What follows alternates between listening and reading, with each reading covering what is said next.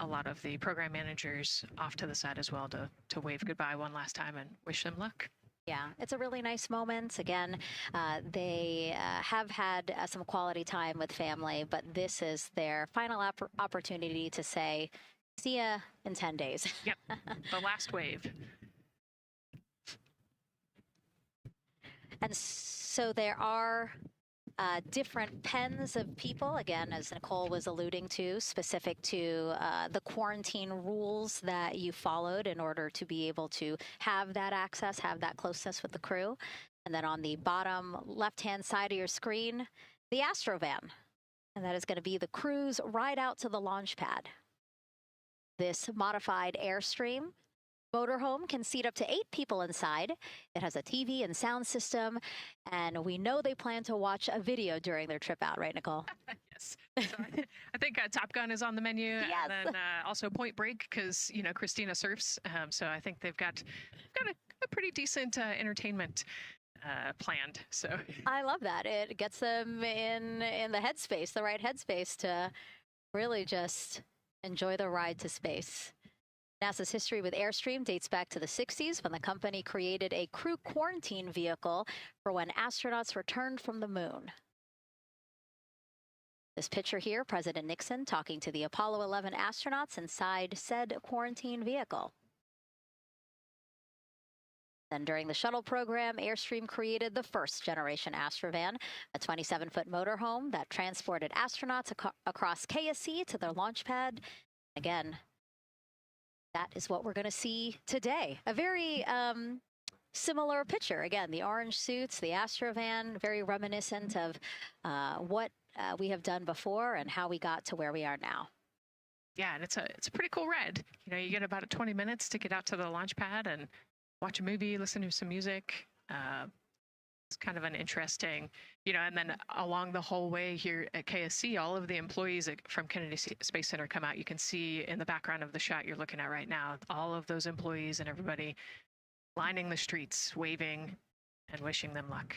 I think this is an emotional moment for a lot of people because this is the last time where a lot of people will be with the crew, because once they get to the pad, there's only a handful of folks with them before launch. Yeah, definitely. This can be emotional for the crew, can be emotional for the families, of course. I mean, I got to wave goodbye one last time to my sister, and when we walked out those doors, and yeah, it's surreal. It starts to become much more real the closer and closer you get to the launch pad. 20 seconds now from when we expect the crew to walk out those doors. It must be really hard for them to patiently wait for these very specific milestones. You've got a whole group back there that's telling jokes and keeping it light. So.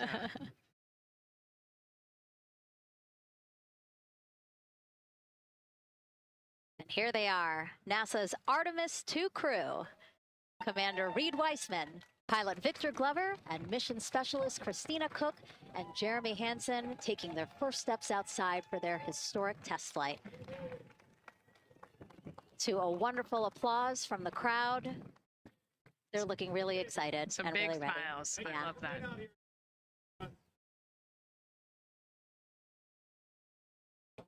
A few words from Reed. Great day for us, the team, he said. Thumbs up, more thumbs up. Of course, a lot of pictures. We hear some camera shutter clicks back there. I love the energy of this crowd. Let's go. And so now the crew walking over to each of their pens. The first people closest to them, of course, their family members who got to quarantine with them, correct? Yes. Yeah, so the ones that are close and waving, those are the immediate family, so spouses, partners, kids. And we're trying to give them some privacy so that they can have their conversations with their family members. Christina there, she has her husband. Victor has 4 daughters and his wife, they're there. Reed, his 2 daughters are there. And then Jeremy, his wife, 2 daughters and a son. You know, when you were standing in their shoes, Nicole, when you flew for Crew 10, what were you kind of talking about? Like, did you really think about this moment and what you might want to say? They've all already done their real goodbyes, in person. And so this is more just kind of, again, that last chance to wave, last chance to get one smile. You see Christina there smiling. So this felt much less heavy and just, waving and maybe cracking a joke or something, saying hi. So this was a really, really great moment for our crew. Reed's two daughters there. Reed spoke about when he told them that he was selected to be the Artemis II commander. And he said he was worried. He's a single dad, didn't know how they would react. And actually, he said he was overwhelmed by their support. He woke up the next morning with cupcakes baked by one of the daughters, moon cupcakes. Yes, I love this story. Moon cupcakes the next morning. Like, how awesome is that, right? Everybody needs their support system, and clearly he has that in his daughters. Christina said she took a bike ride with her husband and wanted to tell him when the moon rose, but that it was too foggy. But she said he was still very excited and happy for her. Yeah, the moon's still out there.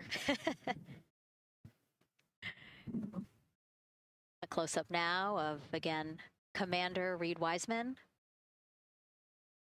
and Mission Specialist Christina Cook. To the right of your screen, as we pan left, we have pilot Victor Glover.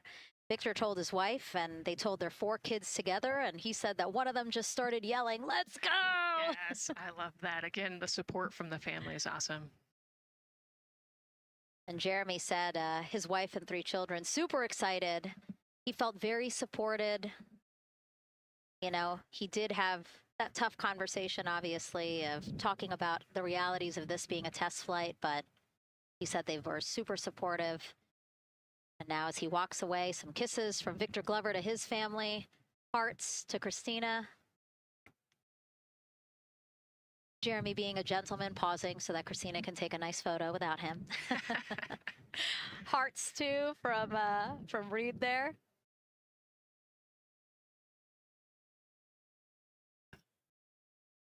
Hearing Victor saying, "Love you guys." Saying that to some of his crew members there. Woody. Some more applause from the group. Quick wave to some of the NASA program managers, and I think Norm Knight's out there, the FOD Flight Operations Director.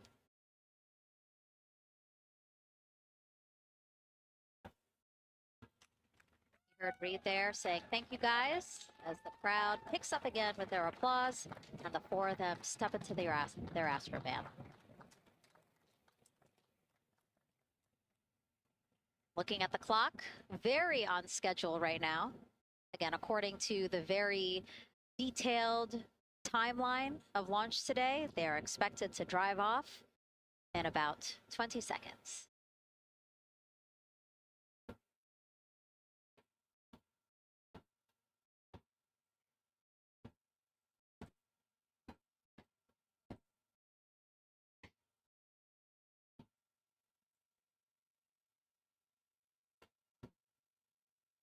So far, we're marching toward the launch smoothly.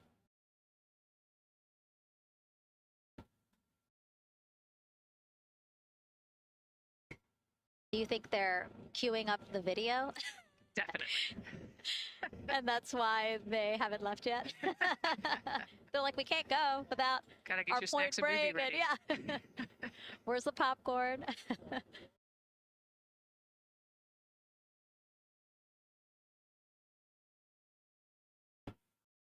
Again, good on the timeline. Of course, they do have these very specific milestones, but this is not one that has to be completely stuck to the second of the minute. Yeah, we will make up that time easily.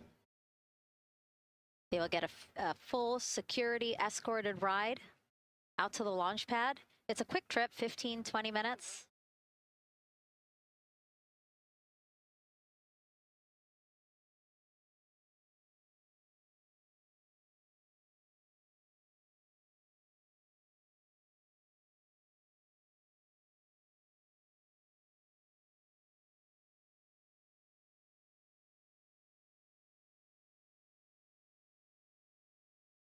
The closeout crew at the pad, still just getting everything ready for their arrival.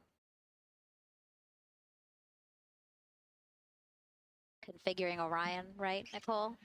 Yes, so they're probably laying out the seat restraints and getting all of the umbilicals set and ready to go so that when the crew gets there, they can ingress and start getting strapped in and connected to the capsule. And in our smaller box there, we have a shot of our administrator, Jared Isaacman, bouncing around quite a lot today. Was in the firing room right after the crew weather brief, saying to the crew that they are good for them to start suiting up, and now here to wish them well as they drive out to the pad.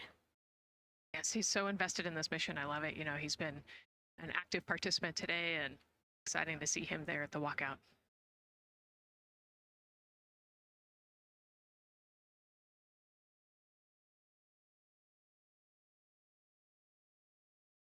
So in the van, they're probably getting hooked up to the portable cooling systems as well. So that would be my guess on the slight delay here, making sure everybody's situated, connected to cooling, and ready to go before they take off.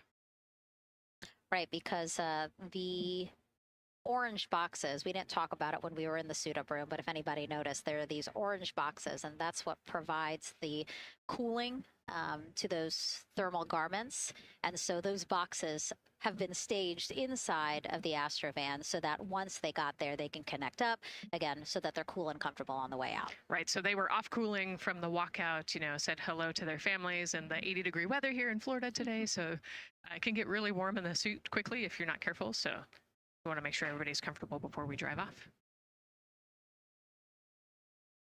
And then when they get to the pad, of course, and strapped into Orion, then they don't have any need for those cooling boxes anymore. They will get that cooling through Orion, through the different lines and umbilicals that they'll be connecting to there. Yep, that's exactly right. The Orion capsule and its environmental control system will take over once they're connected to the umbilical.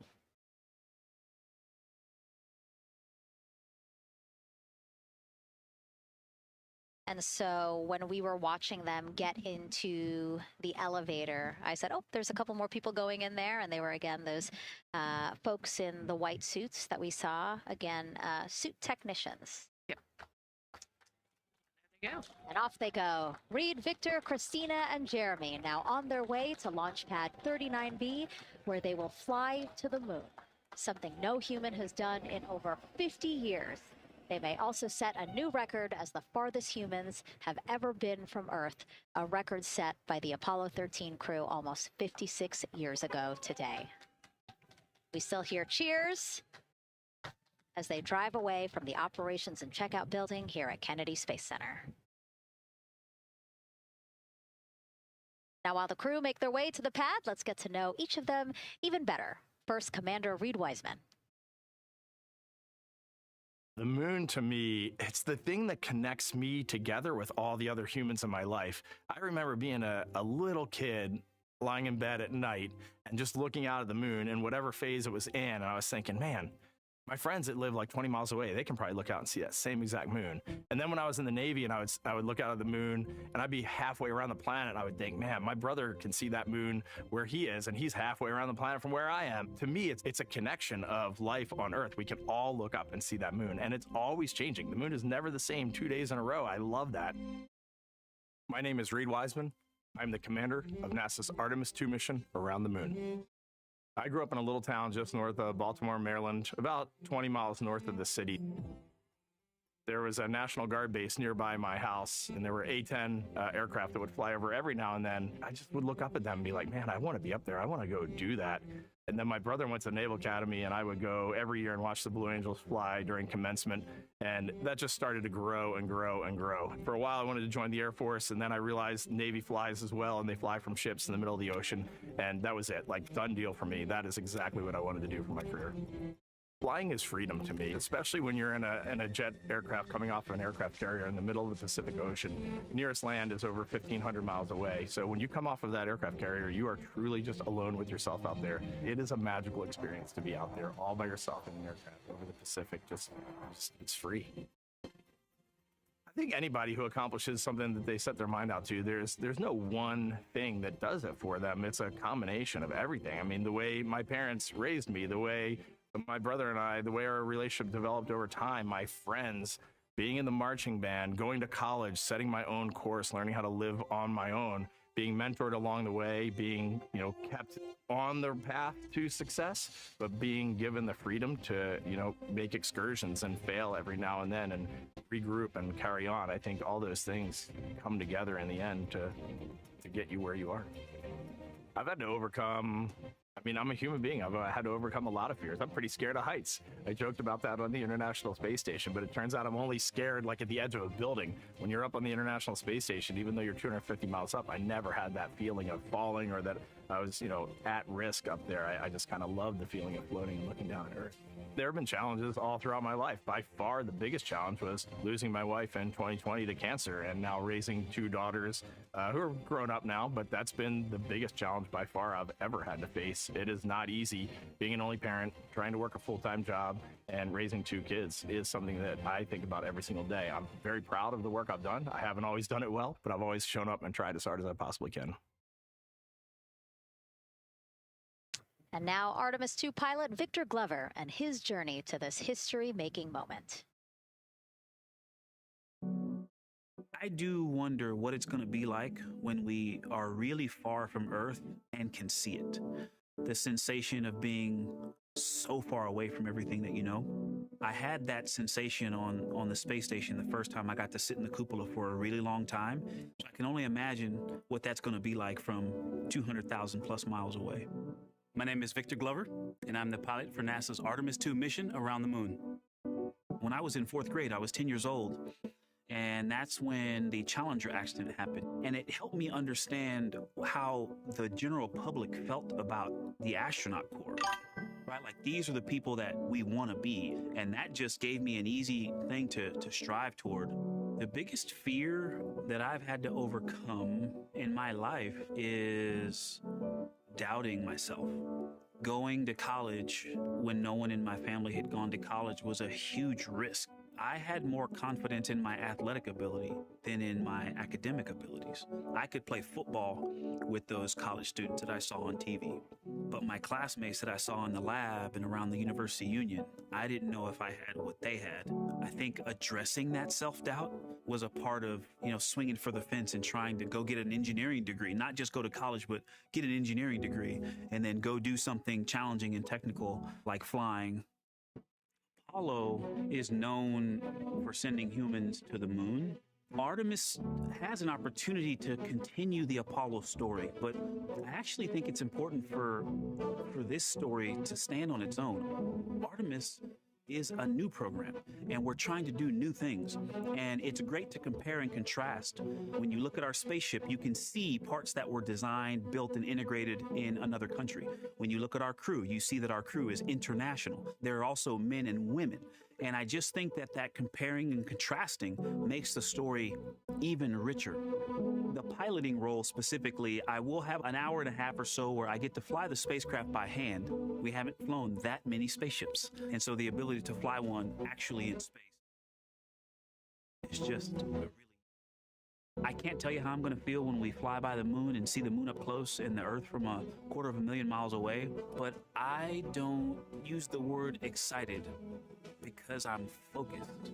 What we do, this is very serious and it's very risky, and we are all intimately familiar with that risk. And so if we go out there and we're successful and we can pass that baton on to Artemis 3, that's something to really be excited about. Great to hear from Reed and Victor in their own words about how they feel about this mission and their role in it as the convoy turns this corner here onto the road where the vehicle assembly building is and where the group that we showed you earlier today, ready with their flags. Wow, that group has expanded exponentially. Yes, this is great. So many people. Flags. Oh my gosh, I love it. Oh, this must feel so special to the crew to see all of these people here to wish them well. Yes, this is heartwarming. Look at how many people there are. Everyone is so excited about this mission. Signs. People have made signs. I feel like the Astrovan has slowed down a little bit, to really take in the moment. That's amazing there. Again, crowds continue going. as we are now passing the historic Vehicle Assembly Building. This is where the Space Launch System rocket was assembled and stacked with Orion. Its history, of course, goes back to the Apollo days, but today it is home to the Artemis missions to the moon and beyond. Gosh, still people lining the route. Yep. I love that. I do too. It leaves me kind of speechless, you know, just to see all the support, all of the people who want to know that they're thinking of them, they're with them, and the fact that this crew specifically has always said we are going for all by all, this must be really special to them. Yes, and that's just here on Kennedy Space Center. Imagine the rest of Florida right now. Yeah. Mission Specialist Christina Cook, who holds the record for the most consecutive days in space by a woman. Let's take a look at what she has to say about this mission. I tell a story, which is one that my dad told me before the Apollo missions when he was just a very little boy.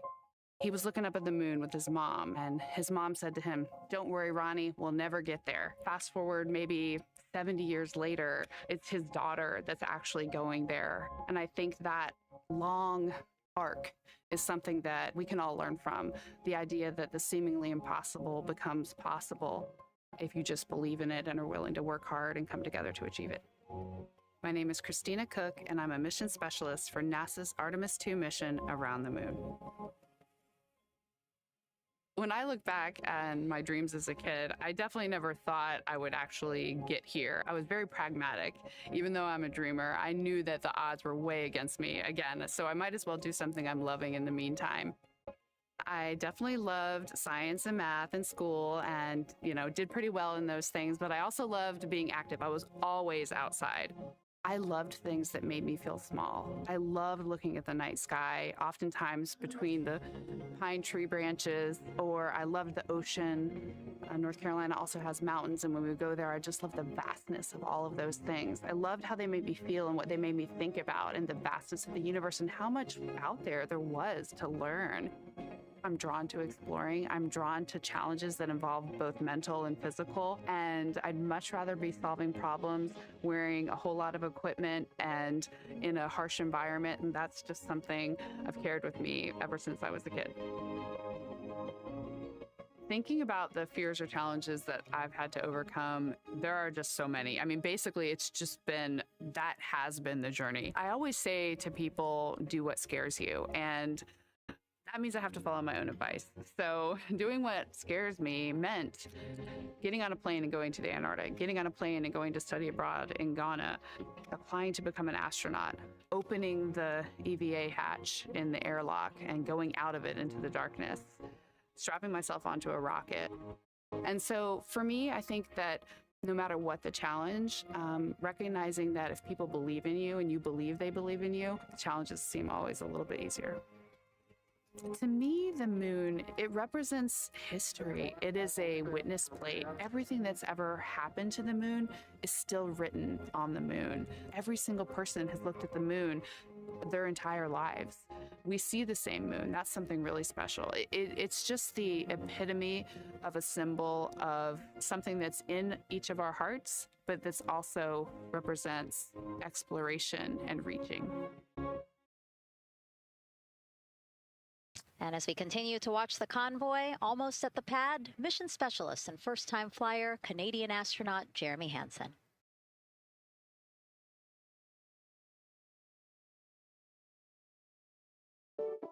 I have this very distinct memory of seeing an image of an astronaut standing on the moon. It's burnt in my brain because I went back to it so many times in my childhood, and I would look at that image, and I know it had a huge impact on me that humans had walked on the moon. My name is Colonel Jeremy Hansen. I'm an astronaut with the Canadian Space Agency, and I'm a mission specialist on NASA's Artemis II mission around the moon. My elementary school years, I grew up on a farm outside of London, Ontario. I spent as much time as I could with my dad on the farm. I learned the value of hard work, for example. If I wanted to go to work with Dad, it was going to be a long day, and I was going to have to not complain, or I wasn't going to get to go the next day. I had a treehouse. I had a vivid imagination. And I changed my treehouse into a spaceship. I made all these dials and controls. I had circuit breakers for switches that I found in the barn. And I was exploring space in my imagination. The most important thing I did to get to where I wanted to go in life, which was flying fighter jets and eventually becoming an astronaut, is I shared those desires with other people. And it turns out, just like you don't go to the moon on your own, if you could, I would have done it a long time ago in my treehouse as a kid. You have to go as a team. I think the biggest impediment to achieving my goals was, of course, myself. And I think that's a common human experience. There are many times where just little things would get in my way, and my immediate interpretation of that was, well, now that goal's out the window. You know, people must have lifted me back up, and somewhere in the back of my head, that persistence came through. And I think that's a common human experience, to doubt ourselves. I've come to this, I guess, realization that I believe that we all have gifts to contribute, and the goal is to figure out how to use your energy towards adding positively to humanity's existence on this planet. But I love it when humanity sets big goals, like sending humans to the surface of the moon with an eye to eventually going to Mars, because when we do that, we can bring together genius from not just even in one country, but around the world. I've also learned from my indigenous mentors that they refer to the moon as Grandmother Moon. So you've probably heard of Mother Earth. They use Grandmother Moon because Grandmother Moon is responsible for the water in their community, just like the moon moves the water around the planet, affects the tides. And I think that's a really beautiful thing for us as we go back to the moon, to think about all the different cultures around the world and how they view the moon differently. And that's really neat because we all share that same moon in the night sky. What's really neat, too, was that drive to the launch pad, that point of view to see what the crew is seeing as well as their Astrovan rides up the pad slope and are now on the surface, about to walk up to their vehicle. Yeah, you know, we talked about how tall this rocket is earlier. Wow.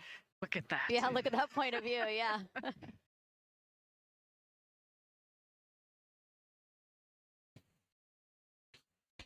Pad 39B, another historic place here at Kennedy Space Center. Construction began in 1964, finished 3 years later.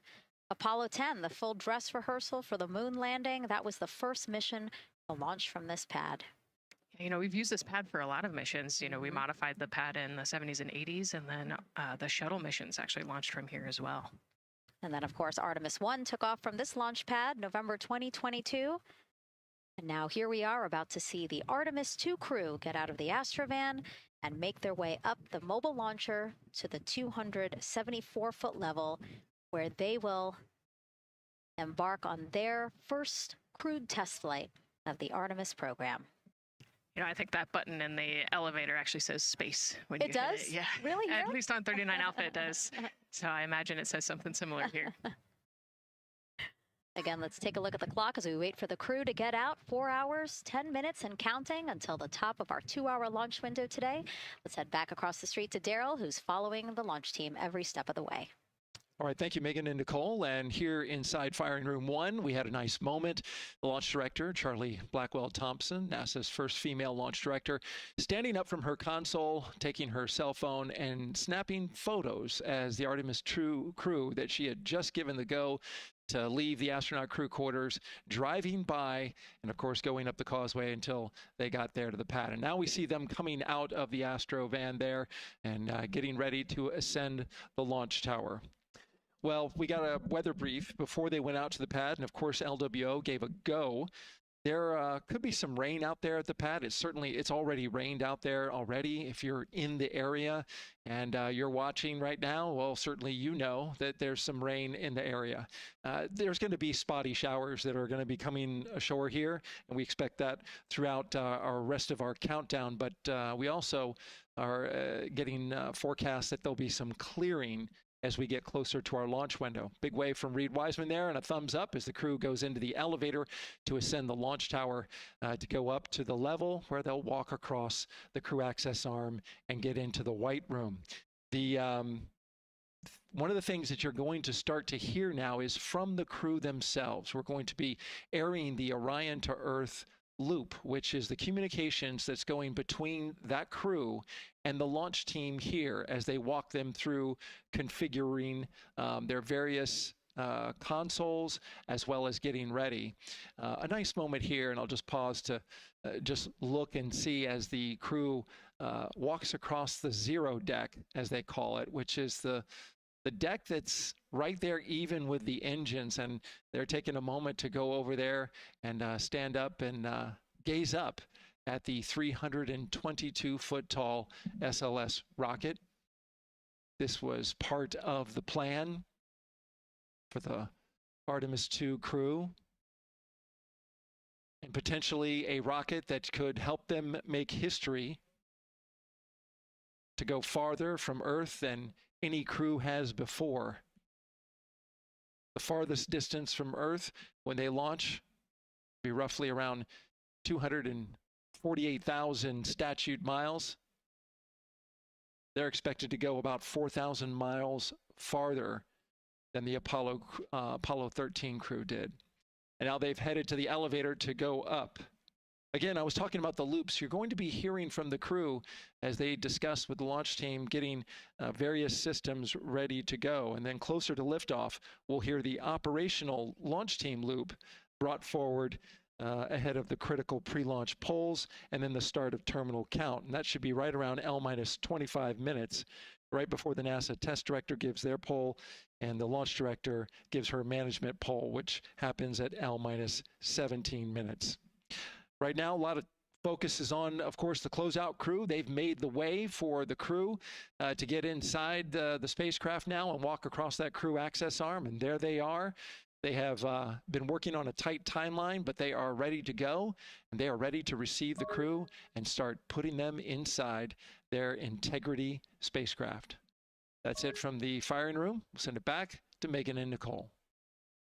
And Launch Director Charlie Blackwell-Thompson, again, we mentioned her a second ago. Her team have been training extensively for this moment since Artemis 1 launched in November 2022. Today, they have a message for Reed, Victor, Christina, and Jeremy.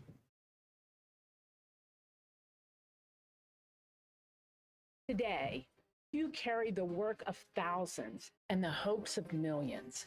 Every test, every simulation, every long day and night have led to this moment. This team is ready. The vehicle is ready, and you are ready. From the ground to the moon, Godspeed. I love that. I just love seeing all of the people who have contributed to this mission and the fact that this is what they've been working for, and now it's culminating today. Yeah, thousands of people have worked on this mission, and we saw there from the launch team, but human spaceflight is like the ultimate team sport, is what I like to say, and that's just a great example of our team wishing our astronauts good luck.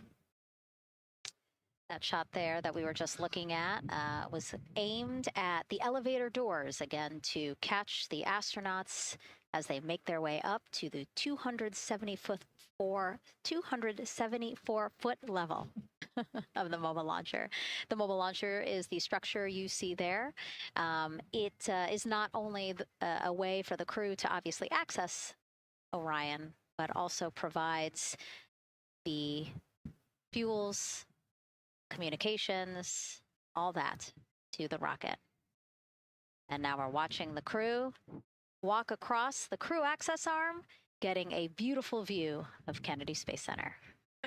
From 274 feet. Woo! Nicole laughs because Nicole is also, like Reed, does not like heights. I do not like how open that crew access arm is. But Reed made it across, so that's good news. It looks like they really enjoyed it. You know, they didn't just walk straight past. Christina and Victor, we definitely saw. Some thumbs up there, looking too. out, yep, that crew access arm. And then Reed, he knows where that camera is. Taking the opportunity to, again, just tell folks, hey, we're doing good. Ready for it. And it looks like they're actually probably signing their patch. Yeah, there's a wall with patches there, and so each crew signs when they get up for their launch. And so this is probably actually the first time a crew is doing this in the White Room of Launch Pad 39B. Don't quote me on that, but I think the signing started with the commercial crew program. So there's a lot of that in the White Room over at 39A, but again, this is 39B. 39B. Yep. Yep. And so now in this room here, the white room, again, we will see the crew don or put on their communication caps again, their helmets, their gloves, and remove coverings that they had on their shoes. Yeah, so they want to protect the suits while they're walking out and up to the white room. And now they'll finish reassembling those suits. Put the boots on, put the gloves on. You see they're working their comm caps now, and they'll work the helmets eventually as well. And so as we watch this process unfold, why don't we take a couple of questions for you guys, from you guys. What is the most difficult thing about preparing for a flight? Nicole, that question's obviously for you. Ooh, this is a great question. You know, I think we get such good training. You know, this crew's been training for years. And so they know this rocket and this capsule inside and out. They know all the dangers. They know how to react to anything. So I actually think, you know, preparing your support system and your family, I think launch day is actually tougher for your family than it is for you. And you know, we've heard the crew talk about the difficult conversations that they've had with their family to prepare for this historic test flight. And so I think, you know, the closer and closer you get to the rocket, the fewer and fewer things from Earth you keep. You know, they left their suitcases at crew quarters this morning. They left their cell phones, their laptops, everything. And so you are just a human in a spacesuit about to get on a rocket with all of your loved ones watching. And I think that can be probably one of the most difficult parts about today. And while you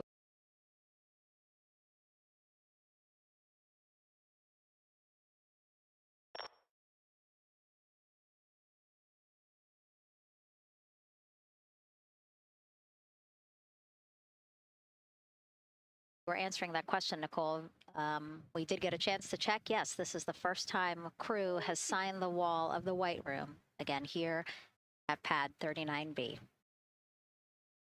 Let's take another social question now. All launch windows happen to be in the evening. How come? Obviously referring to the April opportunities specific to Artemis 2. Right. You know, this is a complicated answer.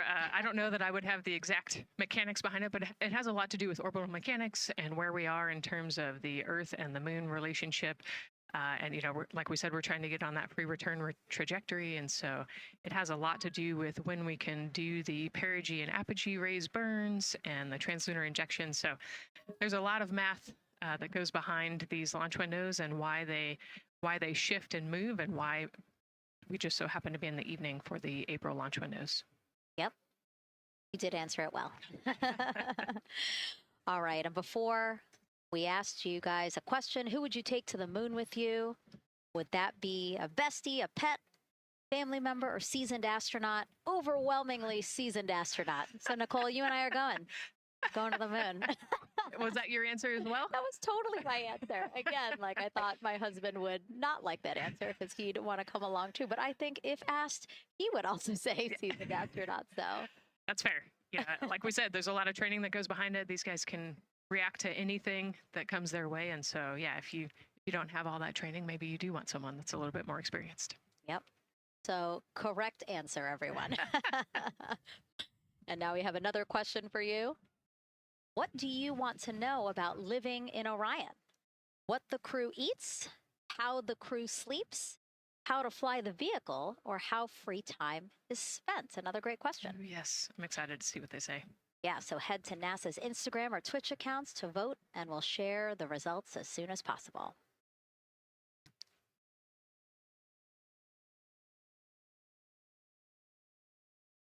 And while you're doing that, remember to also sign up to be a virtual guest for this mission. Just go to the link we'll pull up on your screen. As a virtual guest, you will get mission-specific information, notifications of any schedule changes, and curated resources straight to your inbox. You will also receive commemorative stamps for your virtual passport after launch and splashdown. Again, we really, really want you guys to engage with us, engage with this mission, come along with us for the ride. So yeah, take advantage of these opportunities to be a part of it. It's a mission for all. And so back in the suit, no, not the suit, the white room. Well, they're suiting up. You can see why I might have slipped that up. So they are continuing to put on gloves. Reed and Jeremy look like they've been checked. Again, they've put on their gloves, their helmets.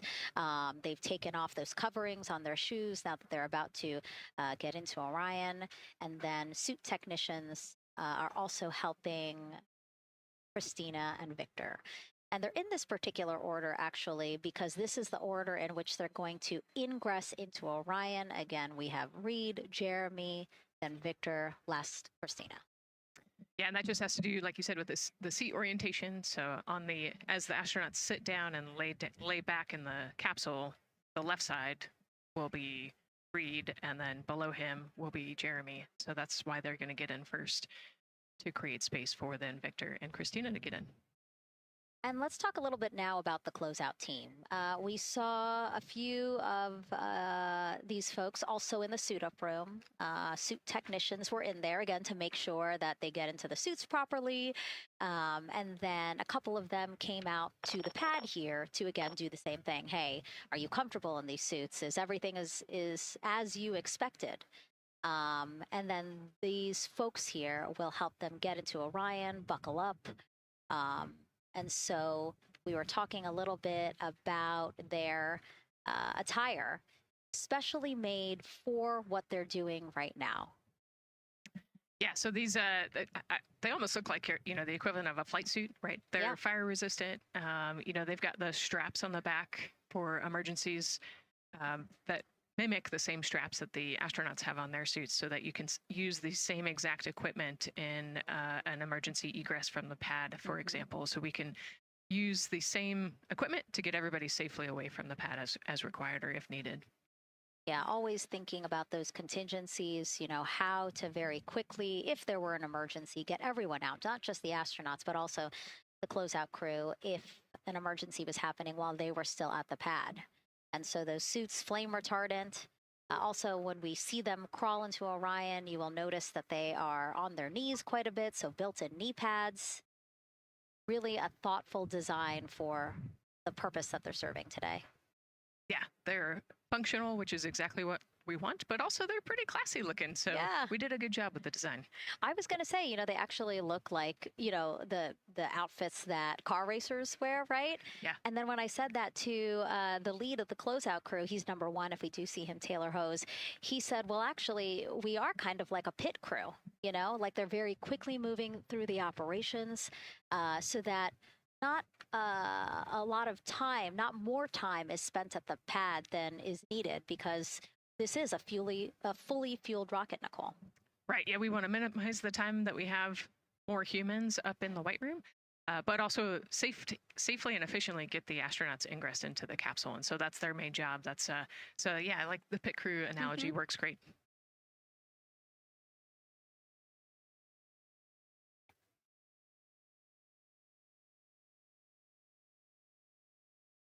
And so, Nicole, as we get ready to see them ingress, I know you'll be, again, an invaluable source as we talk through this part of the launch countdown, because you've been inside a mock-up of the Orion spacecraft. And I know that because you texted me a photo that you took, this selfie in the mock-up, and little did you know I was going to put it in this broadcast. Yeah, this was actually a really wonderful opportunity. Last week, our flight control team at Johnson Space Center hosted an open house of the Orion mock-up there in the space vehicle mock-up facility. And so I got to spend some time in the capsule with some of the flight controllers who are actually sitting on console right now and talk to them about everything inside the mock-up. So you see I've got a bump cap on. It's like a small hard hat. There are a lot of metal corners and things. And we are still squishy humans at the end of the day. And so they want you to be careful while you're moving around in there. But I got to see, how the crew will ingress. I got to look at the umbilical and the seat straps, and I got to see, the emergency equipment and the stowage and the toilet. I got to see it all. Got to talk about everything. It was pretty cool. It was a really great time. Michael and Bruce were great with me. They answered all of my questions. Yeah, because it's really good to be able to give that perspective because, and as you guys will see, yes, we do have cameras inside Orion and we'll, of course, take you in, but it doesn't give you a true feeling or idea of how big this space is, how things are configured. Again, like when we see them go in, they're actually on their backs. Yep. So again, it's just hard to really get a sense of the inside there, but Nicole is going to really help walk us through that. Yeah, you said they're on their backs, and you have to somehow get there, and so they're actually going to almost barrel roll onto their shoulder to get onto their backs and their feet up on those leg rests. That actually Andre's holding onto right there.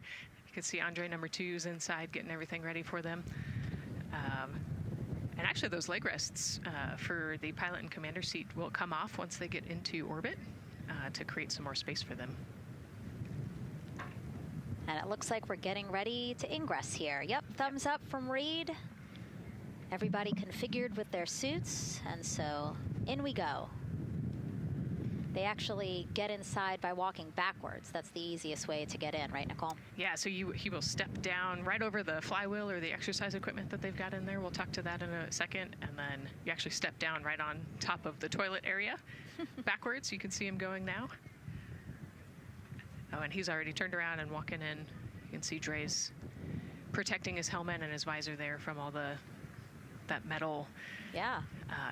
It's a tight squeeze, but they've done this a lot, so Reed's already all the way across the capsule. Yeah, that was fast. Impressive, Reed. Impressive. That's why you're the commander. Oh, a heart there from Jeremy again. Yep, Canada. Yeah. Canada is about to get into Orion. And so you mentioned Dre. Why don't we talk a little bit about him? So that was NASA astronaut Andre Douglas. And he is actually one of the backup crew members for the Artemis 2 mission. He trained alongside the primary crew and will step in if any of the 3 astronauts are unable to fly. Yeah, Dre's actually a classmate of mine, so fellow fly. Oh, yeah. Yeah, so we've worked very closely together. It's exciting to see him in this role. Yeah, Virginia native, selected as an astronaut candidate in December 2021. He completed his training in March 2024 and was subsequently named as the Artemis 2 backup crew member just months later in July. Before joining NASA, Andre worked at the Johns Hopkins University Applied Physics Laboratory, where he specialized in spacecraft systems engineering. His work focused on the systems that help spacecraft know where they are and how to get where they need to go. So obviously critical for missions to the moon. Yeah, he's a wicked smart guy. He's got like 15 degrees, I think, or something. Oh, my. So. And so now here we are back inside Orion, where the closeout crew, each one with either Reed or Jeremy. So it looks like Andre is with Reed. And this is a camera shot of behind Reed's head. So Reed, while Andre is buckling him in, it's a 5-point harness. Reed was configuring his control panel. Yeah, the displays. We're getting the displays ready so that they can monitor all of the systems and monitor the launch as they go. Christina there signing the wall.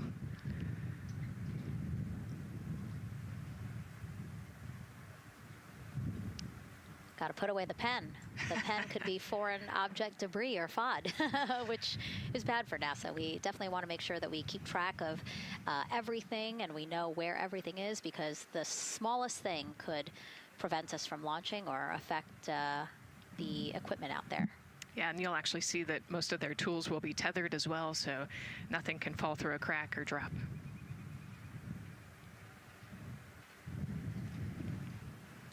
And so as soon as Jeremy and Reed are good to go in their seats and connected to their communication umbilicals, as Daryl had said before, we will start hearing the loops, the audio mission loops, specifically Orion to Earth 1, which is the communication loop that the crew communicate on to the different teams supporting launch today.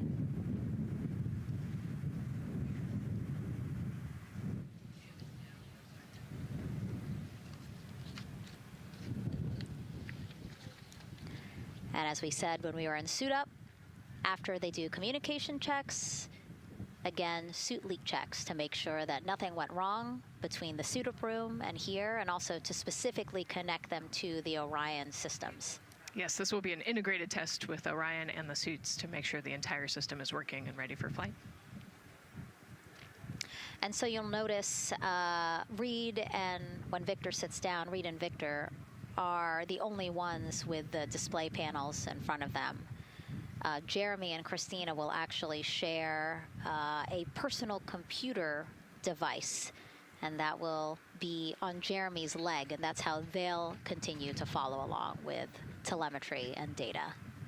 Yeah, it's actually pretty cool. This is one of the technology demos that we're doing, and so they're going to plug into the system, and it'll be a screen repeater on that device for them, so that they can see what the pilot and commander are seeing. OTC at MS2 is online for comm checks. This is OTC. Repeat. MS2 ready for comm checks. The MS2 ready for comm checks. MS2, OTC, Orion, Earth 1, comm check. OTC, it's MS2. Have you loud and clear on 1.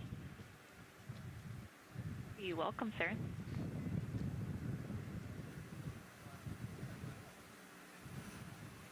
And so that was the Orion test conductor speaking with Jeremy Hansen, again, mission specialist 2 for this mission. So his communication check over, you heard him say 1, Orion to Earth 1, has been completed, a successful test.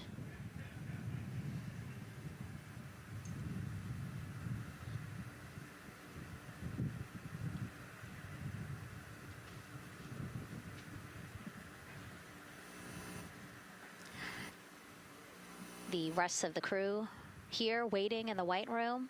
Again, as Nicole was saying, a little tight there for all of those folks. So Christina and Victor will wait until Reed and Jeremy are done getting buckled in. Yeah, I think 4 astronauts and 4 suit techs would be a tight fit in that capsule. Yeah, I mean, take a look at Bill. He's number 3 there, that the suit technician there. He is kneeling where Christina will be in order to get Jeremy situated.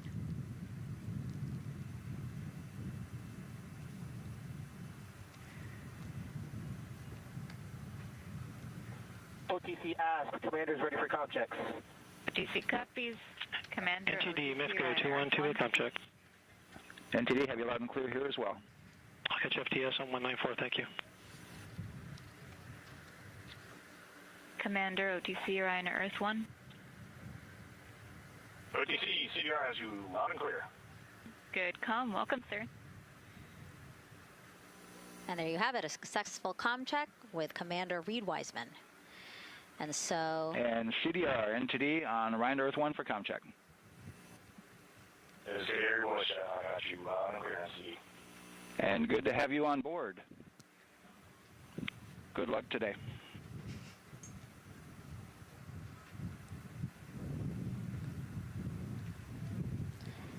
And so now these 2 closeout crew members will finish up what they're doing here. Again, Nicole, walk us through what is happening here. They're connecting umbilicals, is what we said. Yeah, they're strapping them in, so they're getting their restraints connected. It's a 5-point harness with a quick release, and then they're connecting the umbilical, which has 3 different, actually 4 different connections. So it's got the air in, air out, the water for cooling, and then the comm as well, the communication cable. So they're going to make sure that all of those connections are good to go, make sure the crew's receiving the cooling and the air. And then we heard the comm check as well. So they're just making sure the umbilical connection was good to go, getting them strapped in and ready. And then they will move on to Victor and Christina. And so while we wait for that to happen, why don't we get another check of the launch countdown milestones with Daryl and the launch team?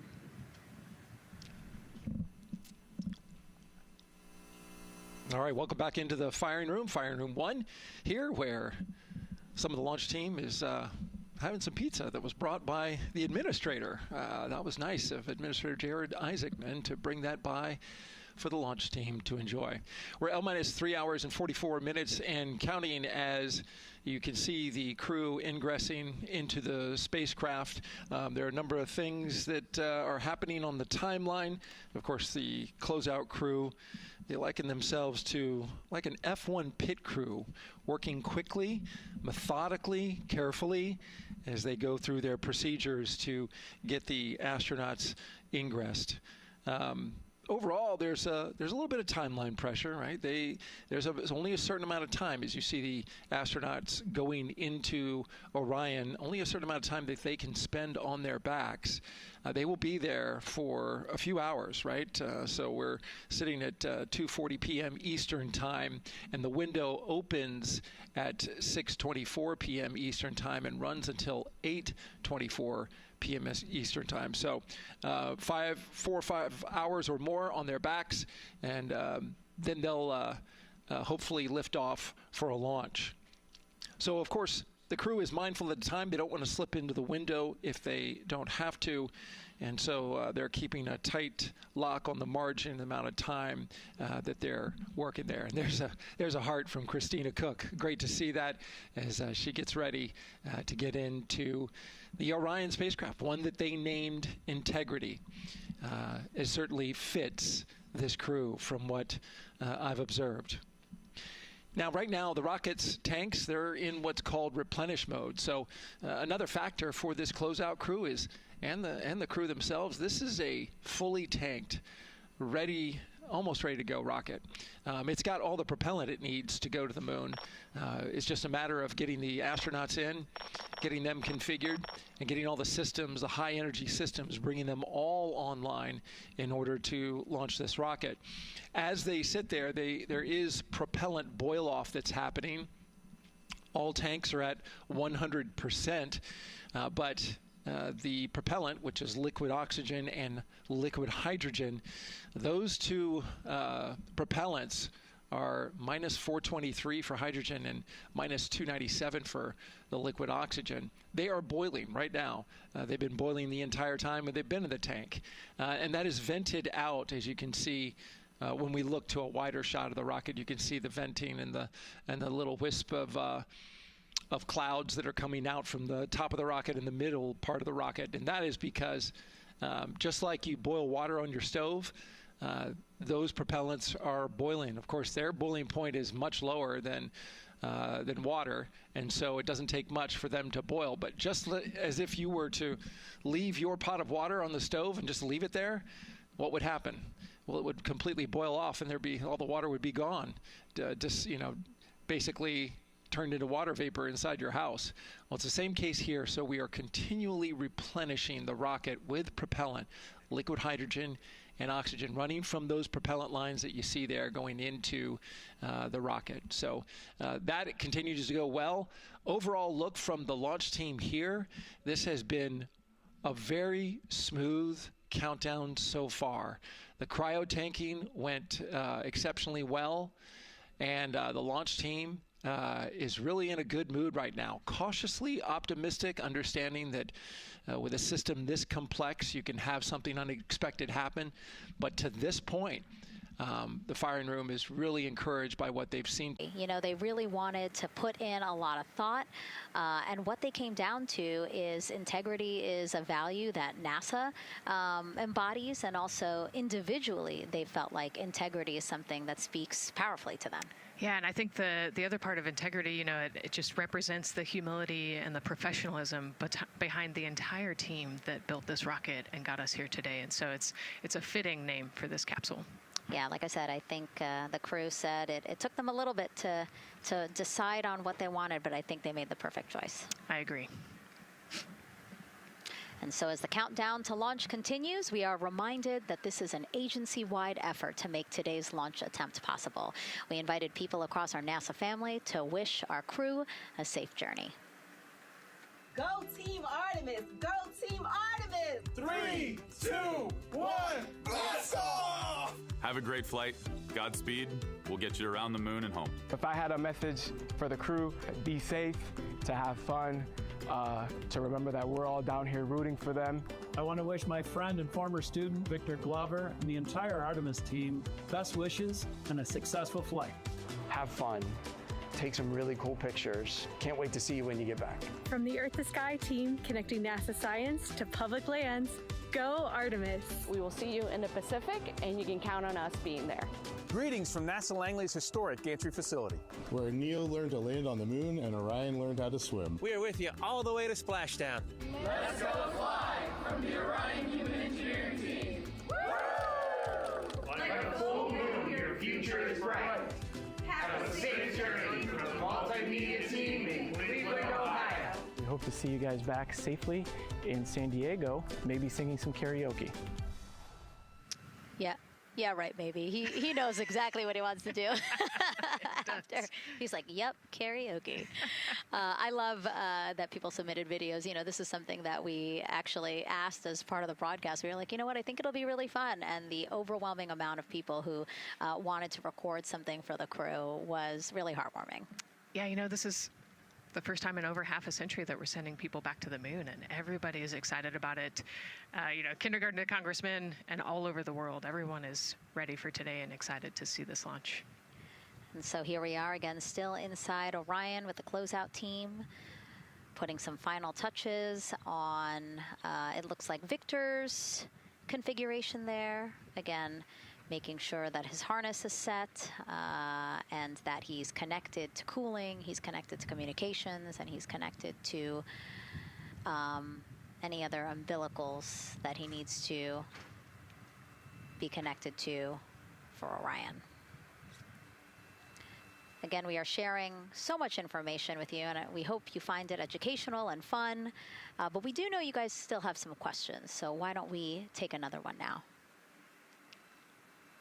Tell us what the moon is like! So cute. That wasn't a question. That was a demand. Nicole, you tell her what the moon is like. Oh, man, that was so cute. Oh, man, the moon is really cool, right? So it's a lot of like gray and white and kind of shades of gray. It is something that doesn't have wind or rain or rivers or an atmosphere. And so we like to say Christina said it earlier, it's the witness plate to the universe. And, you know, it has all these impact craters because it's not protected. Things hit it all the time. Meteoroids, asteroids, all sorts of things hit the moon and create these impact craters. That's part of what we want to go and look at and learn about on the moon. It can tell us a lot about the age of the universe and the age of the moon. You know, it's 4.5 billion years old, and we can learn a lot from just looking at the regolith or the dirt that is on the moon. Well, thank you for that question, and thank you for that answer. She was cuter, Nicole. I agree. And then earlier today, we wanted to ask you, what do you want to know about living in Orion? And we told you to pick between what the crew eats, how they sleep, how they fly the vehicle, and how free time is spent. And the winner, most of you wanted to know how to fly the vehicle. And we are going to be doing that. Yes, we are. You know, that's a great question, and actually, part of what we're going to go do. So the rocket is fairly automated, right? There's a countdown, and the whole system knows when it needs to ignite the engines. But we are going to do some manual piloting throughout this mission. Once they launch and they separate from the ICPS, they're actually going to do a rendezvous and proximity operations demonstration. So what does that mean? They're going to take that portion of the rocket and they're going to try to fly closely to it. And so they will actually take manual control of the Orion spacecraft and try to get nice and close to the other portion of the rocket that had just separated. And so you can see actually a little bit in the view that you have right now. So for Reed, the left-hand person, his right hand, there's a kind of a joystick, if you will, on the right side, and then on the left side there's something similar. And so they've got, you know, translational and rotational hand controllers in order to command the rocket in different axes. Yeah, it's really exciting. I mean, Victor said it himself, like one thing that he's really looking forward to is piloting Orion manually. So we'll get to see that during our continuous coverage. Again, we are covering this entire mission. We started with tanking, and we will go all the way through splashdown, so you will see what Nicole was just talking about, that proximity ops demonstration, where the crew will pilot Orion manually. And so, speaking of their 10-day mission, why don't we take a closer look at the crew's home away from home for the next 10 days? Here's Megan Carter again from the KSC Visitor Complex. All right, thanks, Megan. Yeah, it's getting real out there, so I am going to bring you back to the moon board so I can show you just a few things about the Orion. Obviously, it is going to be very compact, sitting up there on top of the SLS rocket. Very compact, like I mentioned, over 355,000 pieces. So let me show you a couple key components, starting with these three fairing panels right there. When the rocket blasts off, obviously it is going to get very fast. MS1, it's going to get NTD on Orion Earth 1 for ComCheck. windy, and so we have these three fairing panels in place to help protect our astronauts. I am also going to take you into a little bit closer look and talk about the LAS, or the Launch Abort System. This is the one piece that is going to be in place to protect the astronauts should something happen to go wrong in the first few minutes of launch. They can actually hit those abort motors, and these can activate within milliseconds, basically faster than you can even blink, and that is going to pull the crew and the crew capsule away from any danger. Now, obviously, we hope that those are not needed, and if that is the case, then about 3.5 minutes into flight, the LAS and those fairing panels will actually activate and jettison away. They'll fall away from the rocket, because at that point, the crew can actually abort the spacecraft safely by themselves. Now, we've talked a lot about the crew capsule right here. This is where they are going to spend the duration of their flight. We're going to talk a lot more about that one in just a little bit, but for now, let me jump down here to the service module. This is the one, we're going to think of this as the powerhouse for the spacecraft. It's pretty much going to provide them with almost everything that they need for the entire mission. Temperature control, removing the carbon dioxide, providing them with oxygen, so much more. You can also do course corrections and things like that. So super quick breakdown, but as you can see, all of these components together are going to make the spacecraft one that is built not just to fly, but to protect, sustain, and bring those astronauts home. All right, lots more to come, but let's see where we are with the crew. Back over to you, Megan. Hey, thanks so much, Megan. A lot of useful information there, and we did want to point out that you did hear over and the PLT NTD on Orion Earth 1 for ComCheck. NTD PLT, I have you loud and clear on OE1. And I have you the same. Welcome aboard. And so, again, we are now hearing mission audio loops, specifically the Orion to Earth 1 loop, the communication channel for the crew. Successful comm checks by both Victor and Christina.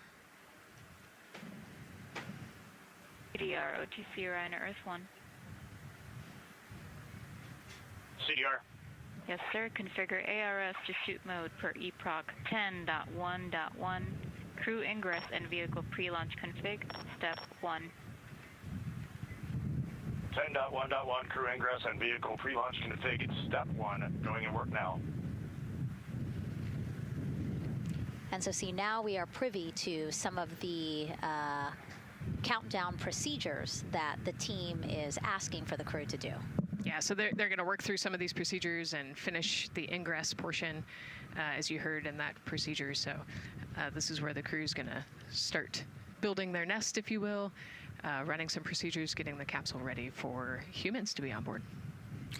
And now look at the clock, 3 hours, 30 minutes and counting until the opening of our 2-hour launch window, and we are pretty good on time. We are as we are expecting in terms of when ingress will be wrapping up soon. And so now let's bring Gary Jordan, again, our commentator inside of Mission Control at Houston. Gary, let's check in with you about mission preparations. Hey, Megan, thank you. Yes, we're following along here in Mission Control Houston. OTC copies. And we'll stand by for those comm checks.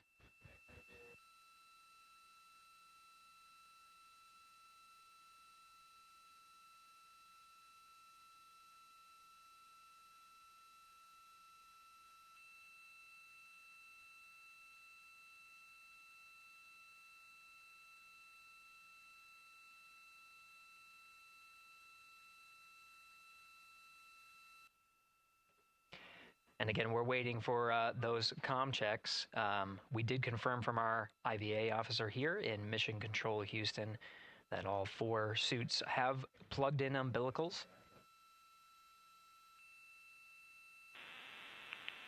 And CDR, NTD. Go ahead, NTD. Yeah, Reed, we're ready to proceed with the voice checks if you and everyone else is.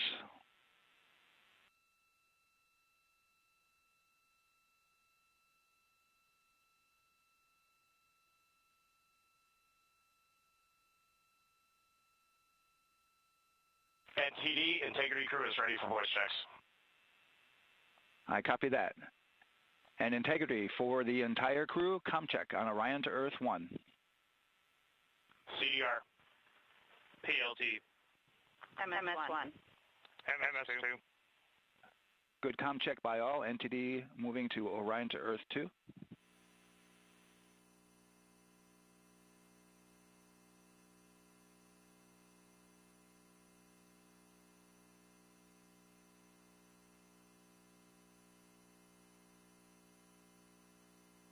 CDR.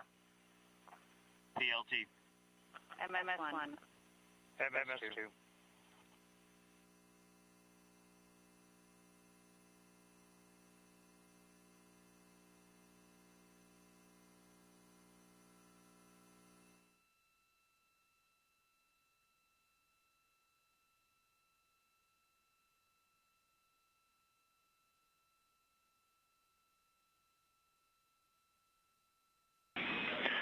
Integrity Houston on Orion to Earth 1. Voice check for the entire crew.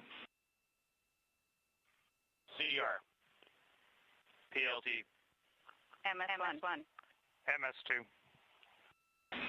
Houston has all 4 crew loud and clear on OE1. Stand by for 2.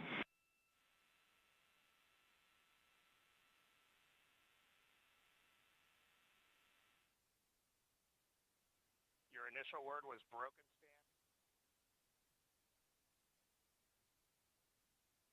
MS1. MS2. 4 crew loud and clear on OE2. We'll use 1 for the default. Houston out.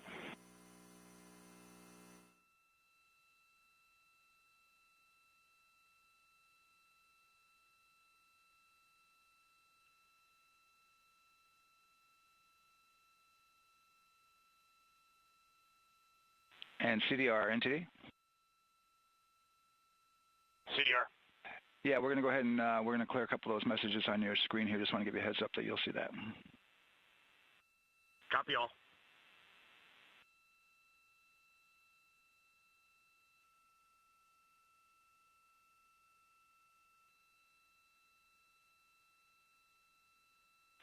CDR, OTC, Orion, Earth 1. CDR. Yes, sir. Perform crew suit leak checks per 10.1.1. Crew ingress and vehicle pre-launch config steps 2 through 4. Annunciation of LCC O-ARS-001 will occur. 10.1.1 crew ingress and vehicle pre-launch config steps 2 through 4. Going in work now.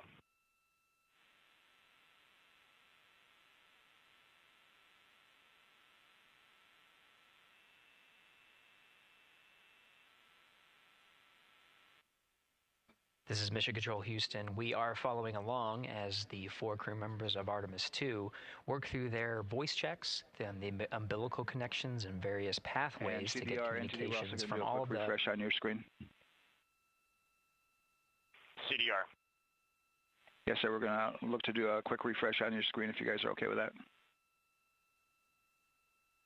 Hey, firm, just let us know when we can continue in 10.1.1. We'll go hands off.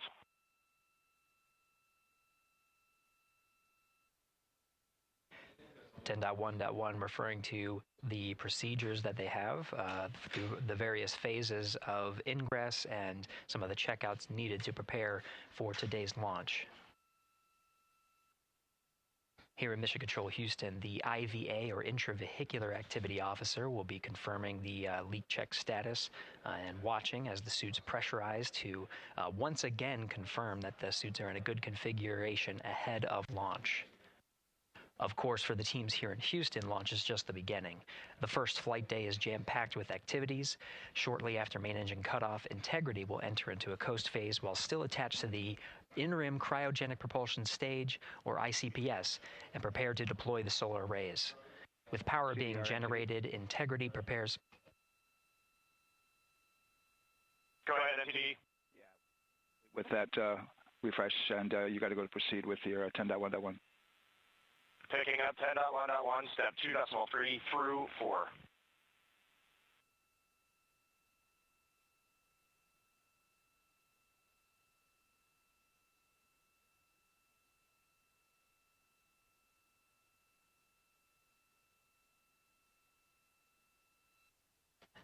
Picking up the procedures, the crew again working through the various steps to prepare for launch, standing by for suit.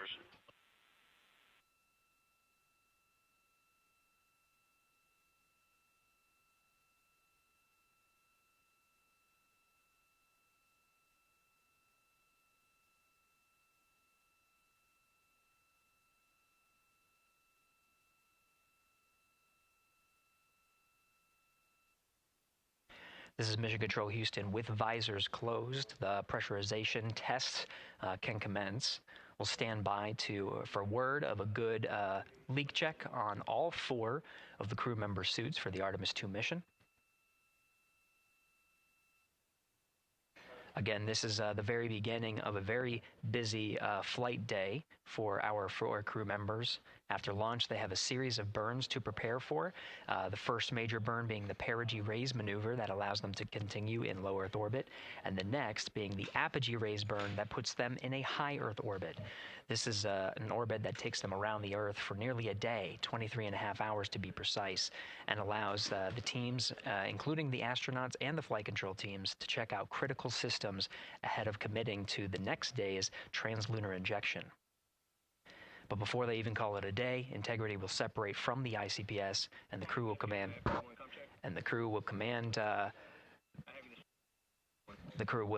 Command the Orion capsule to separate from the ICPS and turn around and approach the upper stage, but not dock.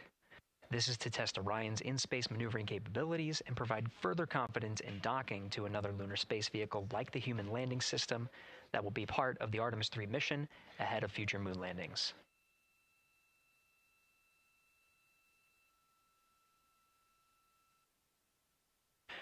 These are just a few of the highlights of the very first of 10 flight days as we await for confirmation of good leak checks inside the capsule Integrity. And there's a lot more to this mission. A reminder that this is, of course, a test flight.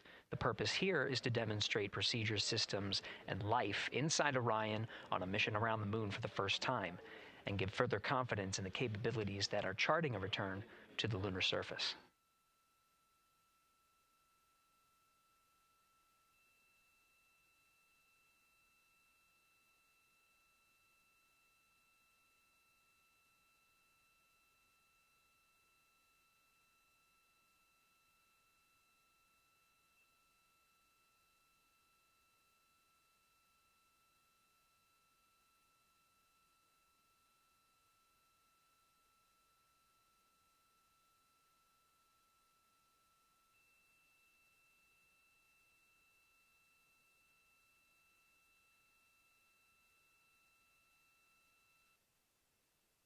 You may be able to see from this view the suits themselves inflating. This is, again, a pressure check, verifying that the suits are leak-free ahead of the ascent portion of today's flight. How you see the crew now with visors down will be the configuration of their ascent all the way through core stage separation, about a little more than 8 minutes after booster ignition.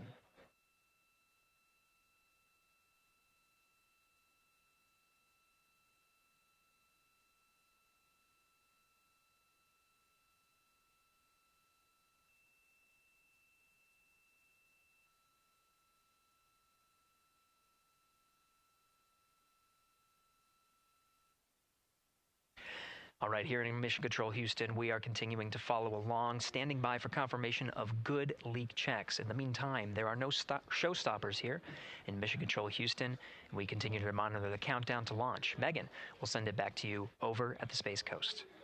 Hey, Gary, thank you so much. Yeah, as we wait for confirmation of a successful leak check for all 4 astronauts, why don't we go back to Daryl, again, who has been following along with the launch countdown as we inch closer to the opening of our 2-hour launch window.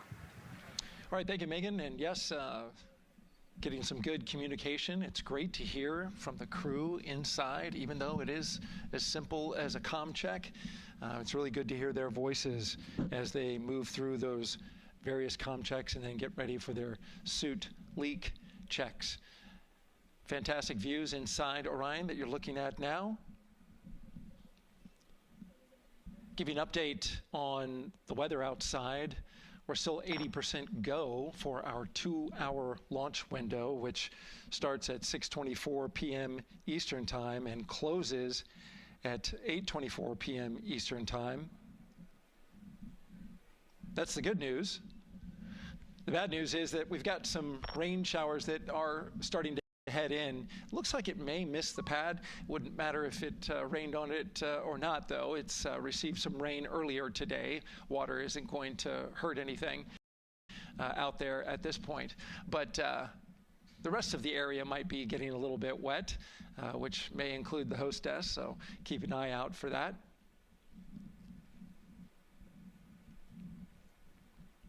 As we're watching with the astronauts inside the Orion Integrity spacecraft, you'll be hearing more and more from them, especially Christina Cook, who is mission specialist number 1.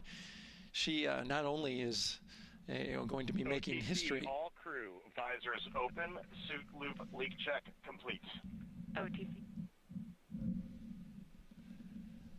Okay, there you heard the suit leak check complete. They check those suits for leaks in the astronaut crew quarters. They check them again inside the spacecraft. As you can see, the closeout crew, our astronaut support person moving around, turned off the camera, and so now we're looking from outside the Orion spacecraft looking towards, oh no, let's see, get oriented here. Well, there we go. Back inside, we've got the view. But basically what I was saying about Christina Cook is that she will have the role of reading. CM is ready for closeout, performing video sweep using drag-on camera. OTC.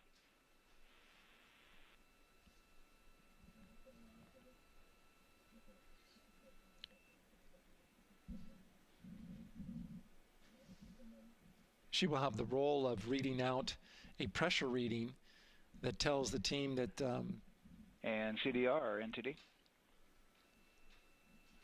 Go ahead, NTD.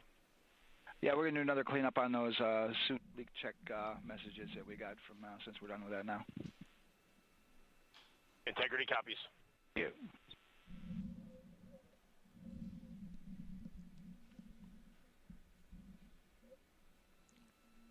And that's communication going between Orion Commander Reed Wiseman and NASA Test Director Jeff Spaulding. But as I was saying, Christina Cook will be reading measurements from the counterbalance assist arm. So you're going to hear her be asked by the NASA Test Director to read that. That CBA, counterbalance assist arm, it's mechanically latched by the closeout crew using tools, but there's a hydraulic assist. It's pneumatically opened and closed, rather, with a pressure assist that helps open it up. Not only that hatch, but also the last hatch. There's 2 hatches there that we'll see that will be closed. But this is in case of an emergency out there at the pad. If the crew, for some reason, needed to exit quickly, then they would exit the spacecraft by pulling that lever, which would open both hatches. Those hatches are heavy. The Orion hatch is hundreds of pounds. ATC cameras 1 and 2 both set to record. OTC copies.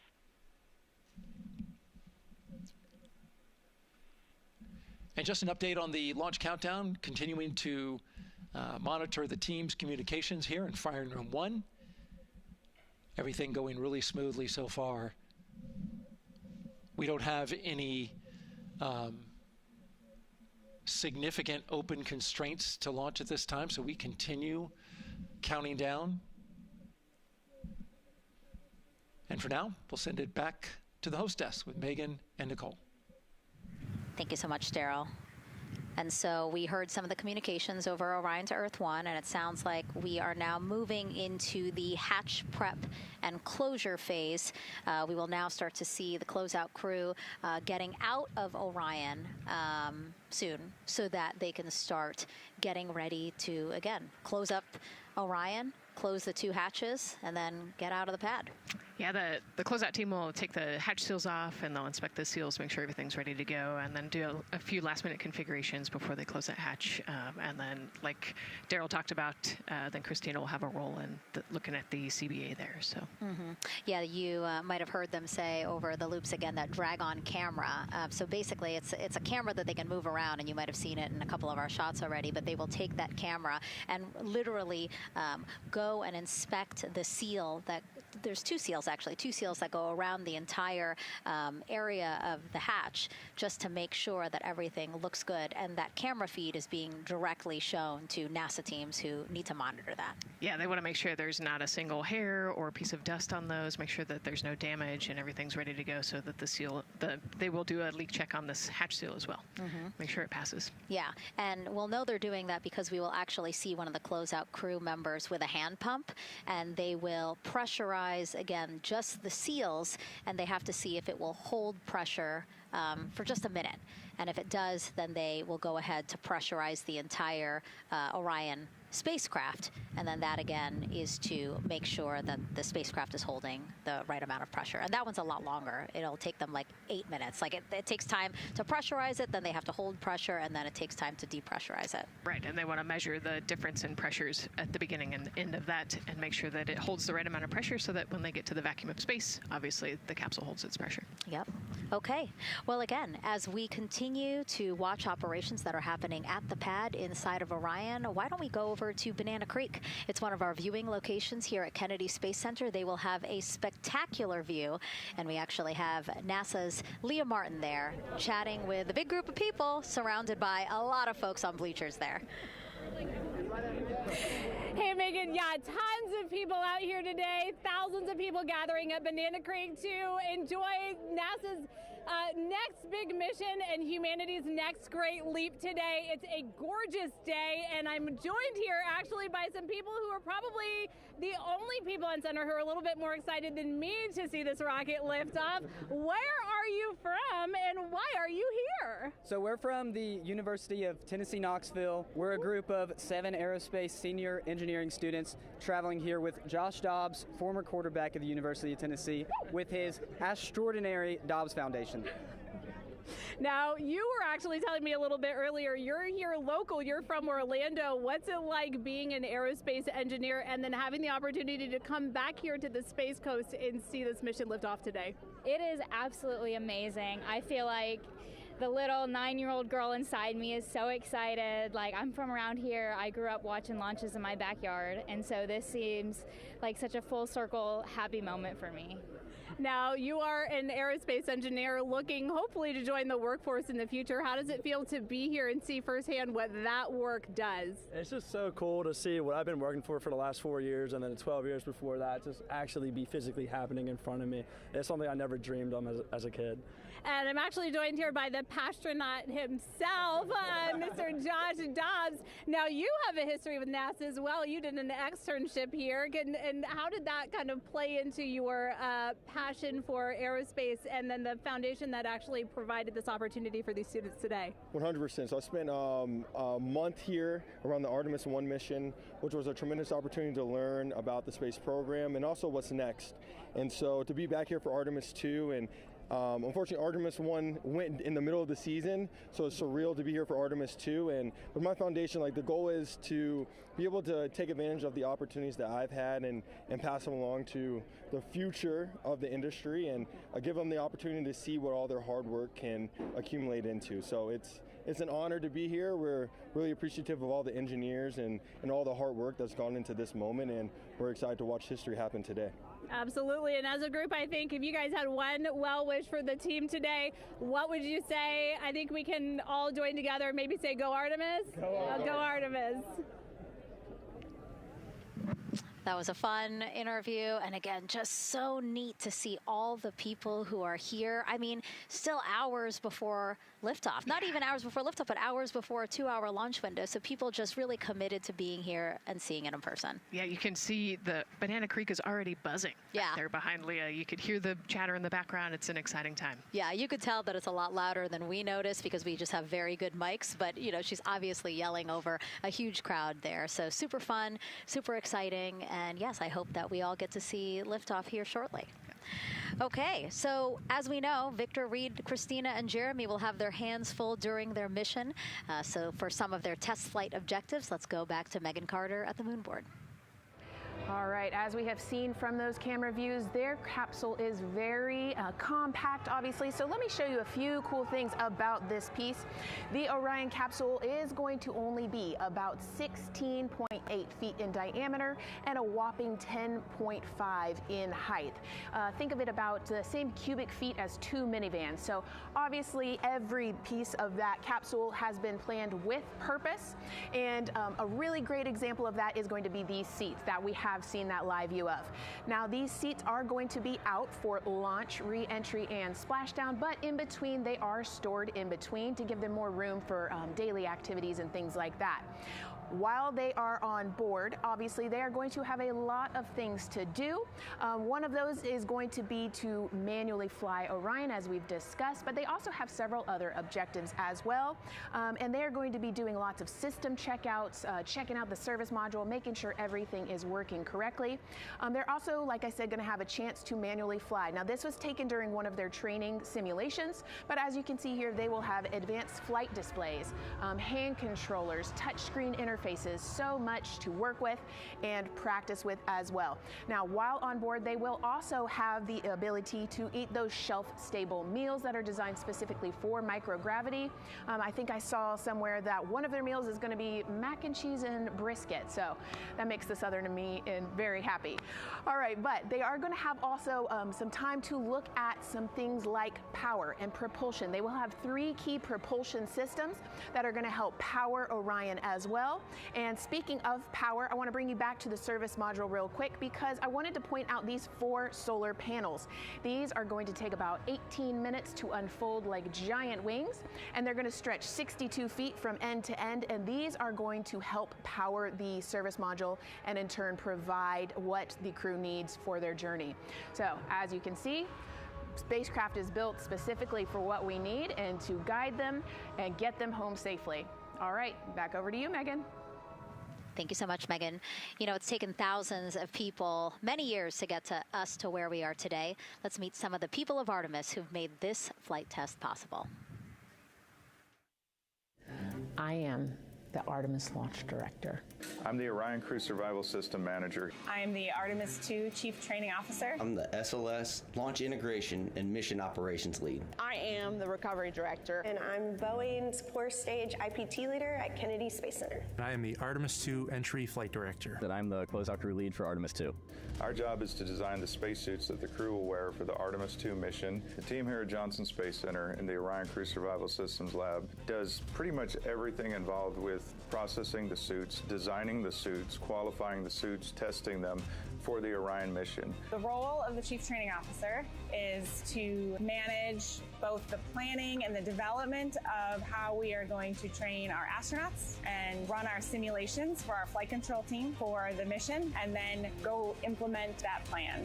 Recovery team is responsible for 3 things. So recovery is what we call our nominal recovery situation, where we go recover the crew and the capsule at their designated landing site. Rescue is in case we do need to rescue the crew or they landed somewhere else that we did not plan. And then the retrieval is us getting the capsule if they did land somewhere where we did not expect them to. My job on SLS is to manage the operations architecture on the SLS program. One of the specific things that we do is support launch operations. It means a lot to be a part of this Artemis team, to show the next generation and seeing what may come. am responsible for our core stage processing at Kennedy Space Center. My team is responsible for that core stage, and it's our responsibility to make sure that core stage is safe, built correctly, and there's going to be 4 of our astronauts, and it's going to get them to their ride around the moon. I've been a flight director for over 10 years now. I worked on the Artemis 1 mission, and after that mission completed, I was assigned as the entry flight director for Artemis 2. I can't wait to see the hatch open after splashdown. That's when we know that our mission will be complete and the crew will have safely returned to the moon and back to Earth. Closeout crew is responsible for getting the astronauts up to the White Room, getting their helmets and gloves on, getting them into the vehicle safely, connecting all their umbilicals, making sure they're ready to go for launch, and then closing the crew module hatch. The reason we do this is to expand mankind's knowledge. If I can be a part of that, doing anything, I want to do that.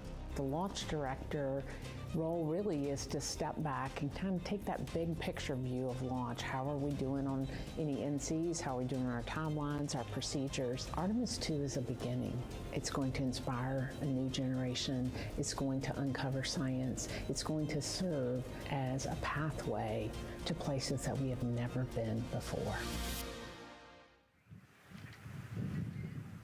And to meet more people of Artemis, you can head to the link we're going to put up on your screen there. Just, again, really nice to see all the faces that have put in the work, the time, the hours, the dedication to get us to today. Yeah, so many professionals that worked so hard on this mission. And what was really fun to see is, you know, we interviewed Taylor Hose, closeout crew lead, as he said, and that's who we are now seeing inside of the White Room as they are getting ready to close out Orion and close one of 2 hatches. We have the side hatch of the crew module as well as the launch abort system hatch, correct? Yeah, the astronauts are in the capsule. They're ready to go, and now the White Room is very busy as they're getting ready to close both of those hatches. That's a great shot right there where you can see them. Almost looks like they're doing that hatch seal inspection that we talked about.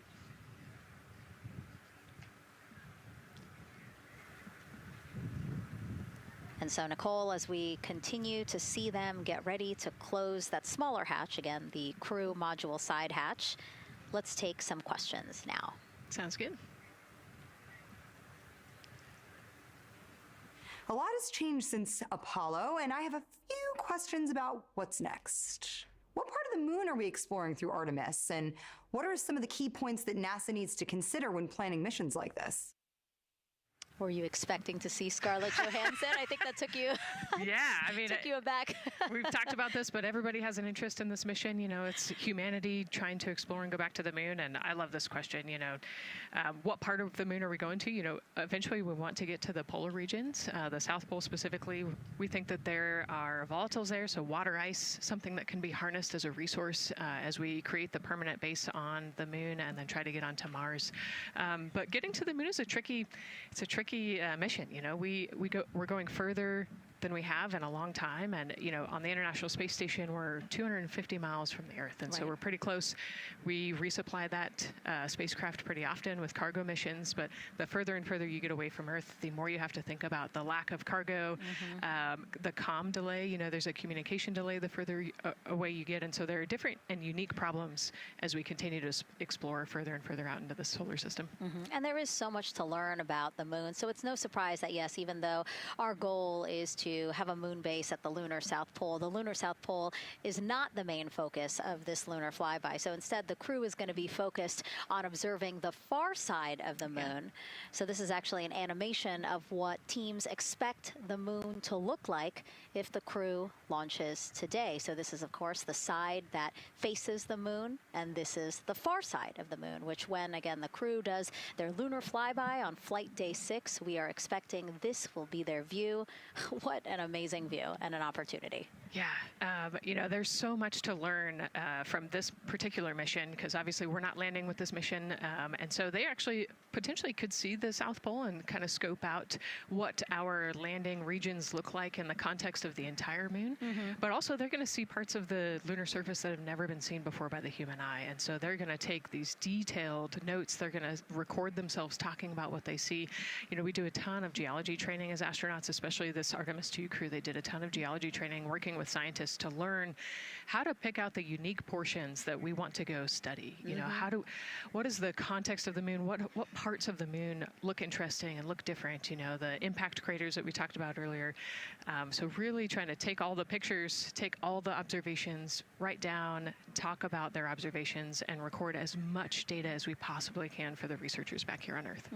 Yeah, it's so important to, yes, we're all talking about what they hope to do during this 10-day mission, but you really do have to think about all the training that goes into this. I mean, you have 4 crew members who won't, you know, have the support the way that they've been having the support. I mean, they'll be talking through communications, but you know what I mean? It's just them and the moon, right? So they need to be fully aware and equipped with everything that they'll need to do to be able to accomplish the objectives that we hope to accomplish during this mission. Right, and their specific flyby around the moon, you know, the lighting will be different and the path will be different depending on when we launch. If we launch today, it would be different from tomorrow. And so, you know, they actually had to learn the geography of the moon so that they can orient themselves when they're on the backside of the moon, because they're not going to have communication. You know, they're just going to have a, I think, 45+ minute comm blackout while they're while they're on the far side of the moon. And so they themselves have to know what things look like on the moon, how to orient themselves, and how to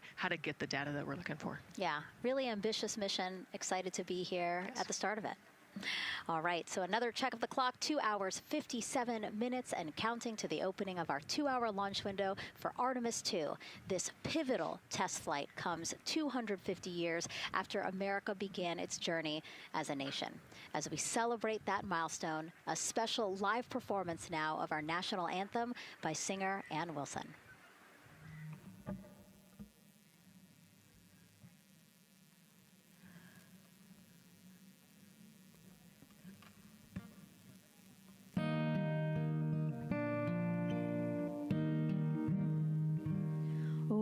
Say, can you see by the dawn's early light what so proudly we held at the twilight's last gleaming, whose broad stripes and bright stars through the perilous fight, o'er the ramparts we watched, were so gallantly streaming, and the rocket's red glare, the bombs bursting in air, gave proof through the night that our flag was still there. Oh, say does that star-spangled banner yet wave o'er the land of the free and the home of the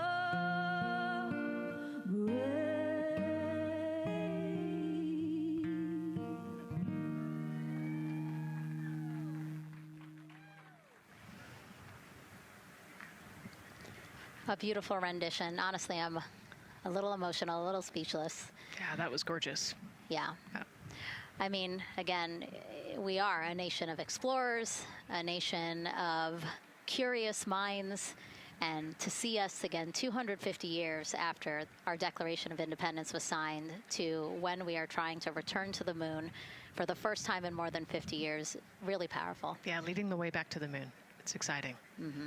And that's so important to us. You know, we do want to be the leaders in exploration, but we definitely know we can't do that alone. You know, we often hear NASA leadership say that, you know, this is not something one nation can do. This is something that is a collaboration of nations, and that's why we have European countries. We also have Canada, again, joining us on this ambitious test flight.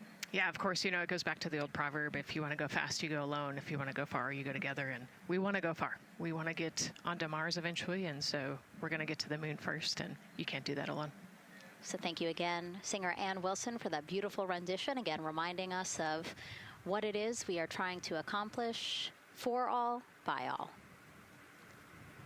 We are now back inside the White Room with the closeout crew. Again, backup astronaut Andre Douglas, number 2 there, just outside in the White Room, which is right outside Orion there, with the crew seated comfortably inside. As you can see, they've dimmed the lights a little bit. The crew has the opportunity to set the ambiance, if you will. They were given the opportunity to adjust the lighting as they see fit, again, just so that they can get comfortable. It's kind of like when we are on a plane and you get the opportunity to... Sure, yeah, you don't want the bright lights in your eyes. Also, you want to be able to see the screens well, or see the tablet on Jeremy's knee well, so they're going to adjust the lighting to what makes sense for the mission. And we saw in that very quick shot there, our best camera view of the 2 hatches is actually that drag-on camera, like we were saying, that kind of moves around. So sometimes it's hard to show that. So there you have it. You can see that the closeout crew has closed the side hatch. And so right now, that's a panel that they have to close out in order to then close the next hatch, which is the launch abort system hatch. And so, Nicole, can you just quickly, again, talk to people about the 2 hatches, again, crew module first, and then the launch abort system hatch? Yeah, so the crew module hatch is the one they're working on right now. They just got closed. You can see he's torquing those bolts down. And that is the hatch that completes the Orion capsule.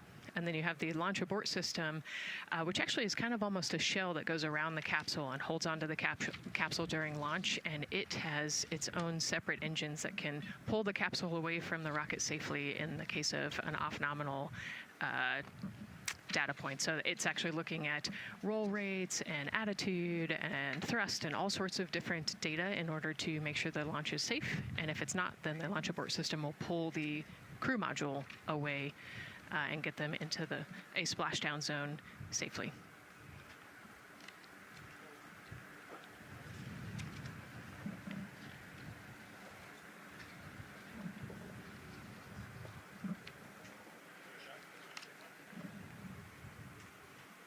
And as we wait for the crew to complete closing that side hatch of the crew module, let's head over back to Banana Creek, where we have Leah Martin standing by with the person who designed this mission's zero gravity indicator, named RISE. It was 2nd grader Lucas Yee from California. Hey, Leah. Hey, Megan. Yes, of the many special guests we have with us today, I think one of our most exciting guests is Lucas, who's joining us, like you said, all the way from California. He and his family actually worked this as a group project to design the zero gravity indicator. Lucas, can you tell us a little bit about your design? Yeah. So you named him RISE. Can you tell me why you picked that name? It was very remote, representing the Artemis 2 launch and Earthrise. And yeah, that's pretty much it. So were you really excited to find out that you won the competition and that your zero gravity indicator would be going to space? Yeah. So how does it feel? We're actually just across the river right now from Artemis. We can see it from where we're standing. How does it feel to know that design you created is actually currently on that rocket just a couple hours away from going to space? Really, really, really, really, really, really, really surprised and very happy. And very happy. Now, Mom, you were telling me on the way over here that it was kind of hitting you what was happening. Tell me a little bit about that. It's definitely very surreal to be here in person. That Commander Weissman said that it's for all and by all. That we couldn't have said it better. We're just very grateful to be here. Super, super excited. And we're so excited to have you here too. Now, Oliver, this is your first launch too. Is that right? right? Yeah, that's right. And how does it feel to be here just a little bit away from watching the first group of astronauts in your lifetime on their way to the moon? It feels like very, very happy and surprised. So if you had one word of encouragement or something to say to the crew who's sitting on that rocket right now, what would you say?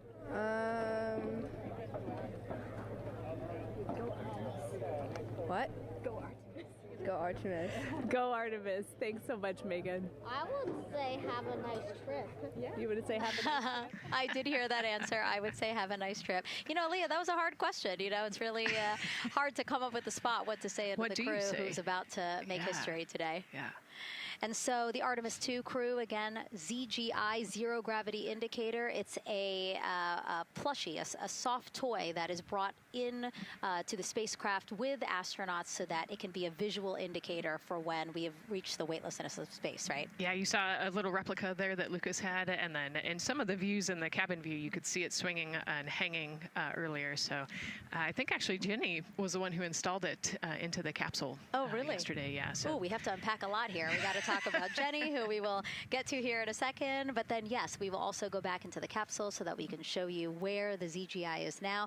But the ZGI was chosen by the crew after a contest where the crew asked for submissions. They got submissions from around the world to, again, design their ZGI that is going with them to the moon. It's kind of like any other road trip. You need clothes, food, a map, your favorite toy. Really. Except this toy has a job to do up there because this is a zero gravity indicator. While not a scientific instrument, this safe and soft object tells the strapped-in astronauts that they've reached weightlessness. For Artemis 2, the crew wanted a one-of-a-kind ZGI, so we asked you to come up with it.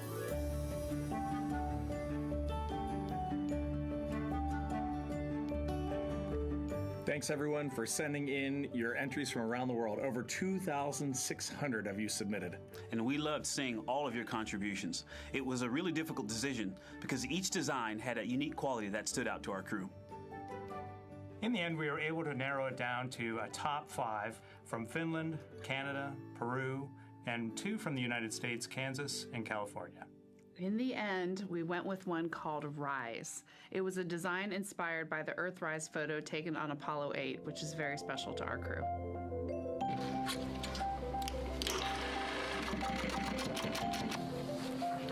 With the winner chosen, next came the task of bringing it to life here in the Thermal Blanket Lab at NASA's Goddard Space Flight Center. This lab specializes in custom materials to protect sensitive spacecraft equipment and is perfect for creating a ZGI that meets the rigorous safety standards of NASA. Because you have to be concerned with whether the thread's going to outgas or if it will hold up, if it's flame retardant. This is the Rise ZGI doll.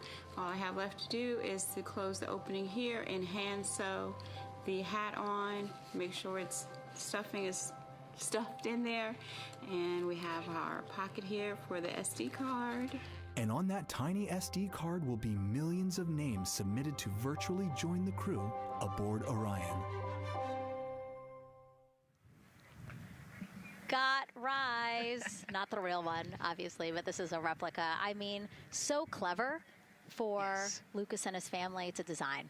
Yeah, I love that he replicated the famous picture that we all love of Earthrise, and then I love that the bill represents the space in between the moon and Earth. It's just such a cute and wonderful way to represent this mission. Yeah, and again, Earthrise, very important to this crew. It harkens back to the picture that was taken by the Apollo 8 crew where they saw Earthrise, and so very appropriate since, again, now here we are going to see Earthrise again with this mission. Yep.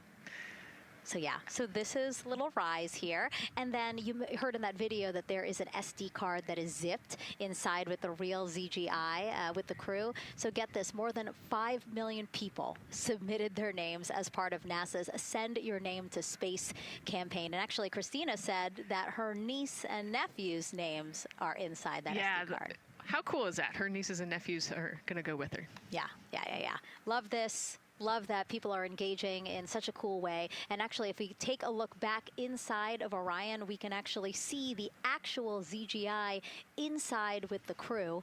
As we said, the purpose of zero gravity indicator is to show when we've reached the weightlessness of space. Now, I know that it's probably dark in there because, as we said, the crew decided to just dim it a little bit for them. But here again, as we see Reed on your left, Victor on your right. Below Victor, or next to Victor, again, because they're on their back, it's a little weird. It's a little hard to explain the orientation. But between basically Victor and Christina is where Jenny Gibbons has placed the zero gravity indicator. And Jenny, who, again, Nicole just brought up, Jenny is one of the backup crew members. So we mentioned how Andre is the backup crew member for the NASA astronauts. Jenny is the backup crew member for Jeremy.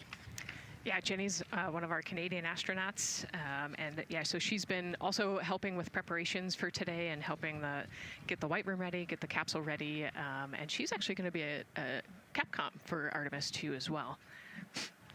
Yeah, she's from Calgary, Alberta, completed astronaut training in 2020, mechanical engineer, combustion scientist, and actually before becoming an astronaut, she was an assistant professor. So again, another very well-accomplished person on the team.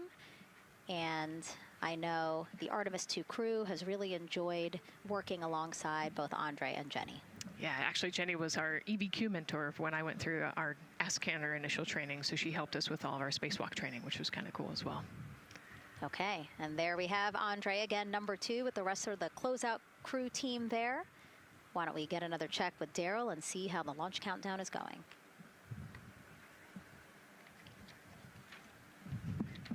Still going quite smoothly here from Firing Room 1 here at the Kennedy Space Center. Launch team working no major constraints to launch, which is great news. We did get an update on a weather balloon that the launch weather officer and his team released. This is an important weather balloon released right around the 3-hour mark. And what it told us is that winds are around 10 to 11 knots in the upper parts of the atmosphere. That's important information for the launch abort system should the astronauts need the LAS. This would, of course, pull the Orion spacecraft off the top of the rocket in case there were an emergency, and then take them offshore to a water landing in the Atlantic Ocean. And so the winds are pushing onshore. And because they're pushing onshore, the launch weather officer is keeping a close eye on the strength of those winds, because if the Orion were to come off the top, and it's powered by 3 rocket motors which can propel it or pull it especially fast off the top of the rocket, it would go up into the air thousands of feet and then splash down in the water. And if you've got wind pushing against it, you don't want that spacecraft to come back and land on land. So they're watching that very closely because of the onshore flow.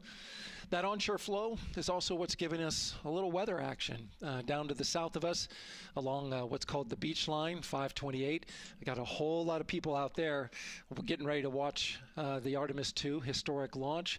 Well, they just got a good soaking. Line of rain showers, I should say, passed through that area and soaked the place.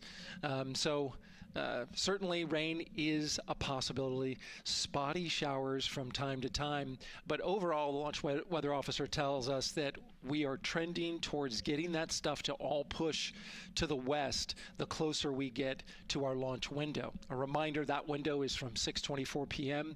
to 8:24 p.m. Eastern Time. We don't have a specific T0 at this moment. There's a lot that needs to be calculated before we get there. We also need to get through the rest of the countdown on time. As of right now, we are right on time. The launch countdown is going exactly as planned. That's not something that we saw certainly in Artemis 1. There was a lot of flexing in the timeline during those 3 launch attempts back in 2022. But so far today, on our first launch attempt, we're really enjoying some really solid countdown work, some solid operations by the launch team so far. And to quote our friend Lucas, who created Earthrise, we all really like that. We'll send it back to the host desk. Thanks so much, Daryl. Yes, we really, really, really like that. And we really, really like Rise and Lucas. So thank you for that. That was really cute. Okay, so again, here we are in the big box here. We have our full view of the rocket looking glorious on there with, again, some clouds, but still weather is good for launch today. And then we have the closeout team continuing to do work in the White Room. We got confirmation that they have successfully completed pressurizing the counterbalance pressurization. Basically, as Daryl explained it before, the side hatch for the crew module is very heavy. So in order to open it, there needs to be pressure applied to it, and that's what we just completed, right? Right, that's exactly it. So the CB8, that counterbalance assembly that we're talking about, has to be pressurized. It's a pneumatic system to help. So in the case of an egress, you know, Christina's the one that has to open that hatch. So once she gets it unlatched and unlocked, then that pneumatic system will help move the hatch. It weighs a lot, and so the average human cannot open that hatch by themselves. And so that's why we want to make sure that the system is pressurized, that it's not going to leak, and that it is ready to go in case they need to open the hatch. So that is complete, and now what is happening are the seal leak checks. So that is in progress. Again, 2 seals go through the entirety of the hatch, and we will take the seals to pressure, hold it for about a minute, and just make sure that it is holding pressure. Again, we want to make sure that the crew has a safe, pressurized environment in any sort of situation while they're in Orion. Yep, that's right. So we're going to take a look at it. We're going to take a look at the starting pressure, and then after a certain amount of time, we'll take a look at the ending pressure, and then there are certain tolerances that we will accept for flight. 2 hours, 37 minutes and counting from the opening of our 2-hour launch window today at 6:24 p.m. Eastern Time. After liftoff, it takes less than 10 minutes to reach Earth's orbit. Let's learn more about today's ascent profile with Gary in Mission Control. Hey, Megan. We are monitoring here in Mission Control Houston. Flight controllers are looking at data from integrity in the Space Launch System during the countdown. We're looking at some of the events happening in the White Room now and just making sure that all criteria is met to commit to launch and ascent today.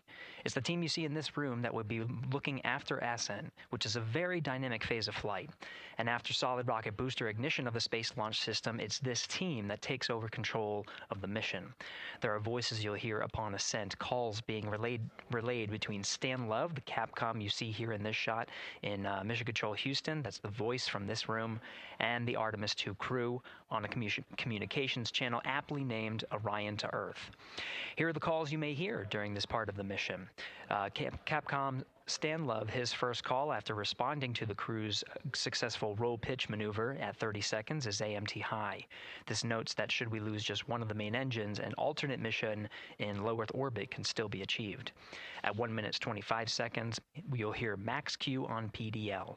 This notes that reaching the moment of maximum dynamic pressure on the spacecraft. This event happens to be in line with a communication switch to another ground station, the Ponce de Leon Inlet Tracking Annex, located about 35 miles north of Kennedy. At 2 minutes 45 seconds, you'll hear SM primed, upper stage RCS ready.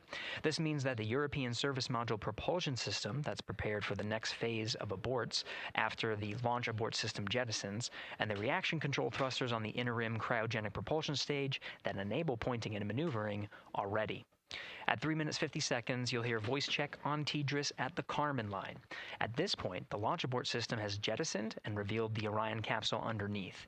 This check verifies that the now exposed Orion antennas have a good signal over the tracking and data relay annex, tracking and data relay satellites which is part of a geosynchronous satellite network and the same assets that are used aboard the International Space Station. This communication switch happens to be at the Kármán line, a widely recognized boundary about 62 miles, statute miles, or 100 kilometers above the Earth's surface, where the air is too thin for conventional aircraft to fly and marks the point where our astronauts leave Earth and enter space. At 5 minutes 16 seconds, you'll hear the call 3-engine press. This notes that if one of the 4 main engines on the SLS core stage were to fail, 3 engines can carry the crew to a nominal main engine cutoff and proceed with the expected mission timeline.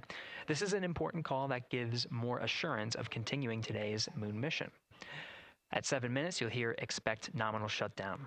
You'll hear this call should the main engine performance be as expected up to this point. Shutdown plans can vary and may impact G-forces experienced by the crew or future burn plans, but a nominal shutdown is more indicative of continuing the mission on the expected timeline. At 7 minutes 30 seconds, you'll hear AOA open. This notes crossing into a new abort profile. At this point, an abort would use Orion engines to escape the core stage, and the altitude and velocity are enough to make it 1 lap around the Earth and aim for a splashdown in the Pacific Ocean instead of the Atlantic. And then, of course, shortly after 8 minutes, you'll hear nominal MECO. You won't hear MECO right away. Teams here wait until the core stage has separated and the trajectory is confirmed as expected before that call to the crew. Now, this ascent profile is approximate, as there may be calls that move a few seconds depending on the trajectory, and of course these are the calls and times for a nominal trajectory. Teams in this room have been training extensively to prepare for any and all scenarios, and they are confident and ready to take this crew into space today. In today's pre-brief, the flight director, Judd Freeling, expressed his confidence to the team, citing the hundreds of simulations to prepare for this very moment. These are the calls you'll hear during ascent less than 3 hours from now, but now we'll turn our attention to the countdown to launch and send it back to you, Megan, at the Space Coast. Thanks so much, Gary. Now, one of today's 4 astronauts, of course, Canadian Space Agency astronaut Jeremy Hansen. Let's go now to Jasmine with her next guest. Thanks so much, Megan. Yeah, we're joining you live now from the Operations Support Building here at Kennedy, where crowds are starting to gather, and we're honored to have Lisa Campbell of the Canadian Space Agency joining us. Lisa, Jeremy Hansen is about to make history as the first Canadian to venture to the moon. What does that milestone mean for your agency? Thanks so much, Jasmine. It's wonderful to be here. It's such a special moment, both for our astronaut colleague Jeremy Hansen, but also for Canada. We're here because of decades of public investment in space robotics, in space collaboration, and so for our country, we're very proud. He's so ready. He's been waiting for this his whole life, preparing, training, and he's a wonderful example of Canada. Yeah, and that's a perfect way to capture Jeremy. He really has been prepping for this his whole life. This will be his first space flight. So what has it been like watching him become part of this Artemis 2 crew?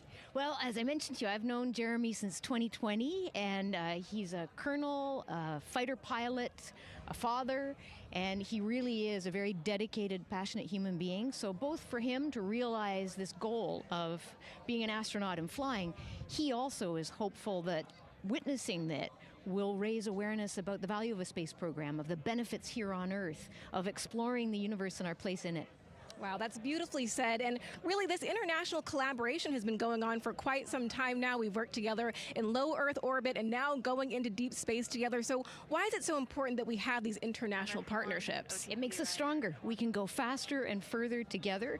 Canada is one of the original signatories of the Artemis Accords, and Canada and the United States have been partnered for more than 60 years in space. Wow, that is phenomenal, Lisa. And this really is a team effort in many ways. We also have Jenny Gibbons. Yes. She'll be listening in on Capcom. What is her role going to be like? So Dr. Jenny Gibbons has been training all along as the Canadian backup with the Prime crew. Last night, she was in the Orion capsule checking out all of the communications, making sure all of the systems test out and work perfectly. And then she will be among the first lunar Capcom, helping the astronauts navigate during their mission. Wow, Lisa, that is so exciting. Any final words for the nation of Canada before today's mission? Just, we are so proud, so excited, and we can't wait to welcome Jeremy home. Fantastic. Lisa Campbell, thank you so much for being here today. Thank you, Jasmine. Of course. And with that, let's get back to NASA's Megan Cruz.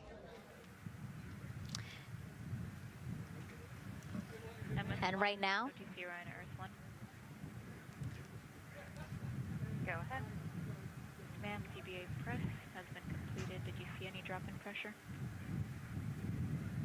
And MS1, we saw just a little bit. It is just over 2,600 now. Copy. Thank you, ma'am.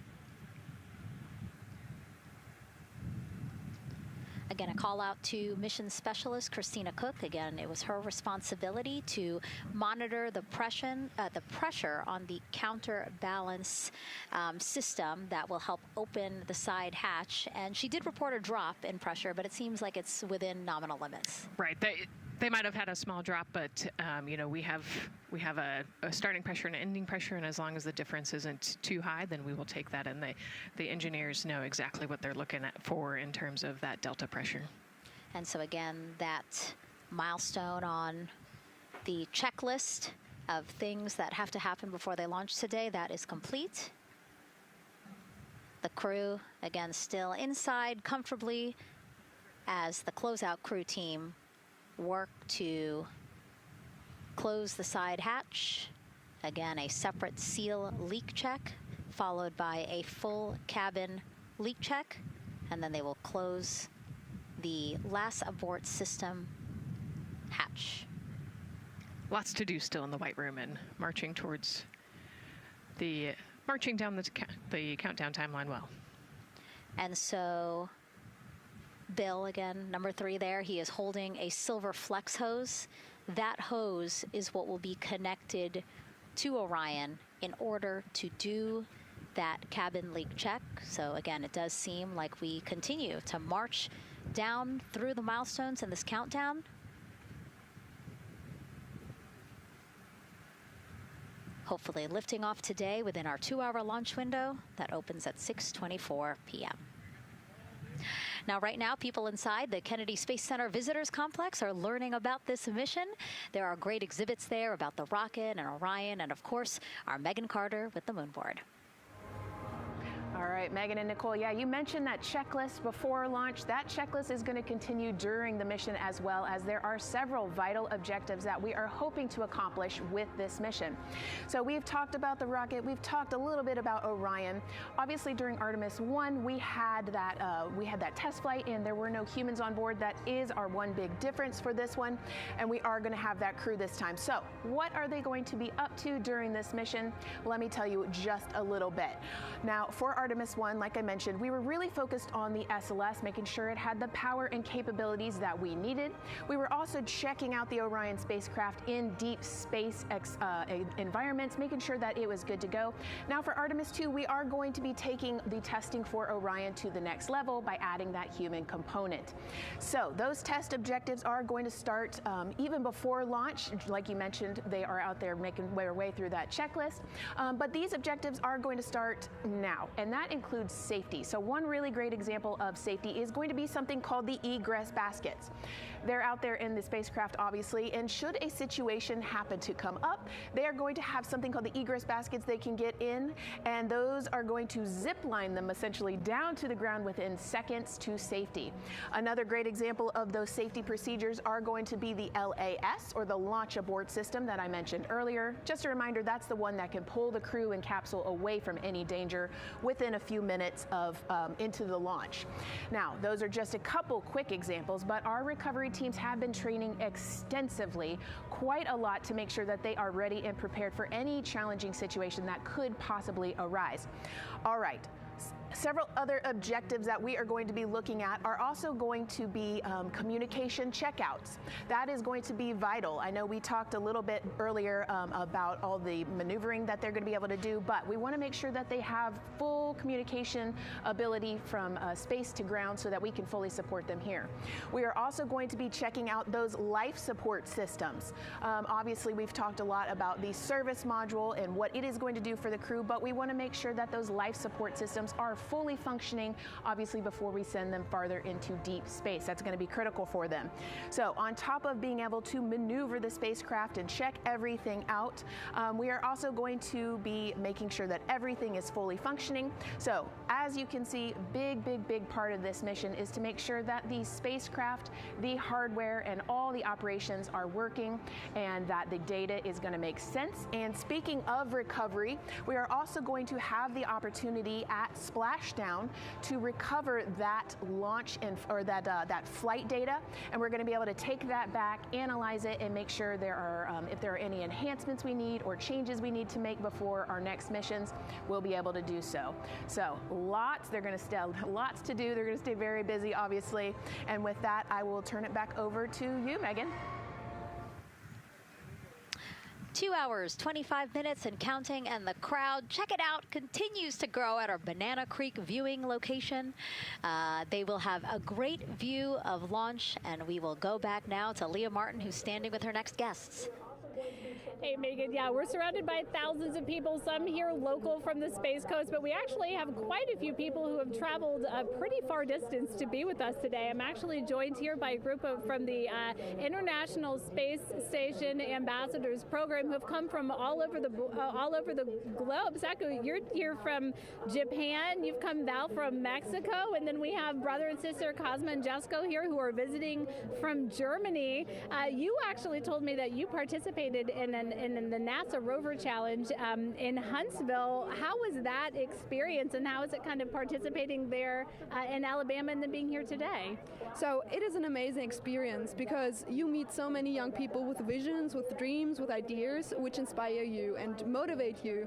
And it's even better to be here now to see the SLS launch because we are going back to the moon, and that's what we're working for. Absolutely. And, you know, the Artemis missions, we talked a lot about the Artemis Accords and this being an international effort. You were actually telling me, Saku, that you're interested in becoming an astronaut with JAXA, pursuing your PhD to be able to do that. Tell me a little bit about that. Yes, actually, I applied for the Japanese Aerospace Agency, the astronaut selection like 2 years ago, and then I didn't make it all the way, but I'm still working on it, and hopefully I can be at the launch pad sometime, and then I hope to go back to the moon and Mars, and yeah, I'm working on it. Absolutely incredible. And Val, you're from Mexico. We were talking a little bit about women in space. This is a team who, you know, is predominantly made up of women. What is it like knowing that Christina is on that rocket right now, about to be the first woman to travel around the moon? I think that's such an amazing news. It's just so inspiring that we are taking the first black person and also the first woman to the moon. It's just the first step in humanity and a big step in equality as well. Megan, a lot of excitement here, not just in Florida, but from around the globe, and we're keeping our eye on that rocket, and we're ready to see it lift off. Thanks, Leah. Yeah, a lot of excitement, but also a lot of inspiration. Again, this is part of, or a big part of the reason why. 130.6. Good readback. Aux 1 voltage 131.3. I copy 131.3. Again, those numbers you hear, they're referring to specific steps in the launch countdown that the crew have to step through in order to get us to launch today. And so we were saying, yes, inspiration, a big part of why NASA does what it does. We want to go together, and we want to explore together to learn more about ourselves and here on Earth. Yeah, humans, I think, naturally want to explore, and so going together, like Lisa said earlier, we're going to go farther and faster than we possibly can alone. And, you know, what a way to celebrate that today. Yeah. Going back to the moon in the first time in over half a century. And we have that great shot there in our small box of the rocket on the pad. And at the very top there, our Artemis 2 crew. Right now, we know that the crew has begun the closeout crew has begun doing that cabin leak check. So they are currently pressurizing the cabin, and it sounded like it would take about 6 to 8 minutes for them to get to pressure, and then they have to hold that pressure for 5 minutes, right? Yes, that's correct. Yeah, so there's quite a bit of volume. You know, we talked about it being a 6-person tent. I think it's 330 cubic feet. Don't quote me on that number, but you know, they have to pressurize that capsule, and then, like we talked about, take that initial pressure, wait 5 minutes, and take the second pressure. Yeah, and then it takes about 6 to 8 minutes again to depressurize the cabin. So this process will take a few minutes. OTC ascent switch configuration complete. OTC copies. Thank you. And then after the cabin leak checks, then they will finally close the last abort system hatch. So again, chugging along in the countdown, really excited to, again, continue to hear the crew's voice inside Orion, stepping through all the procedures. Yes, it's exciting to hear them making progress, right? It's all good news hearing the crew talk to the ground and working together to get to the launch. And what I think is really cool is that this is the first time NASA is going to have astronauts in low Earth orbit, but also in deep space at the moon. So here's a message from some of the crew aboard the International Space Station right now. Hello, Megan, and a big hello to everyone around the world counting down together to the launch of this historic flight test. If we weren't in microgravity, we would also be on the edge of our seats. Here on the International Space Station, all of us are honored to have the chance to wish our fellow explorers Godspeed. Throughout human history, the moon has sparked our imagination, curiosity, and wonder. With our return to the moon, we're not only going to be learning about its history, the history of our solar system and of our planet, but also about our place in the cosmos. We are so proud of the Artemis team and so excited for what you will see and learn on behalf of all of humanity during your trip around the moon. As we push the boundaries of exploration and expand our knowledge with scientific discovery, we advance our collective civilization together as one. Test flights are crucial to the mission of exploration. We all learn in test flight schools that the more challenging the missions are, the more incremental the tests should be. This Artemis 2 mission is one more increment on the way to further exploration. Thank you to the crew, our friends, for your dedication. And from the entire Expedition 74 crew, thank you to all of the teams that had a hand in getting the Artemis 2 mission to where it is today. Back to you, Megan, as the countdown continues. Oh, I love that so much. I just love seeing them there. And again, you have to remember the International Space Station is an orbiting lab. We learn so much there, and we're going to learn so much more from Artemis 2, because this isn't just a test flight.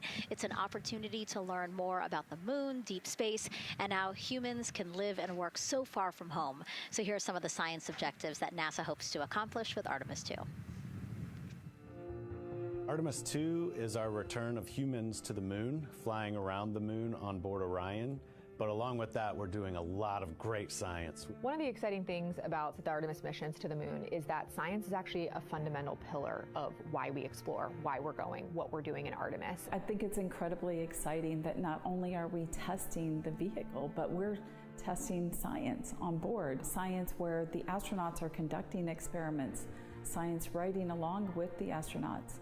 We have astronauts looking outside the window and really observing the lunar surface. It will help us understand the deep space environment. It will help us understand how that environment affects our astronauts, our systems, and life in general. So deep space is a challenge for us because you have to leave Earth's protective magnetic field. Here in low Earth orbit, the crew members are protected from some of the harmful radiation. Going to the moon, they'll no longer be protected, so they'll have a higher radiation exposure. Much like Artemis 1, we have so many radiation sensors and detectors that are inside the capsule so that we can fully understand and appreciate the radiation environment for protecting our astronauts. In my hand here, I'm holding a tissue chip model. This is the exact design that's going to be flying alongside the astronauts. We'll be collecting samples from each of the crew members, and we can make these organ chips out of the astronauts themselves. So every crew member will have their own avatar on board, and then upon return, we can evaluate that deep space radiation environment and what that compares to the astronaut themselves. Not only are they going to help change the course of medicine for the astronauts, but revolutionizing that on Earth as well. We're looking at sleep, we're looking at team dynamics, we're looking at how you interact with the environment. We're also looking at the immune system, so what are the biomarkers? We're using saliva as a method to study hormones and different things in your body that may change during a mission like this. And then finally, how do we function after microgravity, being close to the moon, then returning to Earth. Which will ultimately help us achieve our goal of getting humans to Mars. And then on top of that, we have an opportunity to look at the moon from deep space on the far side for the first time in over 50 years. Having human eyeballs and brains back around the moon is going to unlock a new generation of lunar science discovery. The human eyeball is capable of taking in so much data in just a split second. They'll be able to tackle impact history, volcanic history. They'll be able to look at how the albedo, or kind of the shade and hue of the moon and the color of the moon, can tell us something about how that terrain evolved over time.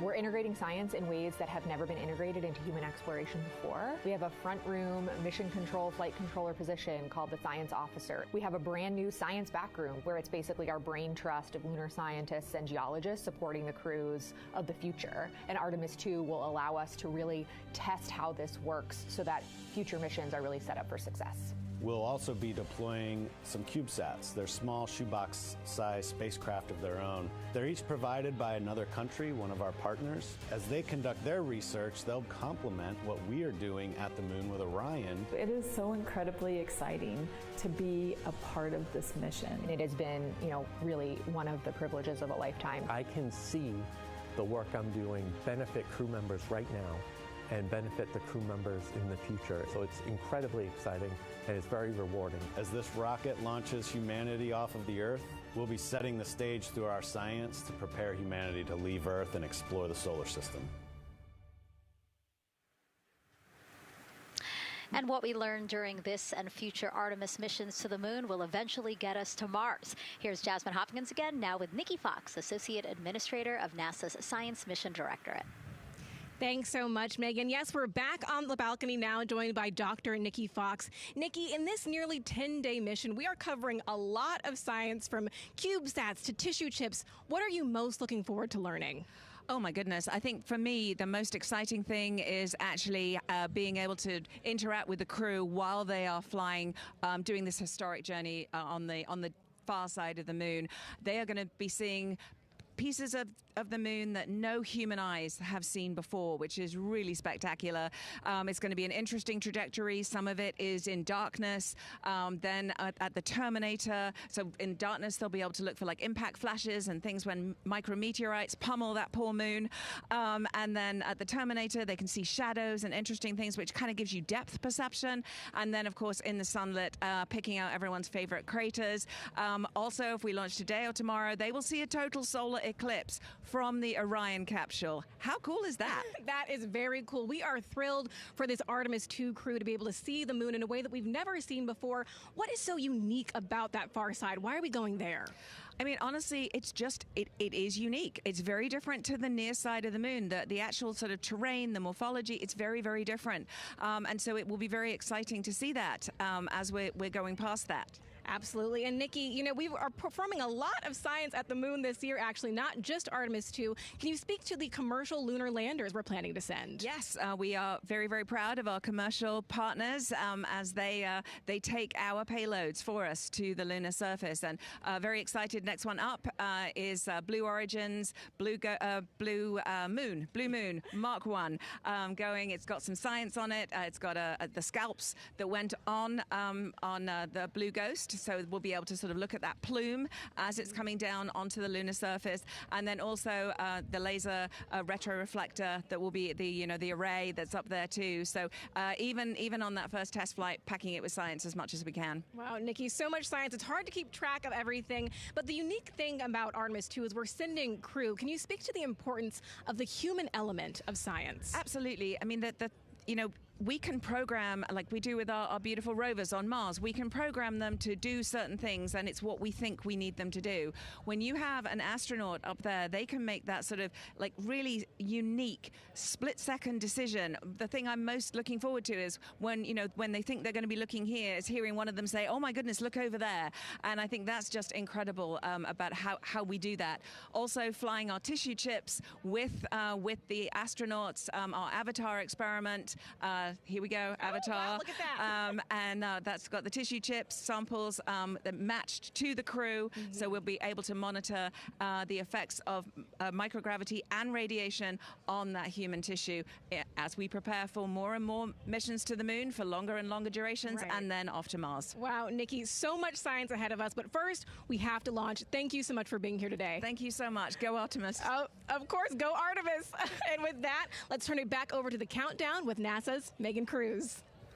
Nikki is so fun. She has so much energy and so much passion about the science. And again, yeah, it's just so important to remember that so much science is happening with this mission. It's not just to test out the hardware and the life support systems. Yeah, you saw the science video, and then we talked to Nikki. Man, there's so much going on, right? We talked a little bit about the lunar observations that we're going to do. And then, she talked about, made a really great point about, the human eye can pick things out that, that a camera or a robot can't necessarily pick out. And so that's why we're sending humans. But also, we're not just doing the lunar observations. The Avatar, that's a really cool experiment. They took blood samples from the crew, and then they used those stem cells to make bone marrow and create those little Avatar chips, which is so impressive. Feels like scientific, sci-fi movie stuff. But, we're going to look at radiation. We're going to look at all sorts of different scientific experiments. We got the little CubeSats. We're going to go look at space weather. Lots going on. Yeah, even collecting some of the astronauts' saliva. You can learn a lot about the body through the saliva. So just really a lot in a small amount of time in a small capsule. Yeah, scientific discovery. That's why we go back to the moon. Yeah. And so, again, her energy just so...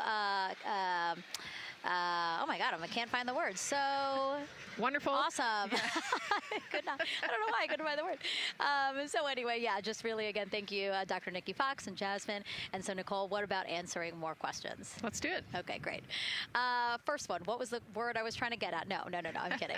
Let's have the first question up on the screen now.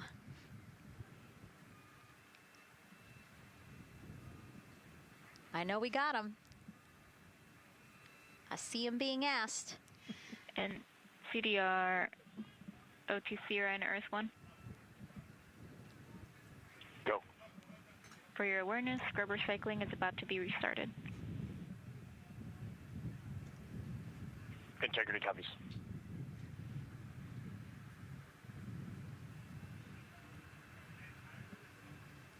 All right, let's try that again. Can we get the next social question, please? What are the G-forces experienced by the Artemis astronauts during launch and reentry? Ooh, these are actually pretty similar to, a Dragon launch or a shuttle launch. We have to accelerate to get out of the Earth's atmosphere. And then, we talked about the secondary burns that they will do to get away from Earth. But, for me personally, it kind of felt like we got slingshotted off the Earth is how I like to describe it. So, you get set back in your seat and the G forces are into your chest. CDR OTC Orion Earth 1. Go ahead. Moon leak check complete. The cabin is going to be vented to flight pressure momentarily. Integrity copies. That's fantastic news. Yeah. Again, so the spacecraft is holding pressure as expected, and so now they will depressurize it, which will take about 6 to 8 minutes. Exciting. Yes. Yeah. Go ahead, Nicole. Like we sorry. talked about, continuing to march towards the launch. So the G-forces are into your chest, and it's kind of a slow build, and you can get all the way up to 4.5 Gs into the chest during the launch, and often they have to back off on the thrust a little bit so that you don't get too high in the G-forces, and especially as we go through kind of max Q or that max aerodynamic force, so as they get through the thicker parts of the atmosphere. And then very similar G-forces on the way home, so slow, steady build up to about 4.5 Gs as the rocket actually decelerates. You heard in one of the packages, when they come back, they're going to be going 7 miles a second. Gosh, that's and incredible. So you have to slow down somehow, and to do that, you have to actually, when you brake in a car, you feel those G-forces, and so for the astronauts, it'll just be, again, into the chest based on the orientation. Great. Thank you so much for that answer, Nicole, and for that question. We're going to continue to try to take as many as possible. Again, you know how to send them to us at NASA Artemis. But now we again have another question for you, for our audience. We want to know, what part of Artemis 2 are you most excited for? Liftoff, Earth views from Orion, lunar flyby, or splashdown? Tell us again on NASA's Instagram or Twitch accounts, and we'll share your answers a little later in the broadcast. That's a tough one. I don't know what my answer would be. I know. I don't know either. I'm excited for it all, but that's a cop-out. All right, now let's head back over to Banana Creek. Again, the crowds there, really excited. People coming from all over the country, from around the world. Why don't we get another check with Leah Martin to see who she's caught up with now? Well, Megan, we were a little while ago talking to some students from around the globe. Today, we're actually talking to some local students who are from right here, locally, Merritt Island in Titusville. We talk a lot about the Artemis generation and about the students who are going to become the next generation of dreamers, of engineers, of scientists and technologists. And I'm actually standing with a group of those students here today. Our local high school has actually implemented a really neat new program in the spirit of being able to create these pipelines for employment and engagement. Can you tell me a little bit about what Merritt Island High School is doing? Sure. Well, this is a new program, first of its kind here at Florida, and basically what we're studying is astronautics and aviation, kind of blended the two together. We have flight simulators in our lab, but students are also learning about engineering, aerospace engineering, and we're trying to make all kinds of pathways available for them, trying to give them opportunities to see which pathway they might want to be interested in. So, yeah, it's just a great opportunity for them to learn about space. We just finished doing a whole model rocket build where the students took CAD software, developed their own rockets, put them together, and launched them right from our school. So it was very exciting.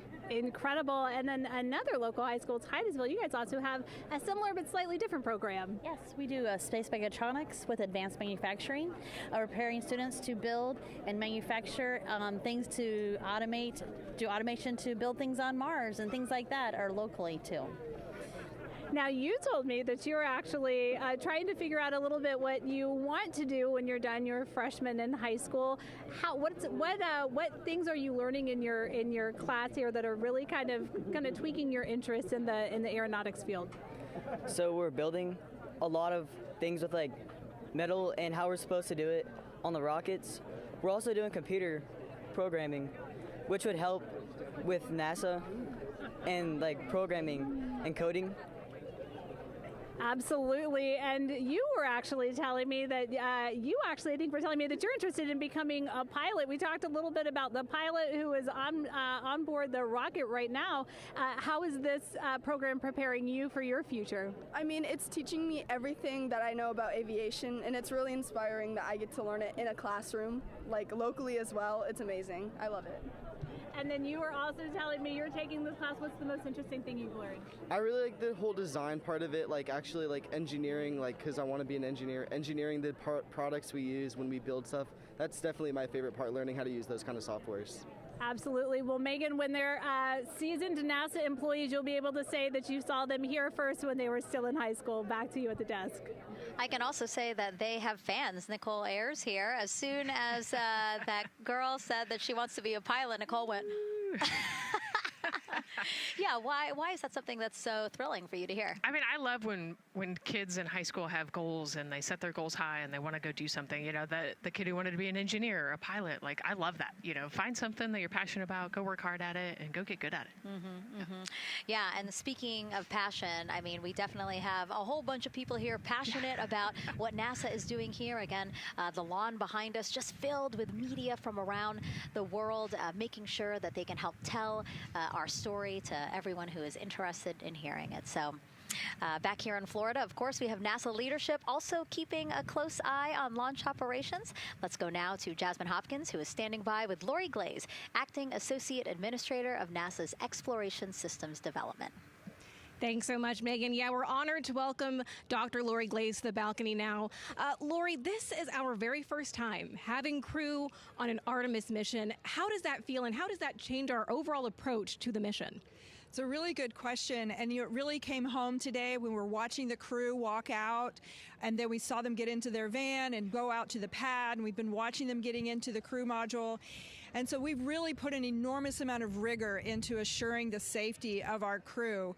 One of the most important things on this mission, different from Artemis 1, is we now have environmental controls and life support systems. One of the most important things we're going to do on this mission is test those out and make sure that we can keep our crew healthy and safe throughout their mission. We also on this mission have an activated launch abort system, which we had the system for Artemis 1, but it wasn't active. But we definitely had that active on this mission.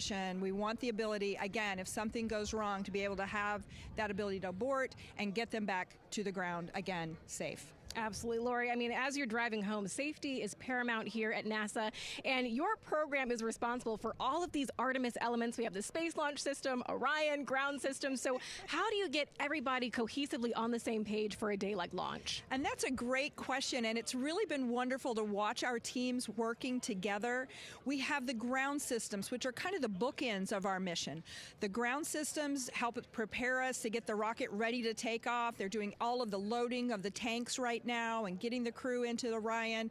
And then at the back end, they'll be there to recover the crew when they land in the ocean.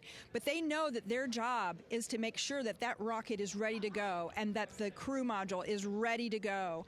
And then the rocket itself, the space launch systems, they know that their job is to deliver the crew module to the right point in space so that they can conduct their mission. And then again, they have to make sure that everything is ready, that they set them on the trajectory that is going to bring them around the moon and set them up to land in the right place in the Pacific Ocean. And that's their job, and they know how important that is. And they have to work closely with Orion, which again, they also have to work with all the other teams to make sure that everything's working together. And then on top of that, our flight operations teams, all the people on the ground, they're all working together. They know this mission doesn't work unless every single part of the mission works. Right. Lori, there are so many things that have to work together today. We can't wait to see what happens next. Thank you so much for being here. It's my pleasure. Thank you. Of course. And with that, let's take it back to the countdown with NASA's Megan Cruz. Yeah, and speaking of the countdown, 1 hour, 59 minutes and counting until the opening of our 2-hour launch window at 6:24 p.m. Eastern Time. This is a shot of Jetty Park. It's a nearby popular viewing location of rocket launches, and it is so great to see how many people are here. I mean, this is a Wednesday. Like, people had to take time off of school and off of work, but it's something that they felt like they wanted to do, to be here. Yeah, you know, I think just based on the chatter on the airplane ride yesterday, half of my airplane ride here was, really? They were coming to see the launch. You know, everybody's excited and traveling from all over the world to come see this launch. And it really is a great day. We had some sprinkles here in the crowd, but for the most part, I mean, it's just a beautiful day to witness history. It is, yeah, you know, a little bit of sprinkles, but for the most part, the clouds are staying away, and you can see the blue sky behind us, so hoping for good weather in a couple hours. Absolutely. And so Dr. Lori Glaze mentioned what we learned from the Artemis 2 mission helps pave the way to sustained human presence on the lunar surface.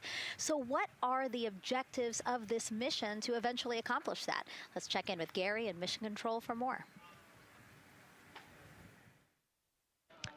Thank you, Megan. Yes, the Ascent teams are here in Mission Control Houston, working through their steps to prepare for a go for launch. Right up here on the front board, we're watching the teams in the White Room work through their checklist and closing the hatch as we verify ours, working as one NASA team. What Dr. Glaze said about working across the teams throughout the nation is true. It takes one NASA team to bring everything together and accomplish the mission objectives. The Artemis 2 is designed as the first crewed test flight of NASA's Artemis campaign, sending astronauts into lunar space to validate systems, operations, and human performance ahead of a more complex lunar landing missions. NASA has identified an extensive list of mission and flight test objectives that serve as a checklist to verify the capabilities needed to land humans on the moon. For the Artemis 2 mission, there are 5 overarching priorities that cover the mission and flight test objectives. First is, of course, the crew. As the first crewed mission inside the Orion spacecraft, this mission serves to demonstrate the capability of safely sustain the flight crew throughout the mission, including launch, the deep space component, and return. Number 2 is systems. This mission brings it all together to validate the performance of all ground and flight systems needed for a long-term lunar campaign, from launch infrastructure to spacecraft operations in deep space. Third is hardware and data. We'll be gathering performance data as much as possible over the Deep Space Network, but we also aim to retrieve onboard data and hardware after splashdown to gather additional insight and improve future Artemis missions. Fourth is emergency operations. The crew and flight control team will be testing emergency systems such as abort procedures, rescue operations, and contingency responses. During the flight, astronauts will rehearse a number of these procedures to ensure that in the event of a real emergency, the planned procedures, and operations are sound. And finally, there's subsystem validation. Engineers will be verifying subsystems across the board to ensure reliability across life support, propulsion, avionics, and navigation systems aboard the Orion spacecraft. Human spaceflight is a complicated endeavor that requires precision and confidence across all disciplines. You may hear the phrase, human spaceflight is the greatest team sport, a few times in today's coverage, and it's absolutely true. Not only does it need mastery of specific components, but the integration extends across thousands of people and facilities around the world to come together and make it all work. A lot of the work from many people has led to this moment, a rocket at the pad with humans on board, ready to put everything we worked for to the test. I'm certainly excited about it. The teams here in this room are looking forward to supporting the mission, and I hope those watching are as excited as we are. We are following the countdown here in Mission Control Houston. Everything continues to look good. Now inside 2 hours from the beginning of the launch window. With that, I will send it back over to you, Megan and Nicole. Hey, Gary, thank you so much. We are getting word that the launch team is working something that we would like to give you an update on. So let's get on over to Daryl. All right, thank you, Megan. And we are live in Firing Room 1 here at the Launch Control Complex. Yes, we are currently not working any constraints with regards to the rocket or the ground systems. But the launch team has been made aware of an issue that the range is working. And currently they're monitoring that work that is going on over at the range. We understand that that issue is related to the flight termination system. Now, the flight termination system, just to give you a quick explainer, every rocket has a flight termination system. It's the system that the Eastern Range here uses in order to send a destruct signal to a rocket in case it veers off path. So it's a very critical, important safety component in terms of how the range keeps the public safe here. We understand that the flight termination system, they're working an issue. And so as they continue to work that issue, they've asked for some assistance from the launch team to help verify some of the work that they're doing on their FTS system. And this is where it gets a pretty unique situation here. The assistance they've asked for is to verify what's going on with their system. They want to check it to see that the work they're doing is okay. And in order to do that, the FTS console operator inside the firing room has been asked to help them verify it. And the way that they're going to do that, and the solution that he proposed to check and verify the system with the launch director, and she gave the approval, is to go get a piece of heritage equipment from inside the VAB that was used during the space shuttle program. And this equipment is able to receive commands by the range through the flight termination system. And so with this piece of equipment, this console operator who works FTS was granted permission to go go over to the VAB next door and get this equipment that he's very much aware of and used during the space shuttle era. And so that is in work right now. The bottom line of all this is, at this moment, the range is no-go. But that is not stopping us from moving forward in the countdown. We can continue to process and work the countdown. The closeout crew will continue to do their work, and the launch team will continue to do their work as well.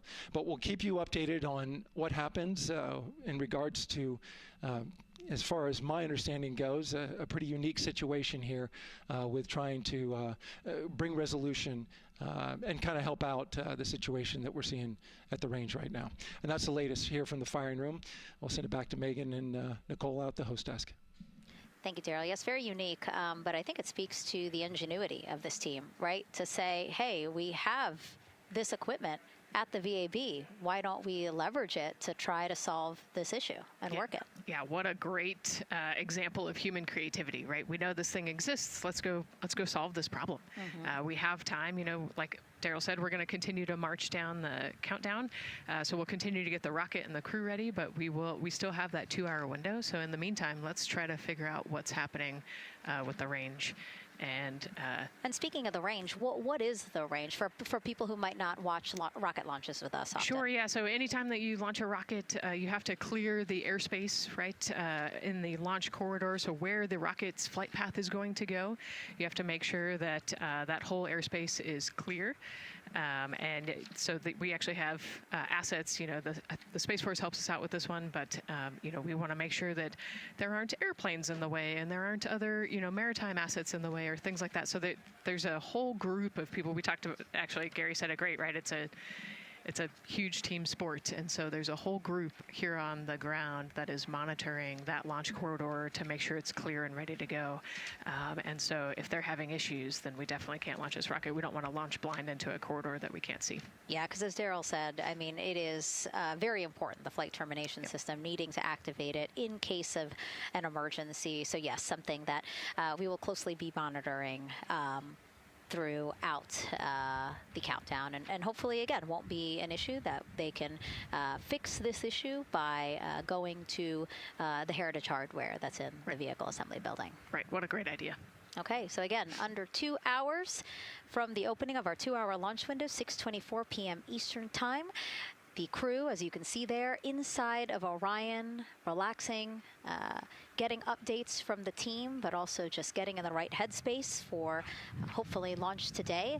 Let's learn a little more about each of them now. The moon, to me, it's the thing that connects me together with all the other humans in my life. I remember being a little kid lying in bed at night and just looking out at the moon in whatever phase it was in, and I was thinking, man, my friends that live like 20 miles away, they can probably look out and see that same exact moon. And then when I was in the Navy and I would look out at the moon and I'd be halfway around the planet, and I would think, man, my brother can see that moon where he is, and he's halfway around the planet from where I am. To me, it's a connection of life on Earth. We can all look up and see that moon, and it's always changing. The moon is never the same 2 days in a row. I love that. My name is Reed Wiseman. I'm the commander of NASA's Artemis II mission around the moon. I grew up in a little town just north of Baltimore, Maryland, about 20 miles north of the city.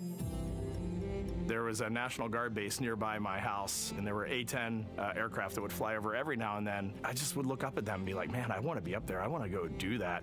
And then my brother went to the Naval Academy, and I would go every year and watch the Blue Angels fly during commencement, and that just started to grow and grow and grow. For a while, I wanted to join the Air Force, and then I realized Navy flies as well, and they fly from ships in the middle of the ocean, and that was it. Like, done deal for me. That is exactly what I wanted to do for my career. Flying is freedom to me, especially when you're in a jet aircraft coming off of an aircraft carrier in the middle of the Pacific Ocean. Nearest land is over 1,500 miles away. So when you come off of that aircraft carrier, you are truly just alone with yourself out there. It is a magical experience to be out there all by yourself in an aircraft over the Pacific. Just it's free.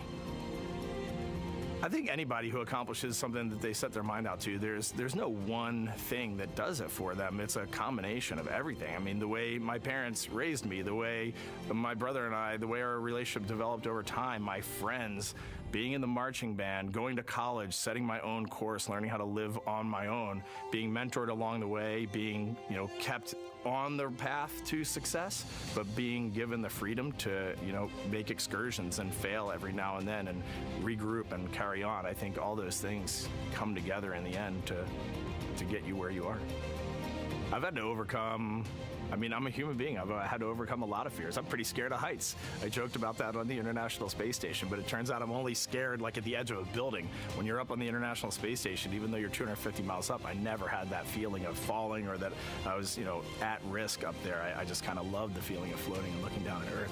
There have been challenges all throughout my life. By far, the biggest challenge was losing my wife in 2020 to cancer, and now raising 2 daughters who are grown up now, but that's been the biggest challenge by far I've ever had to face. It is not easy being an only parent, trying to work a full-time job, and raising 2 kids is something that I think about every single day. I'm very proud of the work I've done. I haven't always done it well, but I've always shown up and tried as hard as I possibly can.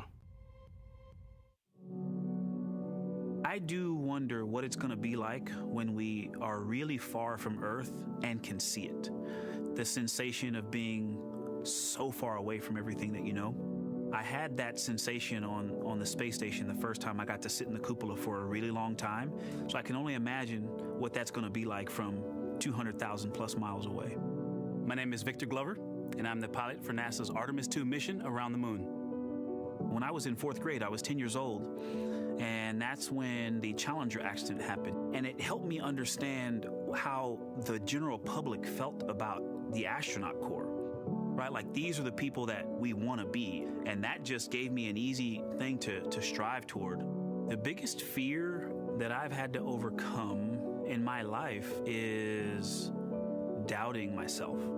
Going to college when no one in my family had gone to college was a huge risk. I had more confidence in my athletic ability than in my academic abilities. I could play football with those college students that I saw on TV. But my classmates that I saw in the lab and around the University Union, I didn't know if I had what they had. I think addressing that self-doubt was a part of, swinging for the fence and trying to go get an engineering degree, not just go to college, but get an engineering degree and then go do something challenging and technical like flying. Apollo is known for sending humans to the moon. Artemis has an opportunity to continue the Apollo story, but I actually think it's important for this story to stand on its own. Artemis is a new program, and we're trying to do new things. And it's great to compare and contrast. When you look at our spaceship, you can see parts that were designed, built, and integrated in another country. When you look at our crew, you see that our crew is international. There are also men and women. And I just think that comparing and contrasting makes the story even richer.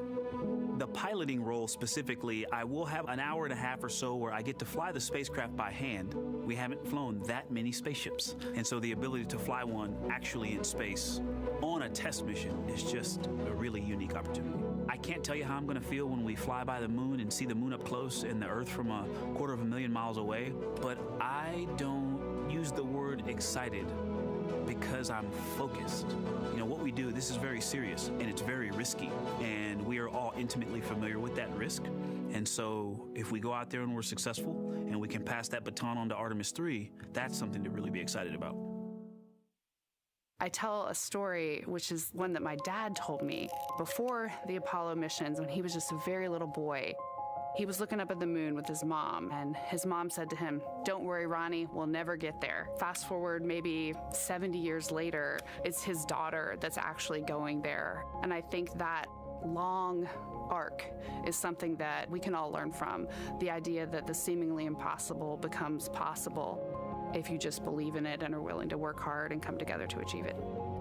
My name is Christina Cook, and I'm a mission specialist for NASA's Artemis II mission around the moon. When I look back at my dreams as a kid, I definitely never thought I would actually get here. I was very pragmatic. Even though I'm a dreamer, I knew that the odds were way against me again, so I might as well do something I'm loving in the meantime. I definitely loved science and math in school and, did pretty well in those things, but I also loved being active. I was always outside. I loved things that made me feel small. I loved looking at the night sky, oftentimes between the pine tree branches, or I loved the ocean.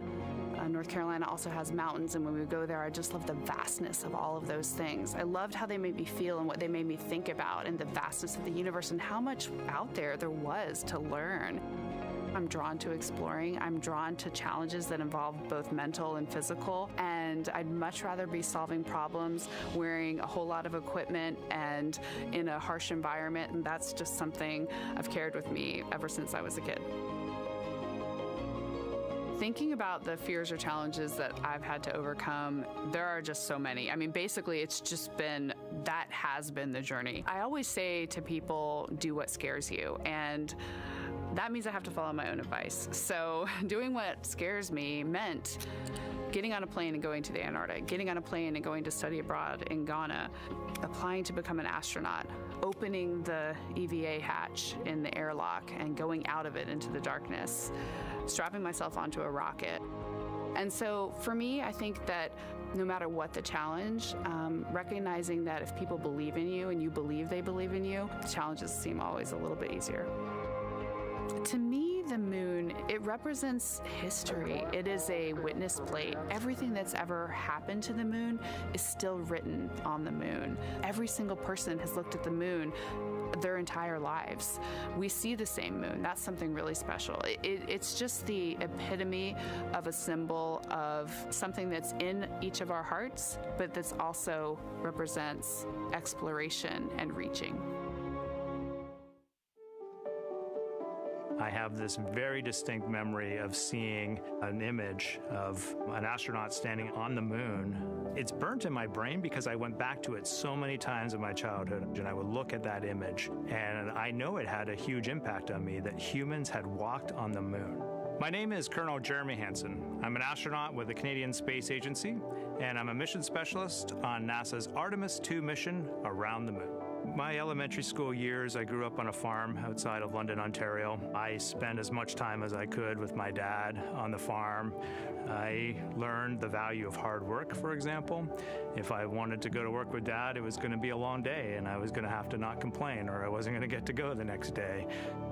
I had a treehouse. I had a vivid imagination, and I changed my treehouse into a spaceship. I made all these dials and controls. I had circuit breakers for switches that I found in the barn, and I was exploring space in my imagination. The most important thing I did to get to where I wanted to go in life, which was flying fighter jets and eventually becoming an astronaut, is I shared those desires with other people. And it turns out, just like you don't go to the moon on your own, if you could, I would have done it a long time ago in my treehouse as a kid, you have to go as a team. I think the biggest impediment to achieving my goals was, of course, myself. And I think that's a common human experience. There are many times where just little things would get in my way, and my immediate interpretation of that was, well, now that goal's out the window. You know, people must have lifted me back up, and somewhere in the back of my head, that persistence came through. And I think that's a common human experience, to doubt ourselves. I've come to this, I guess, realization that I believe that we all have gifts to contribute, and the goal is to figure out how to use your energy towards adding positively to humanity's existence on this planet. But I love it when humanity sets big goals, like sending humans to the surface of the moon with an eye to eventually going to Mars, because when we do that, we can bring together genius from not just even in one country, but around the world. I've also learned from my indigenous mentors that they refer to the moon as Grandmother Moon. So you've probably heard of Mother Earth. They use Grandmother Moon because Grandmother Moon is responsible for the water in their community, just like the moon moves the water around the planet, affects the tides. And I think that's a really beautiful thing for us as we go back to the moon, to think about all the different cultures around the world and how they view the moon differently. And that's really neat because we all share that same moon in the night sky.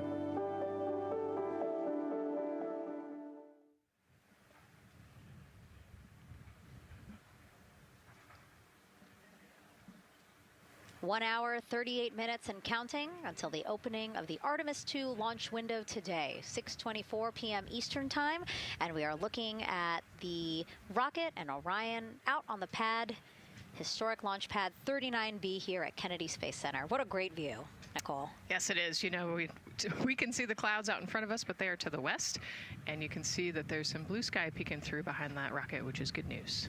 And more people continue to come on center here. About a couple of hours ago, folks with special passes to come on center were allowed to start driving on with family and friends. And of course, we have media growing by the moment here at the press site here at Kennedy Space Center, setting up their cameras, setting up tents, interviewing folks. Again, this great jib shot that we have from our camera here showing all the interest that we have here at the press site. And actually, even to the right of us, so camera left, no, sorry, the right of your screen, left of us, plenty of other people there, set up with their own tents, broadcasting to their own viewers. And so again, just really cool to see everybody wanting to share in this moment. Yeah, that's, I mean, how many media tents we can see from here. it's a beautiful thing. Yeah. I think it's important to share this message with the whole world. Yeah. And so let's take a look now at people who are watching in other parts of the country. We have this shot here from the U.S. Space and Rocket Center in Huntsville, Alabama. Oh, man, look Just at that. kidding. Museum of Flight, Seattle, Washington. So sorry. Hello to you over there. Sorry, I thought that you were in Alabama. But here you are from Seattle, Washington. Again, the Museum of Flight. They must have had a special event to bring people there to watch, as well as a special event here. Now, correctly, the U.S. Space and Rocket Center, Huntsville, Alabama. Of course, they would have a lot of people here, and I'm sure this crowd will grow when we get closer to launch. Marshall, the home of the SLS rocket. Yes. Yeah, this is a great shot. You can see all the people there, and obviously you've got quite a few artifacts in there as well. Oh, now they know. see us. Yes. Yeah, now they know. They're on the broadcast. That's too funny. Awesome. Hey, listen, it's all right. We can sit. We can sit and chill until we wait for the opening of the window. No, there they are. Yeah. Everybody's excited. Thank you guys for showing us your excitement. I know deep down it was in there. It's just that you felt like sitting at the moment, and that's all right. There's a little delay. Yeah, that's all right. Well, thanks so much to those supporting these watch parties and bringing them to us live here. Actually, our video paths are taking quite a circuitous route to be able to bring those live views in from Seattle as well as Alabama, but we're glad that we can be able to share it with you in the broadcast now. And so why are we going to the moon? Why does NASA want to build a moon base there? Here's Megan Carter again with our moon board. All right, thank you, Megan. Yeah, so we are right around that hour-and-a-half mark, hopefully for that launch. It's going to be very exciting. So they are going to have a few days to be around the low Earth orbit, and then they'll be heading on to the moon. So yes, let's talk what will be happening. Why are we going to the moon? So obviously this is not going to be a landing, as we've discussed. They are going to be coming with 4,000 to 6,000 feet around the moon's surface, and this is going to connect us directly to our past. Those Apollo missions did have 6 lunar landings, and the Artemis campaign is looking to build on that past by going back to the moon, staying longer, and then going farther. So how are we going to do that, and why? We have obviously talked We have obviously talked a little bit about that lunar South Pole, and we are focused specifically on the far side of the moon for this one for a specific reason. You might have guessed we're going to be looking for some resources, especially, and that's going to be water or water ice. That is going to be giving us some really critical pieces for future missions. And as you can see here, we have identified 9 potential landing zones. So this is going to be a critical objective for our crew. Depending on when they launch, it will determine what is going to be visible, but we do have these 9 landing zones right here around the Shackleton crater. And as you can see here, a lot of that area is deep and dark, and that is where we are going to be looking for that water ice, because that is obviously going to give us not just water to drink, but as we know, that can actually be converted into our propellant potentially, that hydrogen and oxygen. So that is going to make the moon a critical place for that moon base, because we want to think of it essentially as a backpacking trip. If you have your tent and your hiking boots and your camping stove and all your gear, you don't want to take that out and be on the trail for the first day and then try everything out. You're going to test things out a little bit closer to home before you go out on that adventure. And that kind of goes for us as well. So the moon is going to be critical for us in the future steps towards our lunar landings, and then also for going farther on to Mars in the future. It's going to set us up for that deep space exploration, and we can't wait to see what they see once they get to that flyby. But for now, we are, like I said, getting closer. So I'm going to turn it back over to you, Megan. Exciting stuff. Again, the idea of accomplishing a moon base, like as we've been saying, sometimes things just seem like science fiction, and it's amazing that we're making it science fact. Yes, yeah, we're going back. We're going to scout it out, and then on the future Artemis missions, we're going to put boots back on the moon for the first time in over half a century. But we're going to stay, and we're going to learn from the moon, and we're going to, as Megan talked about, the water ice, and harness that resource, and, not only learn from the moon, about Earth, and about the solar system, but also figure out how we get to Mars from the moon. And so what we're seeing now back inside the White Room with the closeout team, they are removing basically fixtures that protected the crew module hatch while they did work around it, right, Nicole? Yep.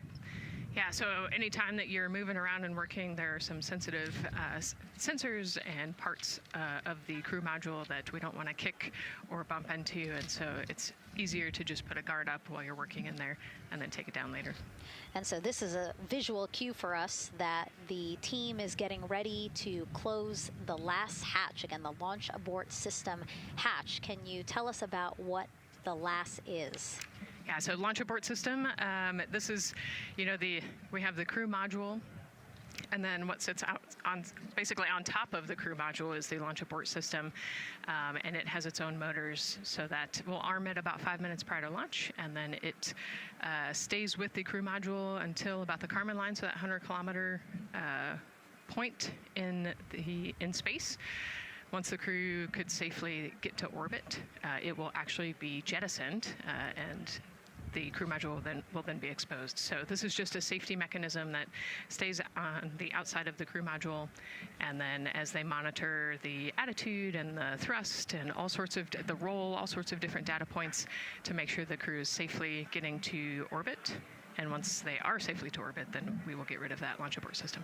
And it looks like they're putting all these parts that they're removing from around the crew module hatch into a bag, because they have to take this out with them once they leave the pad, right? Yes, yeah, we don't want anything left up there in the White Room, and especially because that crew access arm will move away from the capsule and the rocket, and so we want an empty White Room, no FOD like we talked about, so that we can have a safe launch. And this orange tube that you see on the right side of your screen, that had been inside the crew module providing breathable air to the crew. And now again, with the crew module closed and them getting ready to close the second hatch, that has been removed and is out of the way. So again, the closeout crew can continue to do their work. Yeah, that's just a duct to provide some cooling air and some breathing air to the crew and the closeout crew while they're in there. That's actually a good point, yeah. And so as we continue to watch the crew prepare to close the launch abort system hatch, why don't we take a look at the crew's mission patch? Now, crews have designed their official mission patches since the Gemini 5 launch in 1965. Reed, Victor, Christina, and Jeremy, they really wanted to play on the abbreviation of Artemis 2 to all, signifying not only the second major flight of the Artemis program, but also a mission to explore for all, by all. The crew chose the iconic Earthrise photo for a reason. It was taken by the Apollo 8 crew in 1968, the first crew to ever fly around the moon.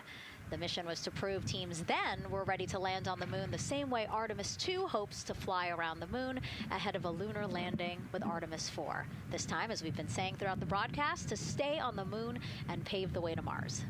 Yeah, we talk about incremental steps, right? And so Artemis 2 is very similar to Apollo 8 in terms of that increment. They're going to fly around the moon and set up the rest of the Artemis program for landing on the moon, but also with a nod towards the fact that we do this for all humanity. And I love the thoughtfulness and how much importance they put on their patch design. Another camera angle of inside the Orion spacecraft. I was going to say, we might be able to see Rise, but I think it's right behind Reed's foot there. And so to orient people again, so basically we have Christina in your upper right-hand, Christina in your upper left-hand corner. Then you have Jeremy below her. And then the feet you're seeing, those are Reed's feet. And then next to him, the upper right-hand corner, that is Victor, who's unfortunately hidden by Reed's feet. But again, that is the orientation of the crew inside Orion right now. Now, earlier this week, the crew got to stick their patch on a wall just outside the suit-up room. We can play that video there now. You can see that crews have been doing this as part of a pre-flight tradition again. Wow, Reed just making sure that thing won't come sure off. It's flat. And so now Victor is signing there. followed by Christina, and then Jeremy. That's a fun tradition, and your patch is up there too. It is. Yeah, ours is on the left-hand side there. Yeah, it's a fun tradition. This is a really fun day too. You know, they did this a couple days ago, but it's just another step that makes it a little bit more real that you're going to be launching soon.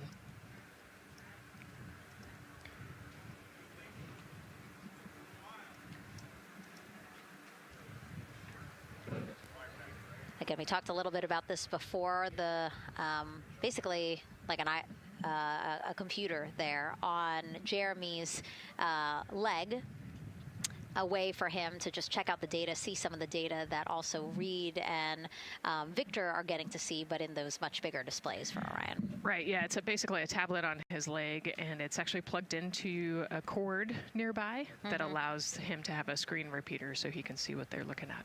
And it looks like he's taking notes. Can you talk a little bit about what that is? It's part of, all of them have like a little procedural book, right? Right, yeah, so they have what we call a knee board, and they'll have blank pages to take notes on. They might have a cue card or procedures, or they can be kind of custom built to what each crew member wants for their knee board.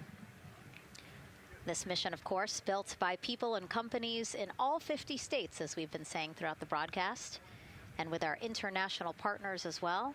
Let's take a look at some of the people playing such a big role in today's test flight. What we're doing here is a collaborative effort of hundreds of thousands of people.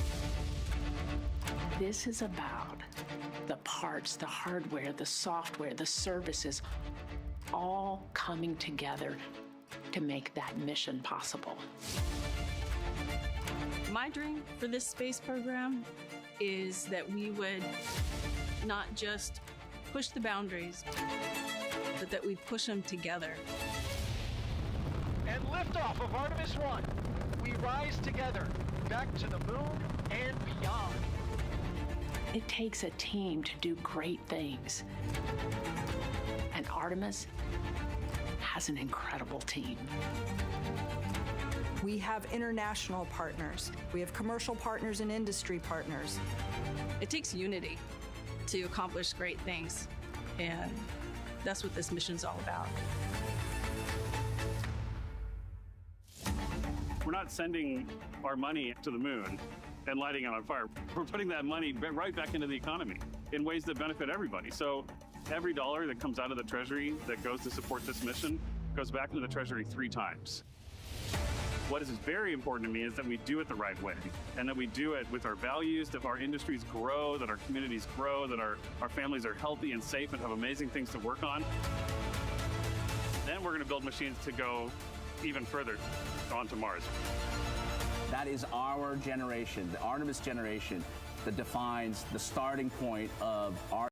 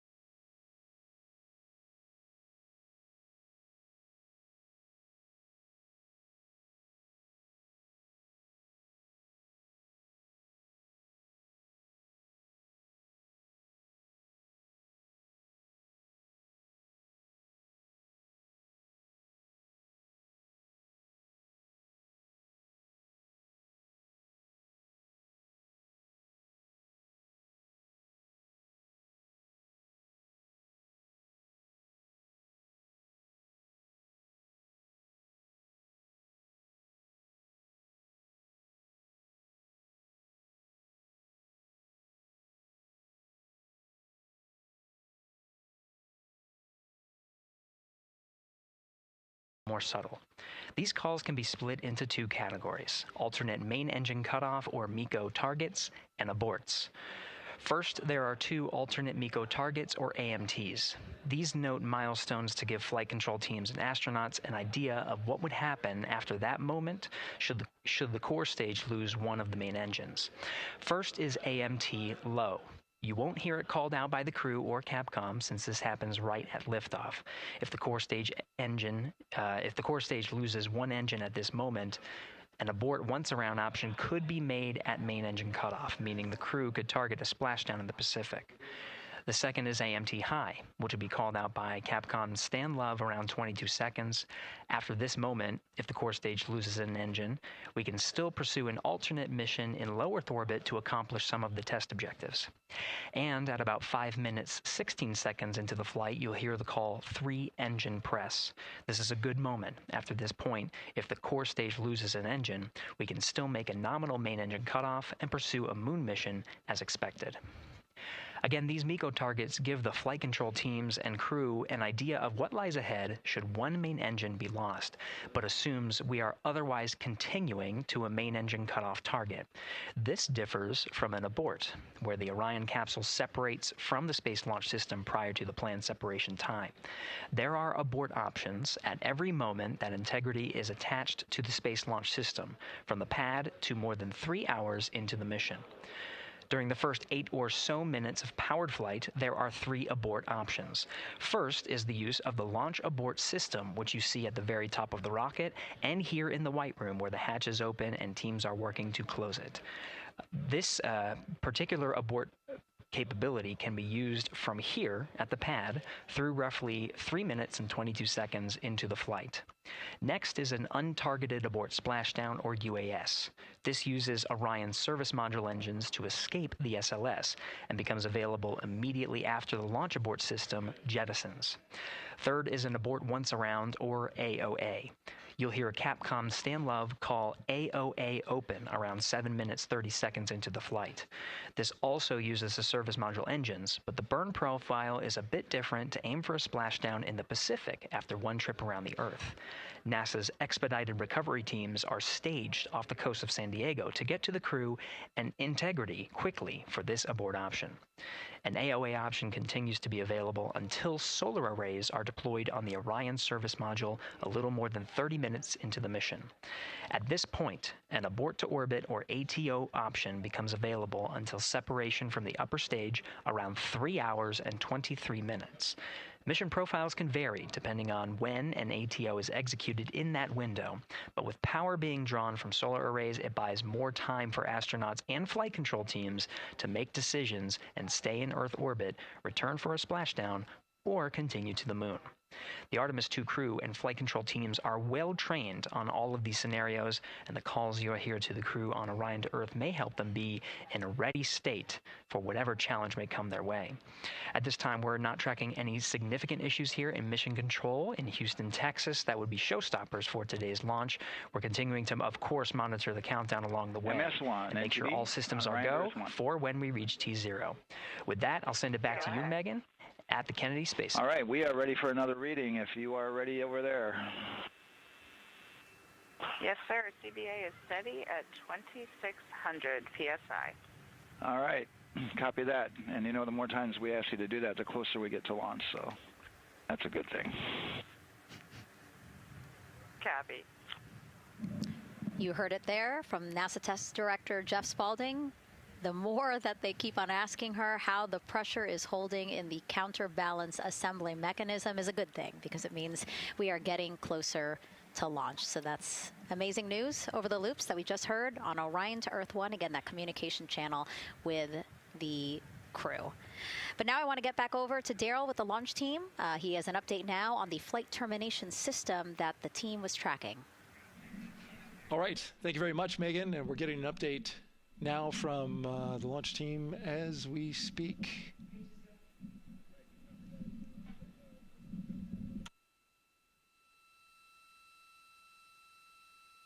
All right, stand by 1 second.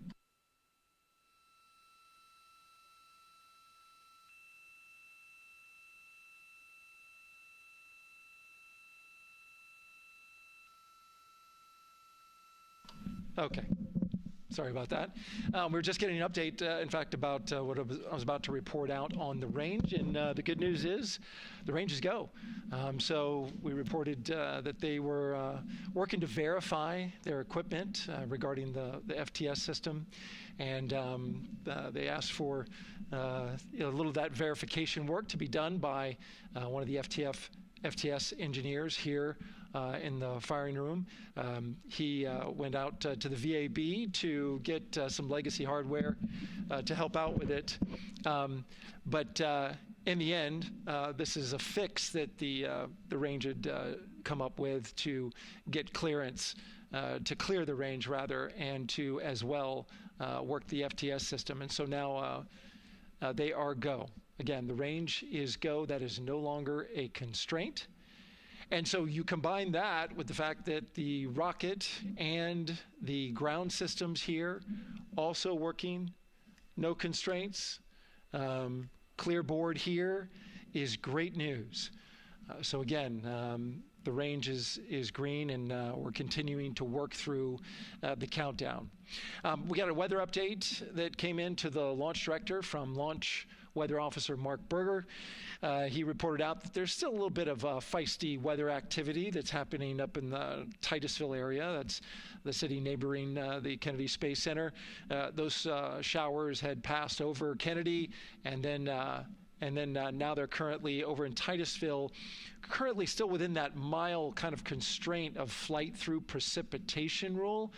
But we're still far enough from the window that it looks like it won't be an issue. And in fact, we're seeing some good sunlight now breaking through onto the launch pad. As you can see, it's actually shining on the other side of the rocket here. But to the west, we're starting to see some of that clearing that was forecast. And so the launch weather officer held his forecast for 80% go for flight during our launch window tonight, which, as a reminder, is 6:24 p.m. Eastern Time until 8:24 p.m. Eastern Time.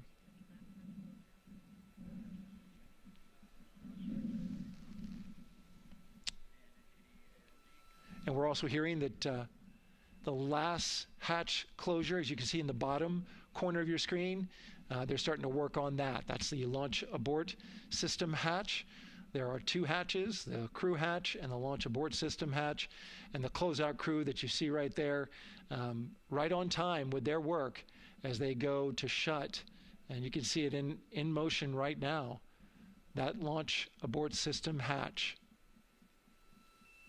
That's the latest from the firing room. We'll send it back to the host desk. Thank you so much, Daryl. Great news all around. And yes, we did just see them close the last hatch. And now we are looking at a live view of Banana Creek.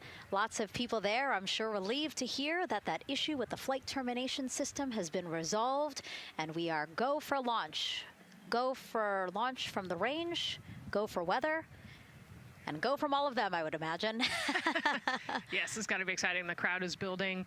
And as Daryl said, you can start to see the sun poking out here, and we can see all the clouds are moving north and moving away from us. So it's all good news. And so as we know, we have our Leah Martin down there at the Banana Creek viewing location, and she's standing by with some other guests. Hey, Megan, I don't know if you heard that huge cheer just now. Have you heard a big rumble? As soon as Daryl said that the range was clear for launch, everybody clapped. It was super excited as we get to do some final countdowns. Standing next to me, I have Hudson and Maddox, the son of brothers here. And I asked you a little bit earlier, how excited are you to be here for launch? What did you say? I'm very excited. It's our mom's birthday, and, you know, not a better way to celebrate right now. I asked you on a scale of 1 to 10, how excited are you? What'd you say? 11. Yeah, 11. I'm very excited. Super excited. Yeah. So, Megan, we've been watching the launch broadcast here and hearing some of the questions that you and Nicole have been asking and answering. And I actually wanted to ask these two kids, if you could take a 10-day trip around the moon and take 3 people with you, who'd you take with you? Well, I'd take my dad and my mom. And, I mean, I don't know.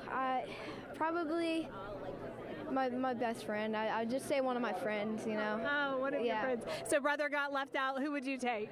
That was just what I was thinking. My dad and my mom and my best friend.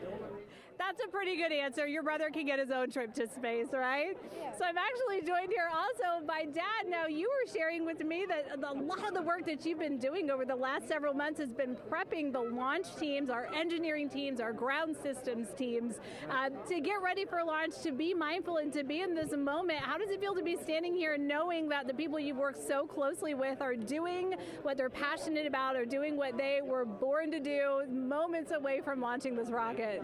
I mean, this is an exceptionally happy moment for us and all of us and the people that are, about to take off on this historic trip here. And I'm grateful to know that we've helped in some way, shape, or form to help them stay steady and calm, in such an exciting time within the agency. And so to just be here and witness it and know that, they've got some tools to help them stay calm and steady is everything to us. So.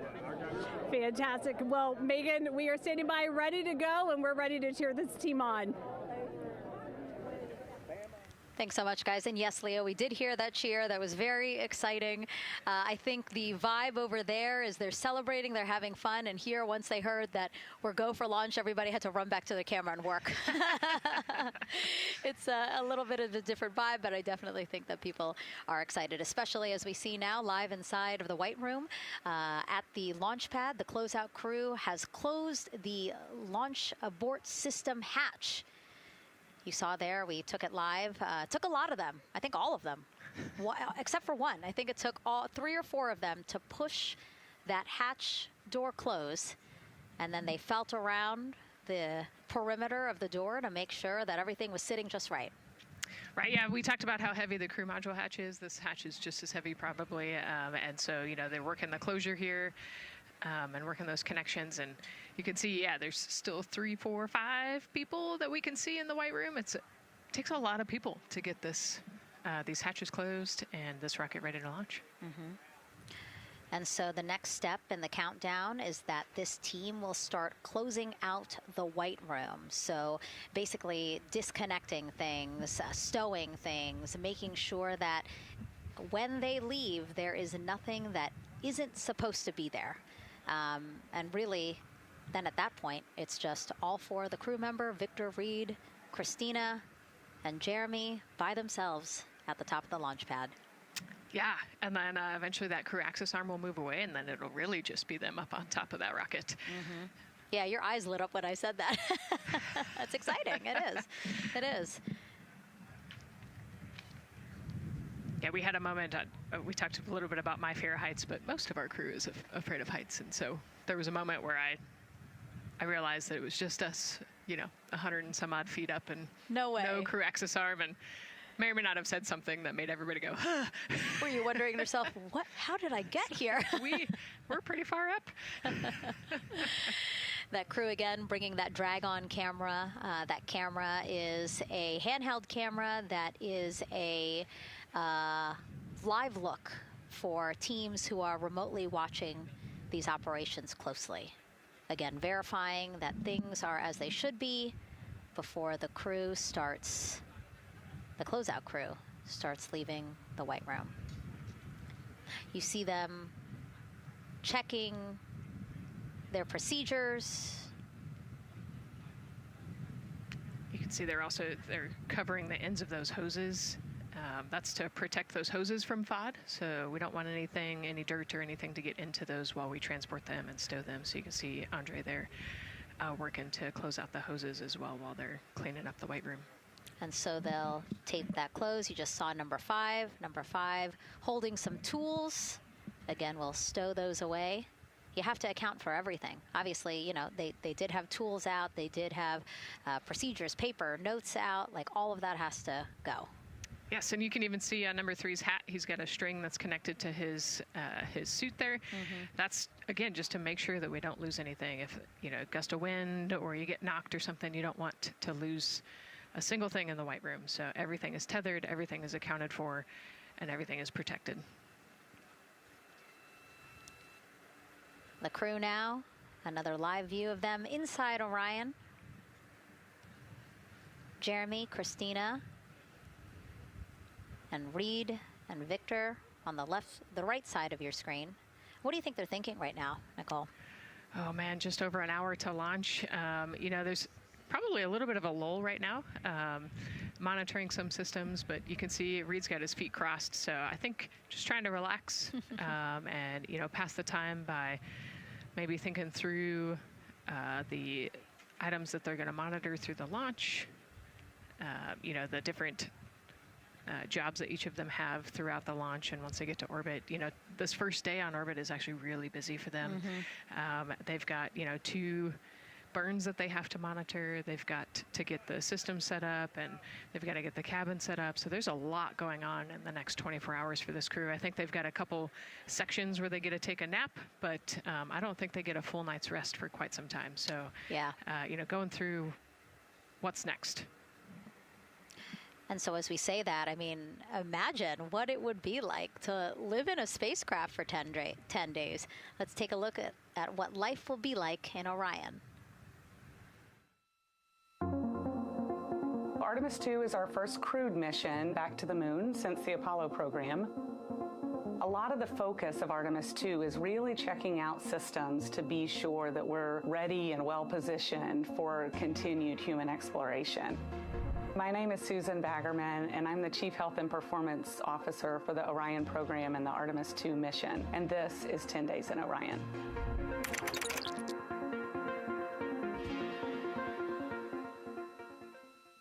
For this mission, the crew will launch in the Orion spacecraft on top of the Space Launch System rocket, or the SLS rocket.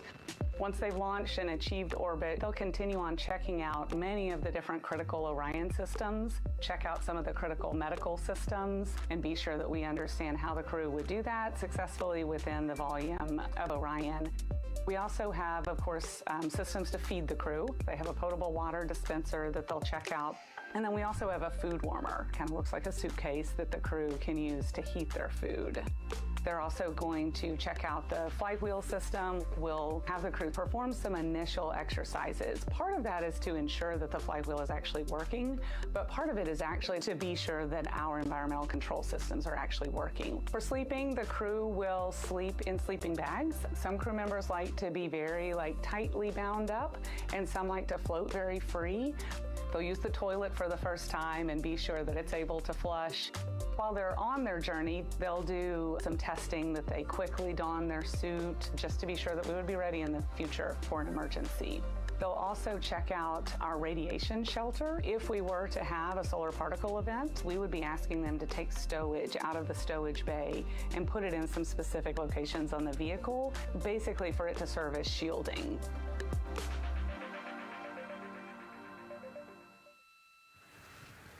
And so I want to talk a little bit more about what we just heard in that package. I am interested in the space food.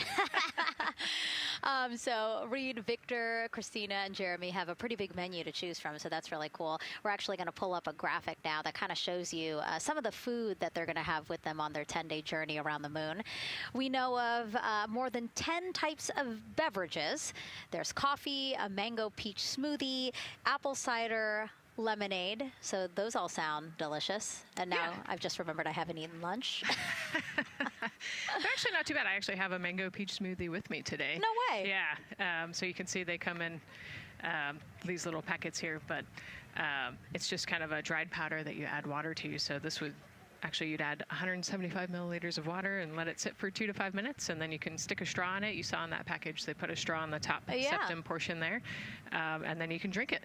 And so this is the packaging. This is food that you brought up with you, or that you had while you were at the ISS. Yes. Yeah, actually, this is all food that we have available to us on the standard, what we call the standard menu on the space station. And so actually the graphic there showed quite a bit of the standard menu that they're going to take with them. So let's pull space it back food up, is space actually. food. Yeah,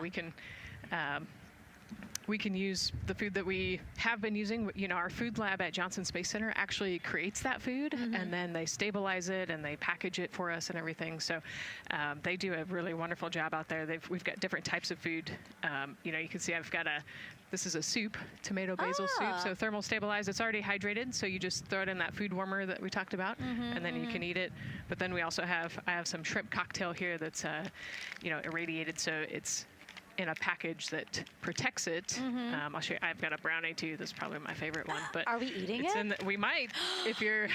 Yes. Look, So- see, they want us to eat. I don't know what happened, but it worked out with what we were saying here. So it's in an outer package to help protect it against radiation, and then it's in this inner package. And so this cosmic brownie, actually the trick, Anne McLean, my crewmate, taught me. The trick is you got to put this in the food warmer and get it nice and warm, and then you can get it. But so what we do is we just take scissors and you open it up, and then it comes right out. So these brownies are nice because they don't have a ton of crumbs, and so you can actually just eat it pretty easily in space. If you imagine, that would not happen in space. It would not fall. But yeah, so we've got all sorts of things that you can actually eat. The menu's pretty good and pretty diverse on the space station, and then as you saw, pretty diverse for Orion. Nice. Yeah, that's amazing. And again, here's a look at the crowd that's starting to continue to grow here as we get closer and closer to launch. We are now under an hour from the opening of our 2-hour launch window at 6:24 p.m. Eastern Time. And so let's take some questions from social media. We haven't taken some of those for a while. You put that brownie away, Nicole, or I'm going to steal it. Nicole, we have another celebrity who submitted a question. Let's take a look. Okay. A quick question for the Artemis crew. What food from Earth would you bring with you into space? And why would it be lasagna? Because that's the greatest food.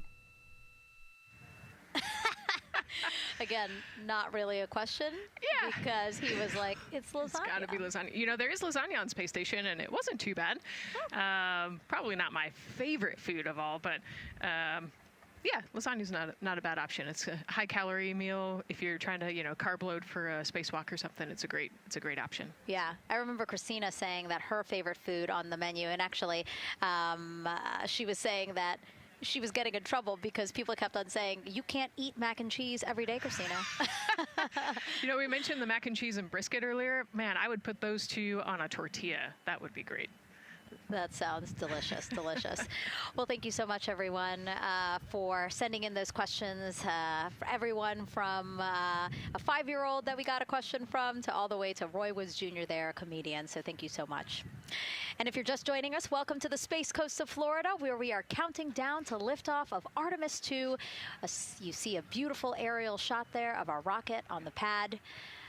For the first time in more than 50 years, we are sending humans to fly around the moon and back, and we're taking you all of you with us on this next chapter of human spaceflight. I'm NASA's Megan Cruz, and this is NASA astronaut Nicole Ayers. Great to have you here, Nicole. Yes, this has been a beautiful day.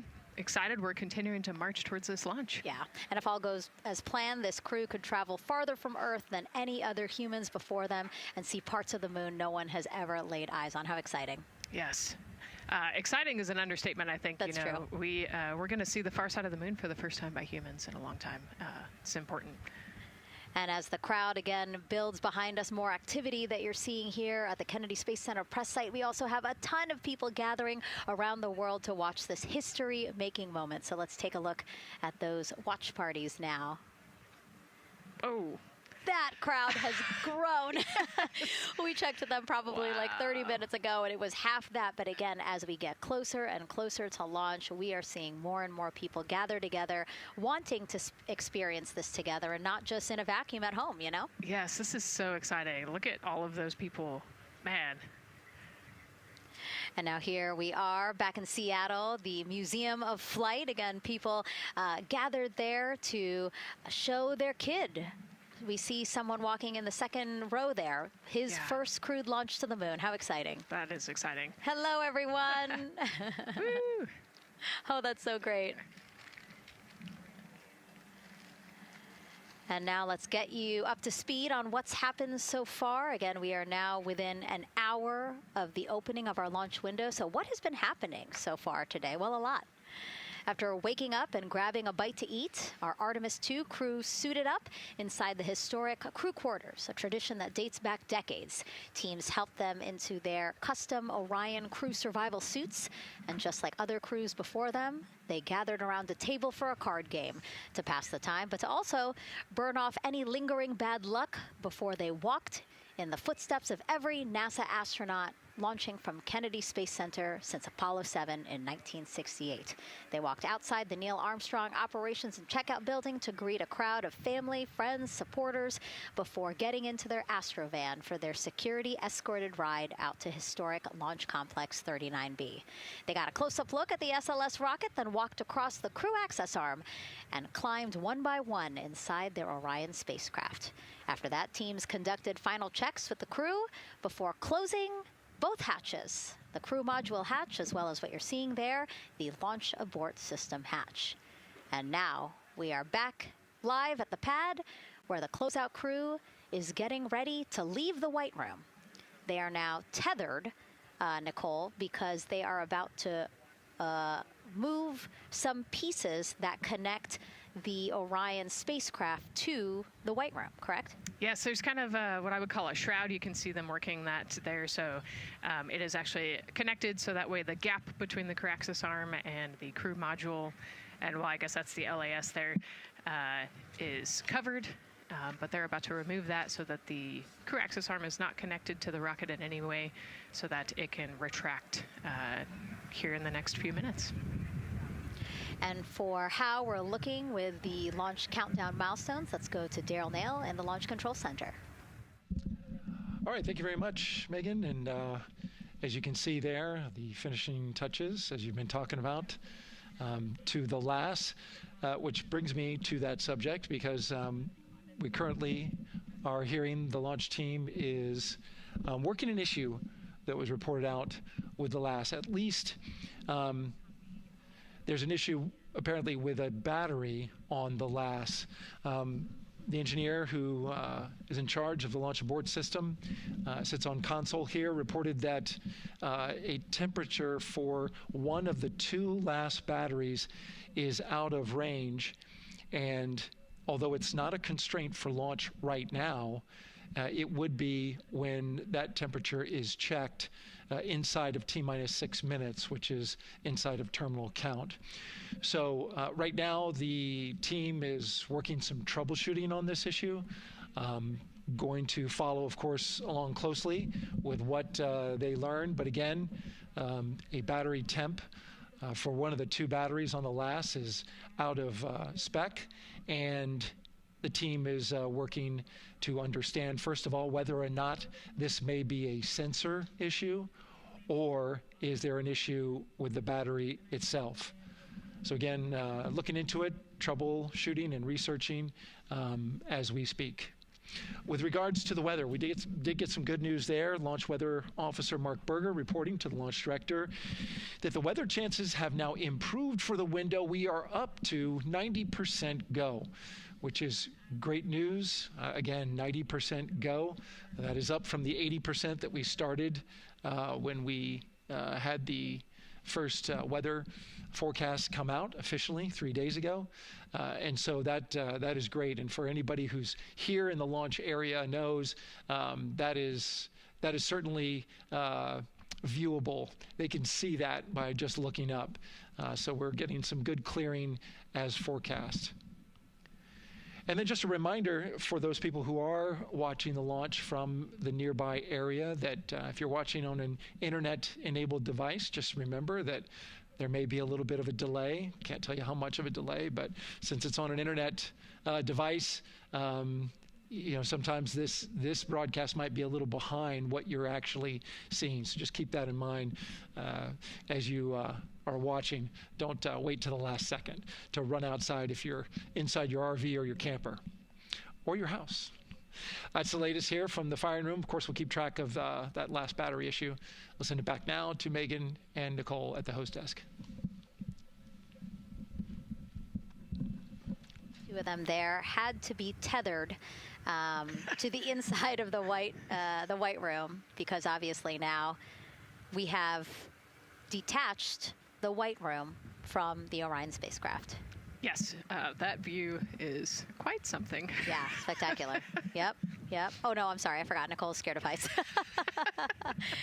An astronaut afraid of heights is actually not uncommon, as we've learned today.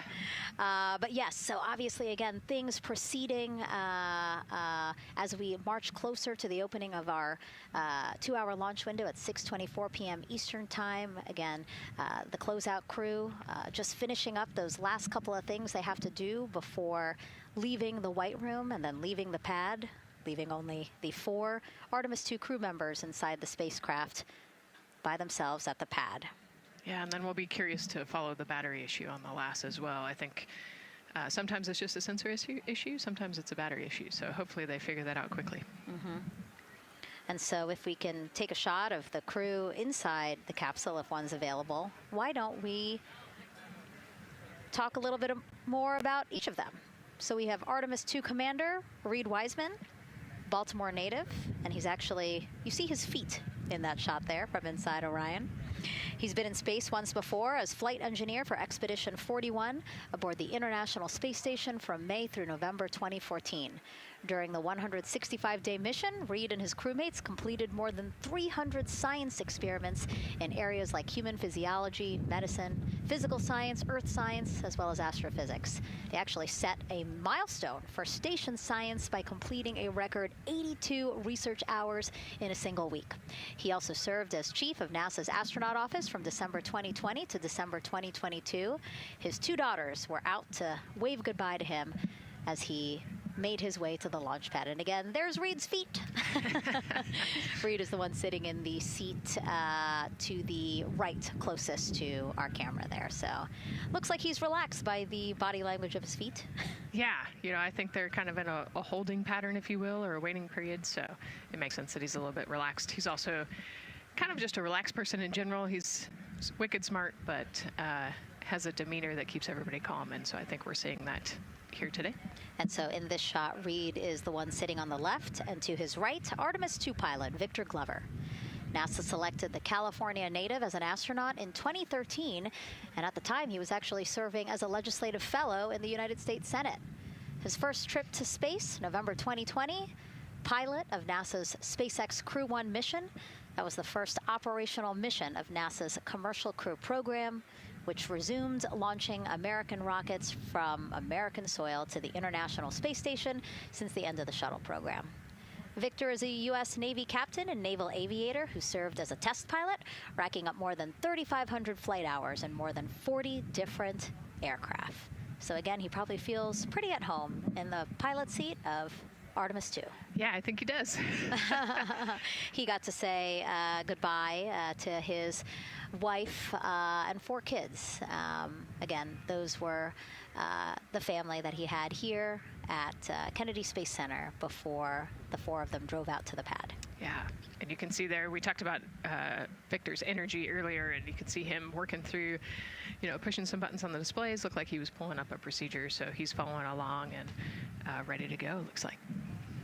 And then mission specialist Christina Cook, sitting on the upper left-hand corner of the screen there, native of Grand Rapids, Michigan, was selected to the Astronaut Corps in 2013, same class as Victor, served as flight engineer on the International Space Station from March 2019 to February 2020. During that time, she set a record for the longest single spaceflight by a woman with a total of 328 consecutive days in space. How cool. She also participated in the first ever all-female spacewalk. And before becoming an astronaut, Christina helped build space science instruments and led scientific fieldwork in some of the most remote environments on the planet. Her hobbies include surfing, rock climbing, and community CDR, service, yoga, and photography. Go ahead, NCD. There's a couple of suppressed overvolt messages. We're going to go ahead and clear those off your screen. We see them and we copy. All right. NASA test director. We're still working here, trying to get through everything. So we're getting close, and then trying to talk that other issue that we just picked up a little bit ago. But I think work-wise, we're doing really well. Sounds good, NTD. We're doing great on board. Glad to hear it. NASA test director giving an update to the crew. Some messages flashed on their displays. Just wanted to say that they didn't have to worry about that. We're going to clear that. And that also just reassuring the crew, again, that they are tracking and working the issue with the launch abort system battery. Yeah. All right. And then first-time flyer, Canadian Space Agency astronaut Jeremy Hansen will fly to the moon as a mission specialist on the Artemis 2 mission. The London, Ontario native selected as an astronaut in 2009. After that, he worked as Capcom at NASA's Mission Control Center in Houston. Capcom stands for Capsule Communicator and is the sole direct voice communicating with astronauts while in space. Jeremy also participated in training exercises, really cool ones like living on the ocean floor off the coast of Florida to simulate deep space exploration for a week. In 2017, he became the first Canadian to lead a NASA astronaut class. He also enjoys getting out on a sailboat, rock climbing, and mountain biking. He has a wife and 3 children. And he's the one that you see bottom left-hand corner of your screen. I know, I'm trying to see what he's doing there. Christina's looking too. And so there is your Artemis 2 crew inside the Orion spacecraft. And this is actually the 7th time NASA astronauts will launch on a new NASA spacecraft designed for crew. And if you're wondering about the first 6 crewed test flights, here they are.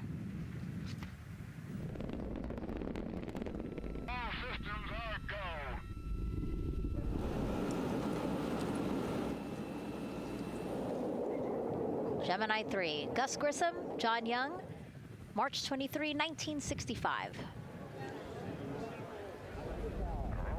Apollo 7, Wally Schirra, Don Isley, Walt Cunningham, October 11, 1968.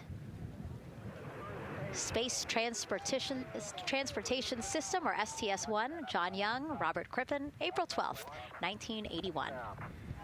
Then NASA SpaceX Demo 2, Doug Hurley, Bob Behnken, May 30th, 2020, followed by NASA's Boeing crew flight tests. Butch Wilmore, Sonny Williams, June 5th, 2024. And now, Artemis 2 with Reed, Victor, Christina, and Jeremy. It is really surprising, honestly, to hear that through all these decades, through all these launches we've had, this is only our 7th new vehicle that we're testing for crew. Yeah, you know, we have so many different missions that we think about and we talk about, but really 7 vehicles that we've tested and that we're flying. You know, I like to think of spaceflight really as a permanent test, right? We have, you know, hundreds of missions or so. You know, an airplane that gets tested and then flown has thousands of data points. And so really spaceflight is always going to be in the test field. And I think it's important to remember that, especially as we put humans on rockets that we never have before, or for the 7th time we start a new vehicle and a new mission. Just getting word now that White Room closeouts are complete. And so the closeout crew is preparing to leave the pad. It's exciting stuff. We are making good time, and the closeout crew is doing really well. 41 minutes, 43 seconds and counting until the opening of our window. And Artemis 2 is a 10-day mission that will send the 4-person crew on a journey around the moon and back to Earth. It will be a critical step towards future lunar and Mars missions.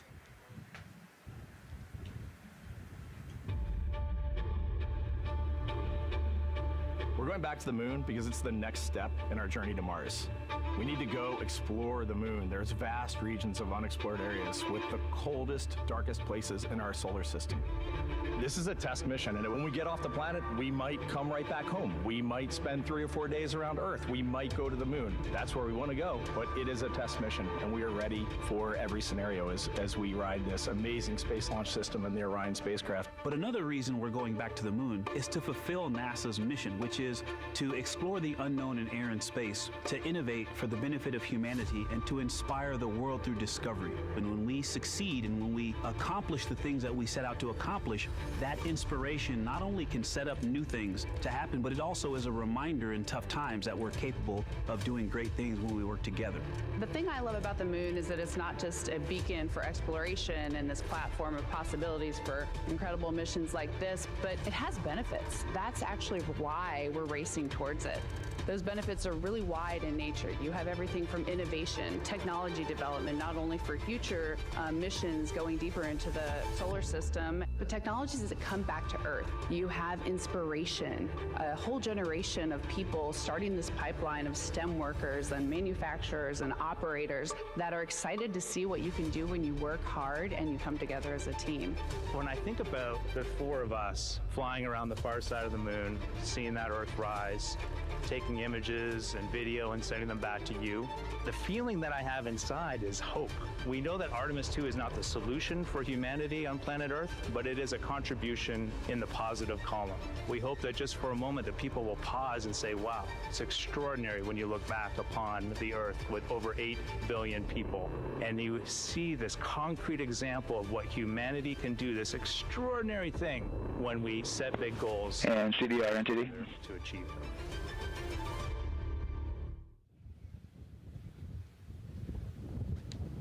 And so Mission Control Houston will control the flight of Orion after a liftoff here at Kennedy Space Center. Here's Gary Jordan, who's embedded with that team. Gary, you might have to pause because we did just hear a call out to the commander in Orion. Will do, Megan. I think that was Commander Reed Wiseman responding to prepare for some of the next steps. We are now holding at the T-minus 10-minute hold. Expected a 30-minute hold. So we are well on the countdown.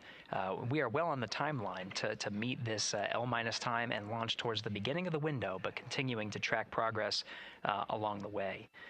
Again, I'm here with the Artemis 2 flight control teams in Mission Control Houston. The team in the room behind me has been monitoring the countdown and verifying their own mission-specific launch criteria of the Space Launch System, the Orion spacecraft integrity, and its crew. During the final poll before launch, if all looks good from each of the flight controllers in this room, Flight Director Judd Freeling will report a go for launch from Houston Flight. Upon liftoff, teams here take control of the mission and communicate with the crew while they fly on the Space Launch System. This phase of flight is highly dynamic, and each console position has a dedicated and important role of looking after critical systems. You'll hear calls from Capcom and NASA astronaut Stan Love in this room to the Artemis 2 crew as milestones are reached during the more than 8 minutes of powered flight on the core stage. Liftoff and ascent are just the beginning. This room will be staffed around the clock over the next 10 days to oversee every moment of the mission through splashdown. Here from the Johnson Space Center, we'll be streaming the mission live 24/7 so anyone can follow the crew's journey, take peeks inside the spacecraft, and share the experience of a lunar flyby with astronauts looking down at the moon's surface. Teams here have been rehearsing tirelessly in simulations to throw every conceivable and inconceivable scenario their way. We are ready and eager to begin the Artemis 2 mission. Still milestones to come as we continue the countdown, but we'll be right back with you during the ascent phase of today's flight. With that, Megan, I will send it back over to you at the Space Coast. Thanks so much, Gary. Under 37 minutes until the opening of our 2-hour launch window, 6:24 p.m. Eastern. I've never been more excited for a time. But why don't we send it back over to Megan Carter with the Moon Board to learn more about what happens after ascent. Absolutely. I am definitely also getting excited. Things feel like they're starting to pick up a little pace here. A lot is about to happen within the first 10 minutes of launch, but what happens after those first 10 minutes? Let me take you over here to my mission map so we can kind of jump ahead and let me explain a few things. So, our main engine cutoff is going to stand for MECO, and that is essentially where the rocket's job is done, and it is then going to turn the propulsion duties over to our ICPS. That stands for Interim Cryogenic Propulsion Stage. Don't try and say that too many times fast, but the ICPS is going to be right here, and that's our in-space propulsion. About 50 minutes into, after about 50 minutes into launch, it is going to conduct that first burn, and that's going to be the perigee raise maneuver. Essentially what that is going to do is going to raise the spacecraft from a lowest point of Earth just a little bit higher into space, and then they are going to conduct that nice path. It's going to set them on that nice circular path around the Earth. That's when they're going to start to be able to really check out the spacecraft. The Orion spacecraft is going to be able to, like we've talked about, be maneuvered by the crew. They're going to check out those life support systems, and communication checkout's going to be vital at that point as well, obviously. Then they will be conducting that another burn, and that's going to raise them just a little bit higher again. And then they will, it'll be about time for the ICPS to separate, and they will start another lap around the Earth as well. Now, the ICPS, but even after it separates, its job will not be done because they will have the opportunity to conduct something called the Proximity Operations Demonstration. And this is going to be really important for our future lunar missions because the ICPS actually has a target on it, and the crew is going to have the opportunity to manually maneuver these spacecraft like we've mentioned and practice those docking maneuvers. Now, obviously, they will not be docking for this mission, but that is, again, going to be critical for those lunar missions in the future. Now, all right, after that ICPS has separated and they've done that second lap, they're going to conduct 2 more burns. And what these burns are going to do is set them up to the high enough orbit and a fast enough speed in order to conduct the translunar injection. This is going to be that critical moment and that critical milestone where they are going to produce about 6,000 pounds of thrust.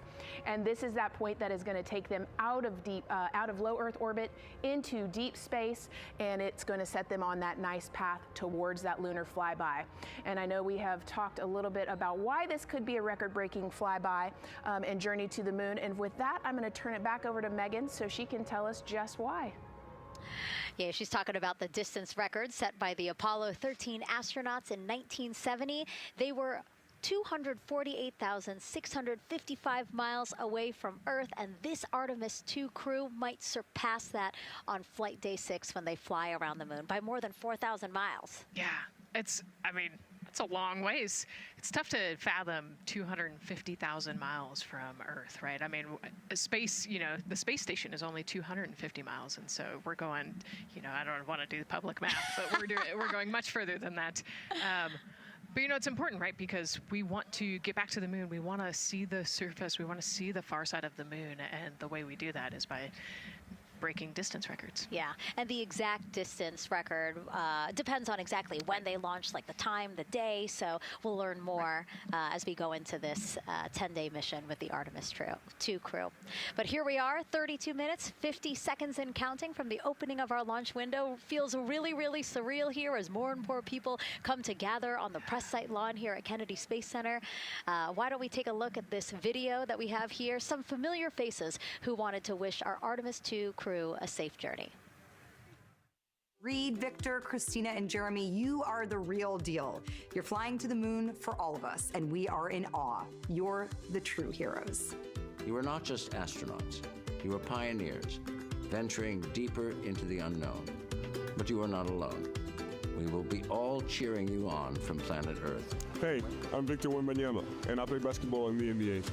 But I'm not only interested in shooting hoops.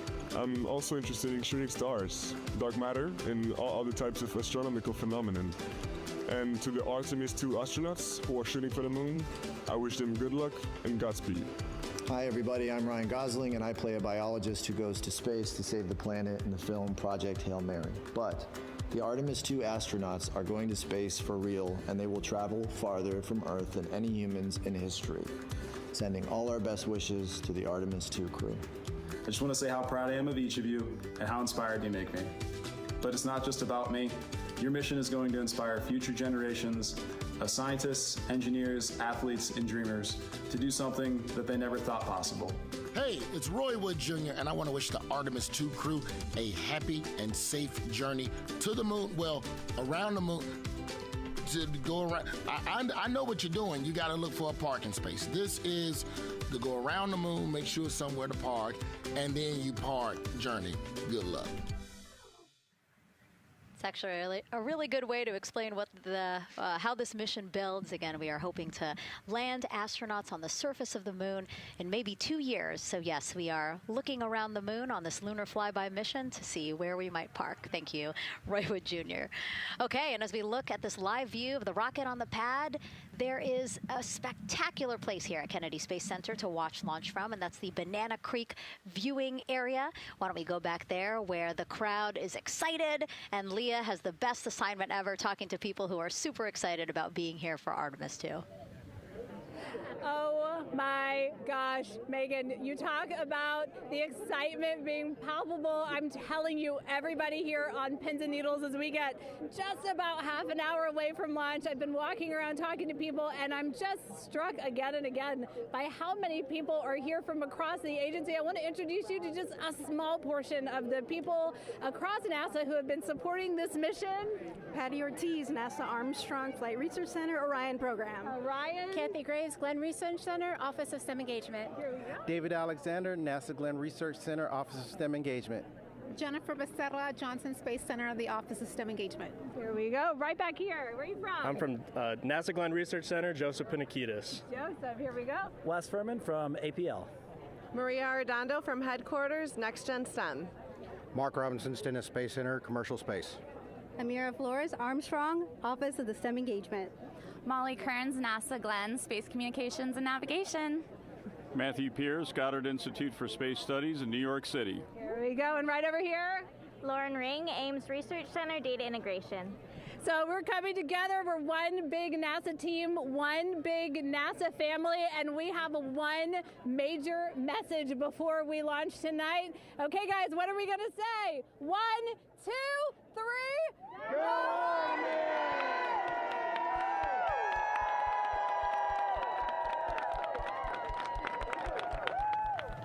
Oh my gosh, that made me so emotional. That was so inspiring to see. I mean, wow, yeah, that was great. I mean, just to hear everybody say their position, what they're doing to support this mission is amazing. And I'm sure this was something that really rang true and resonated with NASA's Administrator Jared Isaacman, again, to see the workforce come together to do the work and then to be here for launch. So why don't we actually go over to him now with our Jasmine Hopkins at one of our other viewing locations. All right, Megan, thank you so much. The energy here on the balcony is honestly becoming electric as we get so close to launch. And now we are thrilled to welcome NASA Administrator Jared Isaacman. Jared, we're really entering a golden age of exploration. How will Artemis 2 set the pace for the coming years? Well, I mean, Artemis 2 is the opening act, right? This is the test mission.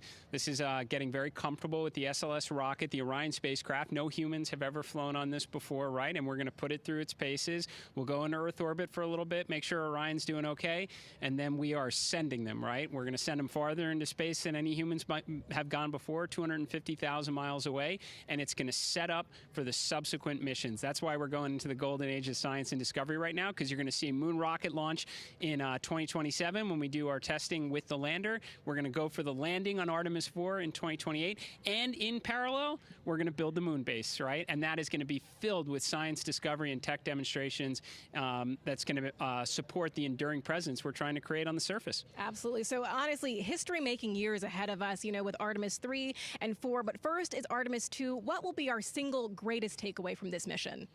Well, I'll tell you, I mean, after ignition, to me, the moment that I'm going to be most excited for is splashdown. There's no question about that. Good shoots coming down off the West Coast. But look, I think the takeaway from this is gaining extreme comfort in the Orion spacecraft, right? I mean, this is very different than what we've done for more than a half century, right? I mean, the velocities that spacecraft is going to re-enter at, it's going to be new territory for us. We want to get our arms around that completely. So I would say the performance of SLS plus Orion is everything on this one. We want to make sure we do it in as a safe way as we possibly can, understanding what we are undertaking right here, bring our crew back, learn as much we can from the vehicle, set up for Artemis 3 in 2027. Right. And Administrator, we've actually had a pretty young audience today here, some kids running around the balcony. How do you hope Artemis 2 inspires that next generation? You know, I talk about this all the time. Like, you know, one of our overarching KPIs that we should always be tracking is the number of of people living and working in space. Well, you know what's another strong number 2 on that one? It's the number of kids that are dressing up as astronauts for Halloween, so that they grow up, that they're inspired to want to join in this grand endeavor, whether they come work with us here at NASA or they join in industry, but they're helping humankind venture out farther, pursue all the secrets of the universe. Yeah, I think we'll see a lot of kids dressed as astronauts this year. And finally, Jared, you've really made it a personal mission to get to know the people behind the work at NASA. Do you have any final thoughts, any final words before today's history-making launch? Yeah, well, one, I want to express a lot of appreciation. I'll tell you what, the 4 astronauts on top of Artemis 2 know this. It takes an army to pull a mission together like this, right? Across all 10 of our centers, all of our commercial partners, the international partners that come together to make this possible. My sincere appreciation for everyone who is currently working the mission right now, so getting them ready for launch, that will be watching over them in mission control, recovering this crew when they splash down off the West Coast. I have complete trust and confidence in your abilities. And everybody else who's not directly working on Artemis 2, Artemis 3 is coming up next year. When this mobile launcher gets back in the VAB, we're going to start stacking. Wow, plenty of excitement ahead of us. Jared Isaacman, thank you so much for being here. Thank you. Thanks for being here. Of course. All right. And with that, let's get back to the countdown with NASA's Megan Cruz. Under 25 minutes and counting from the opening of our 2-hour launch window. And take a look at all these people behind us. I literally, every moment I turn around and I see the clock, I am like, oh, wow. Oh, wow. There are more people and less time. Yes, exactly, which is a great problem to have. Yes. Now, this first crewed test flight of NASA's Artemis program coincides with the 250th anniversary of our country's founders signing the Declaration of Independence. Exploration is a part of America's DNA, and it continues now with our return to the moon.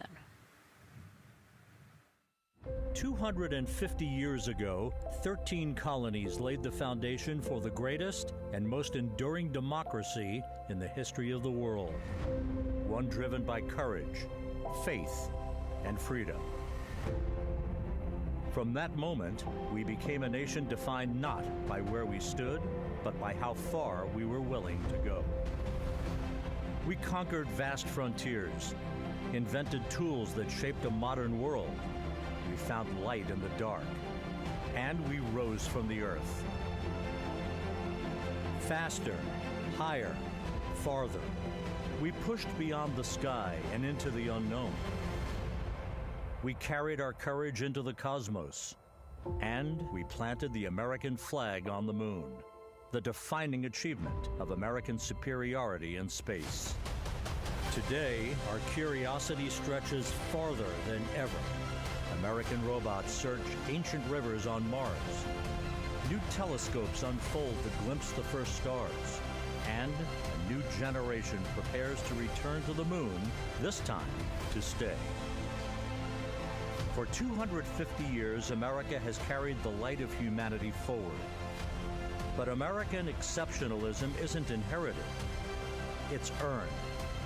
Our greatness comes not only from what we've done, but what we're still determined to discover. Because in every era, across every horizon, America is at its best when it's reaching for something greater. America celebrates 250 years, and we are leading the world into the future. 22 minutes, 15 seconds and counting from Artemis 2, NASA's boldest test flight in a generation.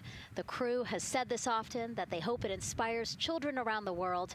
And recently, a group of kids here at Kennedy Space Center got a surprise of a lifetime while watching that rocket roll to the launch pad. So tell me what color it is.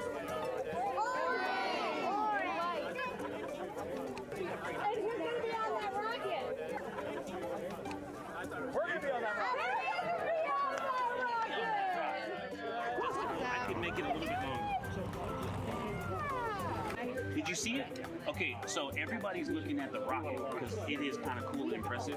One of the coolest things happening over there right now, though, is it's on top of a giant tractor. Doesn't all food come in like tubes? It's in these like little plastic bags. You have to like rehydrate it. Sushi. There's not. I haven't seen sushi in space. It's probably hard to keep that back. Sushi mashed together. My favorite part was this one little girl. She had a question. She had patiently held her hand for a long time, and Christina turns to her and says, "Okay, what's your question?" She just goes, "I forgot." It was like, that's a perfect little kid moment. I just Wait, are you my mother's cartoon astronauts? What? Say that again? Never mind. It's a little hard to say. Go Artemis! These two, yeah. Put it on. Look at this one. Yeah. There you go. I like your dabbing astronaut back there. It's just so fun to see the enthusiasm, the energy, and a little bit of chaos. 3, 2, 1. Wasn't that so cute? I love kids and their excitement and, even just being real. Like, I don't remember what I was I know, gonna he ask. goes, but I'm glad you're here. Now here we are, Space Center Houston. The crowd has exponentially grown throughout the day. We started showing you live shots from in there probably an hour ago, and now take a look at all the people there getting ready to witness history together. It's something really special to be able to witness something like this together. Yeah, we've heard from celebrities and officials and kids, and it's amazing. People from all around the world came here today to Florida to watch. So it's something. It's hard to put into words just how much support for this mission we're seeing today. And great news too. Remember, the team was tracking an issue with the launch abort system battery. They appear to have cleared that issue, so we are go for launch. Yes, it's exciting.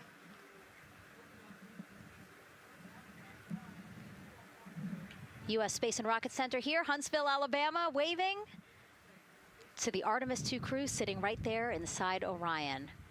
Inside of 20 minutes from the opening of our launch window, and right now we are targeting the top of that launch window, so we could be launching here in about 19 minutes, Nicole. Wow, I don't know if I expected this today. I'm excited, and I'm glad they were able to clear the problem with the battery on the LAS, and everything has gone really smoothly today. It's been great. The weather cleared up. It's a beautiful day for a launch. And so now, as we are so close to possibly launch now, just what are your final thoughts as we are about to embark on a mission back to the moon, the first time in more than 50 years? Yeah, just so proud of the crew and all of the teams here on the ground that made this happen. They are carrying the torch from the Apollo era into the Artemis era. And, as the crew likes to say, they want to be the shoulders that the next generation. And let's see, GLS, can you help us with that, please?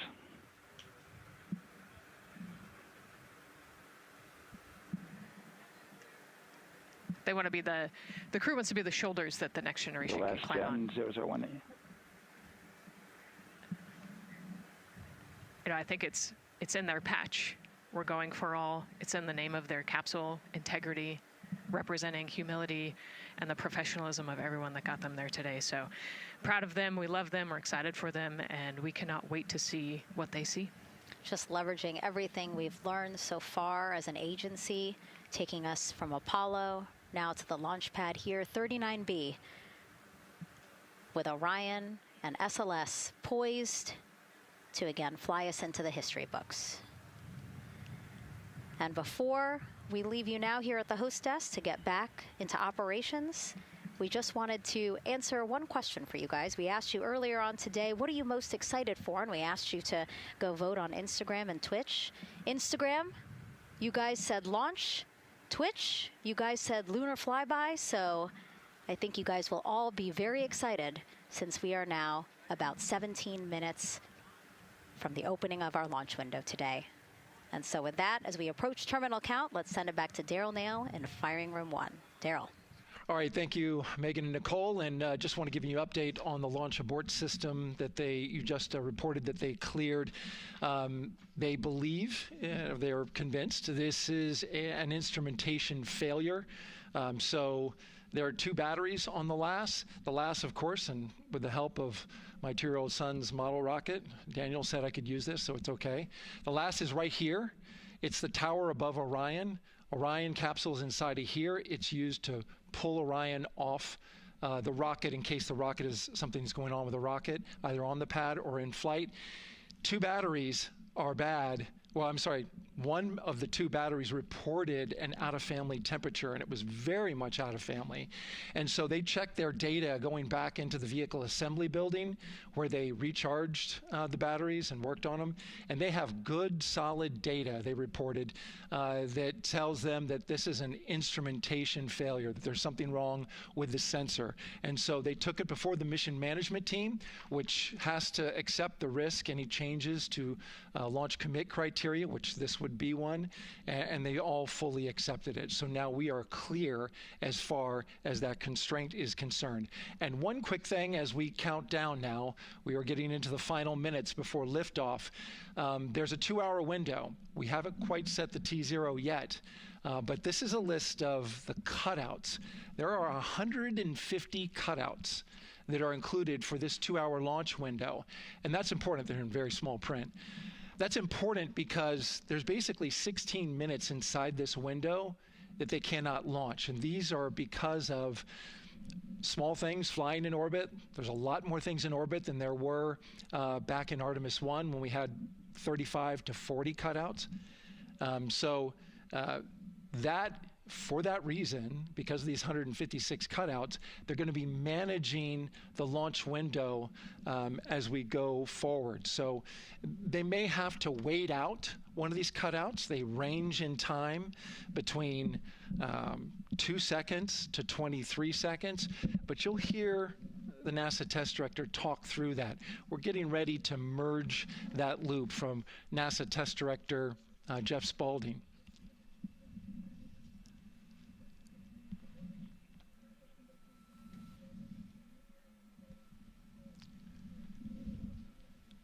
And so now I'm listening to the launch team get ready to merge their operational channel.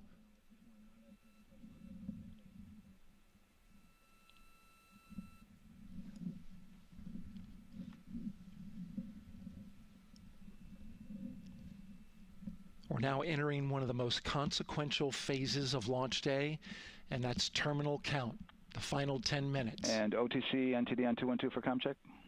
Good, comm. How me? I hear you the same. STC? GTC?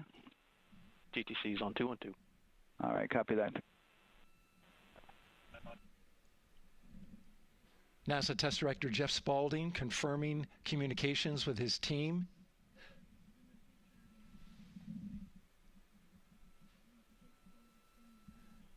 There will be 2 polls that we'll hear. One from Spaulding, the NASA test director, confirming the ground systems and the launch team are ready to proceed. At this point, we have a clear board, no constraints, but we need confirmation from each individual on the NASA test director team. So we'll hear him poll his team. The other poll that we're waiting for is the poll from Launch Director Charlie Blackwell Thompson, who will take that final status from NASA management before giving the go to come out of a hold. And you're seeing the clock count down at L minus 12 minutes. CCL, OTC, Orion, RS1. CCL. Yes, sir. Reconfigure ARS primary loop ISO valves. Copy, that's in work. And CDR, OTC, Orion, RS1. Go. ARS loop ISO valves are being closed at this time. Integrity copies. NGDLP. Go. Yes, I had a discussion with Sea Ice and with MER Manager regarding the observation the Sea Ice had a few minutes ago. They were able to confirm with BCI photos that the condition that they observed has been there since 2025. MER Manager has had a chance to review the findings, and they do not have any constraints from either a Sea Ice or MER Manager perspective. Okay. Copy all. And Launch Director, NTD, you copy? Yes, sir. I copy. That's good news. OTC, CCL 212. OTC. ARS primary loop isolation valve configuration is complete. Copy.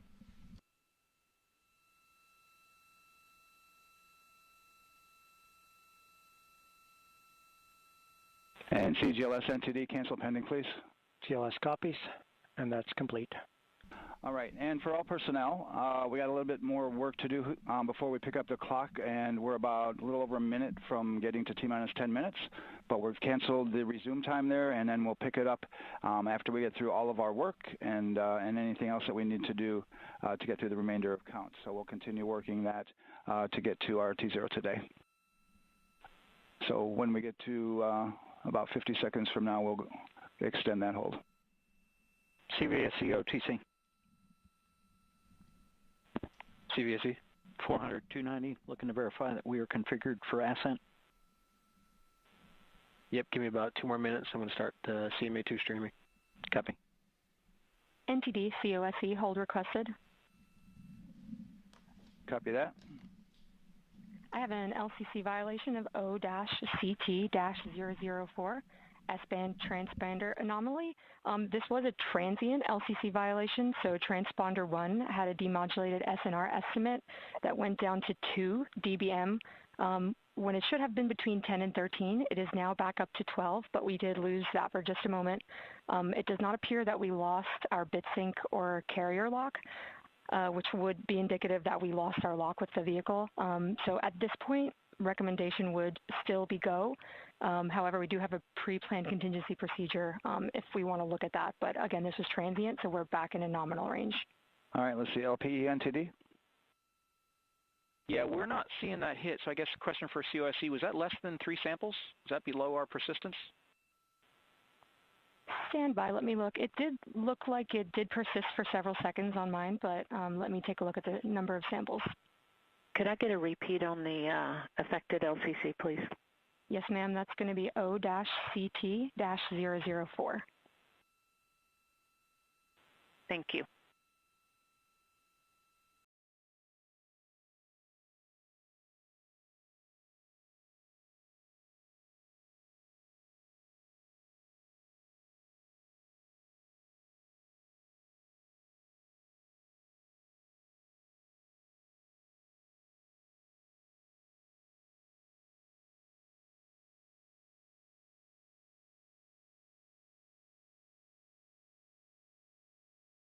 Yeah, us taking a look at the data right here, looks like that was a single sample. Yeah, copy that. RFTS does report that they also lost lock for about 5 seconds. So I would love to ask KUS and see if they also lost lock with the vehicle for any extended amount of period.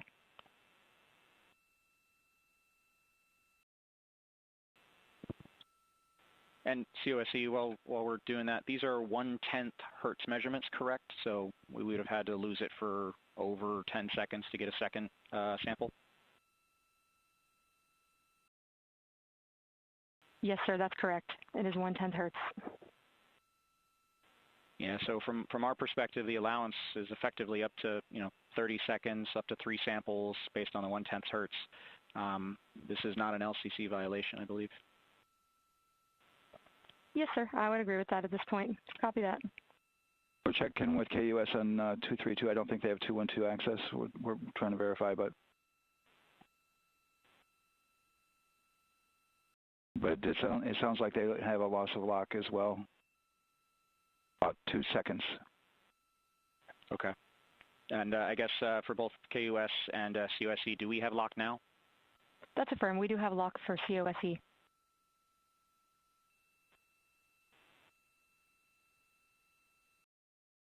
Yeah, so from the integration console perspective, we did have a temporary loss there within the allowable, and per the requirement, let's go. And this is Houston Flight. We have lock and we have good telemetry here in GSE. And KUS is reported to they have good lock now. So with all of that, OSC, then are we in a go configuration per your LCC? Yes, sir. Recommendation would be go. Okay. LP, you concur with that? Yes, sir. LP concurs go. And Launch Director? Yes, sir. Launch Director concurs go. All right, and I'm going to go ahead and just verify everybody has everything else complete, Launch Director, and if we do, we'll be ready to pick up the poll at that time, unless there's something else that you're aware of. No, sir. Let's verify all our work is complete, and I would like one last check of our constraints list. All right, let's see. OTC, are you still waiting for ComConfig, or are you complete? That is with affirmed, everything? sir. Okay, is that your only open item? Yeah, OTC, this is CVSC. That 400 step 290 is complete. Copy. Okay, so OTC, you're complete with all of your work? That's affirmed. All right, copy that. STC? STC is complete. And GTC? GTC is complete. Okay, excellent. All right, and LPE, just want to verify we have no open constraints at this time. No open constraints. We have a clear board, sir. Okay, tracking the same here.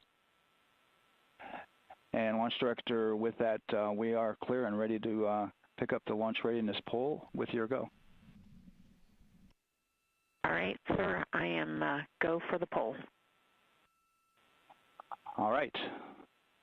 And for all personnel, this is the NTD conducting the Artemis II launch readiness check. Verify ready to resume count and go for launch. OTC. OTC is go. STC.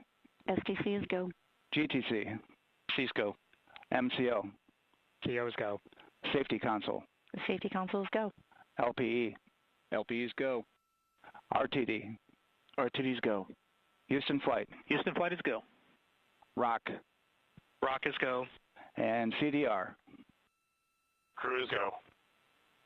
Copy that. Thank you, Reed. And Launch Director, NTD, our launch team is ready to proceed at this time. All right, NTD, I copy all. At this time, I'll perform my poll. Attention on the net. This is the Launch Director performing the final poll for launch.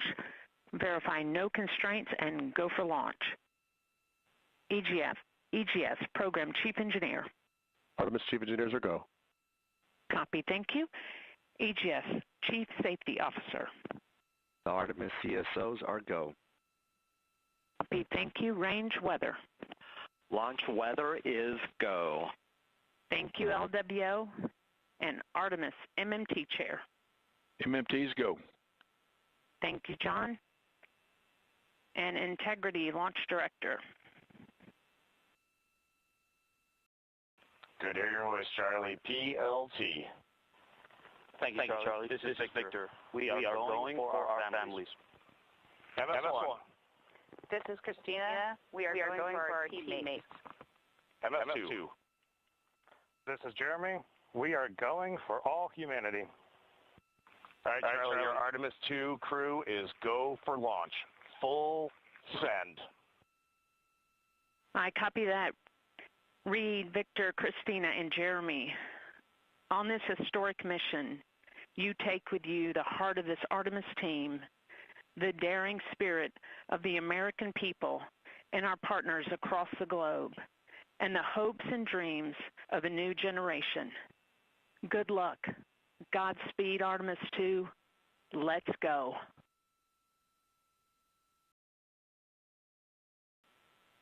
And NTD Launch Director. Go ahead, Launch Director. Yes, sir. You have a go to proceed with countdown. Copy that. I'll put it in work.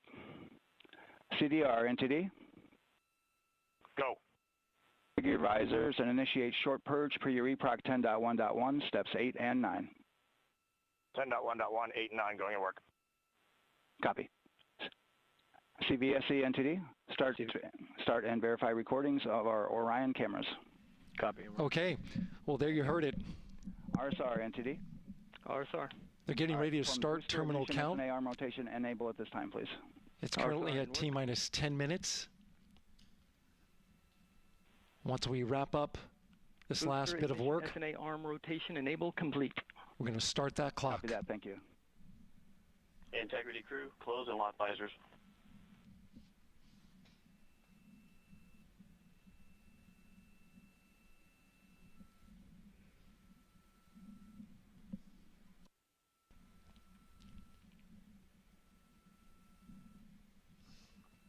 You heard an issue, worked in real time with telemetry lock on the Orion. It was transitory. It was very short. They checked the data, confirmed that they had a good lock This was with the S-band transmitter on the Orion. Worked through that issue, looked at the data, and cleared it. All with the world watching. Impressive work by the launch team.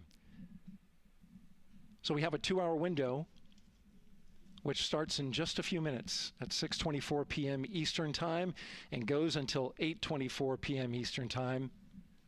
And ECL NTD will be waiting for your verification on the short purge. ECL copies. And for all personnel, once we get that short purge verification, we'll verify that we are clear to go, and then we'll proceed with the terminal count.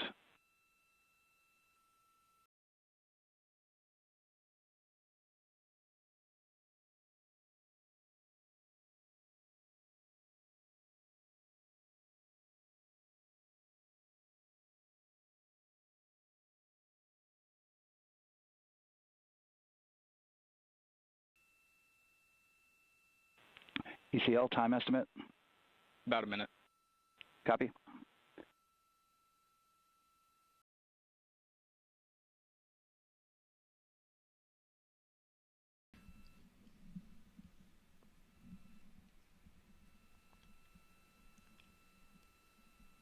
So we're going into the launch window, but not by much, it looks like.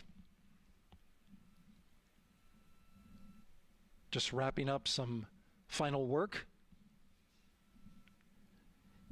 And once that's completed, you'll hear NASA Test Director Jeff Spaulding ask for the ground launch sequencer operator to go ahead and start the clock. The ground launch sequencer is an application software.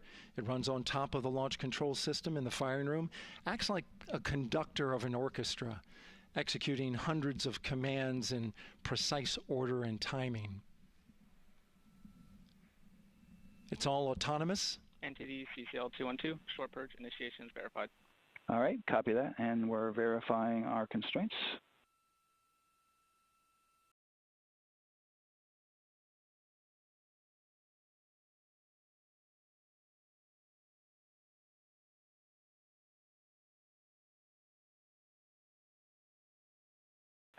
All right, and we're clear from cutouts.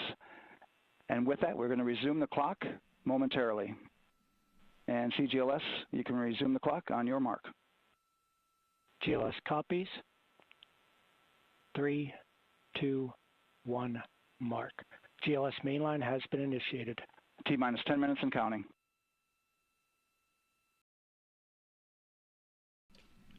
And that begins terminal count. Our new T0 is 6:35 p.m. Eastern Time. 6:35 p.m. Eastern Time. We are now counting down to liftoff of Artemis 2.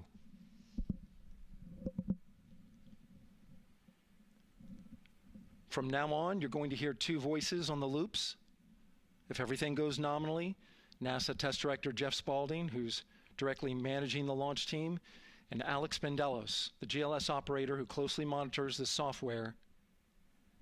He has the ability to stop and restart the countdown.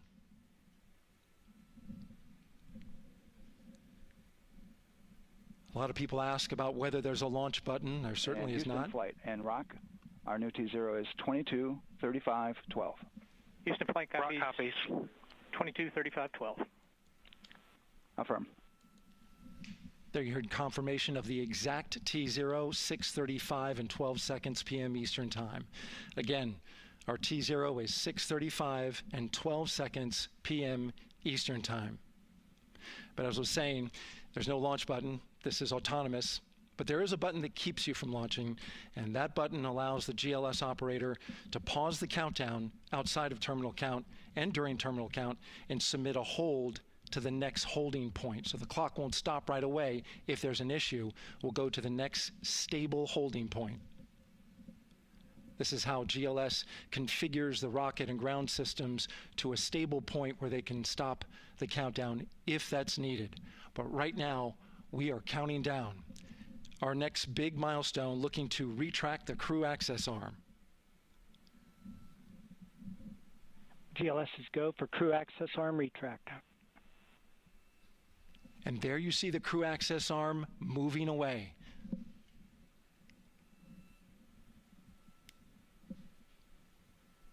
That's the path that the astronauts took to ingress into the rocket.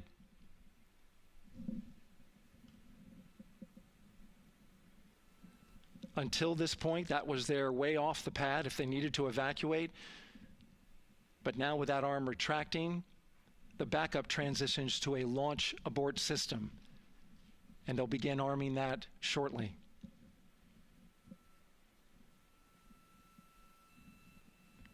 Of course, the launch abort system, great shot there of the crew access arm retracting away. The launch abort system is the tower at the top, and that's what would pull Orion and its crew off the top of the rocket in case of an emergency, whether it's on the ground or in flight. This is critical safety hardware that protects the lives of the astronauts.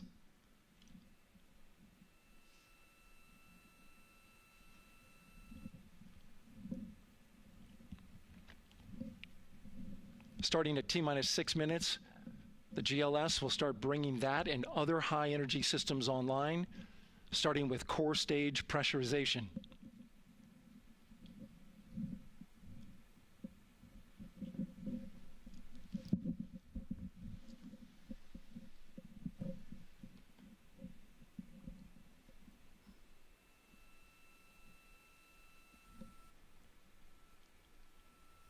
Weather is 90% go. The range is go. All systems are go.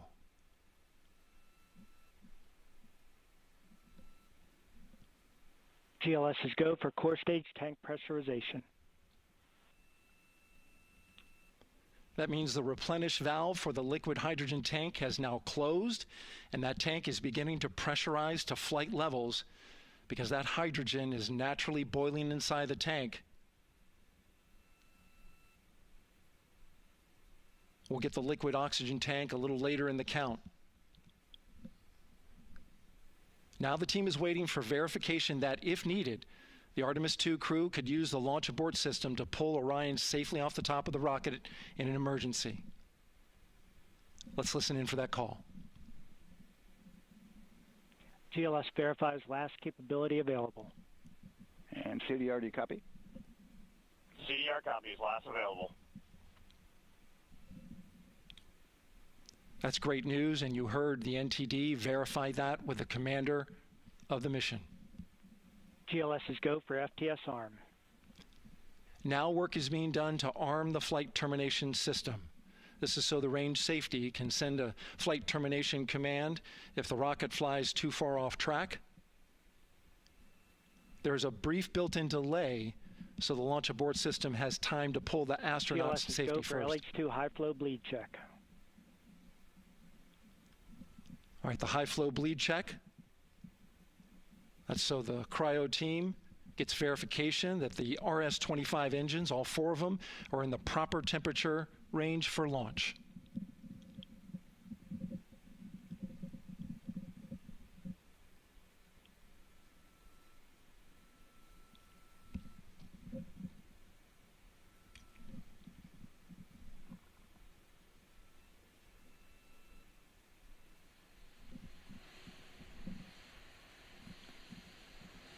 GLS is go for core stage APU start.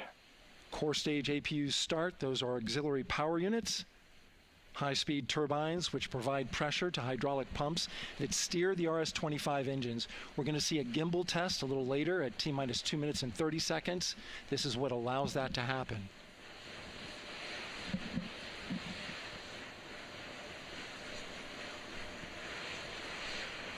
Coming up in about 20 seconds, we're listening for go for purge sequence 4.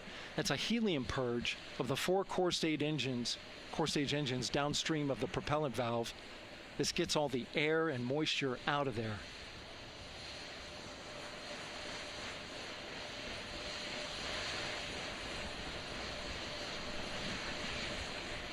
GLS is go for purge sequence 4. Moving through the milestones. All is looking good.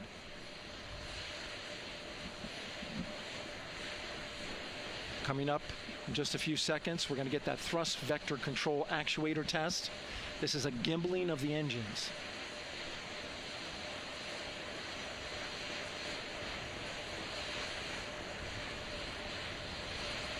There are the 4 RS-25s, 3 of them Shuttle Heritage, 1 of them built from shuttle parts.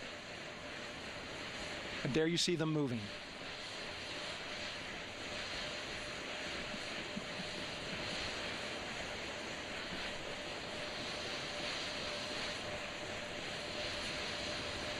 Now we're going to start moving the power from both the upper stage and the lower stage of the rocket to internal, taking ground power away and now going to battery power.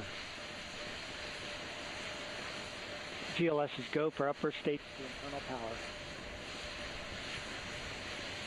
All right, power is removed from the rocket's upper stage, the ICPS, and it's been switched to battery. Same milestone for the lower core stage coming up at T-minus 1 minute and 30 seconds.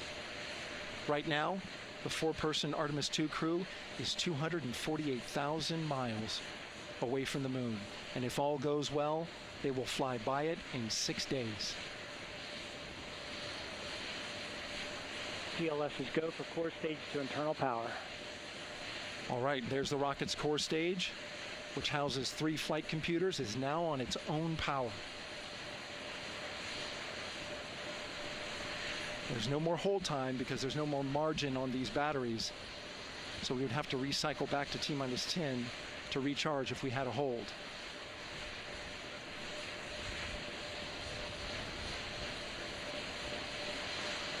One minute.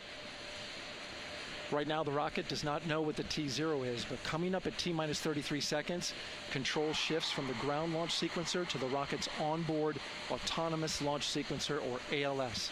The rocket will count itself down, but honor any holds that could come from the ground. Now, shortly after liftoff, Houston will take control of the rocket, and my colleague Gary Jordan will take over commentary. GLS is go for ALS. Great call out. The rocket is on its own. 4 brave explorers ready to ride the most powerful rocket NASA has ever launched. Sound suppression water is flowing. 15. And here we go. 10, 9, 8, 7. RS-25 engines lit. 4, 3, 2, 1. Booster ignition. And liftoff. The crew of Artemis II now bound for the moon. Humanity's next great voyage begins. Good roll pitch. Roger, roll pitch. Houston now controlling the flight of Integrity on the Artemis II mission around the moon. Integrity, AMT high. AMT high. On time passing 30 seconds into the flights. Integrity passes the alternate MECO. Target milestone. Mission Control Houston seeing good performance on the 4 main engines. Space Launch System core stage. Integrity, 3 miles in altitude. Traveling more than 1,200 miles per hour.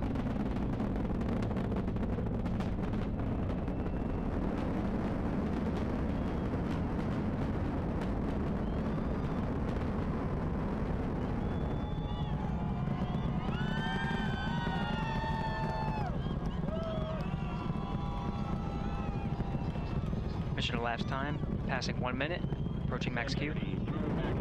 On, Ponce de Leon. Stan, we have you loud and clear on Ponce de Leon. Have you the same.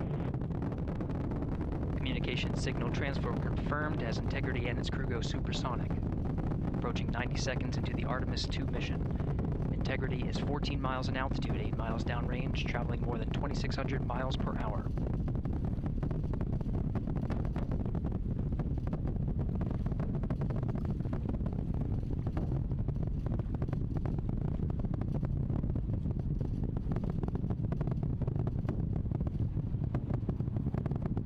Minute 50 seconds of mission elapsed time, standing by for main engine throttle down to 85%, ahead of solid rocket booster separation expected at the 2 minute 9 second mark. throttle down.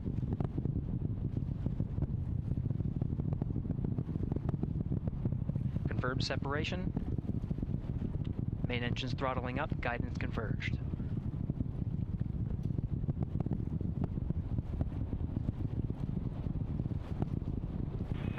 Integrity, guidance converged, performance nominal, upper stage RCS ready. Copy all, Stan. Integrity, SM priming complete. SM priming complete. 2 minutes 45 seconds of mission elapsed time into the Artemis 2 mission. Thrusters on Integrity and upper stage confirmed in a ready state ahead of service module fairing separation.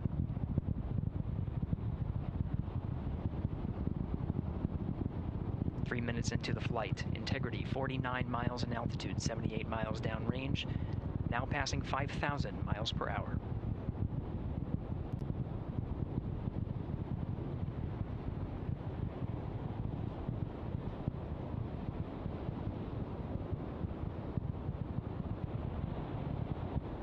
Standing by for launch abort system jettison. Houston Integrity, good last jettison, great view.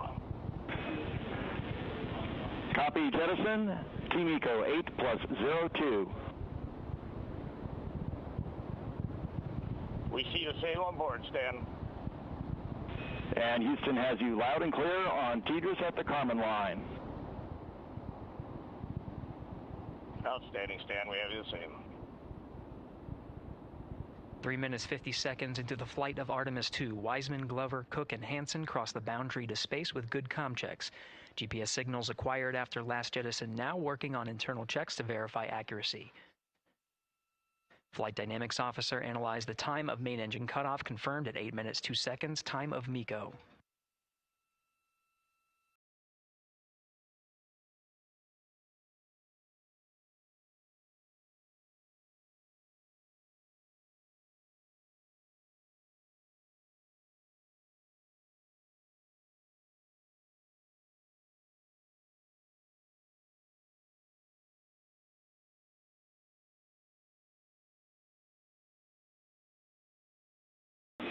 Integrity, GPS processing. Outstanding, Stan. We see the same, and we have a beautiful moonrise. We're headed right at it.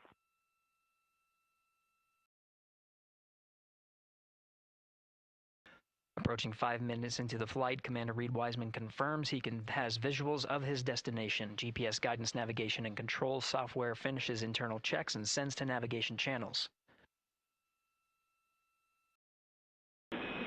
Integrity, 3 engine press. 3 engine press.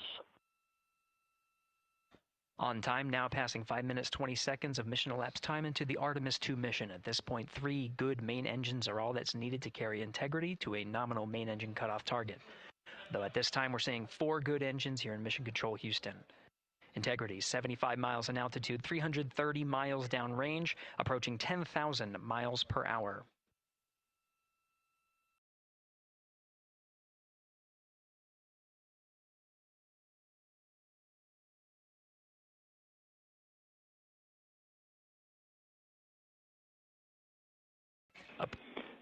Integrity, looking good at 6 minutes. Same on board, Stan. Good trajectory and engine performance. Booster officer will soon report the shutdown plan to Flight Director Judd Friedling, expected at the 7-minute mark. Integrity, 78 miles in altitude, 460 miles downrange. Integrity, expect nominal shutdown. Integrity copies nominal shutdown.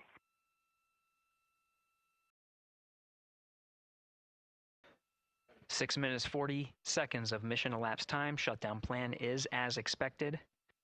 Again, the time of MECO was confirmed at 8 minutes 2 seconds into the flight.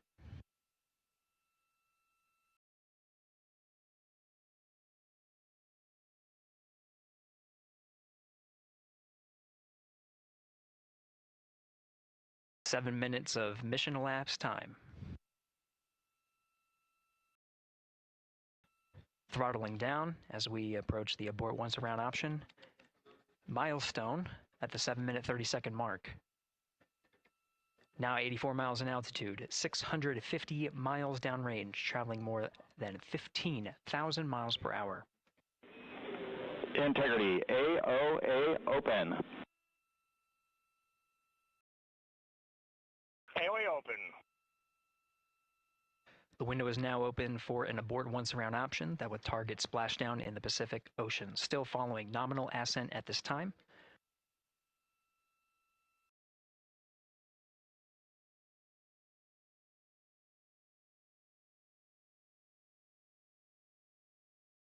About 10 seconds remaining until the main engine cutoff of the Space Launch System core stage. Standing by for confirmation of MECO and core stage separation.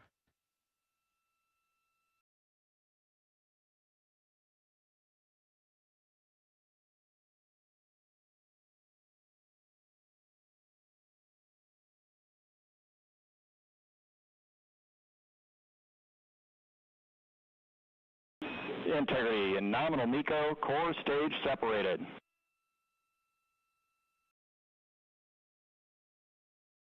We see the same on board, Stan.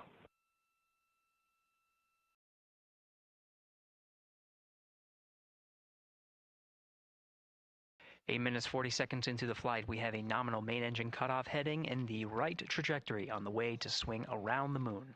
Core stage has separated, done its job. The Space Launch System upper stage, the interim cryogenic propulsion stage, or ICPS, still attached to the Orion spacecraft.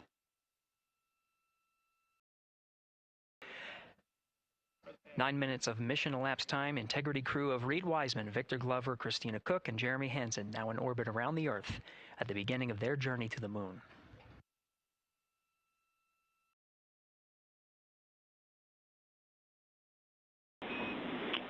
Integrity Houston, looking ahead to PRM numbers so far per the pad.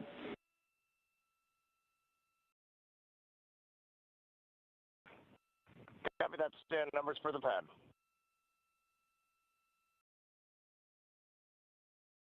Capcom Stan Loves now reminding the crew that the perigee raise maneuver time of ignition is as expected prior to booster ignition. That time being 49 minutes, 50 seconds of mission elapsed time.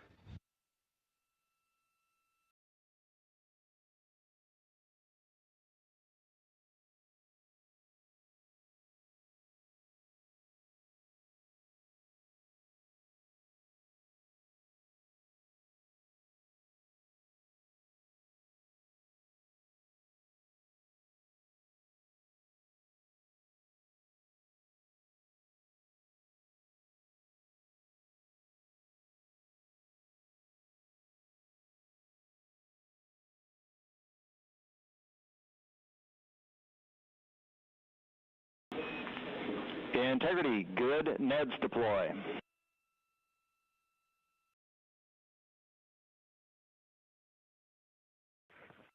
Copy that, Stan. Good, Neds.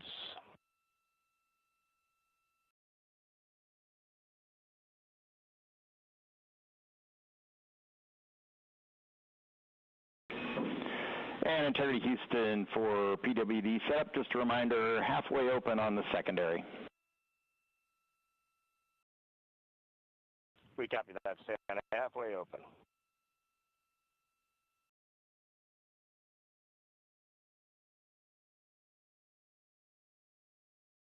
Passing 11 minutes of mission elapsed time. Here, overhearing the conversation between Capcom Stan Love and Commander Reed Wiseman, already passing some milestones. We have a good nozzle extension deployment system. That is confirmed. Complete. We also have the visors are confirmed up. Now past the dynamic phase of flight, that is ascent. Their launch and entry suits that provided them an extra layer of protection. Now not as needed. They're going to raise those visors. And later in today's mission, they will begin to egress or get out of the suits to begin some of their initial tasks of activating some of the systems aboard in the Integrity spacecraft. It's passing 12 minutes of mission elapsed time. Again, the perigee raise maneuver that's targeted near 50 minutes of mission elapsed time, 49 minutes, 50 seconds. That's what the crew is going to be working towards. The Commander Reed Wiseman, pilot Victor Glover will focus on preparing for that milestone. In the meantime, mission specialists Christina Cook and Jeremy Hansen will start some of the activation of environmental control life support systems. You may hear confirmation of their activation over the Orion to Earth communication network.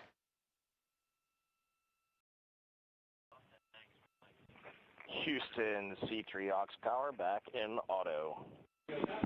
Copy C3 aux, and we're 2 minutes to maneuver.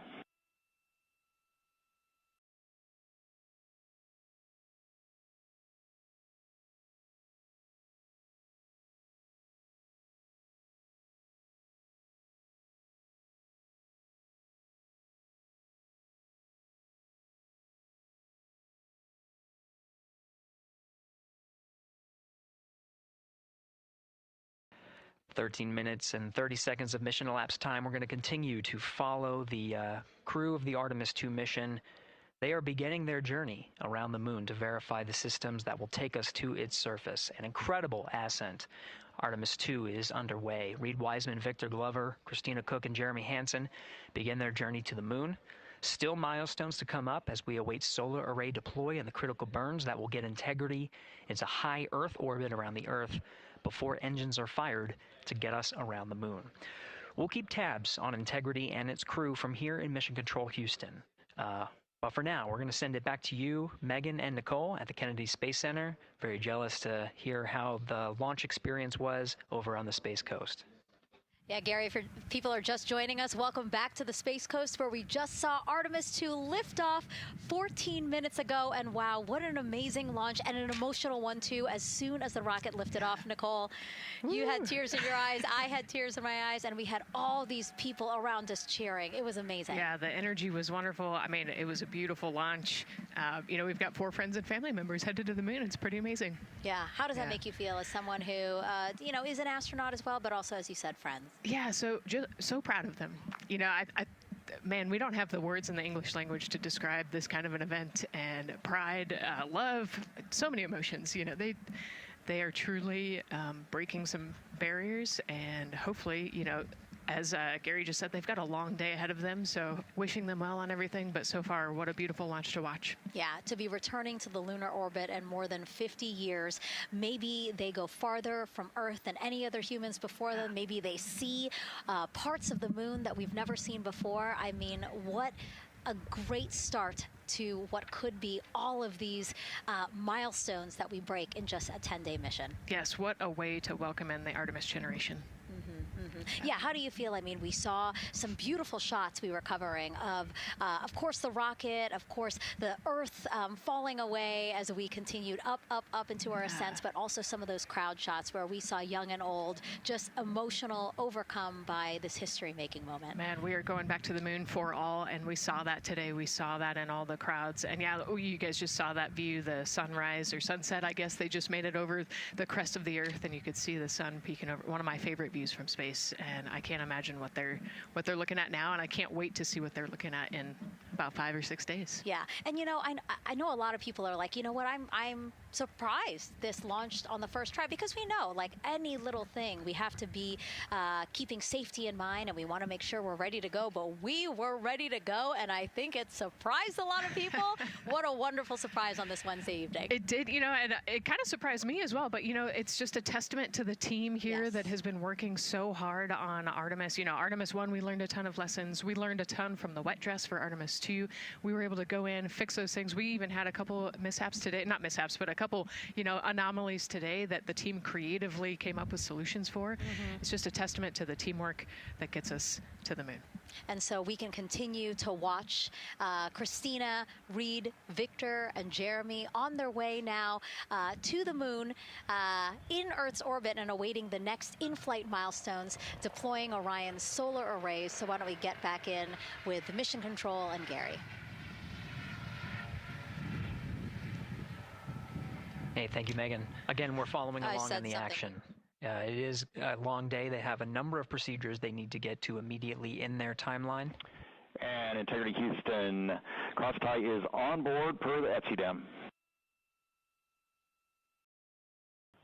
We copy, Houston. Thank you.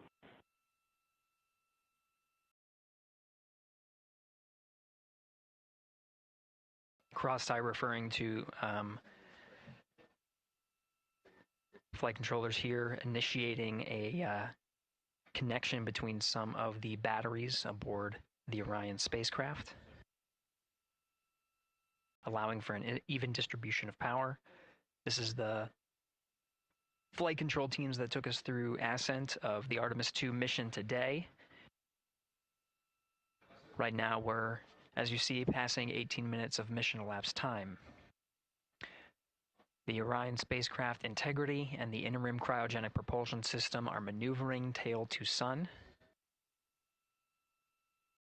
It is in this orientation, this attitude. Integrity, any words on that momentary prop caution?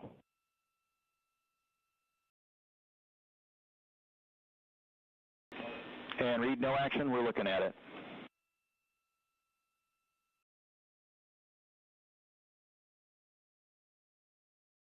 Commander Reed Wiseman verifying what is being routed to his displays aboard Integrity. Propulsion engineer confirming that no action is needed at this time. They're pressing through with their nominal procedures to prepare for the perigee raise maneuver. And of course the solar array wing deploy ahead of that. The solar wing deploy is a critical milestone. We'll continue to have our coverage follow the mission until that deployment. A successful launch is just the beginning. The deployment of the solar arrays and successful confirmation that those solar array wings are drawing power is a significant milestone and says to the flight control teams that we will continue on today's mission. Power needs to be drawn to continue through some of the next milestones. Until then, the AOA open option that was called up upon ascent, the aboard once around, is the current option, and aboard to orbit option ATO will be switched to a preferred mode at the time that the solar array wings are deployed and latched. It gives the flight control teams a little bit more flexibility. Integrity Houston, update on TDRS handover for your pad.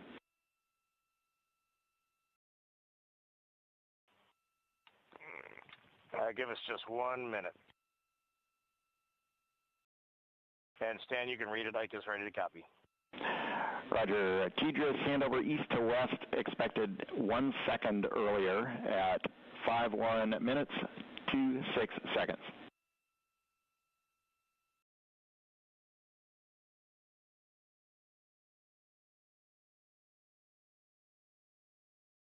Hi, Stan. We copy 1 second earlier for 5126 TDRS east to west, and saws are starting to deploy. Thermal knives are firing.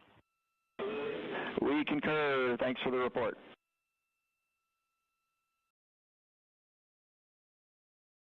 Read back of the reports that you just heard on the Orion to Earth network. Integrity has maneuvered tail to sun. The RL-10 nozzle on the end of the ICPS is pointed towards the sun, and the solar array deployment sequence has begun. With the deployment confirmed, it'll be several minutes until they are what is called in a latched position. Once they are latched and confirmed to be drawing power, they can switch the mode to ATO and continue along the mission. The teacher's handover at the pad, that message meant the crew was provided some preliminary numbers of when to expect handovers between the tracking and data relay satellites.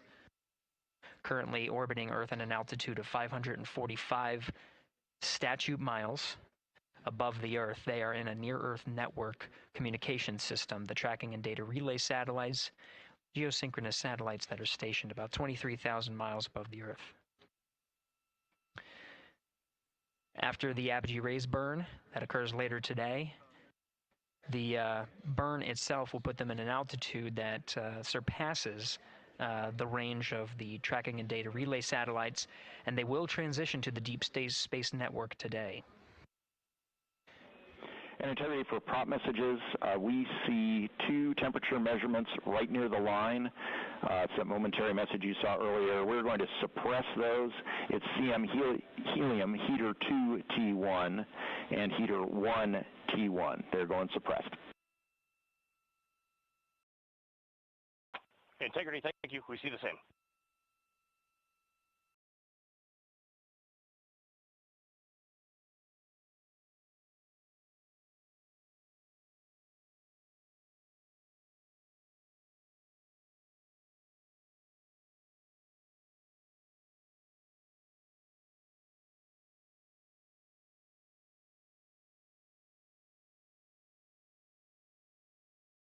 This is Mission Control Houston, passing 23 minutes of mission elapsed time into the Artemis 2 mission.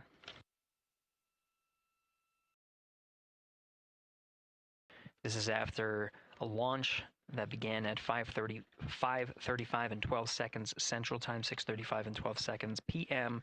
Eastern Time. Right now, the orientation you're seeing from our arrow visualization that translates some of the telemetry that we're getting from the spacecraft and puts it into a model so you can follow along on some of the milestones that we are following here. The RL-10 nozzle that you see at the left end of your screen, though it is currently not firing, that nozzle is pointed towards the sun, and the solar arrays are currently deploying. From this visualization, they look fully stowed in a position. Integrity, we are happy to report that Jeremy has the O2 sensors on. Copy O2 sensors.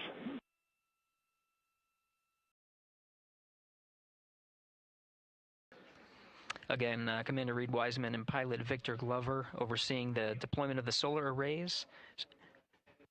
And we'll follow the attitude maneuver changes ahead of the first burn of the ICPS engine, the perigee raise maneuver. Integrity Houston, we see 4 saws deployed and latched, ready for ATO preferred. Yeah, we're almost there in the procedure stand, and we see the same thing. And Integrity Houston, we are seeing a 7-second miscompare between the MET on Orion and ICPS. We'd like you to read us the MET from your center status bar and for the ICPS on StackSum.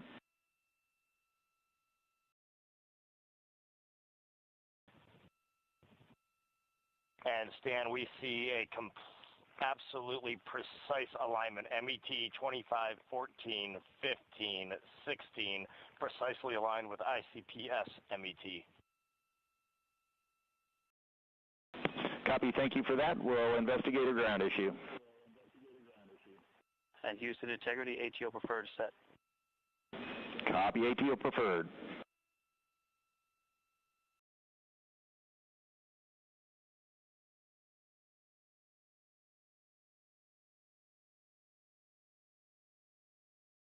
This is Mission Control Houston, 25 minutes, 45 seconds into the flight of Artemis 2. We have confirmation that all 4 solar array wings are deployed and latched. This is the configuration needed to switch to ATO preferred, which you did hear confirmed from pilot Victor Glover. That mode has been switched. There's also a discussion with Capcom Stan Love and Commander Reed Wiseman about the alignment of the MET clocks on the Orion spacecraft and the ICPS. Commander Reed Wiseman confirmed the clocks are in sync, no issues. They're going to investigate it on the ground. We're proceeding with today's mission. 26 minutes of mission elapsed time and counting.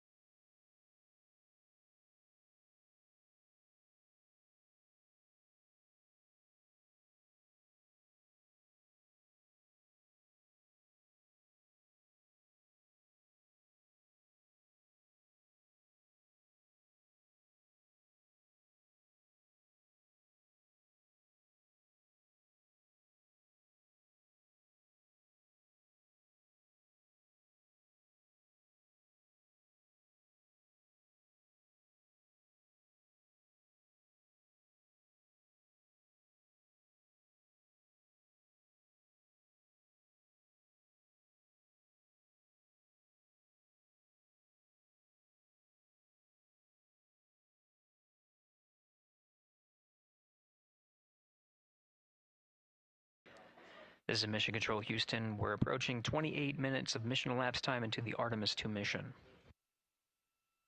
At this point, we've had a successful liftoff from the pad at 5:35 p.m. and 12 seconds p.m. Central Time, 6:35 and 12 seconds p.m. Eastern Time.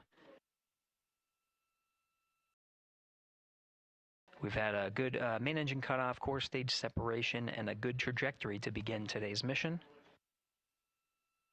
Right now, the spacecraft has maneuvered tail to sun. We're standing by for another maneuver to maneuver into the burn attitude. This is where the RL-10 engine of the ICPS is pointed in the correct orientation for the perigee raise maneuver. We did hear confirmation that the perigee raise maneuver time of ignition has been confirmed per the pad, which means it was the predicted time prior to liftoff. Integrity for GNC, we're taking channel 1 to unfiltered and to BFS. Okay, Stan, we're watching. Go ahead.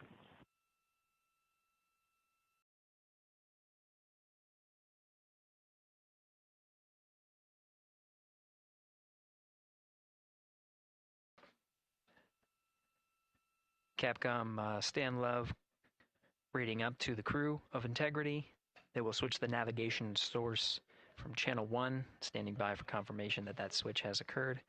Pilot Victor Glover will receive confirmation when, and as at least watching to confirm that that switch has occurred. Again, the perigee raise maneuver that we're heading towards, not too long from now, we're actually inside 20 minutes at this time from the time of ignition of the perigee raise maneuver. We did have a successful deployment and launched of all 4 solar array wings. This is the configuration needed to commit to the perigee raise maneuver. Of course, flight controllers here in Mission Control Houston will continue to evaluate that everything is good before committing to that burn. The perigee raise maneuver does raise the perigee, the lowest point in the orbit, from 15 to 100 nautical miles.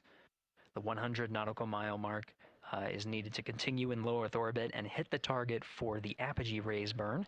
That will put them in a high Earth orbit for the remainder of the day and set them up for the right position to execute the translunar injection and head to the moon tomorrow. The burn duration of the perigee raise maneuver is 26 seconds. It's a relatively short burn, but it does raise the perigee and do the job to get into the correct position before firing that main engine on the ICPS. The pad had a teacher's handover. This is the tracking and data relay satellites. East to west, they are geosynchronous satellites that are positioned around the globe. And as Orion makes its way around the Earth right now, above the west coast of Africa, at an altitude of about 923 statute miles, and counting.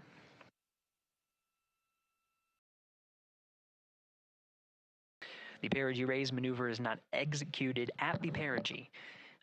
It is rather executed on the, actually closer to the apogee. But what it does is it raises the perigee on the other end of the orbit to 100 nautical miles.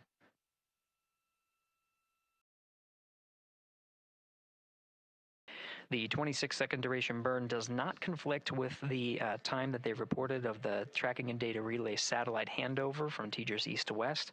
Again, geosynchronous satellites that are used not only by Integrity today, but the International Space Station as well.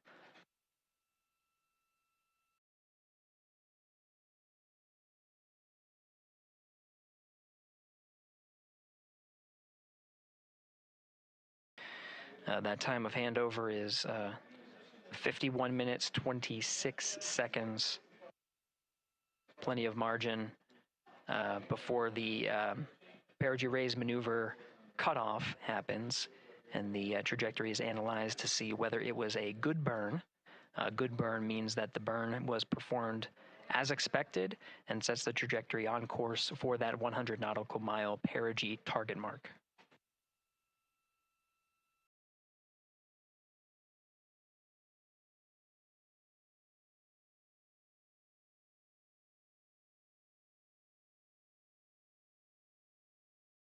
Again, for those sticking with us on NASA Plus and following along on our coverage, we will continue to follow and to cover the mission until actually, we'll continue to cover the mission 24/7.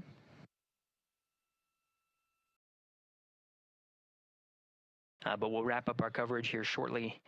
And now that solar array wing deployment has occurred on NASA Plus and Amazon Prime.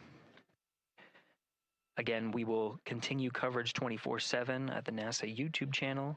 For those that want to see all of the upcoming milestones, there are select times where we will be coming back to NASA Plus and other streaming platforms. You can go to nasa.gov to find the latest on when to find those activities. Given that this is an operational mission, we do want to make sure that we are maintaining transparency in the mission and providing you all the information on what's happening in space as Reed Wiseman, Victor Glover, Christina Cook, and Jeremy Hansen head on their mission around the moon.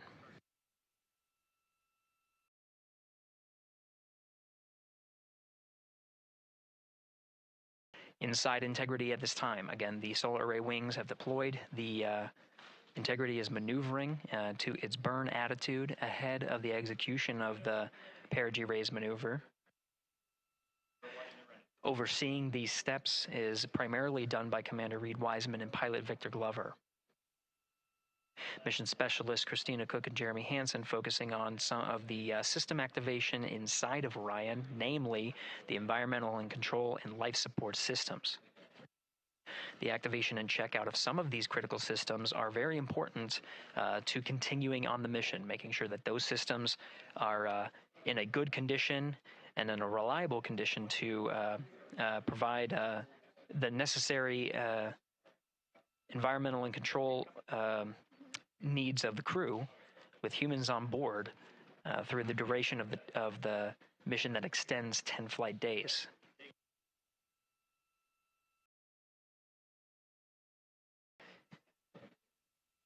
Standing by for an update to the perigee raise maneuver time of ignition. Should be read up to the crew very shortly. Integrity Houston, updated PRM numbers when you're ready to copy. All right, Houston, we are ready to copy. TIG is 2 seconds earlier at 4 minutes, 48 seconds.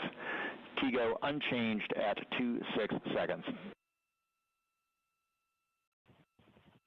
49:48, TIGO 26.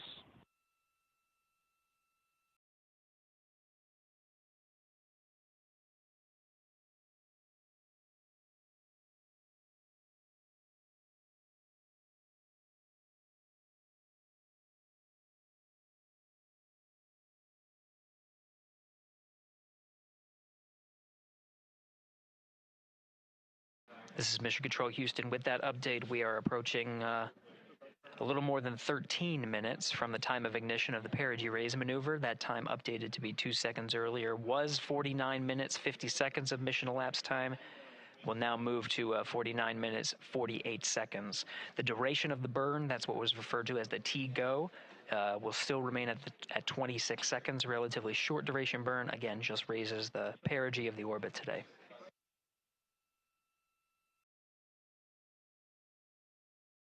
Making sure they hit the mark on that time of ignition is the primary concern of Commander Reed Wiseman and pilot Victor Glover. Mission specialist Christina Cook and Jeremy Hansen inside activating those environmental control and life support systems.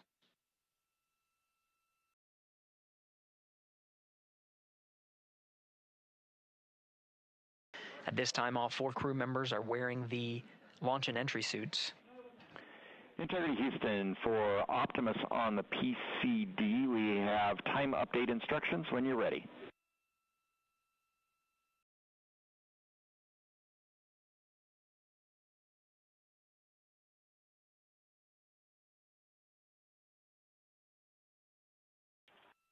And Houston, Integrity, we copy.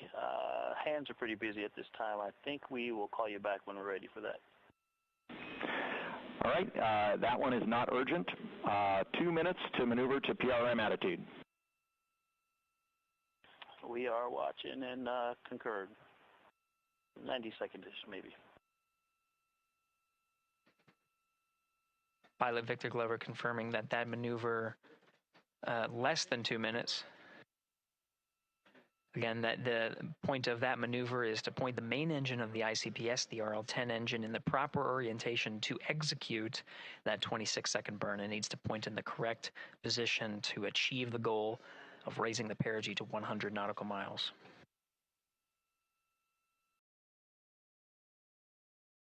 You heard some of the environmental control system activations over Orion to Earth. Jeremy Hansen activated the O2 sensors. They'll be measuring the cabin of Orion.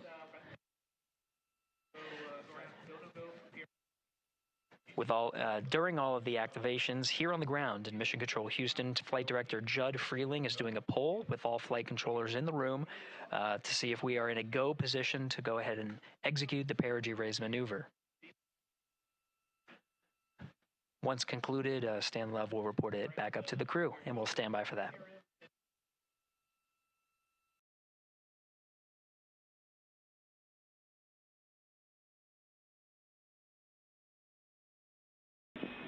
Integrity Houston, MCC polls go for PRM pending attitude and saws.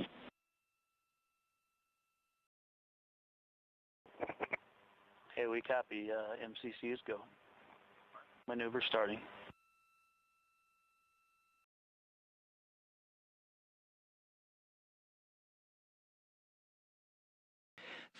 minutes of mission elapsed time. The maneuver to the burn attitude has begun.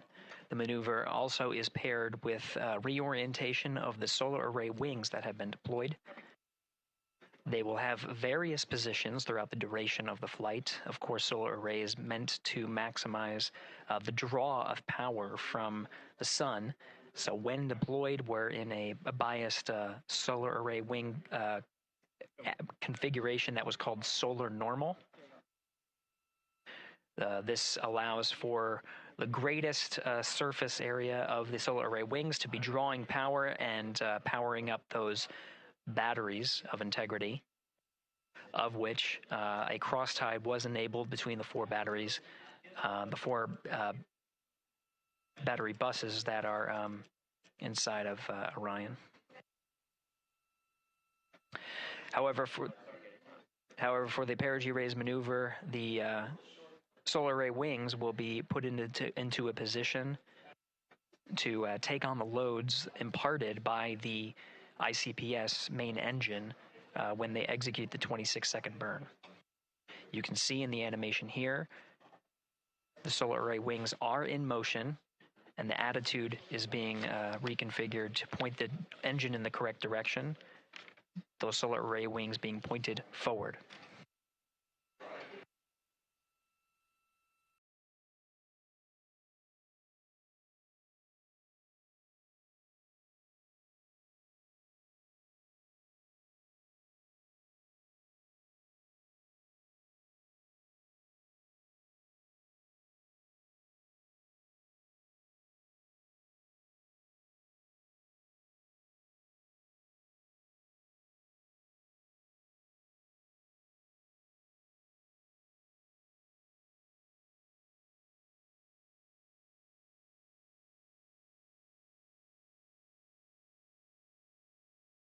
You're getting a live look inside the Artemis 2 mission flight control room. The team you see here oversaw the ascent of our four astronauts inside Integrity, launching at 6:35 and 12 seconds p.m. Eastern Time. Now again, this room will be occupied 24 hours a day, 7 days a week, with flight controllers shifting on 3 shifts to oversee 24/7 operations of Artemis 2 while in flight. We will cover that live on the NASA YouTube channel, and we'll be covering that around the clock as we begin to wrap up our coverage here on NASA Plus. Before I do want to send it over to our colleagues at the Kennedy Space Center. And to my colleagues, it was a pleasure to join the teams at the Kennedy Space Center and be a part of such a historic launch. Here in Houston, again, we're turning our attention to the mission. And for now, we'll say farewell and thank you to our colleagues there for today's launch coverage. We'll see you again soon for Splashdown. This is Mission Control Houston, sending it back over to Megan and Nicole at the host desk. Thank you, Gary. And yes, it was such a pleasure to be a part of this historic mission that started right here at Kennedy Space Center.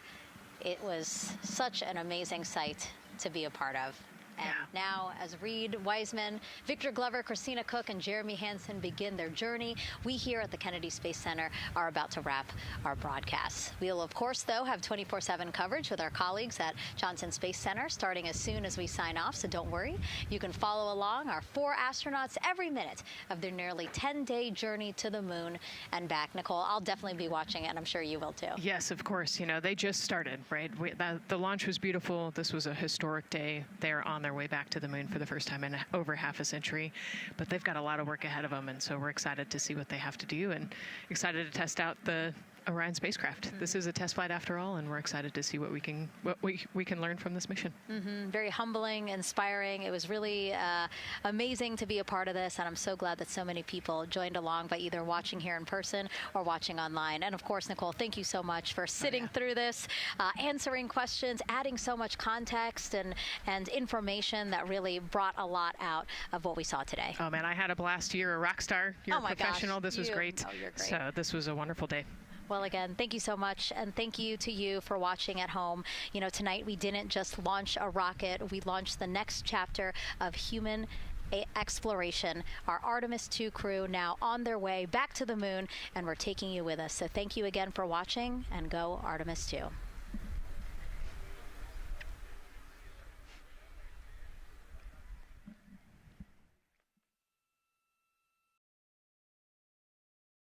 All 4 astronauts, and it appears all of them are undergoing their suit leak checks. Yes, a pre-flight tradition that we have seen with our crewed flights, the card game. The astronauts who have just left crew suit up and are now walking down a hallway. And here they are, NASA's Artemis 2 crew, taking their first steps outside for their historic test flight. And the 4 of them step into their astrovan. And off they go. Oh, this must feel so special to the crew to see all of these people here watching the crew walk across the crew access arm, getting a beautiful view. Everybody configured with their suits, so in we go. The closeout crew has closed the launch abort system hatch. 3, 2, 1, booster ignition, and liftoff. The crew of Artemis 2 now bound for the moon. Humanity's next great voyage begins.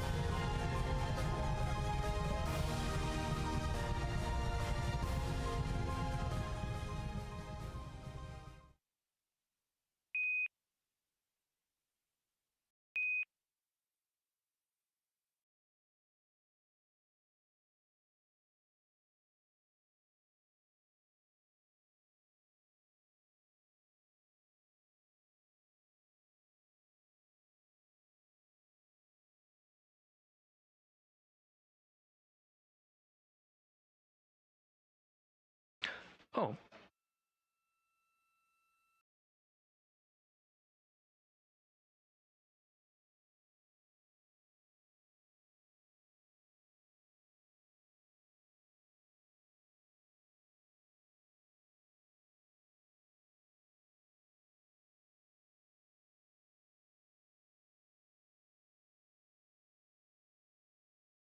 All right, this is Mission Control Houston. Welcome back for our 24/7 coverage of the Artemis 2 mission. At this time, we are a little more than 1 minute from the time of ignition of the perigee raise maneuver. At this time, the Orion spacecraft integrity has been maneuvered into the burn attitude, is pointed in the right direction, and the solar arrays are in the position to take on the loads imparted by the 26-second burn.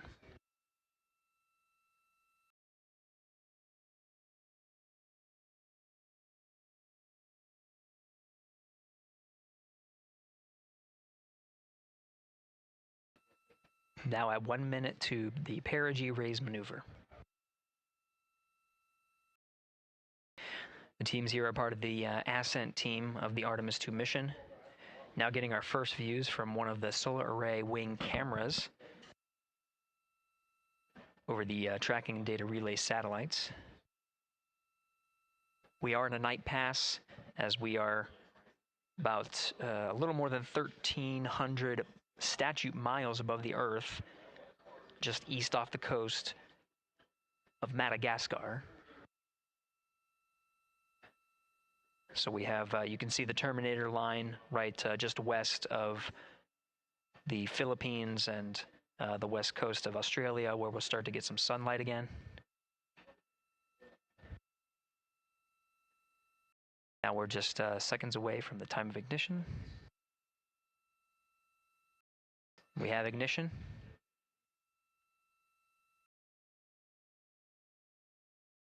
You can see the perigee raise maneuver from the main engine of the ICPS firing from the solar array wing. Standing by for confirmation of cutoff.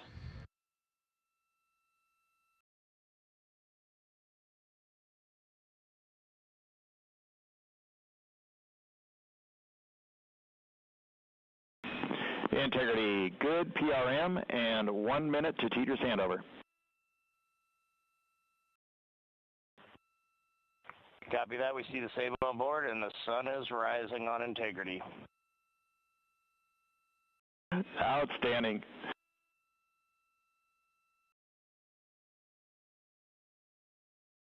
And with that, the first burn of the interim cryogenic propulsion system has been completed and put the crew on the right trajectory to get them to the moon. Houston, there are integrity for toilet setup, step 2.5. Go ahead. Yes, there was not an installed oxon inlet filter, even with empty oxone in the hose when I opened up the filter.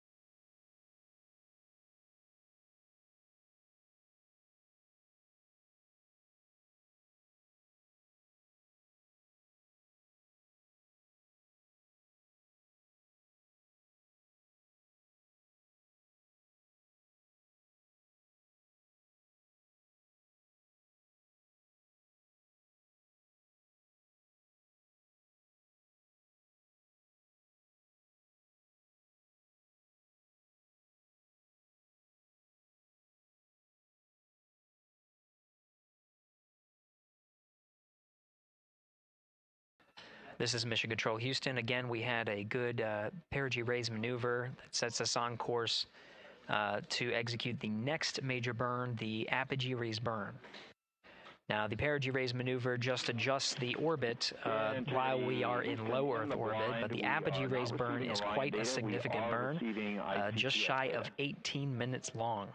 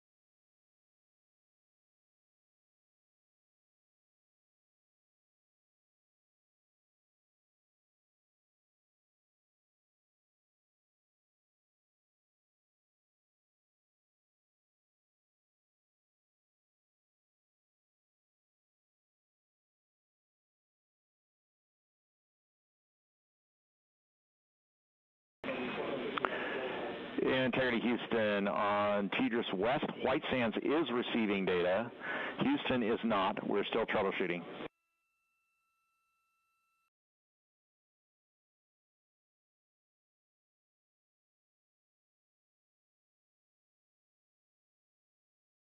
That was Capcom Stan Love, part of the Ascent team here in Mission Control Houston.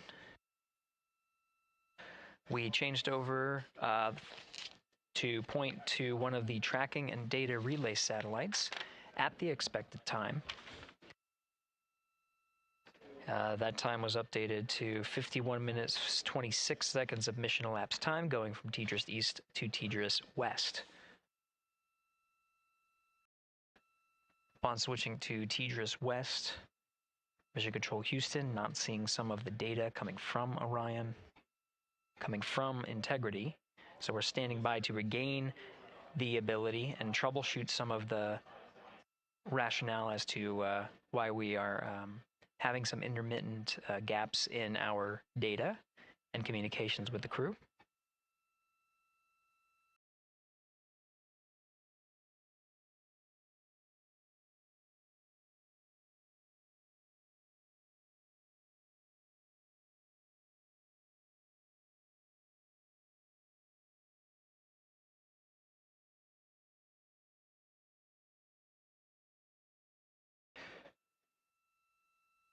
Now again, as the teams are troubleshooting. Integrity Houston in the blind. We see good solar normal maneuver. ARB TIG is expected to be 45 seconds earlier than the pad. That's 1 hour, 46 minutes, 0.9 seconds. No update to TIGO yet.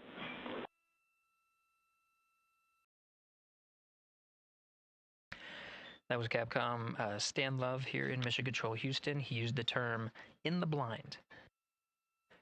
That refers to as part of the data that we are not getting from the TDRS West satellite. Noting that we understand that we may not be receiving communications from the crew, though they may be able to hear us. So Stan Love reporting what status is known on our end. We do know that from the data we are receiving that the upper stage and Integrity have maneuvered to solar normal, meaning that the orientation, the attitude of the spacecraft is such that the solar rays can draw the maximum amount of power.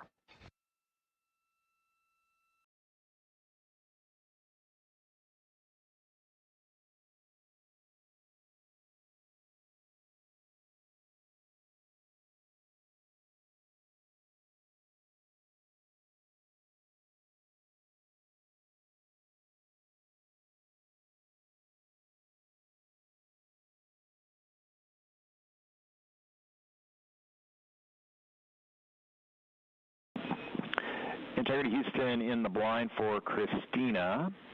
Just before the TDRS handover, we heard your report about the lack of an oxone inlet filter. We copy that there is not one installed as expected, but please put in a new one.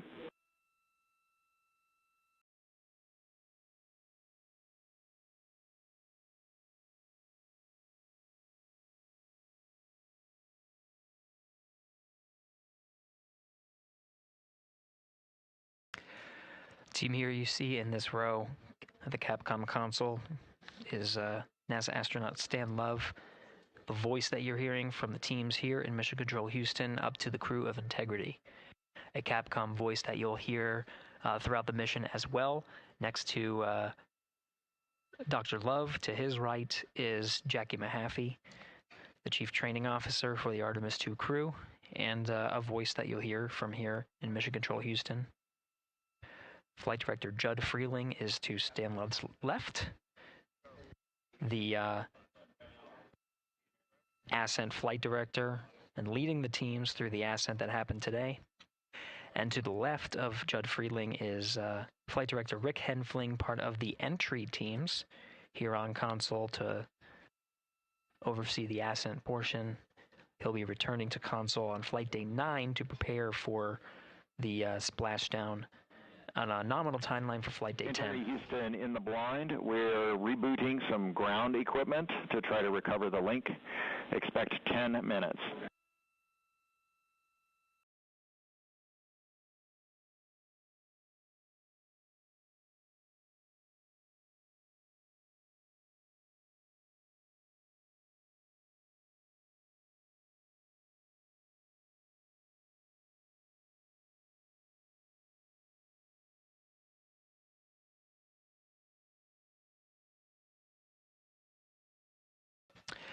This is Mission Control Houston.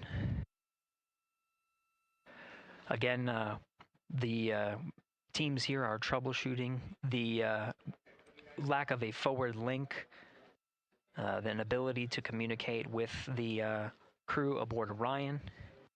Teams are troubleshooting and planning to reset some ground equipment as the forward link was dropped at the time that we switched from TDRS East to TDRS West.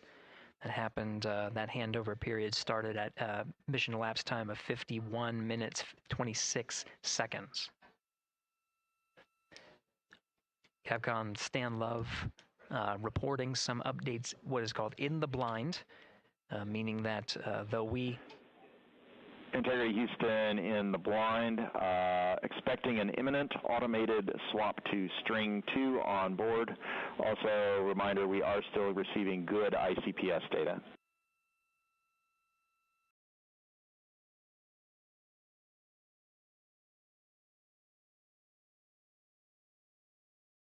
Again, Capcom Stan Love reporting to the crew in the blind, meaning there may be an ability for the crew to hear the calls from the ground. We do know that we are not able to hear any of the crew calls coming from Orion. We did just confirm that we are receiving data from the upper stage, and that allows us to understand and confirm the attitude and orientation of both spacecraft, knowing that they are at solar normal. And with the reboot, we're starting to get some data here. We'll confirm that the data we are receiving is good.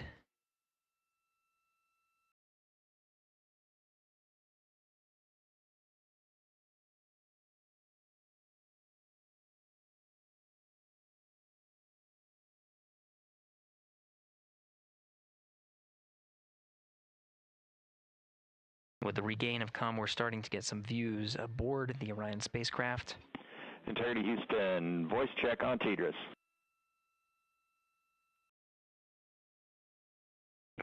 Loud and clear, Stan Hallis. And we now have you the same. Good to hear your voice.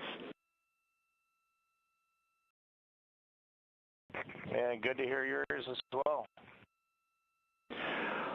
All right, we are still trying to understand whether the automated swap to S-band string 2 recovered comm for us or what was going on the ground.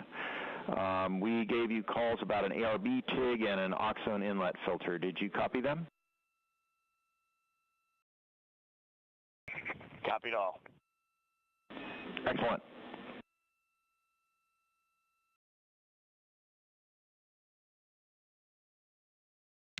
This is Mission Control Houston, though the solutions that were applied to regain the communications from Integrity is not known which one worked. We do know that we are receiving data. We're getting confirmation that is updating some of our telemetry that shows that the solar array wings have been reconfigured to the solar normal. Again, drawing as much power as possible. While Integrity is in flight and awaiting the next burn, the apogee raise burn.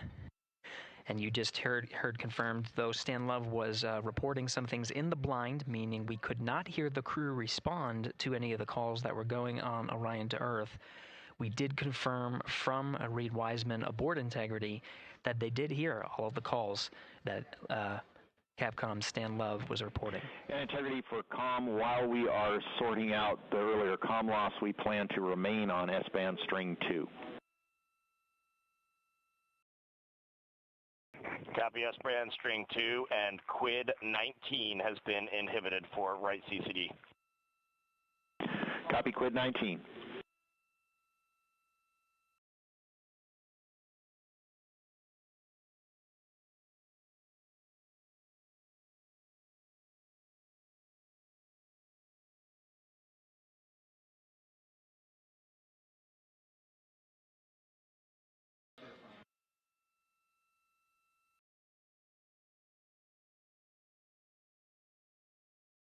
This is Mission Control Houston. Commander Reed Wiseman working through his steps. At this time in the timeline, mission specialists Christina Cook and Jeremy Hansen should be closing out some of the procedures that were activating some of the environmental control and life support systems. And again, those steps relayed from Capcom Stan Lev were received by the crew, so they did copy them and address any of the feedback that was provided by Capcom Stan Love. The launch and entry suits for Mission Specialist 1 and 2, that's Christina Cook and Jeremy Hansen, per the timeline, they are in the period of time to doff or take off the suits. The launch and entry suits for Commander Reed Wiseman and pilot Victor Glover will remain on until after a successful apogee raise burn. Their role is to oversee the successful burn there. In the meantime, they're configuring some of their equipment and configuration that's needed ahead of the day's activities, starting with covering a CCD cursor control device. And they're well on their way to a nominal timeline, of course, addressing the communication link by resetting some ground equipment and changing the string of communications, which addressed the issue, and now we're getting full data from the ICPS as well as the Orion spacecraft.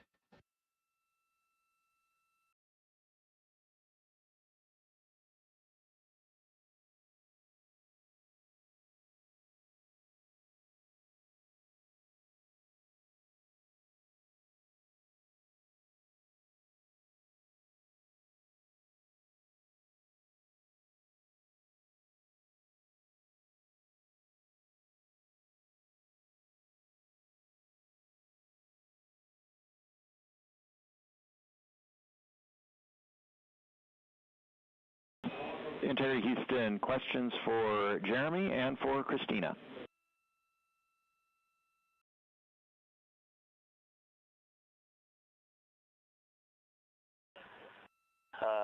Stan, can you power on the toilet, and then we'll stand by for your words for Jeremy and Christina. Toilet power up is in work. The questions are, can you confirm the HHP cam has been powered down? And then the question for Christina is whether the urine filter, that's the rubber part, was installed, but just no beads connected.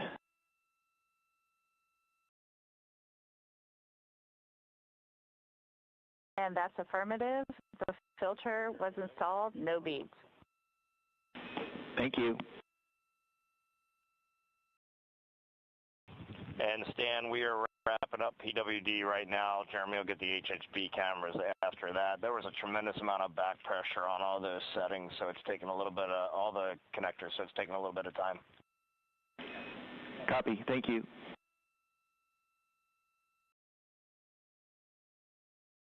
Commander Reed Wiseman aware of the steps, the initial steps for mission specialists Christina Cook and Jeremy Hansen, working on some of the systems inside, while the commander and pilot monitor the flight of Integrity. Integrity Houston, toilet is powered, waste tank purged.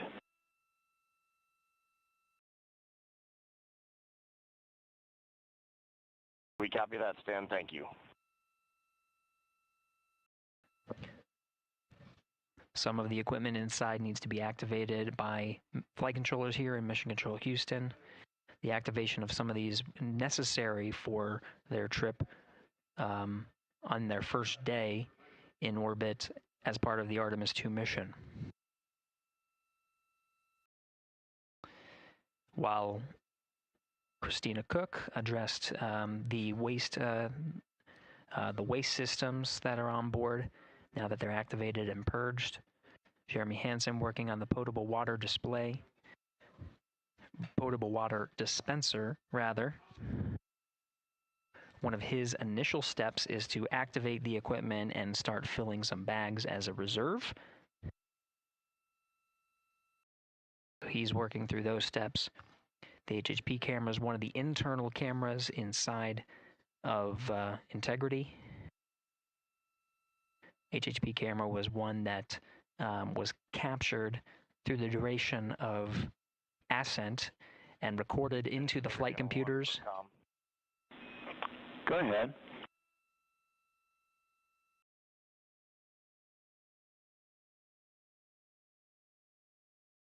Yeah, doubt it helps you at all, Stan. But that whole time that you all had, it seemed like you had a good forward link. We just had no return.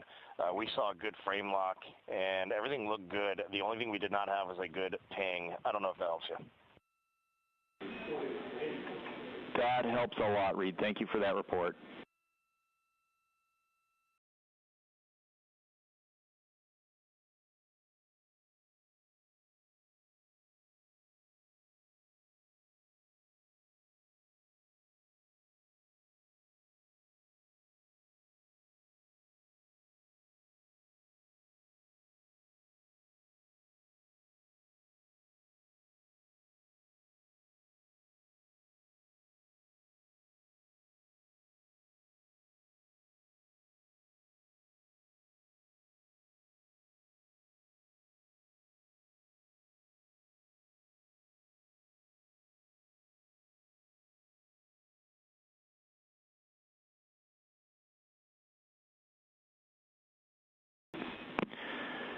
Integrity Houston for saws.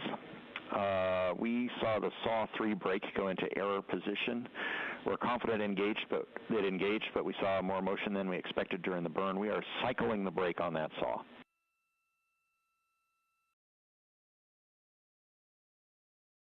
Okay, Stan, we copy that.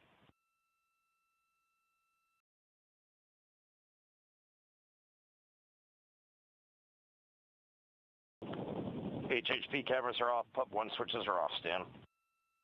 Copy HHP and PUP, thank you.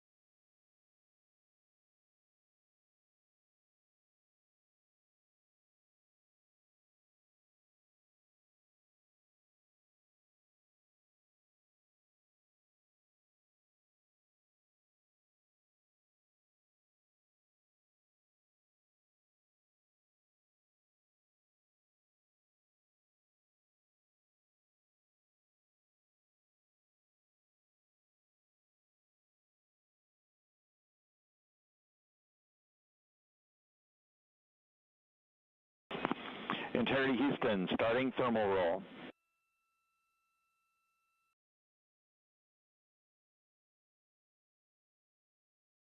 Houston Integrity on toilet, step 6.7. Go ahead for step 6.7. Yes, during 6.7, about 20 seconds after starting the water into the funnel, after a nominal startup, the toilet shut down on its own, and I have a blinking amber fault light. Copy, talking about it.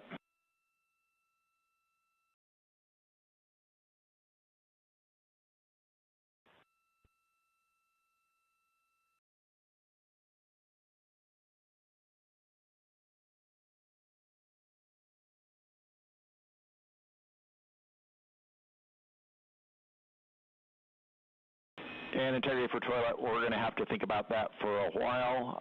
In the meantime, CCUs are available in Alpha 2.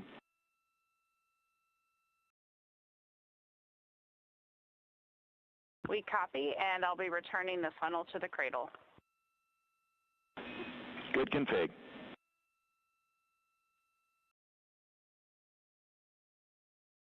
This is Mission Control Houston, a readback of some of the communications that occurred on Orion to Earth.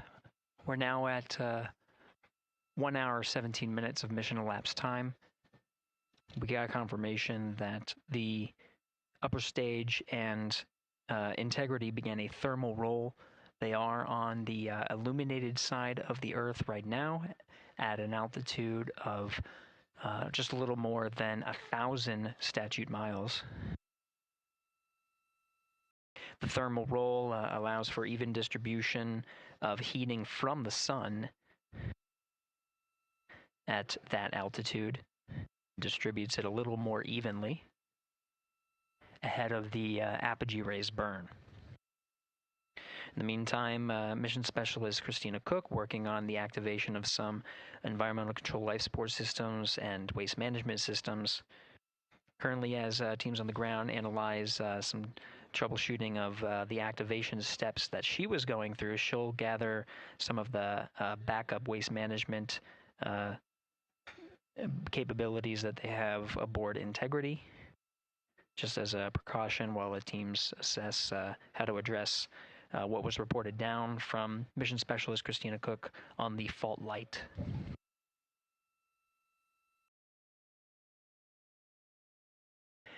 Now at mission elapsed time of 1 hour, 18 minutes, we are coming up on the post-launch press conference at the Kennedy Space Center, where subject matter experts have gathered to and will address the launch that just occurred, and media will ask some questions.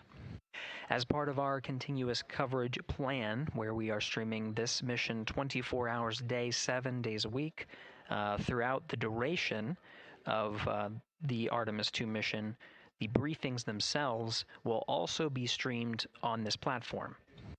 The time of the beginning of the press briefing is scheduled to be 7 p.m. Central Time, 8 p.m. Eastern Time today, so coming up in just about 6 minutes. While the post-launch press conference is Integrity thermal roll complete, and a question for Christina for toilet.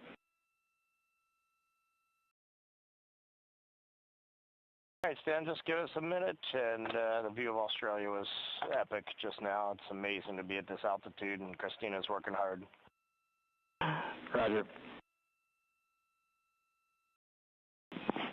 And Integrity, we also have a story about a water tank valve problem during powered flight.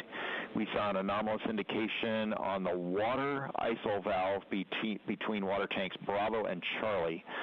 Based on the signature we saw with the tanks during the PWD checkout, we think that valve is closed. We are going to troubleshoot that going forward.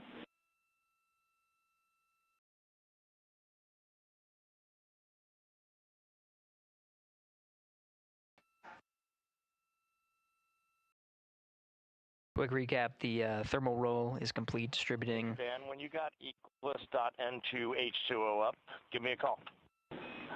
I'm looking at it. Tab stop 17, we show that valve closed, if that helps you. That is also what we see, and that's exactly the valve we're looking at. Related to that, question for Jeremy. For the PWD checkout, did you check out the primary first or the secondary first?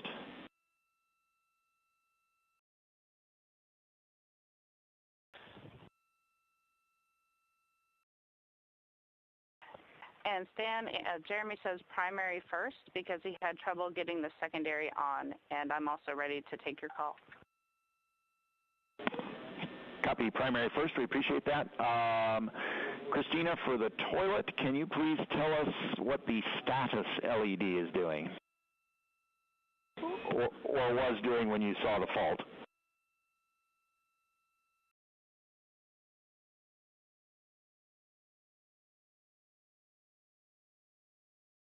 It had been on per normal, and there was good suction, and then it turned off when the fault started blinking. That's valuable information. Thank you. Teams on the ground continuing to troubleshoot the waste management systems aboard Integrity. Now we'll continue to follow the mission here as the 4 astronauts work on the steps to activate some of the systems and prepare for the apogee raise burn.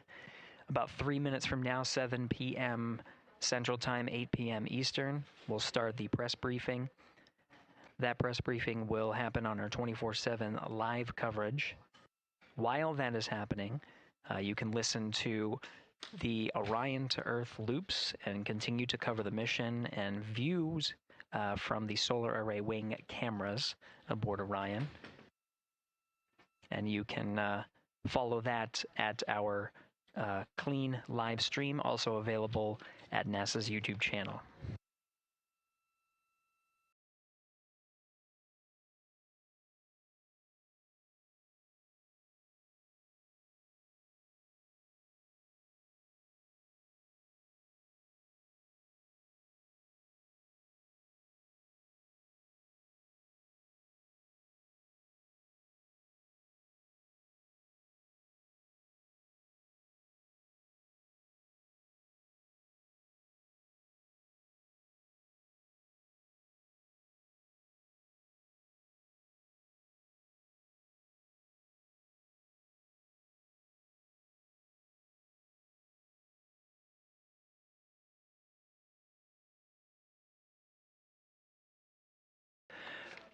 This is Mission Control Houston, passing 1 hour and 23 minutes of mission elapsed time into the Artemis 2 mission. The Integrity crew, about 800 statute miles over the Earth, currently passing over Australia. Commander Reed Wiseman confirmed that pass over Australia, they were able to peek out the windows and see that view from an altitude that is higher than any of them are used to. Jeremy. Integrity Houston for GNC, we are taking channel 1 to unfiltered and BFS. Also for the solar array indication we saw earlier, we think that when the brake originally set, it was like on a tooth, and that when the engine lit for PRM, it slipped one tooth. That brake is now showing nominally.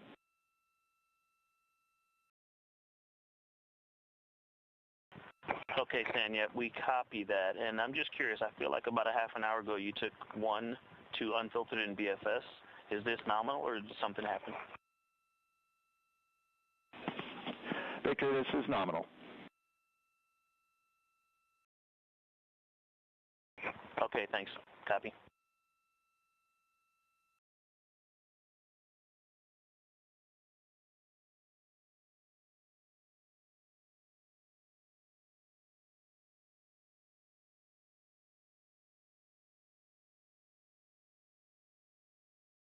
Now 7 p.m. Central Time, at a mission elapsed time of 1 hour 25 minutes. An update for viewers. We are continuing to cover the Artemis 2 mission and see live views from the solar array wings. The press conference scheduled for 7 p.m.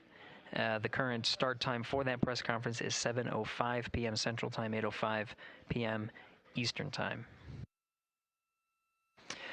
During the conference, we are expected to execute the apogee raise burn. We're a little more than 20 minutes from the time of ignition of that burn. We do know that the time of ignition has been updated from the pad. This is the predicted time of ignition and trajectory that was uploaded to the crew prior to liftoff. The current time of ignition is 1 hour 46 minutes and 9 seconds of mission elapsed time.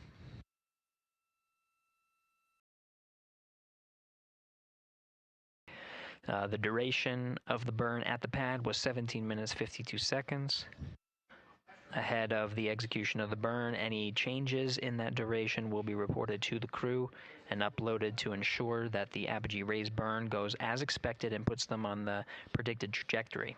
That trajectory being 43,730 miles by 0 statute mile orbit. This high Earth orbit will take the crew of Integrity past the tracking and data relay satellites that are positioned about 23,000 miles away from the Earth. Again, they're currently on Tidra's west. And they will transition to the Deep Space Network. The apogee raise burn time of ignition again at 1 hour 46 minutes and 9 seconds of mission elapsed time. That is expected and will occur during the post-launch press briefing. So as part of our 24/7 coverage, the briefing itself will overlap with that particular milestone. To follow along on our 24/7 coverage, we won't necessarily stop our coverage. The clean Orion to Earth loops will be available on our clean feed. That will show a view similar to what you're seeing now. This is a view from the solar array wings, and you'll also hear the communications between Capcom's Stan Love here and the crew aboard Integrity, and you can listen as they confirm the execution of the burn and any changes of the burn. When we come back from the press conference, expected about around 8:05 p.m. Central Time, 9:05 p.m. Eastern, we'll go ahead and recap any of the milestones that occurred while we transitioned to the press briefing to answer the questions that come from the press, and continue along on our 24/7 coverage.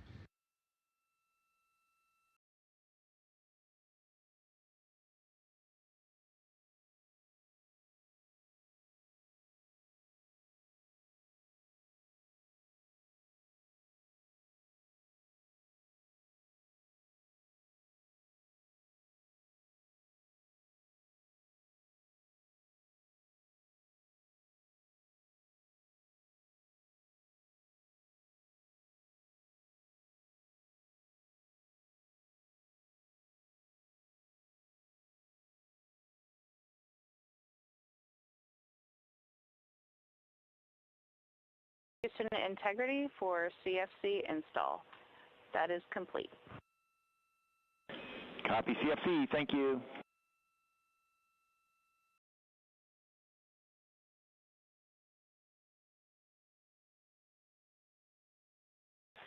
And Houston, just want to let you know, since we're running a touch behind timeline, we have not yet started suit doff for any of the forward crew members. We'll get to it in a bit. Copy, thank you.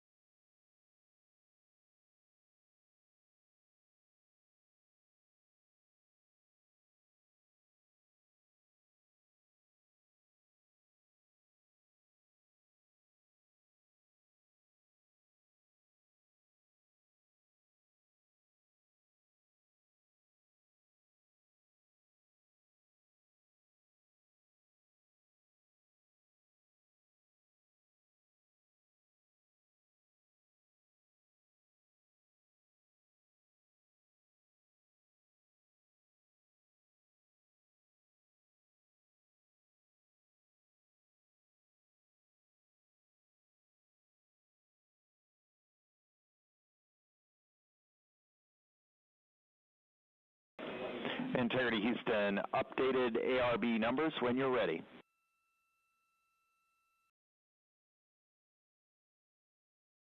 Stan, we are ready. And sorry, false alarm. Still integrating on the ground. We'll be back with you shortly.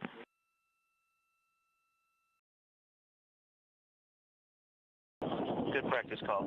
Talk to you in a second. Roger.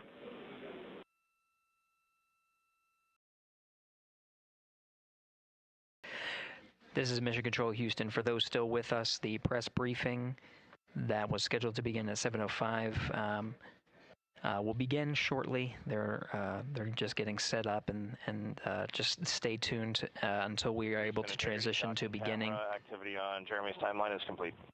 To the beginning of the press briefing. Copy docking camera. Thank you. Teams on the ground are analyzing the time of ignition and what's called T-GO, the duration of the burn. At the time ahead of liftoff, the duration of the burn was 17 minutes 52 seconds. There might be some changes. The flight dynamics officer and his support in the back rooms are analyzing to make sure that what they are about to report to the crew is rock solid.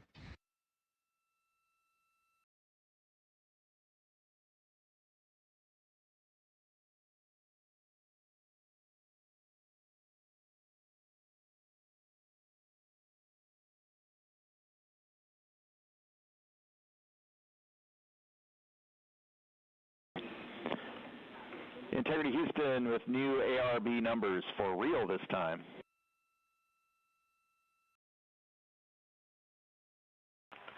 Okay, Stan, we're listening. Go ahead.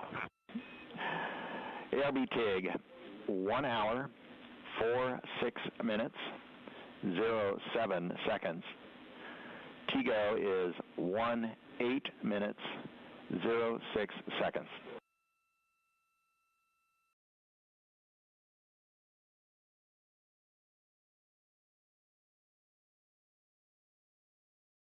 Okay, Stan, we copy and have entered 1 hour, 46 minutes, 7 seconds for TIG, and TGO, 18 minutes, 6 seconds. Thank you for that. With that, we also have an updated time for the handover from teeters west to east. That is going to be over 6 minutes earlier than what's on your pad. You can expect that at MET 2 hours, 03 minutes, 04 seconds, 2:03:04.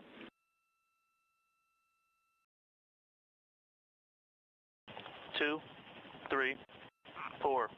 For handover west to east. Thanks, Dan. You're welcome.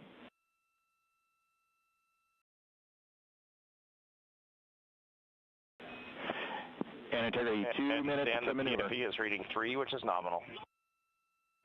Copy PFE.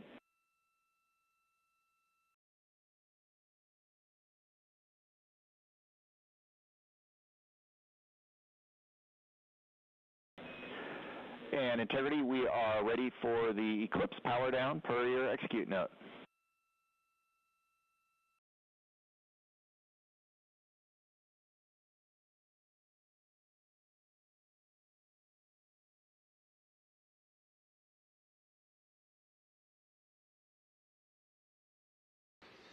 All right, as we've continued to follow along on the mission, here in Mission Control Houston and on the Orion to Earth loops, we'll take you over to the beginning of the press briefing, the post-launch press briefing over at the Kennedy Space Center.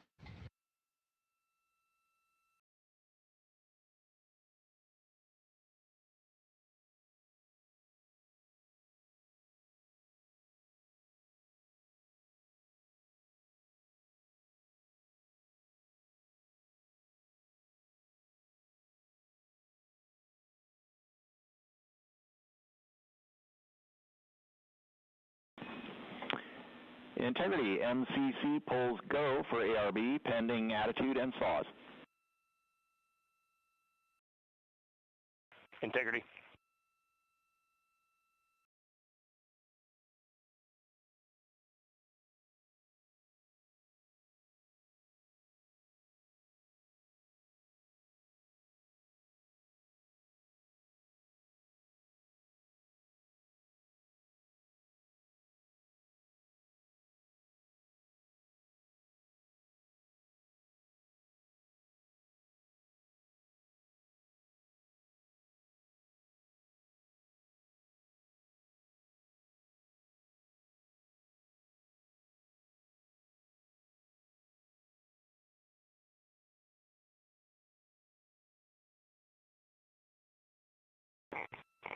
Houston, integrity for power down. Go ahead.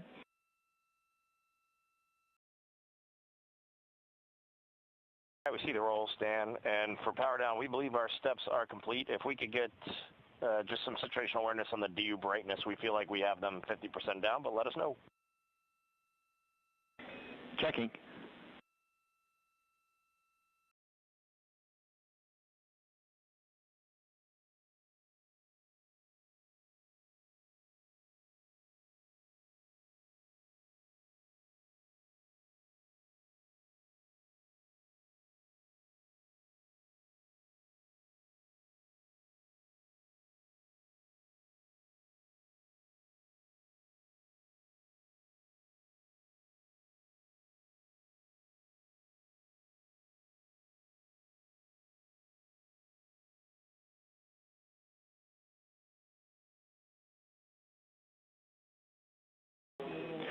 Integrity, we see DU3 right at center. We see DUs 1 and 2, a couple of clicks above center. We're checking power draw now.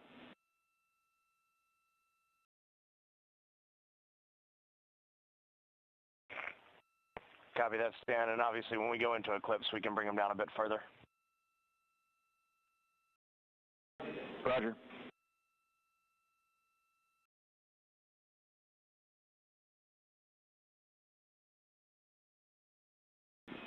And Reed, when we get into eclipse, we would like those extra clicks on DUs 1 and 2.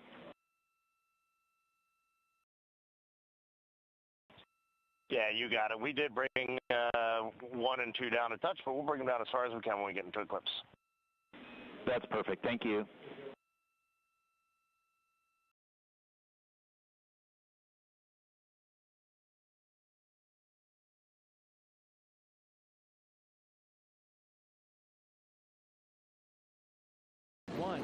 Booster ignition and liftoff.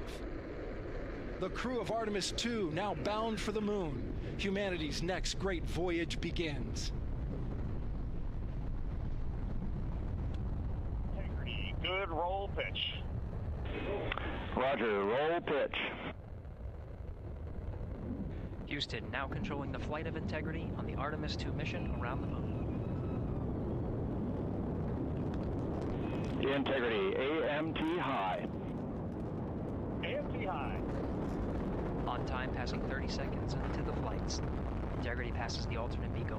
Target milestone. Mission Control Houston seeing good performance on the 4 main engines. Space Launch System core stage.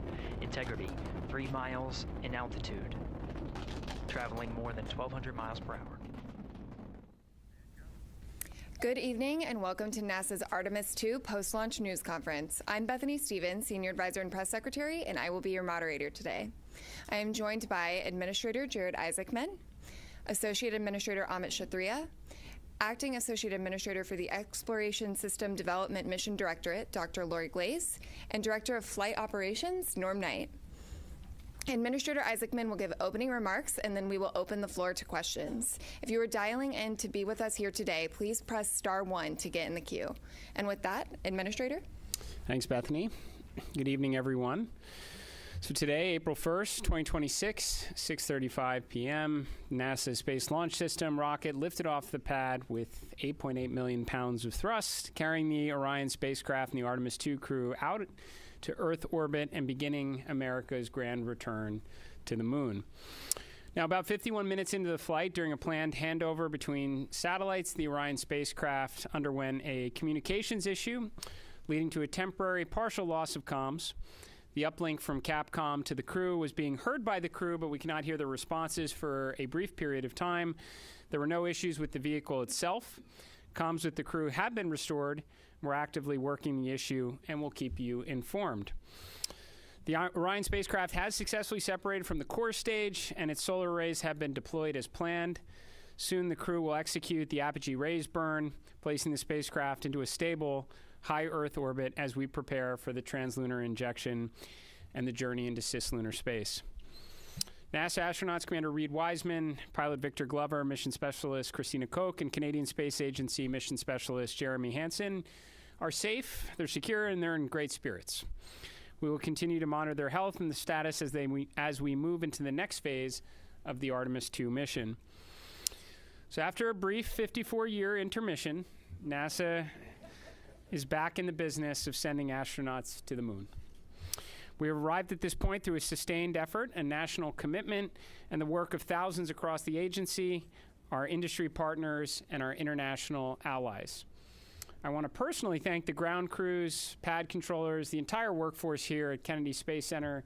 This mission belongs as much to you as it does to the crew. The crew is now in the capable hands of Mission Control Houston, the Johnson Space Center, where teams will guide Orion through each phase of the mission with the same discipline and precision that has brought us to this moment. We have certainly been here before. We know the challenges ahead. We have a lot of checkouts to get through before TLI. And when, if all goes well, everything is go, Artemis II will be moonbound. You have our commitment to keep the public as informed as possible on this historic mission. And we will celebrate when this crew, we will hold our celebration until this crew is under parachutes and splashes down off the west coast of the United States. Thank you. So with that, we will open this up to questions, and we will start here in the room if we have any takers. We'll start right up here. Congratulations to all of you on a successful launch so far. My name is Jim Siegel. I'm with Florida Media Now. And I'm curious about when the astronauts will have their first meal on this mission. And secondly, is somebody on the Earth here, back in Houston or somewhere, keeping track of what they eat during this entire mission? And how do they go about doing that? Do they tell them what to eat, or do they kind of select what they want? What do you think? Well, let's see. I'll jump in on this one. Well, what I'll tell you is they do have planned meals, okay? So they have a planned meal today. I will tell you they're very busy. So ascent day is very tough. It's tough physiologically, and it's tough from a workload issue as well. And so this timeline between now when the crew goes to sleep, so MET of about 8:30 is pretty packed. They're going to snack. They probably have some pre-positioned meals. I know they did in their flight suit. Some of the snacks that they can use if they need. But I will also tell you that flight day 1 and flight day 2, you might not feel like eating a lot, and that's just part of it. Your body is acclimating to 0G. Your physiology is transitioning from a 1G environment to 0G, and it takes a little bit of adapting. So right now they're working hard. They are doing what they need to do. They sound great on the loops. That was really a good signal to us that they're feeling well. But just know that that's part of the equation, when they get on orbit. As far as the food being tracked, yes, we have a food lab, and we have folks at the Johnson Space Center tracking what they eat, the nutrition, the calories. It makes a difference. They do this on Artemis. They do it on Space Station as well. So we're well versed in that. We want to make sure that they're healthy, and we also want to make sure we know what they're doing, what they're eating, so we can also track that and make sure that they don't need any supplements or anything additional. Thank you. We'll head over to Joey.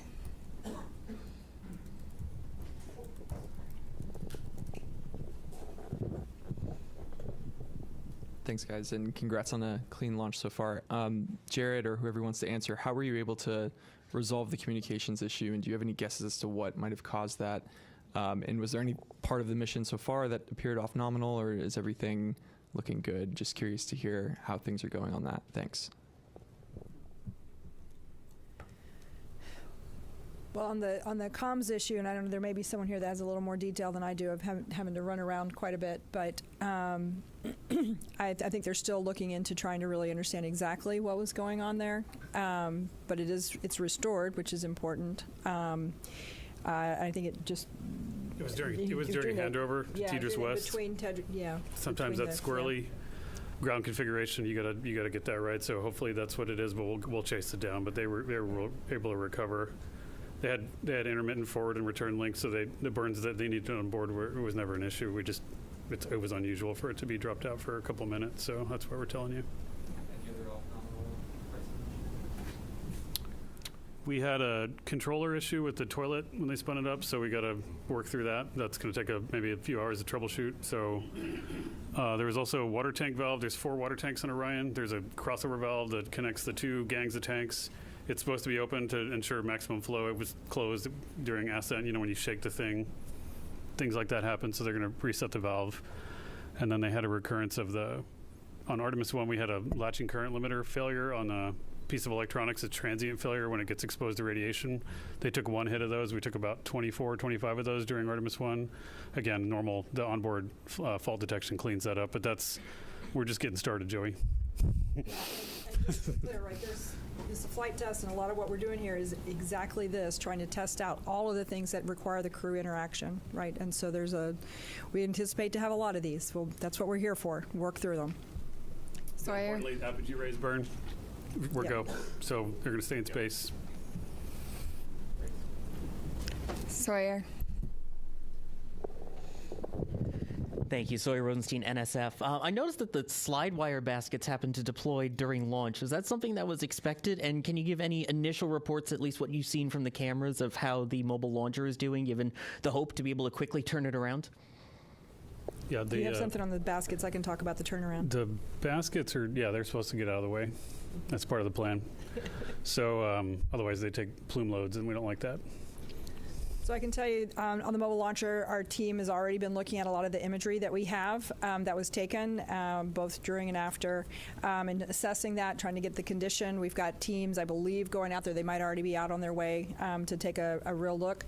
Some of the good things that we've seen relative to Artemis 1, one of the issues we had was that the water that was supposed to be spraying down the launch pad, so that there were some issues there that didn't happen. We saw a lot of corrosion. The water was working, so things were getting washed down. We're still also going to remove some of the parts so that we can do some of that cleaning to make sure we don't have those corrosion issues. We haven't seen evidence of things like after Artemis 1, like the elevator doors were blown off. We haven't seen that. So we're optimistic, but we got to get out to the pad. We got to look. We did a lot of changes after Artemis 1, trying to harden the systems so that we can turn it around faster. We do anticipate there will be some items that'll need to be replaced. It's a pretty violent environment. But we're hopeful that that's minimized, and as soon as we have more information on that, we'll definitely let you guys know where we stand and how quickly we think we can get it turned around. Thanks. Lauren.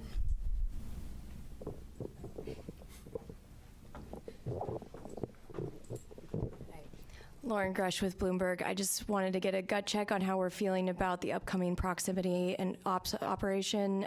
Do we have any concerns with that TDRS delay, or is that not an issue for that? I would say right now we're on for the proximity operations demo. Haven't heard anything that's keeping us from that, Norm? No. On track, ready to go. Victor Glover's going to be flying it. Reed's going to be working the procedure with him. And cross-checking, and Jeremy and Christina are going to be looking out the windows, also spotting, cross-checking, using cameras and imagery, and it should be beautiful, so we can't wait. We'll go right over here. Yes, Bert Dicht from Ad Astra Magazine, National Space Society. Just wondering if the astronauts reported what the ride was like to orbit. I know with the space shuttle, it was a pretty rough ride until there was SRB SEP. Was this similar? Have you heard? I have not heard a report yet. I know we will get a report. Again, yes. When MECO happened, immediately they were getting prepped to do their perigee raise maneuver. That's critical. Otherwise, they come back to Earth, which we don't want them to. So they got that. They are working to get their spacesuits off. They just got the ARB burn, which was very important. So now they're working to get their suits off. So they are very busy. Now, later today, I anticipate they will call down and give us a full brief as to, how the Proxox demo went, how the ride uphill went, and I personally can't wait to hear the comparison between this massive rocket and the shuttle. Sounds great. Thank you. Micah.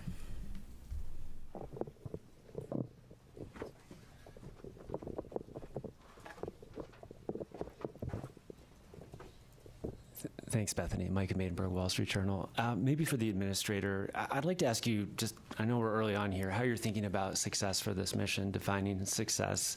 A lot of tests ahead.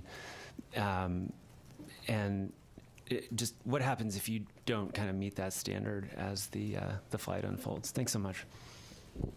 Well, I mean, to me, success is undershoots and in the water safely after a 10-day mission duration. So no early off ramps there. I think we're, right now we're already getting good ECLIS data. We've never flown Orion with crew on board, so that's pretty important. I mean, understanding the Orion spacecraft is, is paramount in this one to progress on to integrated operations of Orion with a lander. Every day we're getting data. It says, it was mentioned from the get-go, this is a test mission for sure. No crew have ever ridden this before. We'll keep gathering data over the next 10 days. We'll share updates, but we'll call success when they're in the water safely, and we'll start working on the next mission. Jackie. Hi. Right here. Sorry if I missed it. I just wanted to check in on the status of the perigee and apogee burns. Are those both finished at this point?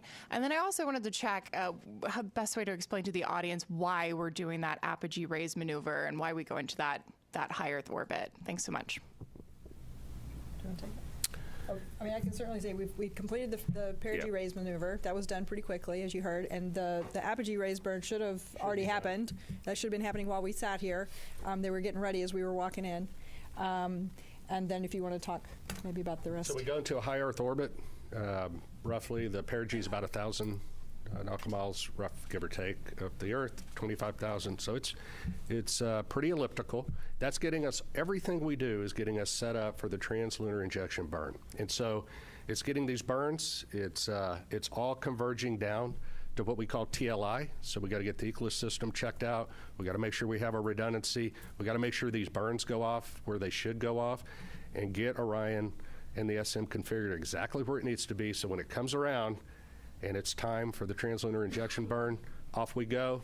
And that takes us really, that puts us outbound to the moon. That's a real big commit point. And so you'll be hearing more about that tomorrow.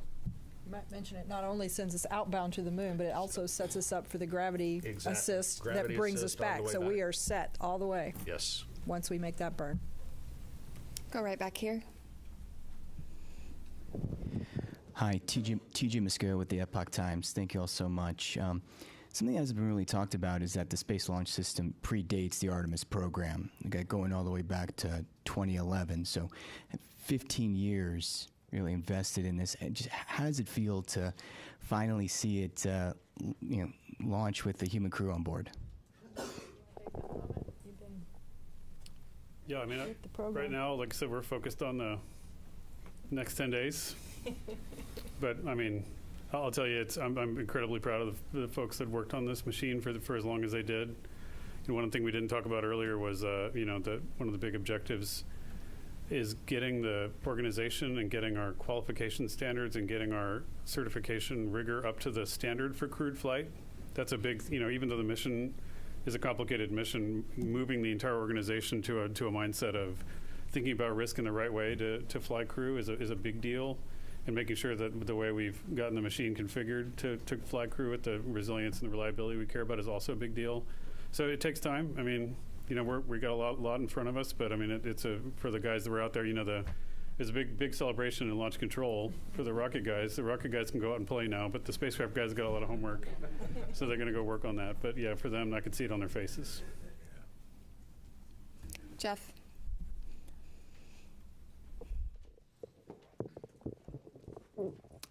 Jeff Faust of Space News. During the countdown, we heard controllers working through a few issues, one with the flight termination system, one with the launch abort system battery, and it sounded like there was a brief telemetry dropout. Wonder if you could provide a little bit more details about those issues and how you resolved them relatively quickly.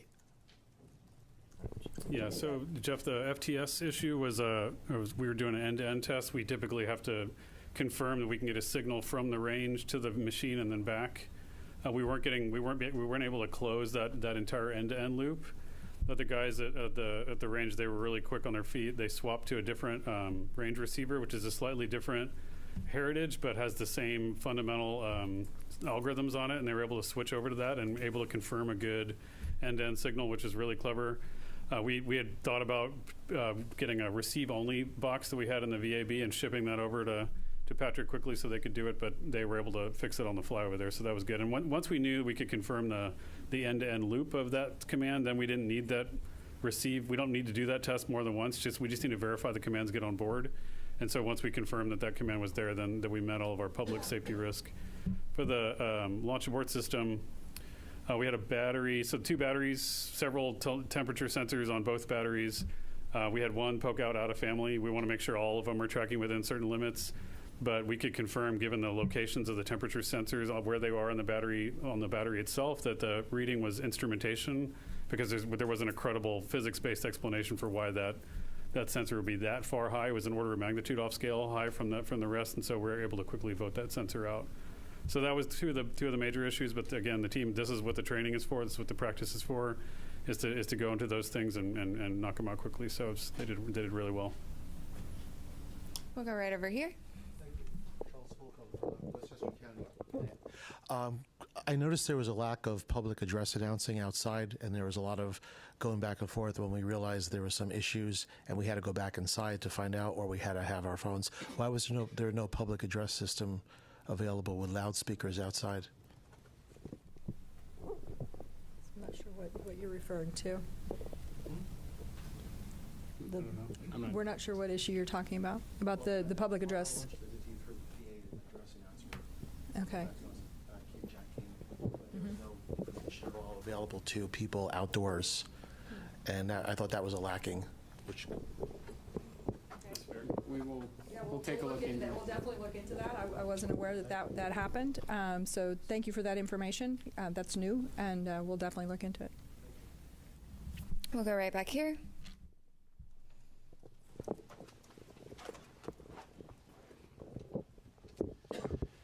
Thomas Moore, Sky News. Administrator Isaacman, as a fellow astronaut, what were your feelings watching your crew rising above Pad 39B? And do you feel that extra sense of responsibility for the crew as they head further into space?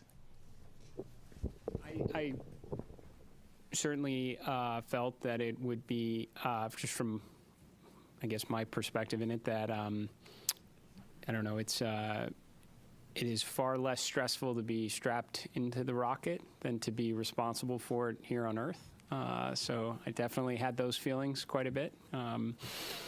But, you derive a lot of confidence from the process that leads up to this moment. I mean, literally the army of people that came together across NASA, all our contractors, all our partners to prepare for this, every step that leads up to it. This is what I, was really honestly going through my mind through it, is all the testing that goes into it, the integrated testing, the flight readiness review, everything that goes into a flight readiness review. Not to mention you have a truly exceptional crew up there that have been training for years on this. That gives you the confidence to undertake this mission, especially knowing the implications that it is part of a much bigger program. This is America and our partners' return to the moon, and we're trying to do it this time to stay. So, incredibly important mission. Certainly felt the pressure of it, but it was relieved, based on the confidence we have in the team here at NASA and everyone who contributes to it. Thank you for the question. We'll come right up here.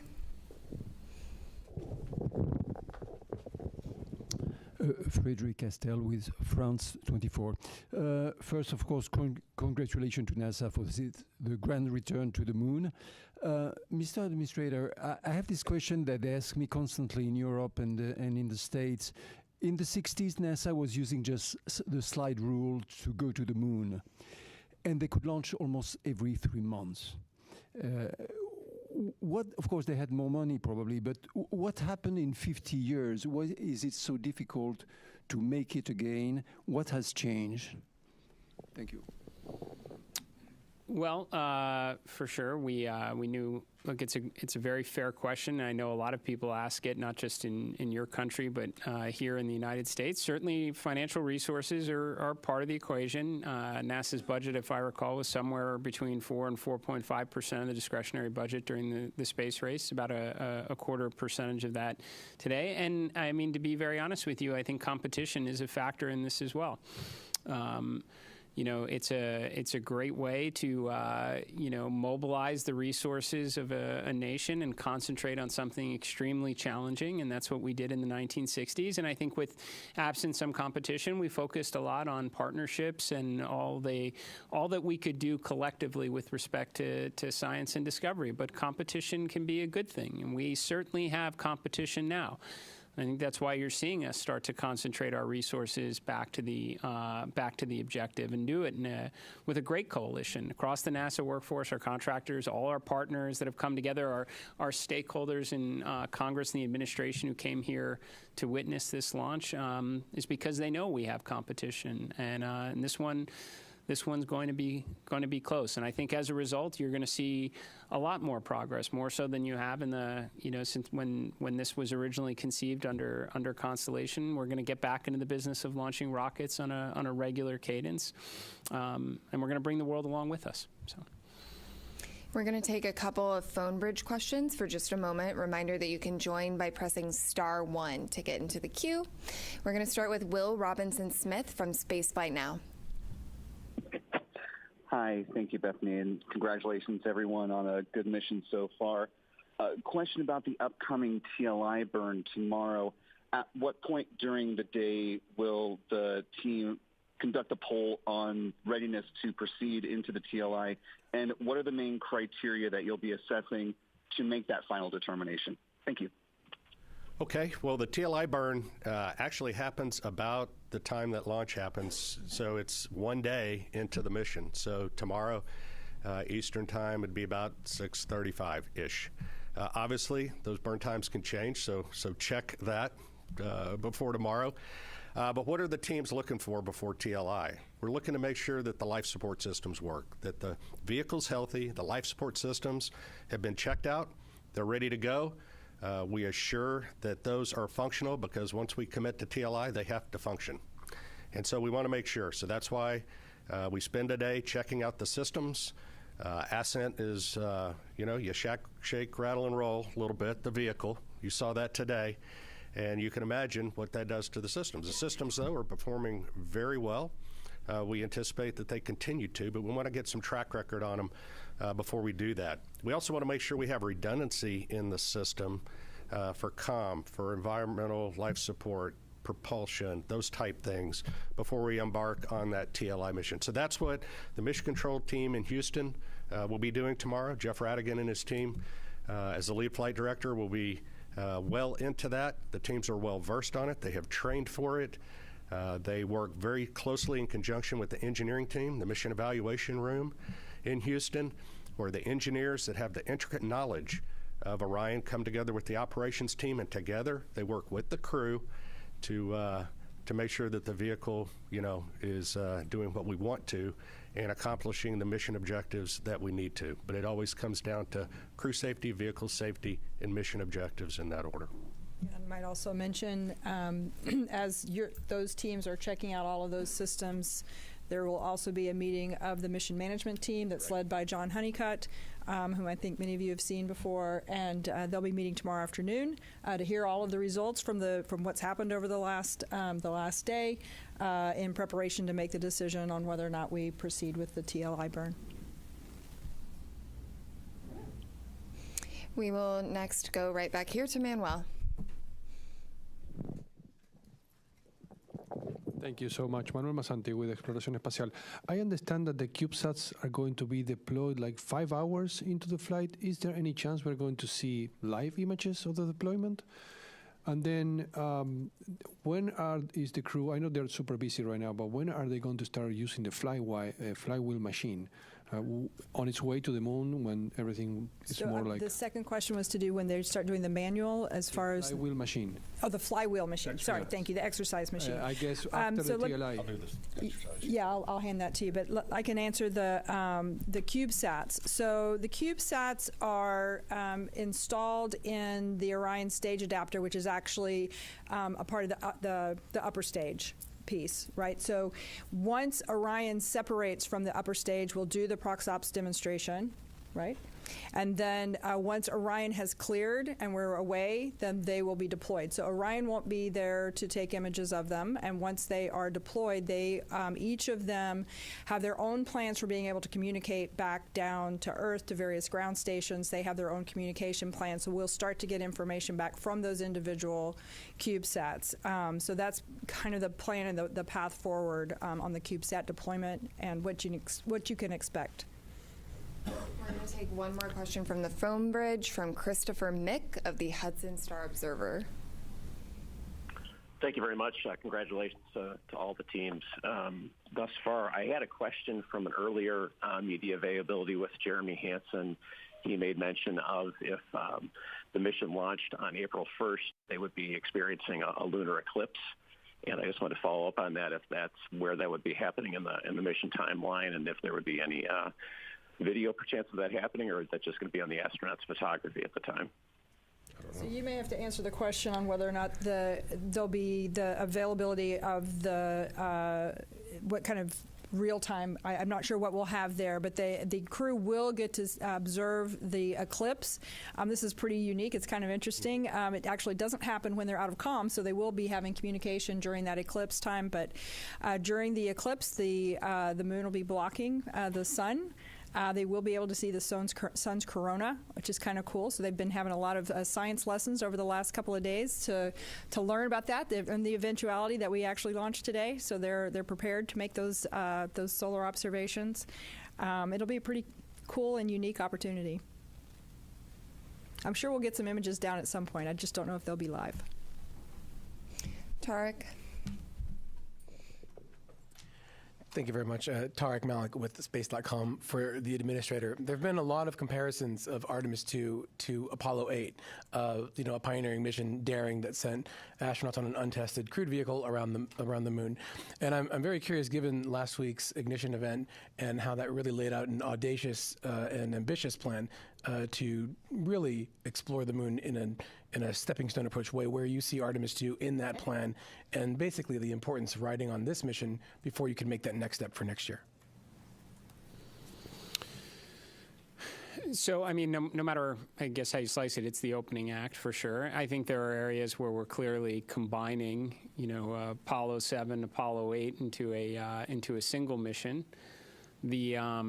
Which we should be able to do. There has been, to your question earlier, there's been substantial progress, over the last half century. We have tools. We've certainly been there before, so I would expect us to be able to get some, mission efficiencies through. But I would say that what we learn from this, for sure, will inform how we think about Artemis 3. Now, there's certainly big picture objectives in that. We'd like to get the lander together.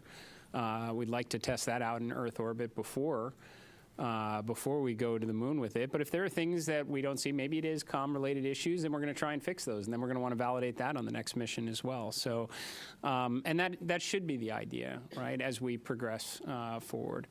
I suspect when Artemis 3 comes around, we're going to learn a lot about the integrated operations that we'll want to validate and ensure is rolled into the subsequent missions. But yes, this should be a philosophy that we take across all of the grand efforts that we are pursuing right now, to not necessarily jump to the ultimate desired state, but to build up to it.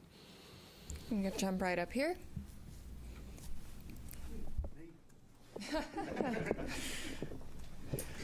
Hi, Richard Hollingham, BBC Future.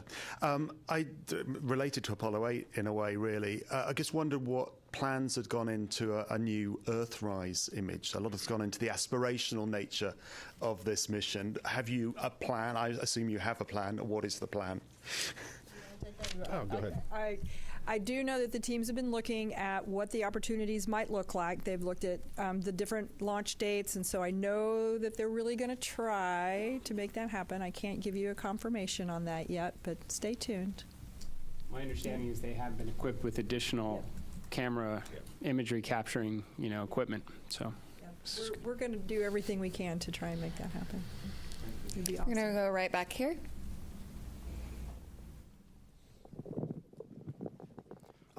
Thank you. I'm from a Japanese news agency, Kyodo News. My question is to the administrator. The United States and China are competing over moon development. What significance does today's launch have for the U.S. and NASA? Thank you.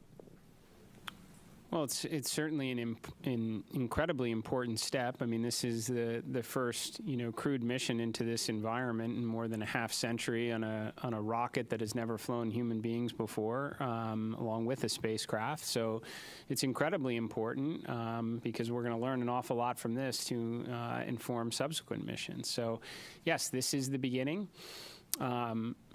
I can tell you, having had an opportunity to speak with the Artemis II crew after the State of the Union address, we talked a lot about what we wound up sharing with the world at the Ignition event about adding additional missions, accelerating production, building out a moon base. I think it was very energizing for the crew because they knew that they were, this is a risky mission for sure. Any type of new test flight mission going in this environment is going to be challenging, and they knew it was building up to something bigger. And I think that it was very helpful for them in that regard. So, and certainly it was very helpful for me to hear their feedback as well. I would suspect a point or two wound up in the Ignition event from them. So, we're going to go back here to the white shirt. Thanks, Denise Chow with NBC News. I think for Lori or Norm, I'm curious what you anticipate could be some of the biggest challenges over the next few days, whether that's from a spacecraft or system standpoint or crew workload. I'll jump in. Flight day 1 from a crew workload is pretty tough. Between now and TLI, we're working the crew really hard. In fact, when they go to sleep tonight, they're woken up in the middle of their sleep to do the perigee raise burn, and so their sleep's disrupted. They're hitting on all cylinders. They may not be feeling well. On top of that, so we know that flight day 1 and flight day 2 up to TLI is really good. We know it drops off then, and so going into this, we trained for that. We did simulations for this. We put the crew in exactly that state. Now, they weren't on orbit. They probably were feeling great. But we got a good gauge, hey, are we working them too hard? And the mission control team is great because they're watching the crew constantly. They're watching their performance. And we also have a crew that's very good at saying, hey, enough's enough. And so together, we will make certain that we're doing everything in the best interest of meeting the mission objectives. Making sure that we're not working the crew so hard that they make mistakes or something of that nature. And again, we work as a collective team going forward. So this is our best opportunity, and they may add more stuff to the timeline before it's all done, and they may take some stuff out if we need to. But we adjust all the time on those things. So that's leading up to TLI. That's probably one of the bigger challenges, making sure we get those done. I'm going to go right up here. Hi, Robert Perlman with CollectSpace.com. For the administrator, you mentioned the 53-year hiatus, and in that time, now most of the world's population wasn't alive for Apollo, like I think you and me.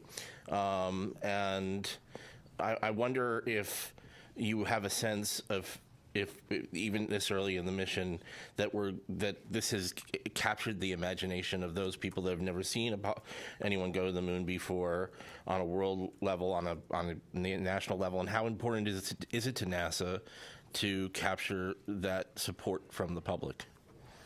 Yeah, I've said it many times. I absolutely, I think it's foundational for what we do here at NASA to inspire. It should be a component of every one of our missions. I've talked about, I think after Artemis II, you're going to have more kids that are going to dress up as astronauts for Halloween. We want to inspire and create interest in the next generation to grow up and contribute to this endeavor. Now, how have we done so far in captivating the world's interest in America's return to the moon? I don't know. You have to tell me. We've been rather busy the last couple hours. I would say, and I felt this way going into it, that when we got down to T0, a lot of people would be paying attention. I suspect when some of the imagery starts to maybe come back from the moon, that's gonna further bring people into this story, right? And then we bring them home safely, and we start preparing for, again, the next chapter in the story. So. Yeah, I think inspiration is extremely important. I think people, despite, some of the commentary up to now, how many people really know we're going around the moon? I'm willing to bet right now a lot of people do. And I think we'll only draw in their interest further as the mission proceeds. I'm going to go right here.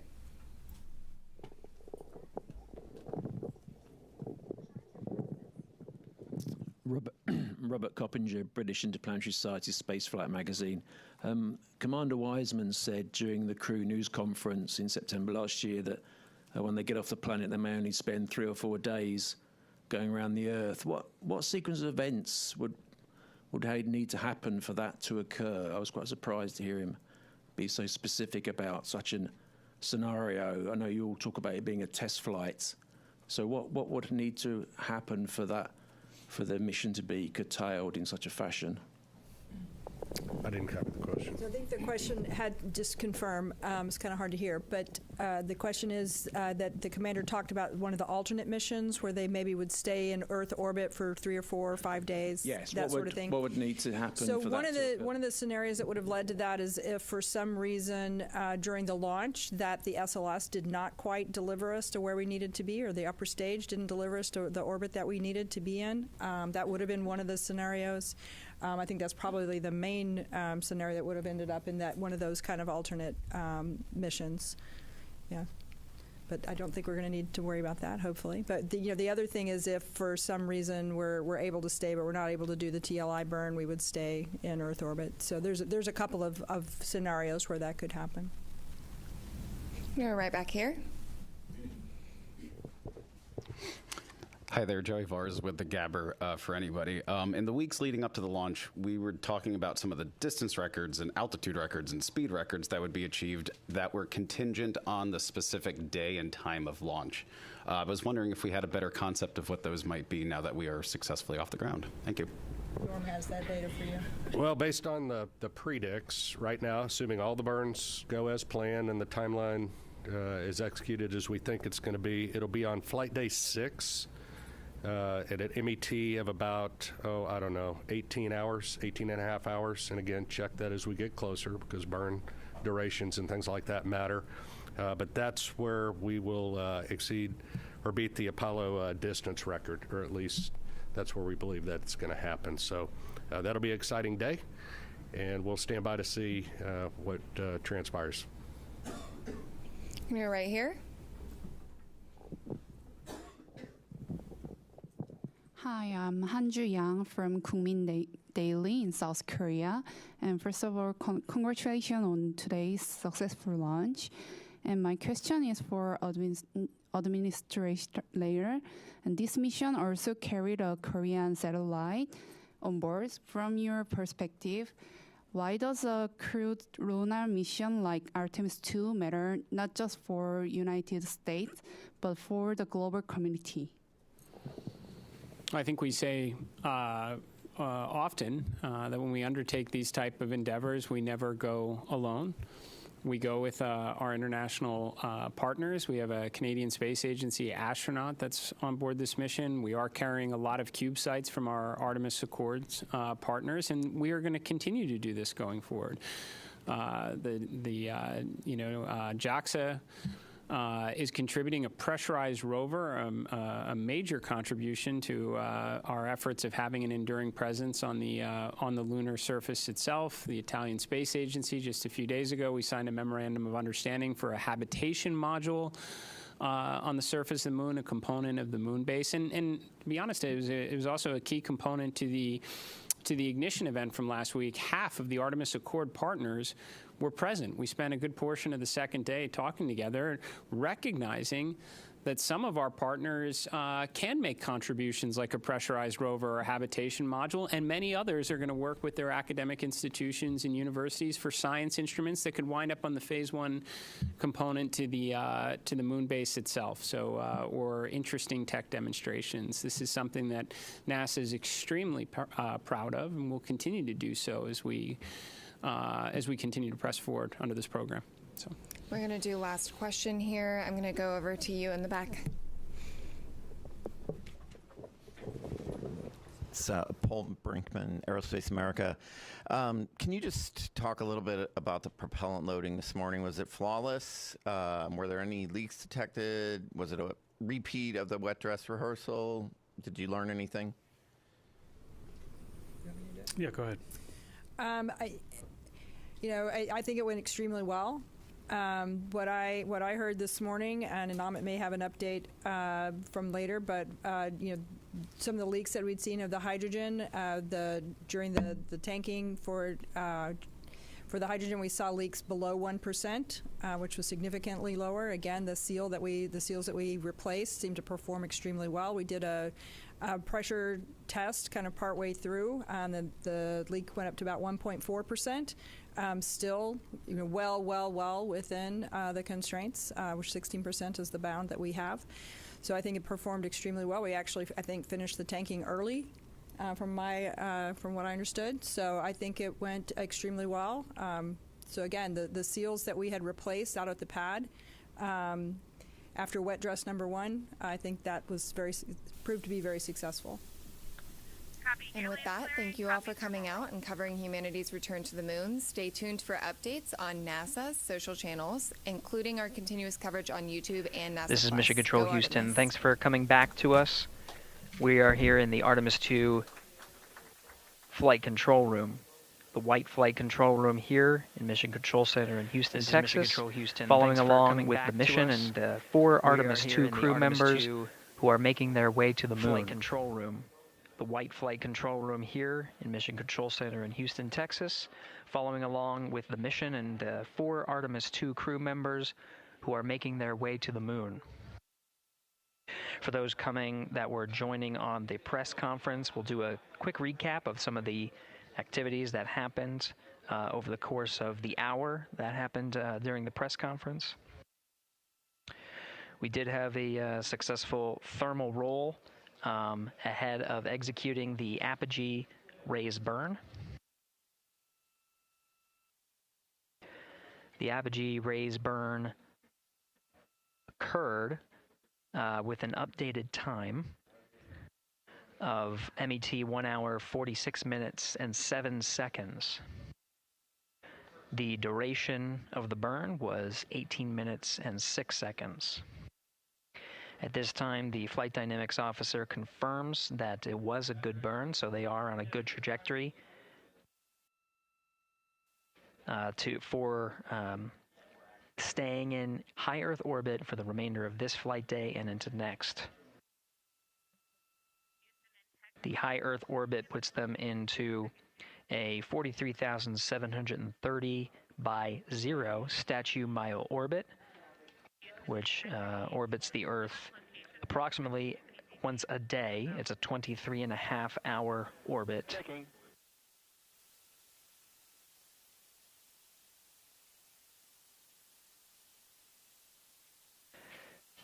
At this point, the crew is working through a number of steps to prepare for their first day in orbit, their first night. They have a number of activities coming up, including the proximity operations demonstration, where Integrity will separate from the second stage. Integrity, those PCDs are located in Foxtrot 3 large. Integrity, good. String 1, helium clearing.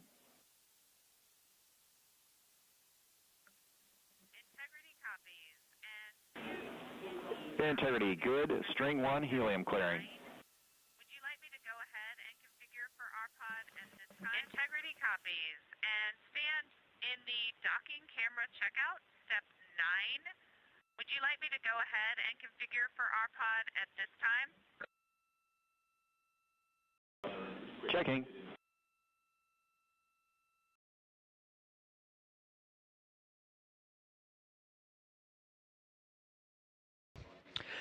Continuing the recap, starting with the current discussion where Integrity is now beginning a thermal roll. And Integrity for docking cam, yes. Please configure for RPOD. Copy.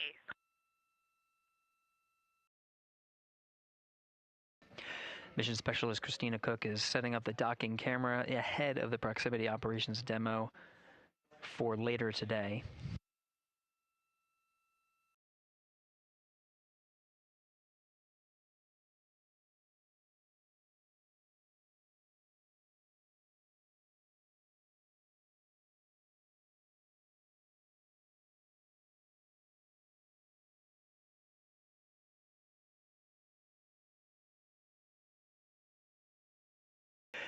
Right now, the crew is in the middle of executing a thermal roll.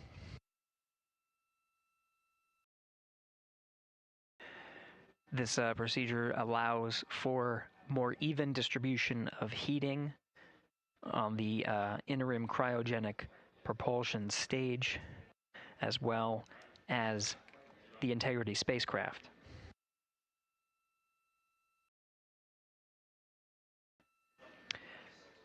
NASA astronaut Christina Cook is also working through troubleshooting steps of the waste management system that's aboard the Integrity spacecraft.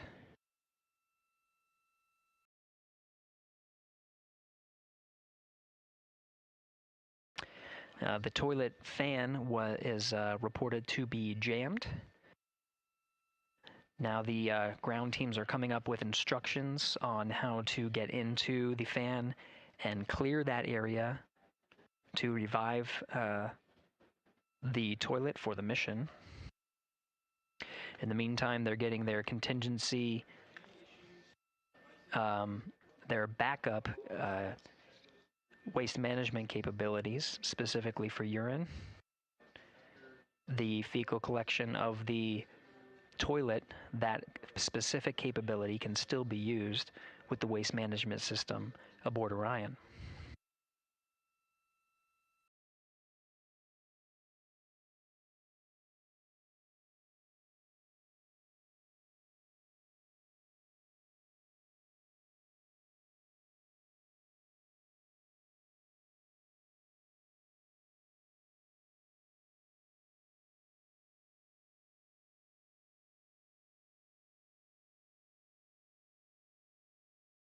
At this time, here in the Artemis II flight control room, we're beginning the first handover of the mission. The ascent teams, led by Flight Director Judd Freeling, are handing over to the Orbit 1 shift. You can see Flight Director Jeff Radigan to the left of Freeling. Right now, he is the one conducting the handover with his team, getting a read on all of the activities they have upcoming for the rest of the day. Namely, the one in the near term is a proximity operations demonstration.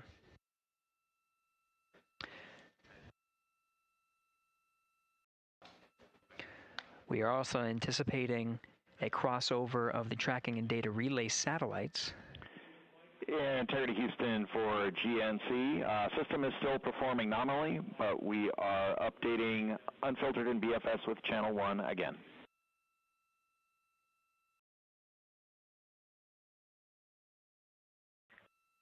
Integrity copies.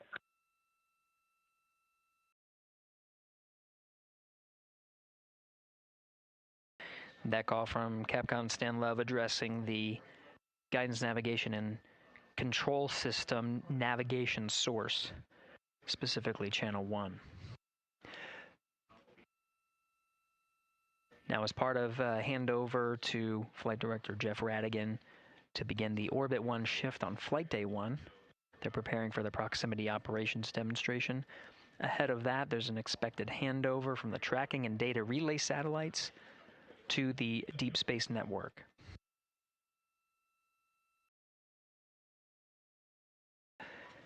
The successful execution of the apogee raise burn puts the crew in the high Earth orbit, which will take Integrity and its crew far from Earth, with the apogee being upwards of more than 43,000 miles. With the geosynchronous TDRS satellite network in a geosynchronous positioning around 23,000 miles, the crew of Integrity will pass the near-Earth network. With that, expected a little less than 24 minutes from now will be a transition from the TDRS to the Deep Space Network. The data rates gathered from the Deep Space Network may allow us to hop on board and get some first preliminary views of the crew prior to them needing to prioritize the proximity operations demonstration.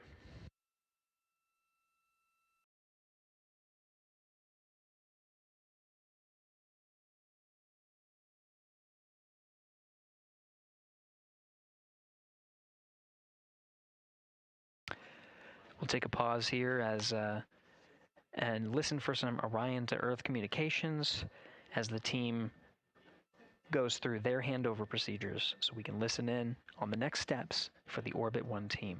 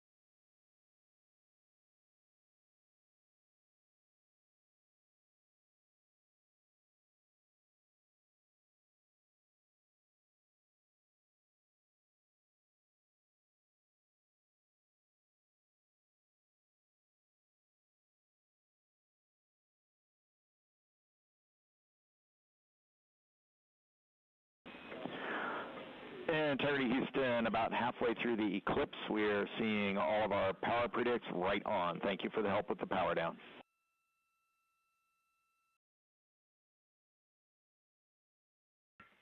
Integrity copies.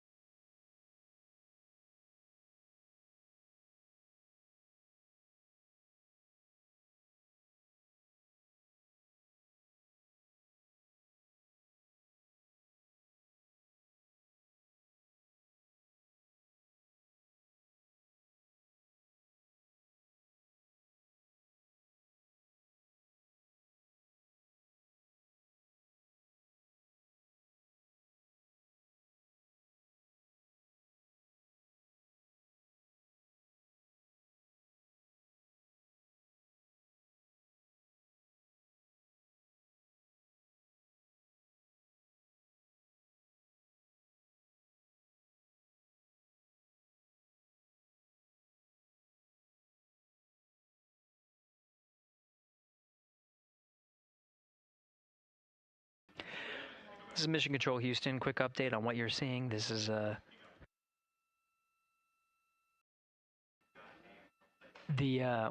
this display is brought up onto the front screen by the control officer here in Mission Control Houston. It's called the Ascent PFD and is available at the first phases of flight. It includes toggled settings between tanking, the ascent phase on the core stage, and now the ICPS phase. As you can note from the display here, we're in a post-apogee raise burn coast. Right now the attitude for integrity is... Integrity Houston, 1 minute to string 2 helium clearing. Also, your PCL Rev 1 HEO deorbit burn plan is on board. That's in slot 2. The name is HEO D/O Rev 1. Copy helium clearing, and we see the burn plan. Thanks. Outstanding.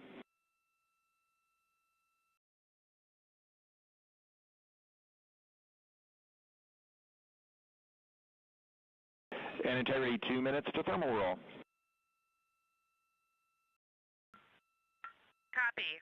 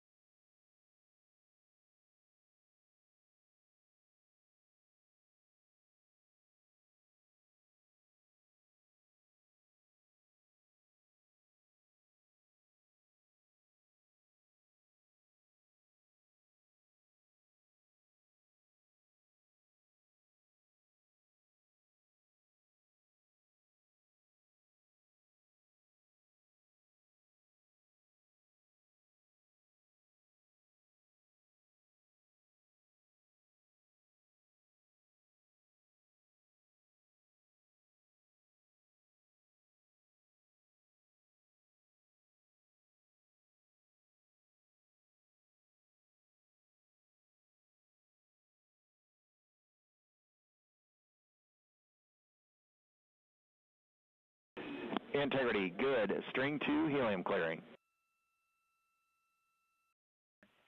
Integrity copies, and I've got some AGA readings for you, Stan, when you're ready. Jeremy, also thermal roll is complete. Jeremy, go ahead with your AGA numbers.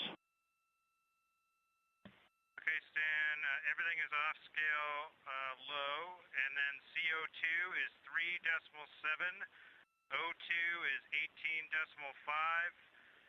Temperature, temperature is 70.3, and pressure is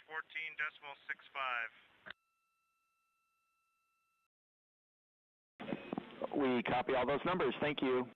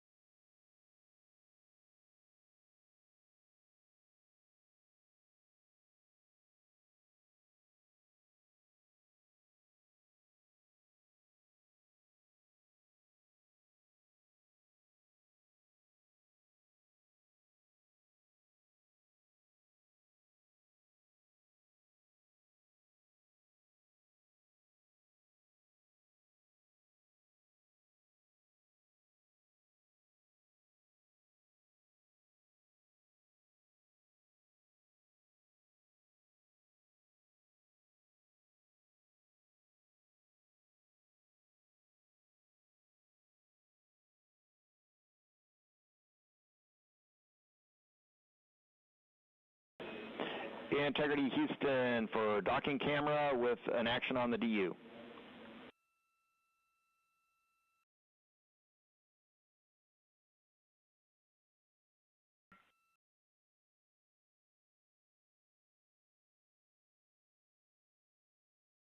Go. For the docking cam, we see exposure set to 1 instead of 3. We think that'll be too dark. You can set that back to 3 on rpod.doccam, edge key L4. Copy. Thank you.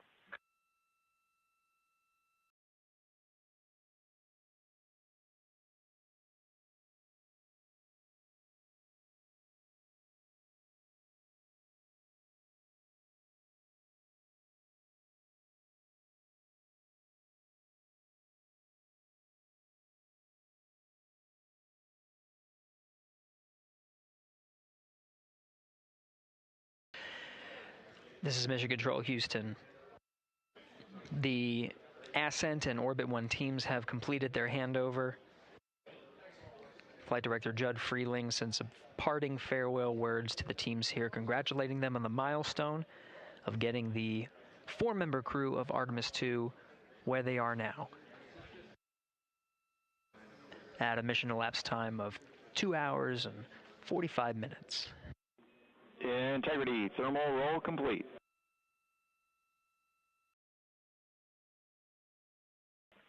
Integrity copies.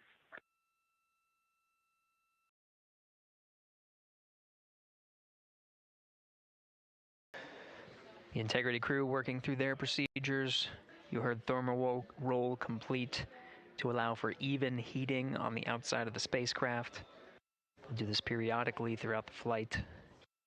Right now, the teams here have, like I said, have successfully handed over. You've been hearing the voice of Capcom Stan Love for the Ascent shift. He'll be handing over to Capcom Amy Dill and Capcom and NASA astronaut Raja Chari. You'll hear their voices for the Orbit 1 shift and the beginning of proximity operations demonstration.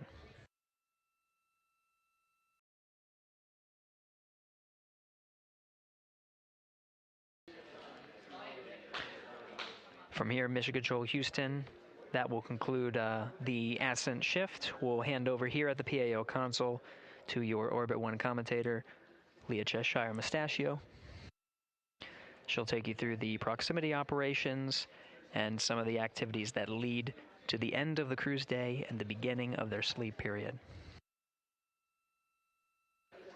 That's it for the Ascent team. This is Mission Control Houston.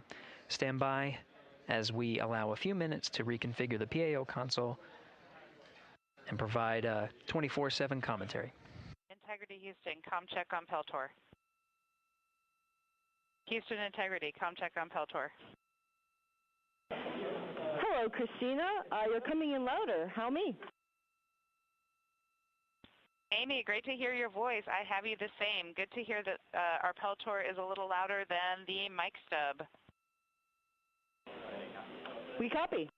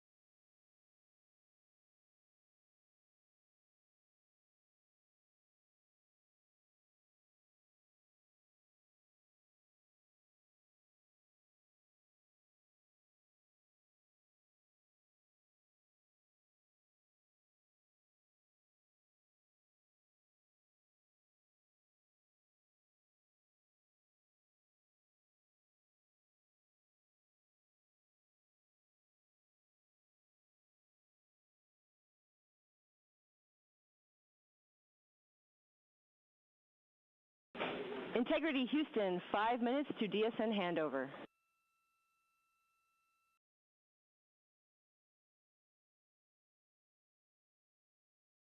Integrity. Integrity.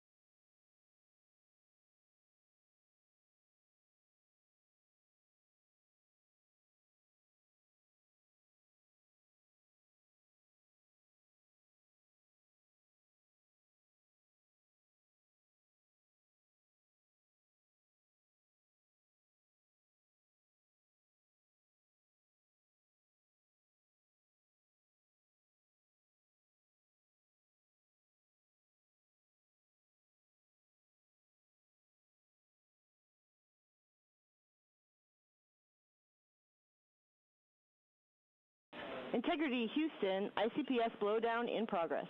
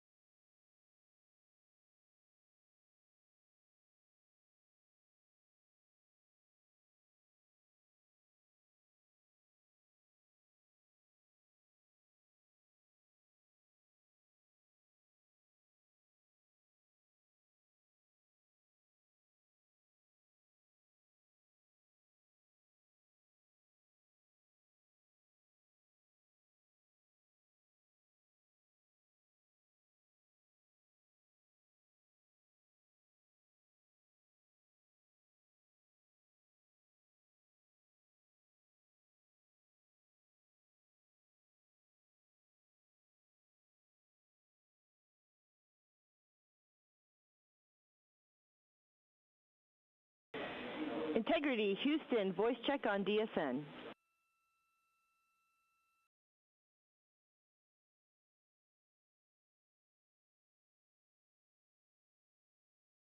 Houston, Integrity has you loud and clear on DSN. And we have you loud and clear as well, and while we were handing over, ICPS was in blowdown.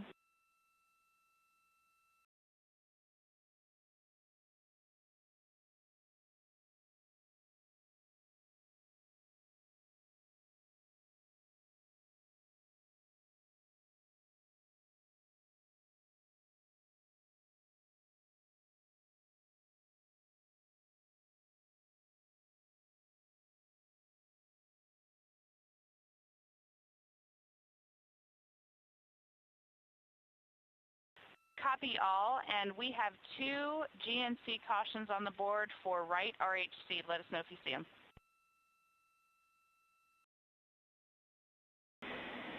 Copy, Christina. We're seeing the same. We think we might have a channel failure. We are taking a look.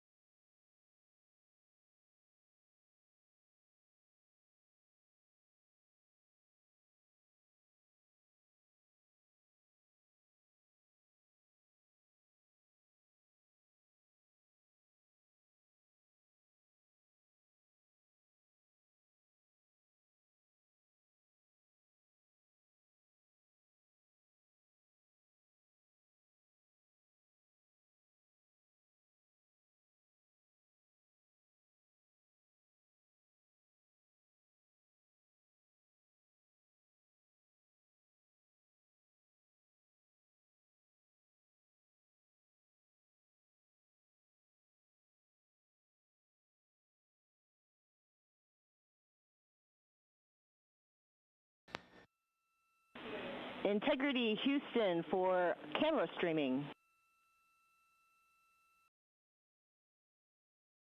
Go ahead. All right, we are ready to join you on board if you're ready for us.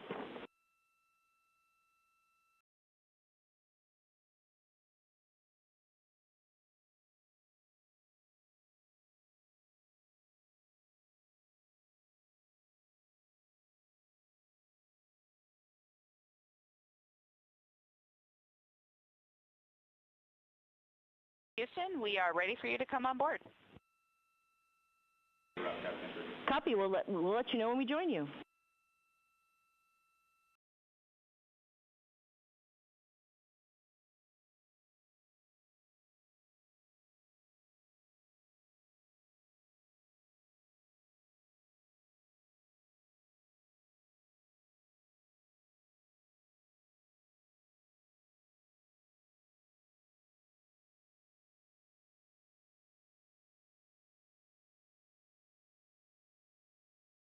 For the first time since they arrived in space, you're looking at a live view of the Artemis 2 crew in the Orion spacecraft.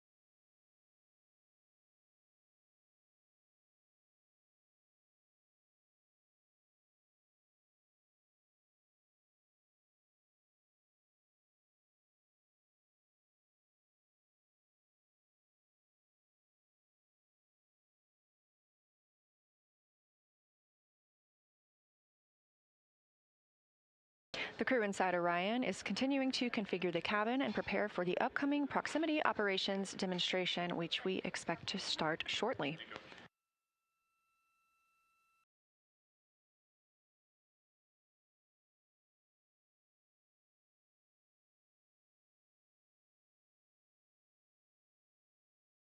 And as you can see, it's pretty dim in the cabin right now. The lights are dimmed as the vehicle is in an eclipse.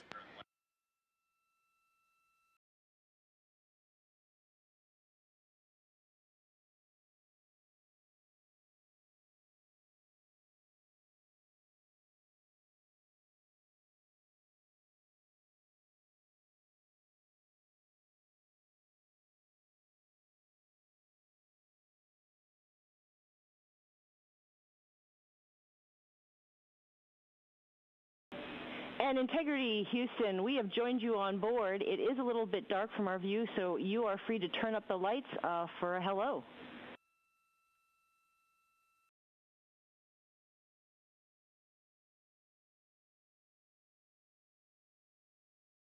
All right, Houston, I just want a quick comm check. Can you hear this transmission? Loud and clear, Reed. All right, Amy, welcome on board the Integrity spacecraft. We got, right now, myself and Christina are in seats 1 and 2, getting ready for rendezvous and prox ops demonstration.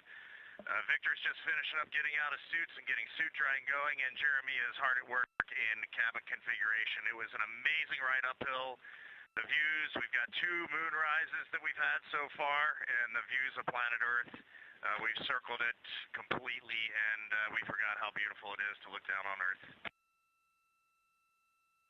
Wonderful, Reed. It's spectacular to see you all, and so far so good with the day.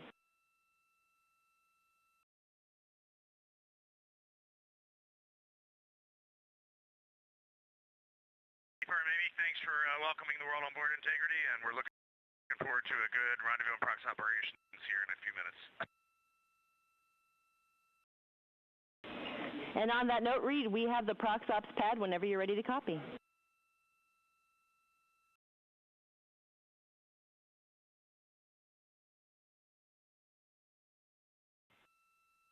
If you can give us about 2 minutes, we'll be ready to copy. Standing by.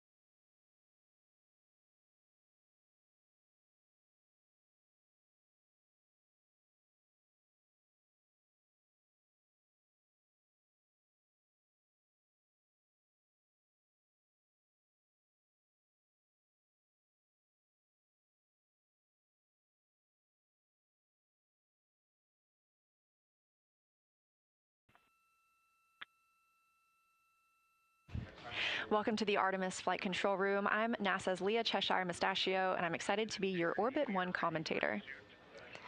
We're hearing some comms from the crew as they are preparing for their proximity operations demonstration. And we have just had, for the first time in over 50 years, humans join the Deep Space Network. Now, we're used to people being on the Near Space Network, the Tracking Data Relay Satellite System with the International Space Station. But again, first time in 50 years that we will have crew traveling far enough to be on that Deep Space Network. These are our first views of the... Integrity, we are ready for ProxOps pad. Integrity, all times MET. ICPS maneuver to SEP, attitude. 3 hours, 18 minutes, 34 seconds. ICPS SEP, 3 hours, 22 minutes, 24 seconds. ICPS thermal turn, 4 hours, 03 minutes, 34 seconds. Depart no later than 4 hours, 30 minutes, 37 seconds. USS-2 TIG, 4 hours, 50 minutes, 07 seconds. Mandatory burn. ICPS disposal burn, 5 hours, 00 minutes, 11 seconds. How copy?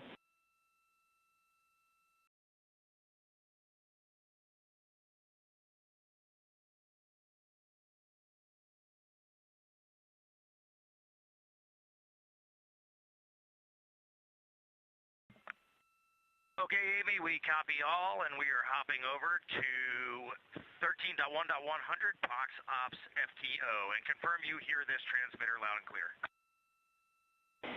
Confirmed loud and clear.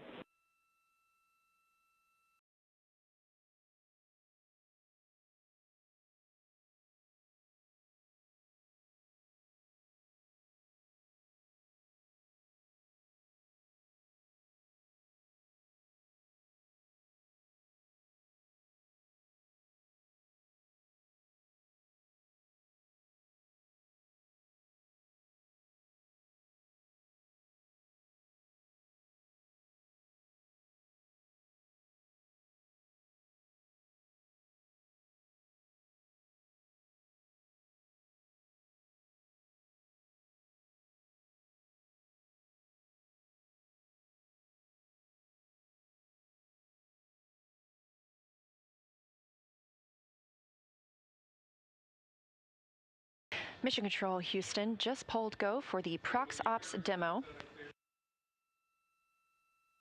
And the crew aboard Orion is starting to get into the configuration for that demo. Another live view here in Artemis Mission Control. So with proximity operations coming up, first we will look for separation from the interim cryogenic propulsion stage. That is the stage that propelled us in the perigee raise maneuver and the apogee raise burn. Amy, we have 20.8.101 post-BFS engage actions open on step 2.1, but we are taking no actions in that procedure. Moving on. Copy, and I have a story on the right RHC when you're ready to hear it.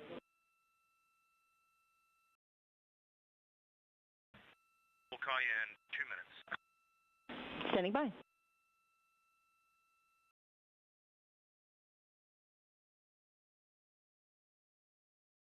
As we mentioned, the crew is...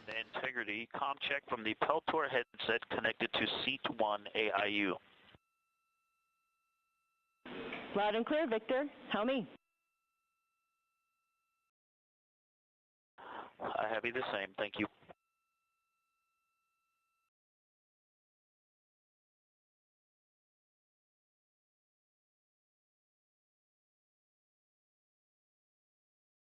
This view coming live from Orion, now just 3 hours and 10 minutes since liftoff today from Kennedy Space Center.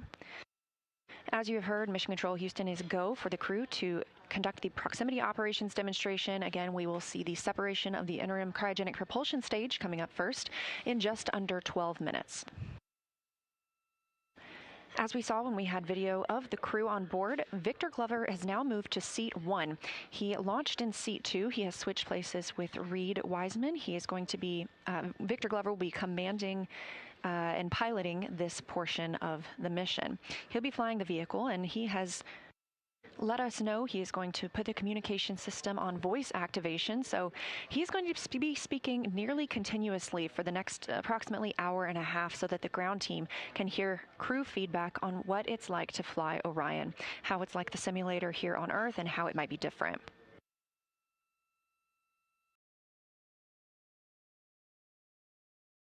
During the proximity operations demonstration, Glover will use the translational and rotational hand controllers to command Orion, first doing a translation control checkout and roll control checkout. He will get a read of Orion's roll, pitch, and yaw from this commanding. We'll hear calls about targets and degrees of width. There is no rangefinder available between Orion and the interim cryogenic propulsion stage, so this crew is using other data, like how big the upper stage looks outside of the window or through a camera. So the degrees that you'll hear him call out are the width of the target on the screen that he is monitoring. That screen is going to be fed by the docking camera that was set up after launch. The target that he'll be reading initially is the entire ICPS itself. We'll be about 100 meters or 300 feet away from the ICPS. Those degrees are going to be reported as greater on the screen because it's a larger target. Houston, can you just confirm that we have a gas introduction of some sort, nitrogen, I'm guessing? Checking.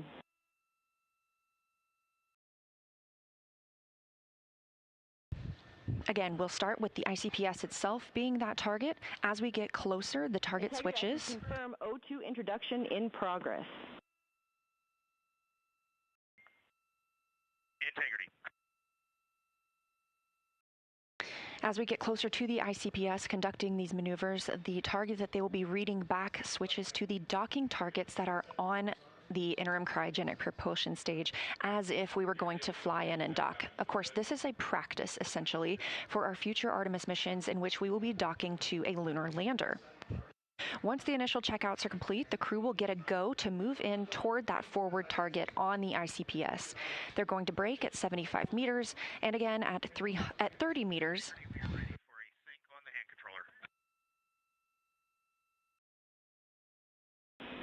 Okay, Reed, for the right RHC, it looks like it was a single event upset. We are now seeing all good channels. We did command a fitter reset from the ground. We do have a quick checkout that you could perform if you feel that you have time. We are showing on right-hand controller, RHC pitch, channel 3, deselected.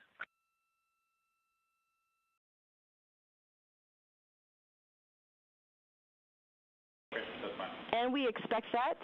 For the checkout, you're going to confirm CSS is not selected and then do a full deflection positive pitch, then negative pitch.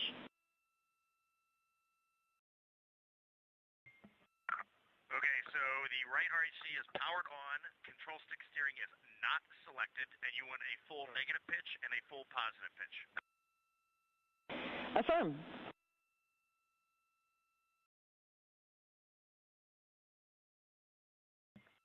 From C2, right RHC, here is a full negative pitch. It is now 0, and here comes a full positive. Copy, we're following. Right RHC is back to neutral, still show pitch channel 3 deselected.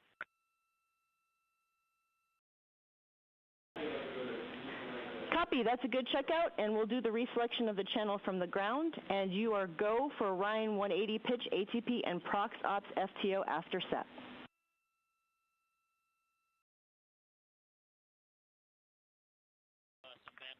Outstanding. Picking up in step 1.3 at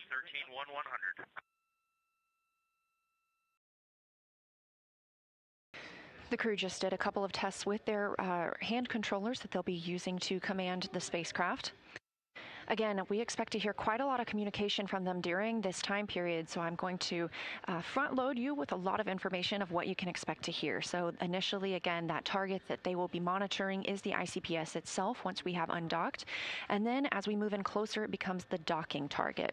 The crew will fly all the way into 30 meters before, and they will break at 75 meters, braking again at 30 meters, and then arrive and hold at 10 meters away from the interim cryogenic propulsion stage. Victor Glover is going to conduct an attitude alignment and then move into the precision translation test and then the precision rotation test. They are exactly as they sound. These are small movements while closer to the ICPS, like we would need to make if we were docking. Of course, again, this is essentially a practice for our future Artemis missions in which Orion will need to dock to a lunar lander.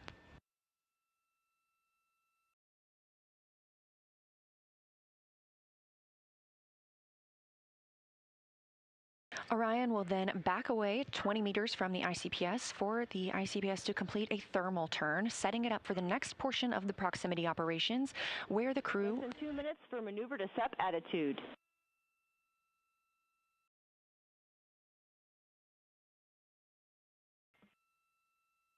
Integrity copies. Once that thermal turn is complete, the crew will approach the side docking target. Again, we're not docking today, but Glover will command Orion to hold at 15 meters from the ICPS. He'll then move into the precision translation test again, but this time with the side target, conducting multi-axis tests of Orion's yaw before maneuvering the spacecraft to its tail-to-sun configuration, which helps generate power through its solar arrays. Finally, the proximity operations demonstration will be complete, and Glover will initiate Orion's departure from the interim cryogenic propulsion stage. This is the upper stage separation burn and provides the separation we need between Orion and the ICPS. ICPS will then have its own deorbit burn over the Pacific Ocean following Orion's departure.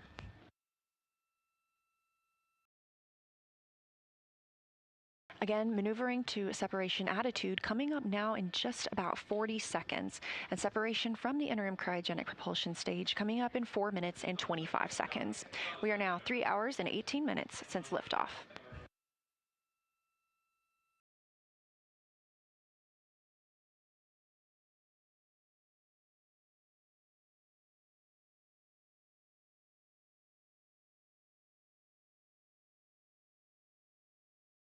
We expect to have views from the docking camera. This is new hardware on Artemis 2, and testing it out here helps us reduce the risk in using it for future missions.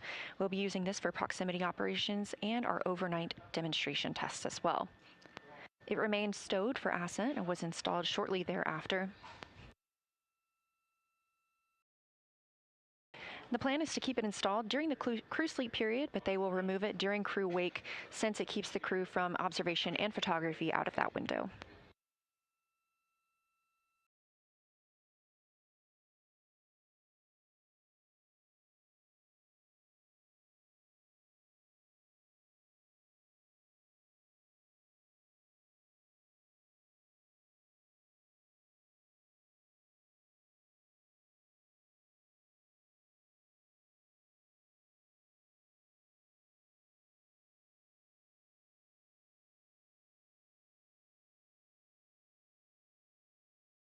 Houston integrity Vox check from seat 1 on the Peltor headset. Loud and clear. Okay, I have you the same. Calls requesting a response will be prefaced with Houston. All other comm, no response required. Houston, how do you copy that? We copy, we're ready. We are ready. Just some words on my configuration. I'm wearing my ox suit boots, and they're clipped in to the seat 1 foot pan to give me some stability. I've got the shoulder straps of the harness on tightened, holding me down to the seat pan, so I feel really stable for actuating the rotational and translational hand control.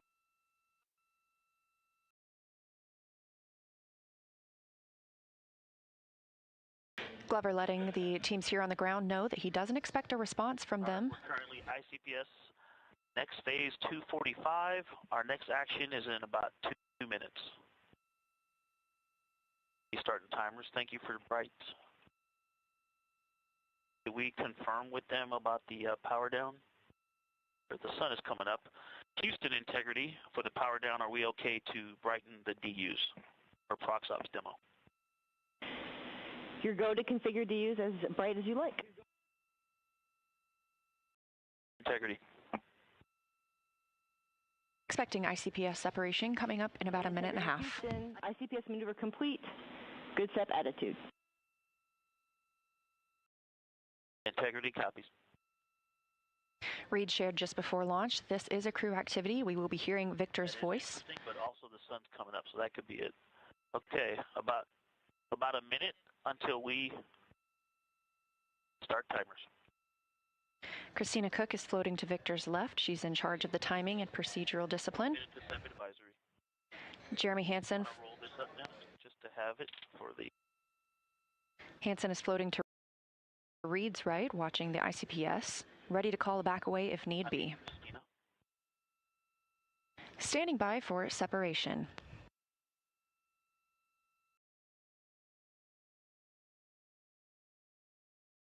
Seconds to timer start.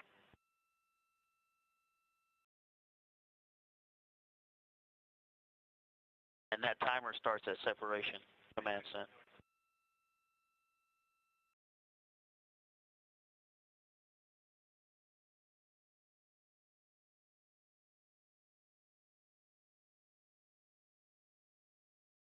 Stand by for separation.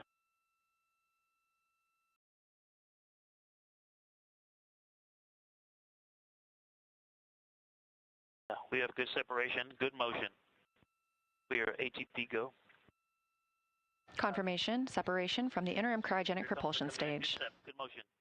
Go for 180 pitch, confirmed. Separation confirmed, Houston. Houston copies. All right, here comes the pitch rate.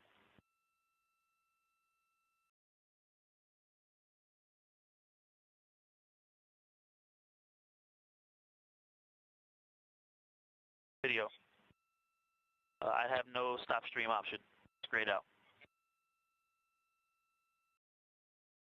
Cam selected.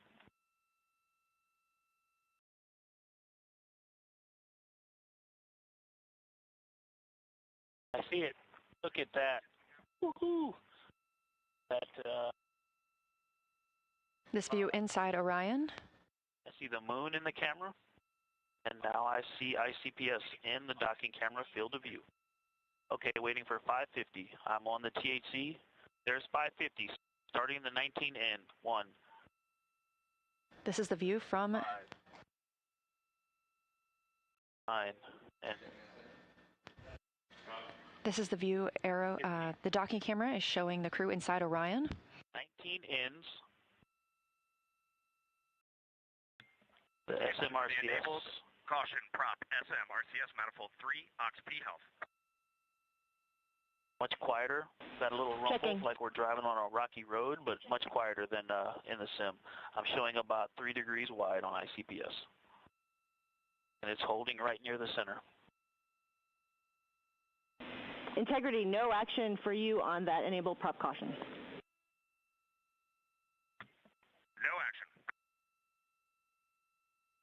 All right, still waiting on the 19 ends to burn out. Thrusters are still fine. We've got a little rumble.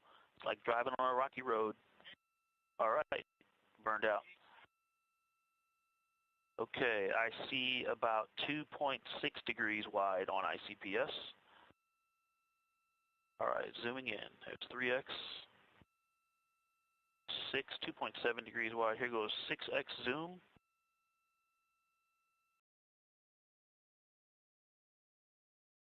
Looks to me like we might have even slight closure. I definitely don't think we're opening. Anybody else? Okay, 2.6.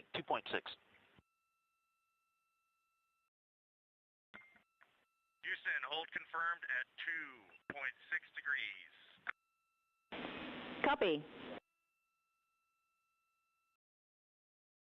Get the exposure difference between 2 and 3. That's 3. It's quite washed out. When I go to 2, I can see the docking target. I'm going to leave it at 2 for now. Step 6. The degrees Glover is reporting. Okay, here come 3 outpulses. 1, 2, 3. And it again is that rumble, a little bit of a rumble from the service module. I hear them still burning. It looks like they just burned out. And I'm seeing opening. We definitely have opening.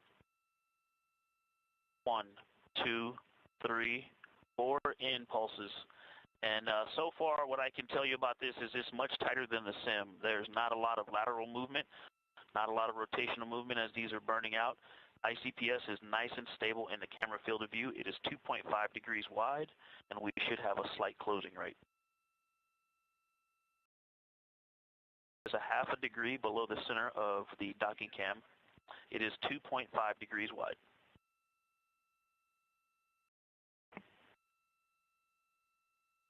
In Authority DAP, it's quite nice and very responsive.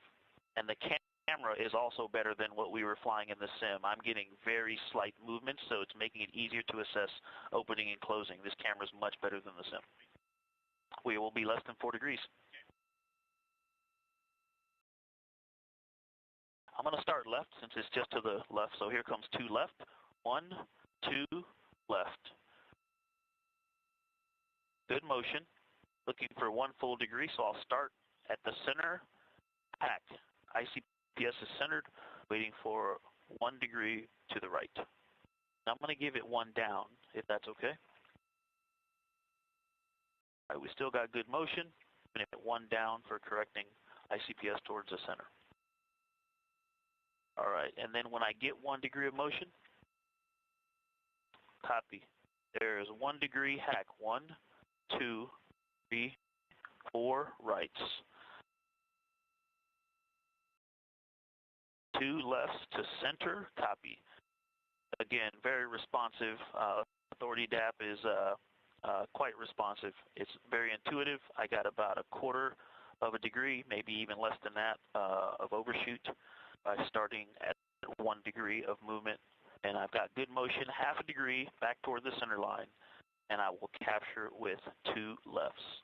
I'm going to lead that by about 1/4 of a degree. Here comes the first 1, 2, and I'm going to give it, I'm going to let those down slowly correct themselves. So, all right, again, that little rumble, it's like a very slight rumble, like just driving over a little slightly rocky road, and the 2 lefts are in. We've stopped on the center line laterally and vertically, waiting for it to correct back to the center.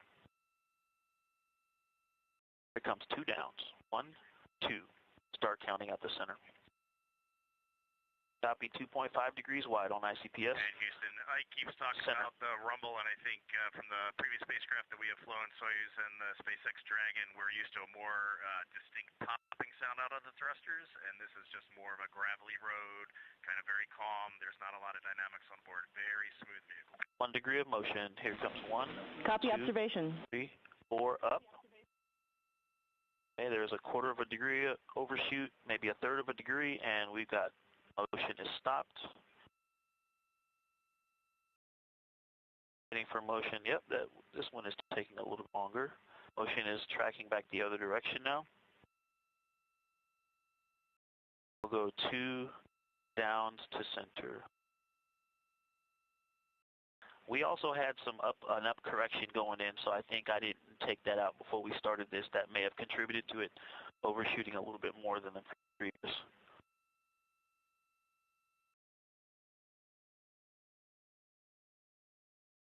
Yeah, we started with a little bit of Z motion due to that correction earlier on.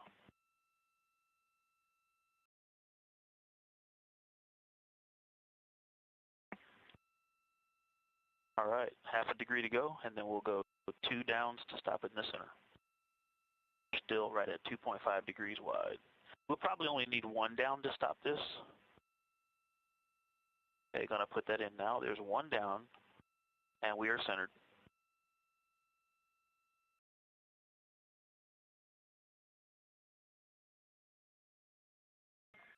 Houston, integrity translation checkout complete. Moving to step 7. 2.5. Copy.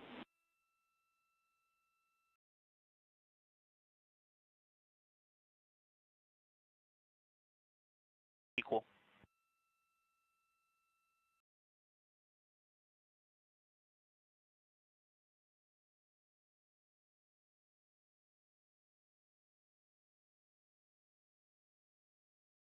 to that step.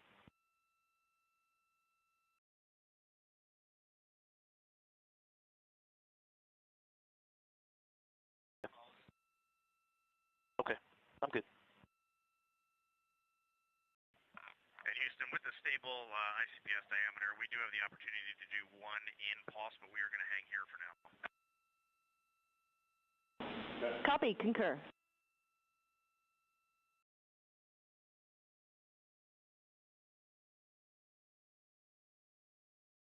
Okay, I don't need to ref? Okay. All right, control stick steering. Engaged. Hold inertial. Diaphragm is ref.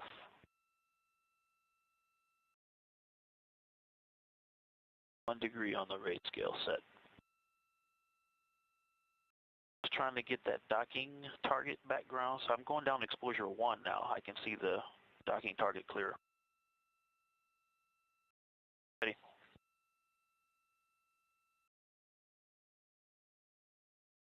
Okay, 3 pulses to the right coming in. 1, 2, 3. Mid motion. 2 for 17. 5 degrees for 17. Right, no cross coupling, no rate in other axes. 10 degrees for 17. Good motion. See ICPS center docking target 12 for 17. The degrees you hear Glover reporting are the amount the ICPS is taking up on the docking camera, which you see in the left side of your screen. All right, roll rate is at 0.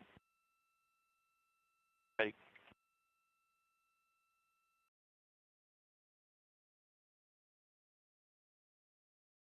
Aligned.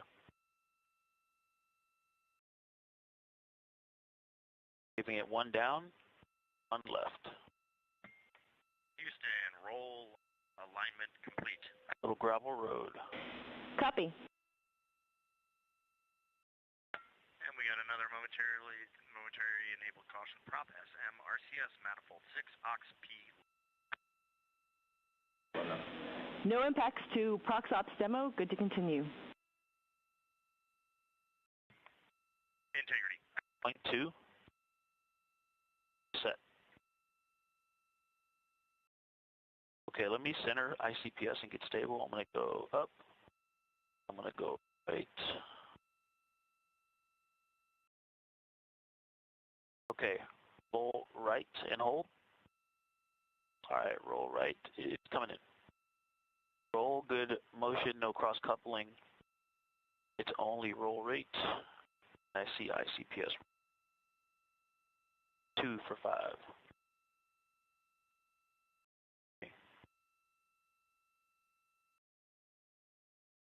It is slow, easy to anticipate, and stopping at 5. Was able to stop right at 5.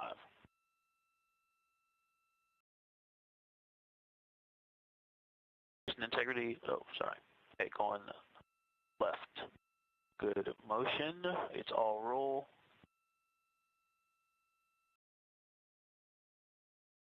No rates in pitch or yaw. 2.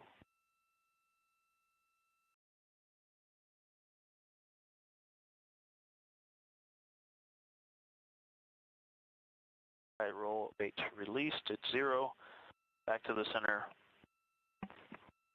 Roll is slow but nice and predictable. Easy to anticipate and stop with precision. Houston, roll checkout is complete. Copy.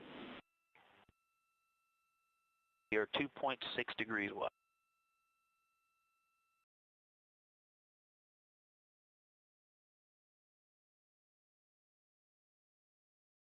Ready? Going edge key. Pitch is in pulse. It's just greater than half a degree low.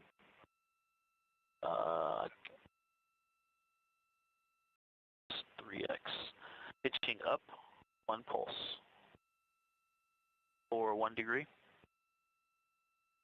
Pitch up, nice and snappy. And there's 1. Anticipated, stopped it right on that 1.5 degree line. Okay, and returning it to the pitch down. Stop just greater than half a degree low. Stop. Very nice. That pitch was very tight, very responsive. I was able to stop it right where I started it.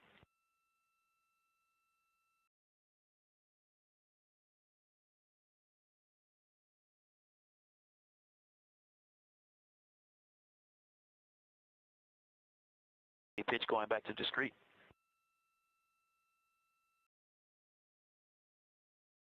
.7 degrees low. Pitch up and hold. All right, pitch up.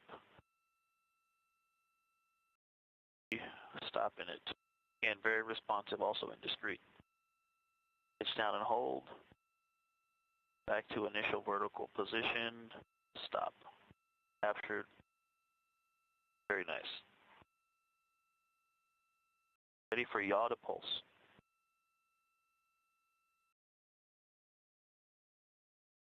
Flying right, one pulse. A good motion. There's all right, and yaw left, one pulse, and stopped it right at 1 degree. Very responsive in yaw as well.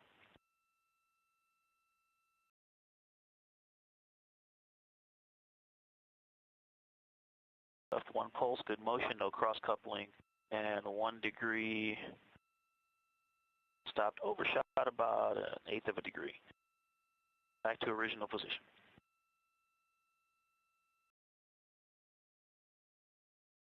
Now going back to discrete.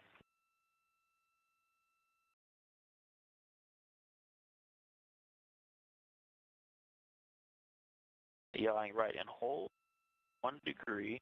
Good motion, no cross coupling, half a degree. There's 1 degree stopped and overshot about 1/8 of a degree, but nice capture.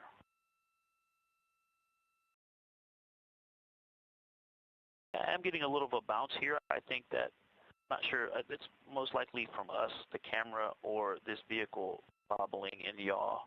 So ICPS is moving, it's wobbling left and right slightly in the camera view. It did stop at the 1 degree of motion quite precisely, but we got this bobble just now, going back to initial position by yawing left and holding. So while it's yawing, it is solid. There's no bobble. Stop. Released. See if that bobble comes back. There is a slight bobble, maybe dead banding or just the camera or the vehicle fluctuating. Are you guys seeing that, Houston? Are you seeing the bobble in the docking cam video?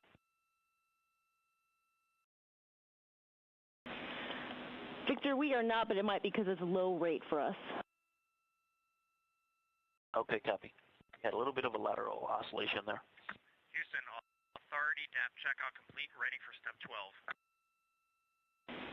Copy, go to continue, and also, once you get there, you are go for forward target approach to 10 meters. Integrity.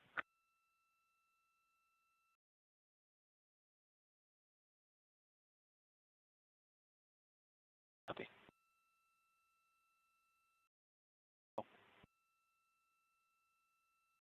The DAP is going to course.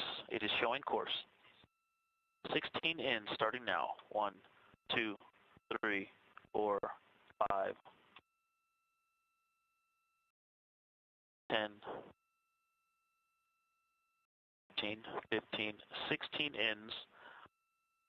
Houston approach was initiated from approximately 2.7 degrees. All right, I'm going to give it 1 Copy, down. 2.7.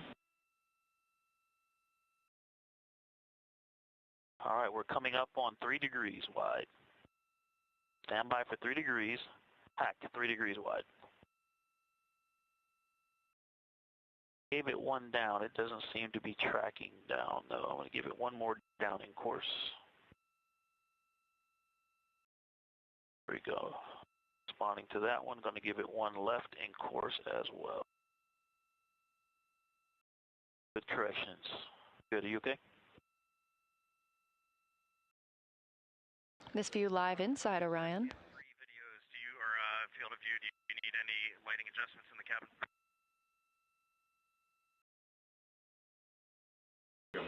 Cab camera looks good to us. Thanks.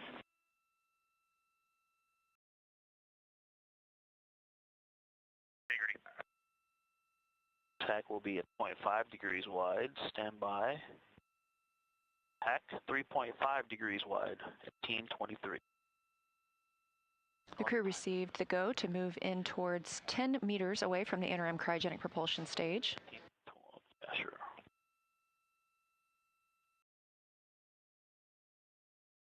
Again, pilot Victor Glover flying the Orion spacecraft right now. Hack will be at 4 minutes.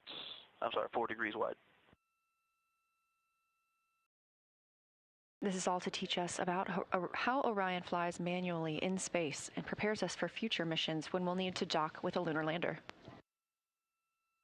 Stand by for 4 degrees wide. Hack. ICPS is 4 degrees wide at 19.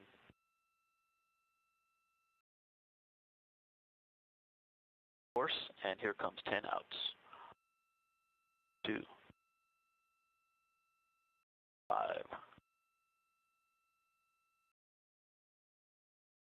10 outs. ICPS is still stable. That little wobble, lateral, a little yaw induced.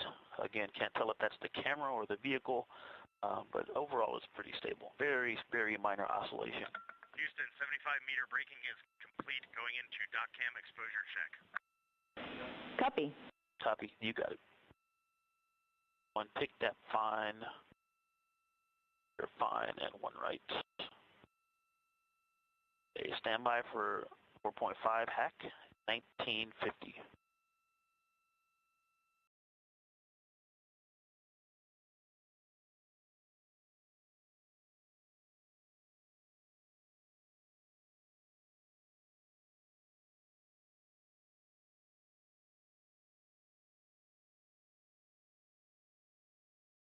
All right, coming up on 5 degrees wide. And back, 5 degrees wide, 2020.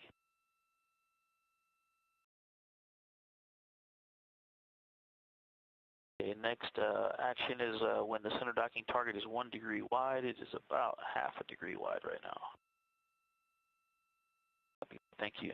6, hack, 6 degrees wide. Fine, I'm going to go 1 up. Right.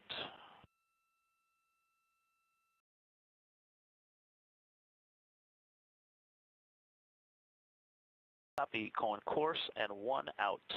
Your course, 1 out. Back to fine. 1 up. Stand by for 6.5 degrees wide. Excuse me. I may have skipped on you. 5.5. Hack, that's 5.5 degrees wide. That may have been the reason we thought I skipped 1 on you. I skipped 5.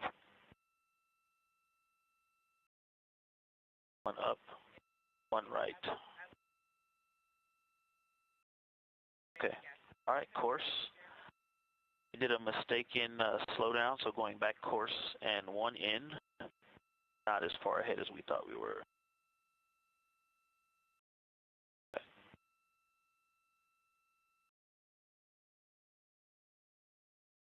All right, coming up on 6.5. Hack, 6.5 degrees wide. Fine. You're fine. Going up, up, 2 ups, and 6. Good grief. That was 6 degrees wide, the last hack I gave you.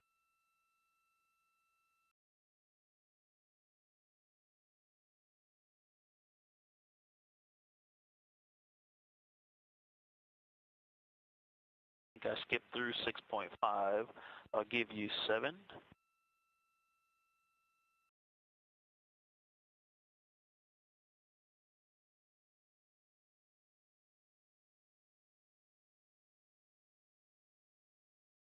All right, stand by for 7 degrees wide. ICPS is 7 degrees wide. Hack, 2245. All right, and ICPS, the center docking target is about 0.7 degrees wide. Next hack is 7.5, correct? All right, 7.5, hack.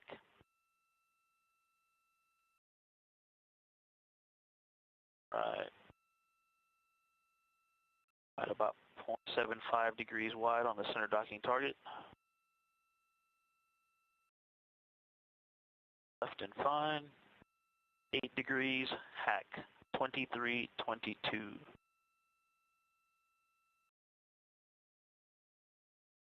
All right, I'm going to transition to center docking target, 0.8 degrees wide. The next action will be course and 6 outs when it's 1 degree wide. There's something floating to the right of ICPS. Did you see that float off the screen on camera view? 0.8 degrees wide. Quite large.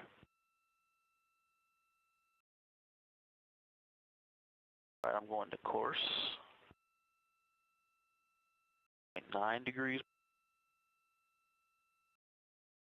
1 degree wide. Here comes 6 outs. 1, 2, 3,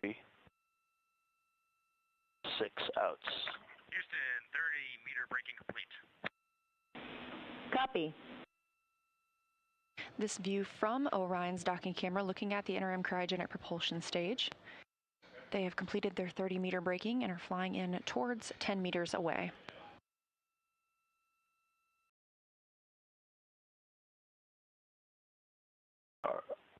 Copy, looking for 2.5 plus or minus a quarter of a degree.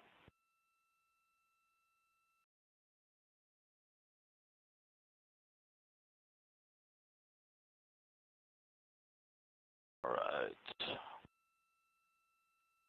About 1.2,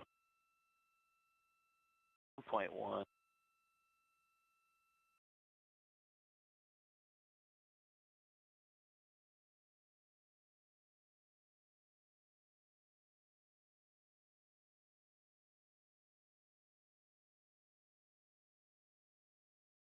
This view from the docking camera is a zoomed-in view at this time. Again, we are coming in, we were at 30 meters, moving in toward 10 meters away from the interim cryogenic propulsion stage. And again, we are seeing a docking target, but this is practice. 5 degrees wide hack. We are not docking to anything today. This is a test of how Orion flies when completed manually by the pilot.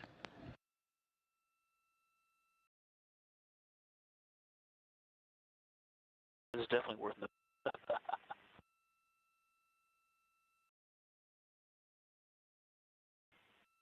All right, next hack will be at 1.5 degrees wide on the center docking target. Nice and smooth. It is actually holding quite close to the center, so I haven't had to make many corrections. Nice and stable so far. We are at manual exposure 1, which is interesting. I don't know what the sun angle is right now, but that seems to be the best view. Yeah, and you see the shadow of the center cross. It's a little low. Right there. Maybe these seat belts weren't a good idea because now I can't see it. All right, next one will be 1.5. Stand by.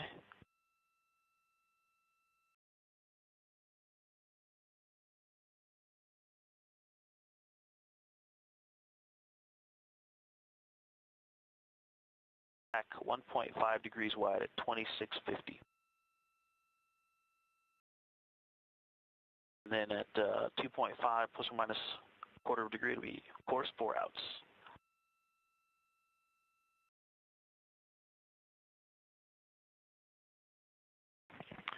And I'm jealous I can't float up to the window and see it out in front of us.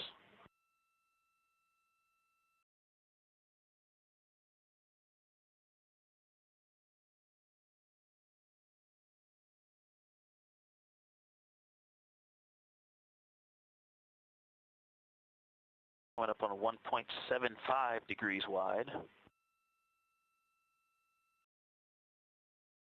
This view inside Orion as the crew is using their iPhones to take pictures out of the window of the 1.75 degrees wide at 2740.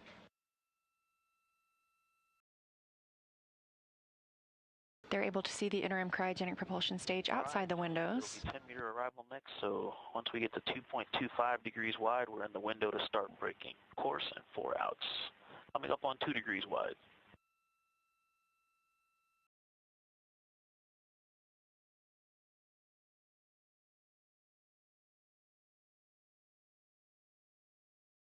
Two degrees wide.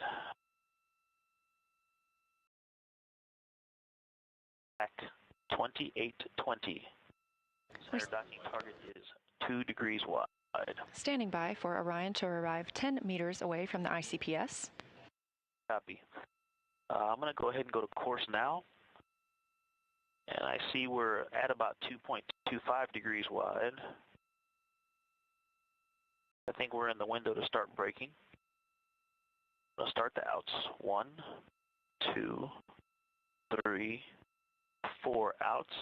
That did not induce a lot of rotation, so not a lot of cross-controlling there and waiting for closure to stabilize. I'm showing us at about 2.25. Fine, just to center us up, we're in fine, going right. Houston, 10-meter arrival confirmed. Copy, read. You are go to execute forward target handling qualities test. Picking up at step 13. We're 2.3 degrees wide. We're in the window. The crew is now moving into some precision translation. Copy. We are within 2 degrees, definitely. I could do 1 or 2 things, but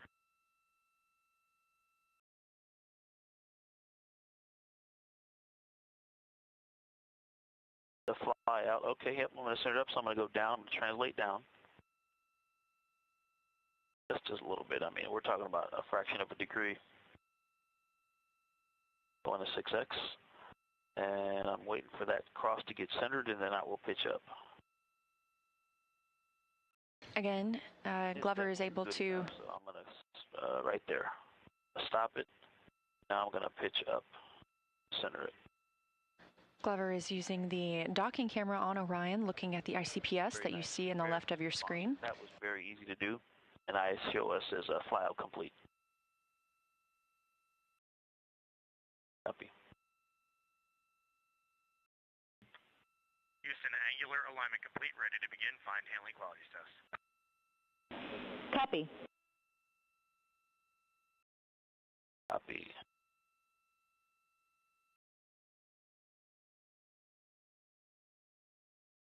Confirm.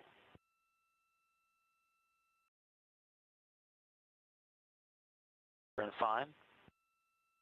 3x zoom coming. This is a zoom view from the docking camera on Orion. Fine.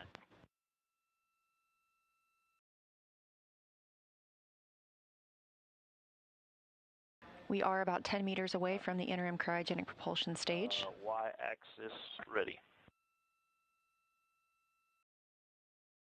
Start in the center, and we're out and fine. Okay.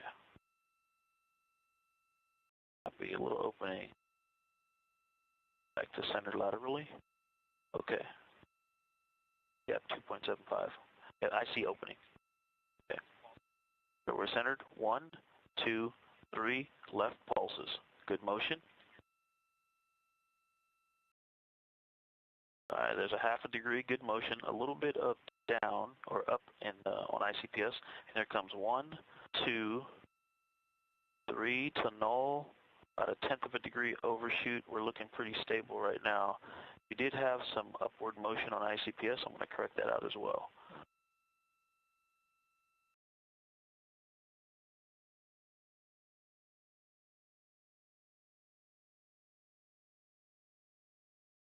Give 1 more out and fine. Okay, and 3 right. Here comes 3 right. 1, 2, 3 right. Bringing it back to center. Good motion. Picking up a little bit of upward motion. 2.7 stable on the range. Copy. And going to capture it with left. 1, 2, 3. You're centered. Do you feel that? Okay, a little rumble. Felt something here just a second ago. And 2.6 on the range. All right, and we're going to go 3 pulses up. I'll start measuring from the center. 1, 2, 3, up.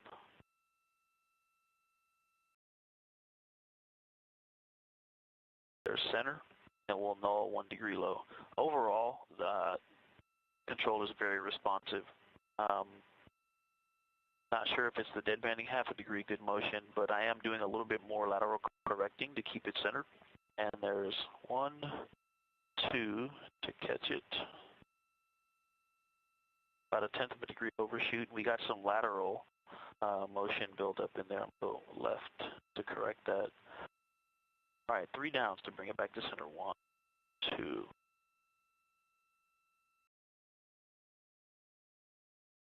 Range is good. We had to do some opening half a degree. Good motion. Starting to take out the 1, 2, 3 downs, and we are centered. And so like that, it does seem to move a little bit more, but it's very responsive in the corrections, and so I was able to stop it right on the center. Holding at 2.6, 6x zoom going in.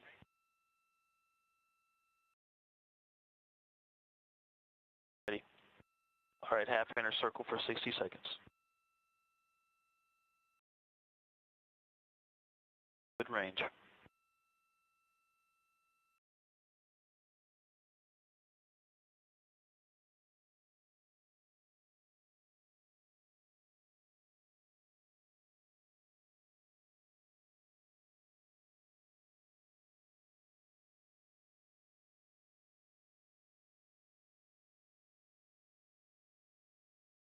Happy minute.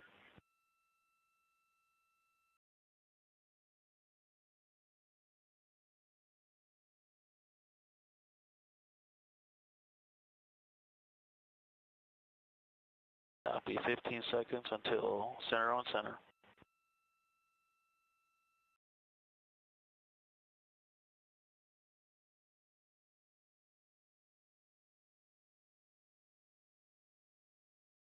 All right, going to on and on. A higher gain there, definitely requiring some control, some more frequent control inputs.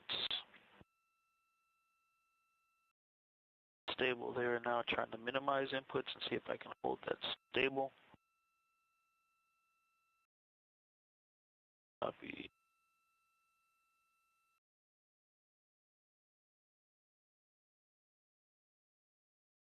Okay, time's good. Houston, translation test complete. Would you like us to go to step 16 or 18? Perform step 16.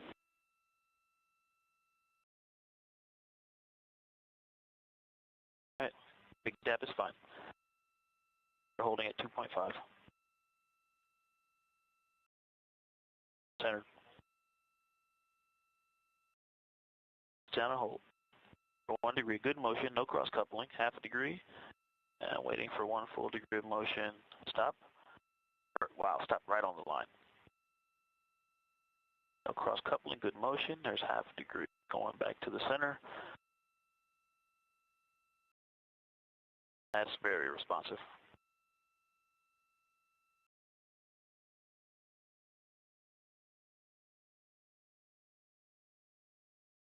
Yawing left.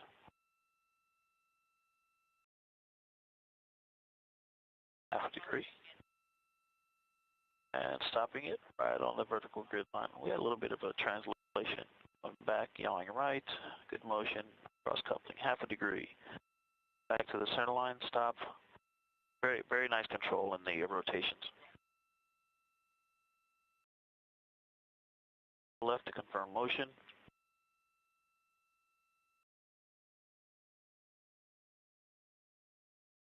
Good motion.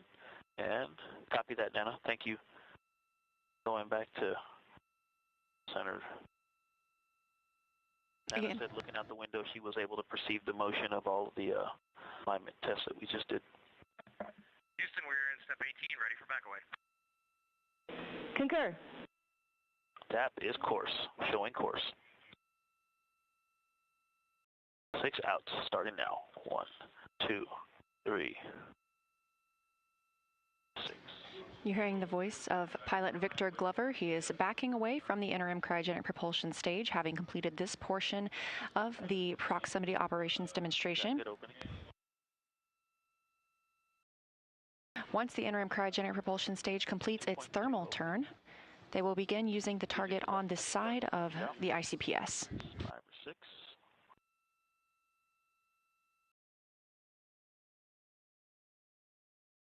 All right, picking it back up at 4.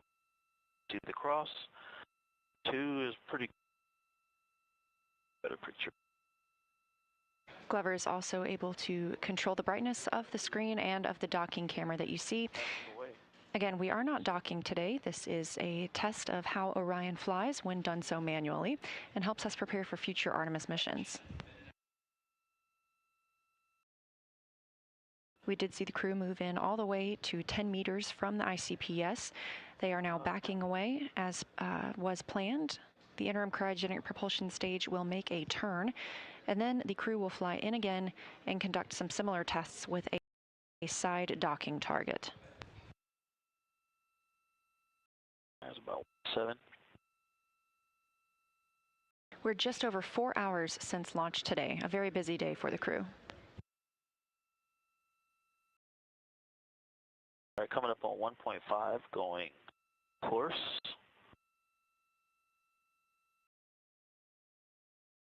1, 2, 3, 4, 5, 6 in.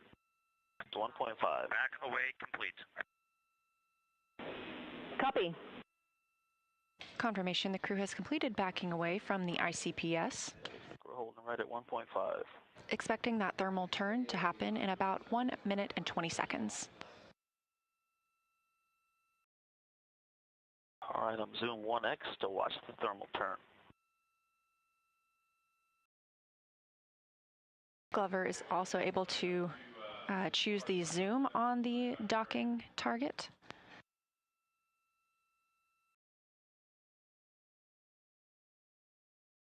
This view on the left will allow us to also see the thermal turn. Copy.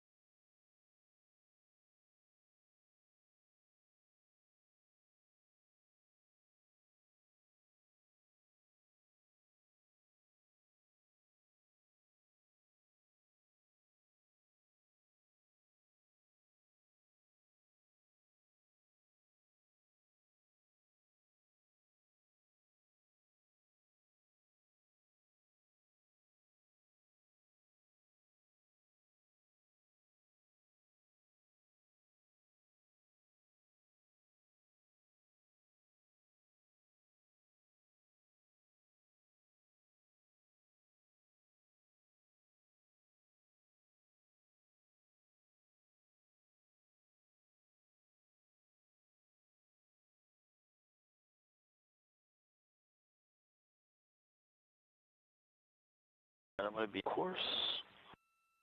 Standing by for interim cryogenic propulsion stage to do a thermal turn. 8 pulses down. But I see motion. I see pitch on ICPS. ICPS thermal turn, start. Right, here comes down. On the display and out the window. Course, 1, 2, 3. 8 down pulses. Great view of the ICPS that powered Orion during the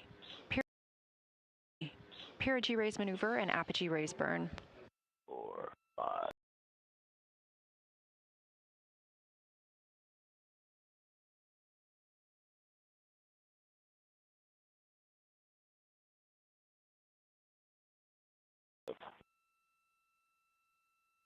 I can see the side docking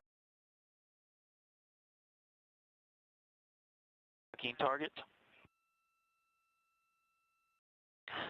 That is a good looking American flag.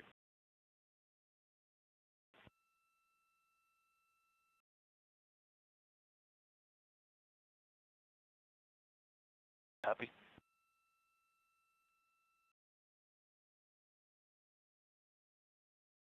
Again, this view coming from the docking camera on Orion, looking at the interim cryogenic propulsion stage. You can see that docking target down near the bottom of your screen. ICPS thermal turn complete. Copy that, Amy. We'll start working our way down. Reminder, we are not docking today. This is a test of how it feels for pilot Victor Glover to manually fly the spacecraft.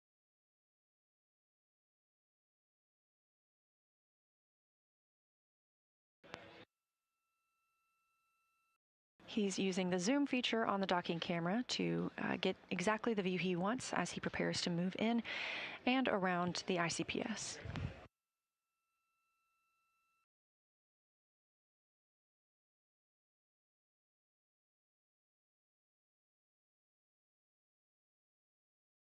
Docking target is about 1.75 degrees.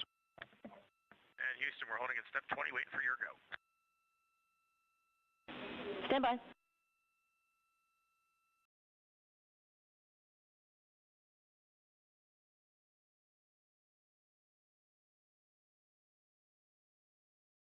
We're almost to 2 degrees wide. And I just don't want to lose this in the data, Amy. The separation was way back when we separated from ICPS. It was very aggressive. Integrity, you are go for approach to side target to 15 meters and to execute handling quality tests.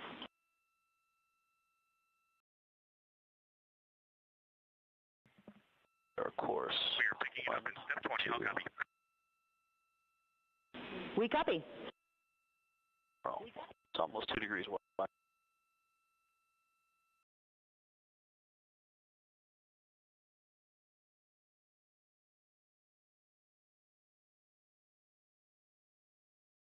Course, almost to 2 degrees wide, and here comes 4 outs. 1, 2, 4.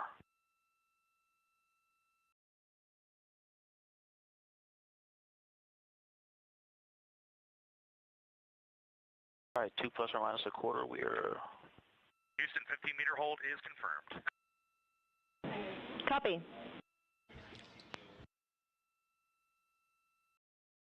Orion is now 15 meters away from the interim cryogenic propulsion stage. A couple outs. They will not move in any closer. They're going to continue piloting the spacecraft. 3 left coming in now. 1, 2, 3. Good motion. Lateral, we might have a tad bit of closure and coming right to 2. All right. Okay, about a quarter of a degree, less than a quarter of a degree up to 3 rights, 2.1 degrees wide. Good motion. Half a degree. All right, here come the lefts to stop it. 1, 2, 3.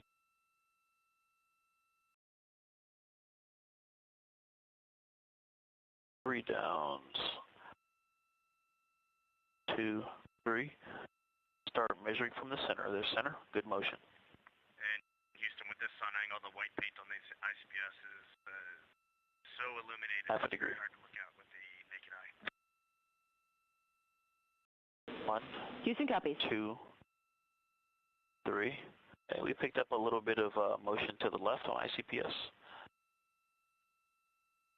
Okay, stopping that, correcting it back up. 1, 2, 3 to bring it back to center. Also correcting left. Good motion.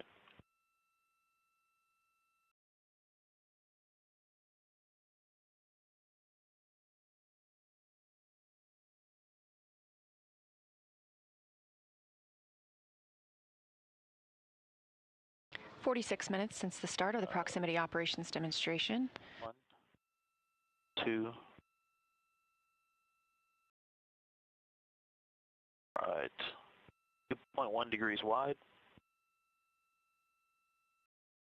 The degrees you hear pilot Victor Glover reporting are the amount of space that the docking target is taking up in his view that you're seeing here on the docking camera.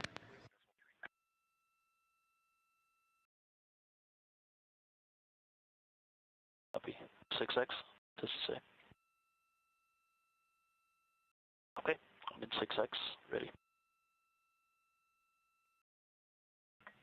And Houston, can you confirm 6X zoom is good for 21.3? Checking.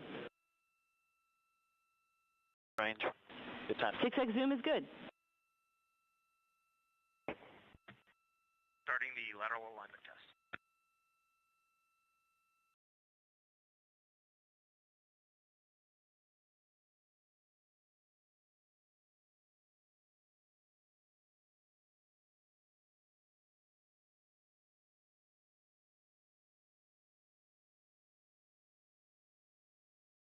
All right, good range.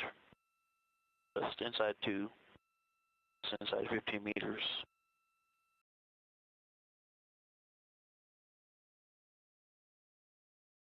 Gain inputs, not doing a whole lot of commanding. It's holding quite steady. When I'm not doing anything, it's holding nice and steady. The camera and the vehicle are holding steady.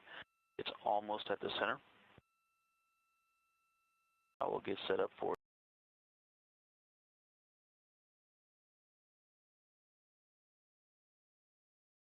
On center. Cross over docking hatch cross.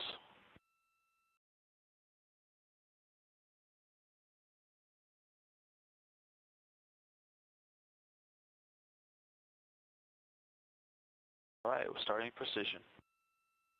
A higher gain, higher frequency of inputs. It's very responsive. I just have to make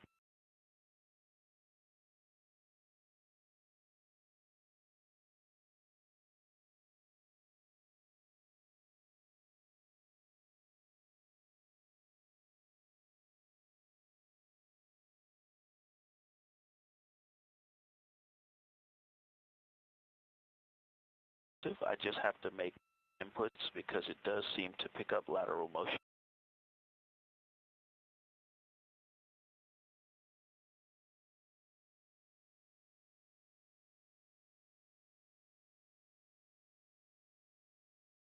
Commanding.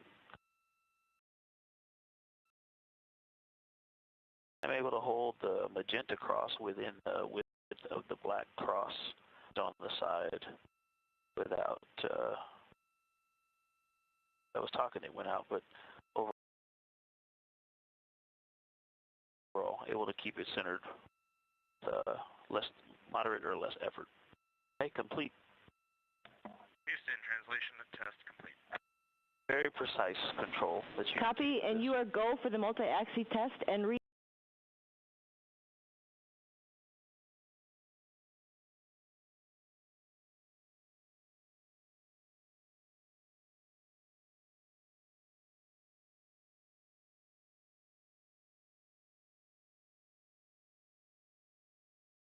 You are coming in much lower volume than Victor.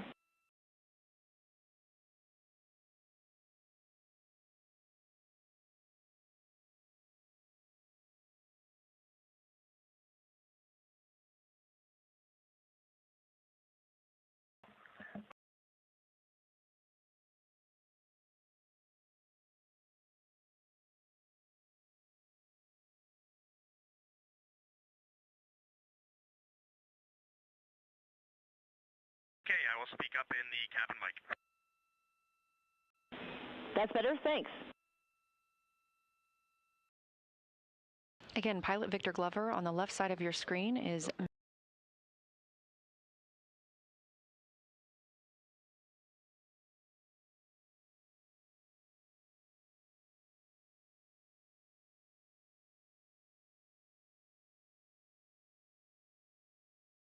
manually piloting the spacecraft, executing the 6 degrees of freedom.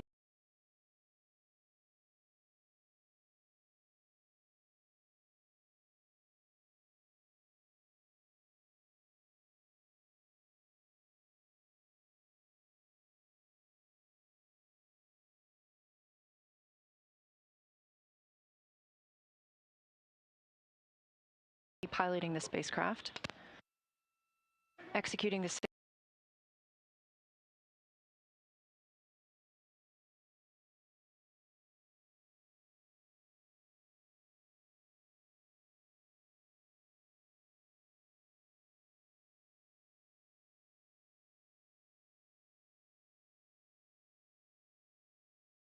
piloting the spacecraft. Executing the 6 degrees of freedom, translating forward, backward, left, right, up, and down, and rotating the pitch, yaw, and roll of Orion in relation to the interim cryogenic propulsion stage.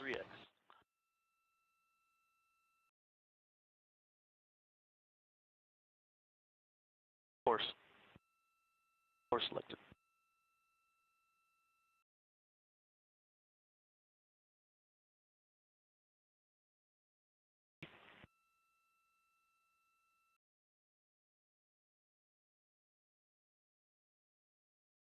Left RHC, right on THC. Ready?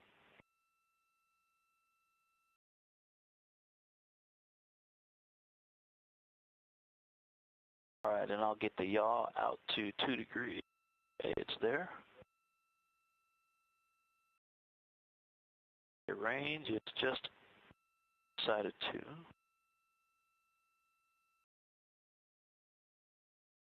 Integrity Houston, no action on the caution warning messages. Give it some ends. We copy that, Amy. All right, lateral motion is held. 355 for 355. All right, nice and stable, focusing on range. Out, got a little opening. Some ends to correct. Some dynamics there at the beginning, going yaw and translation, yaw and translation, but caught up, was able to correct it out without many problems, moderate or less workload. Now it's very stable, just focusing on range. 50 for 345, and at 345 we go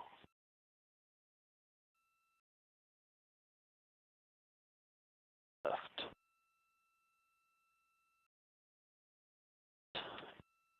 50 for 345.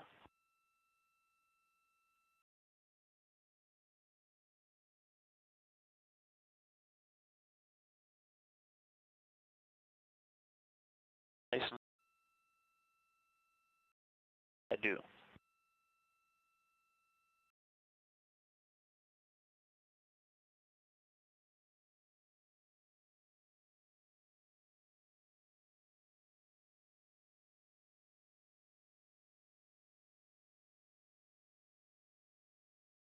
Okay, I think we've stopped the opening.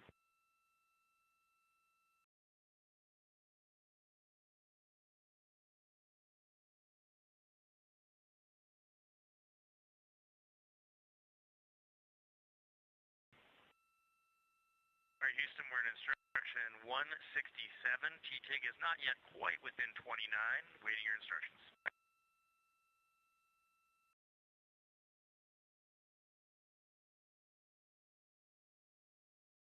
Reed, we're ready for you to go to instruction 169. You are go for the multi-axis maneuver biased tail to sun.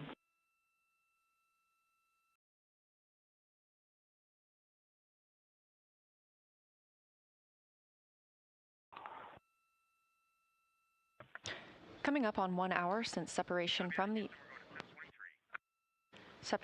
interim cryogenic propulsion stage, again almost an hour ago, and now 4 hours and 20 minutes since liftoff. We are getting closer to the tail end of the ProxOps demonstration.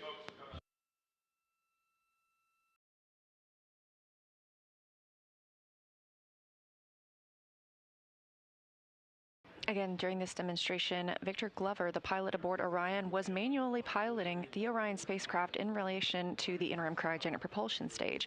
You can see that ICPS on the left side of your screen, and that ICPS visible through the docking camera. 1.75.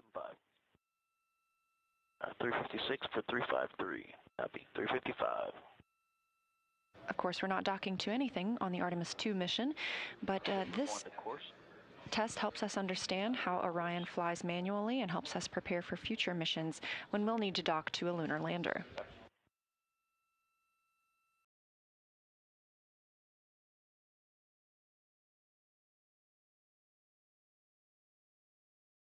The commands Glover has been sending to... I did have to throw another yaw in there to keep it at 0.2, yeah. Overall, guys, this flies very nicely. Copy, 347 for pulse.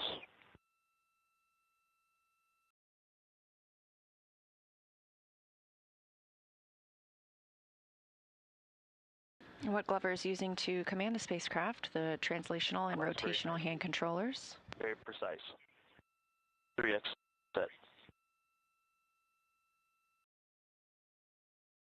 Set 358. Pitch down, going in.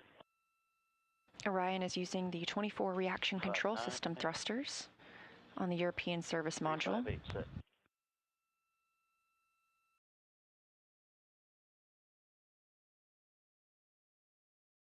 All right, going back to center.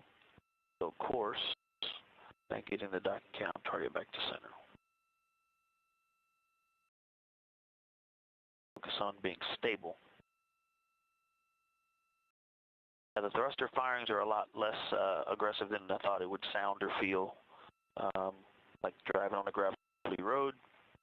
The response is quite immediate. Not all the axes are even. Roll is very, very slow, but pitch and yaw are very snappy and responsive. And when you have the zoom set right, you can see very small motions, and so translations are all quite tight and very nicely balanced. Houston, are you ready for the ATP for depart tail sun? Affirm.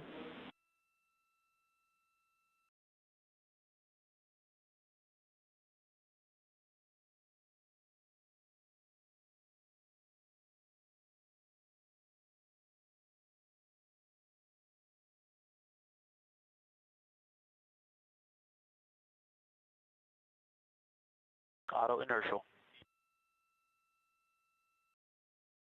Just going for stable, and we're stable. Step 25.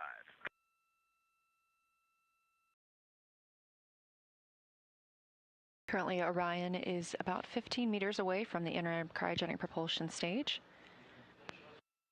At the conclusion of the proximity operations demonstration, minus 26. For the DAP 18 authority DAP.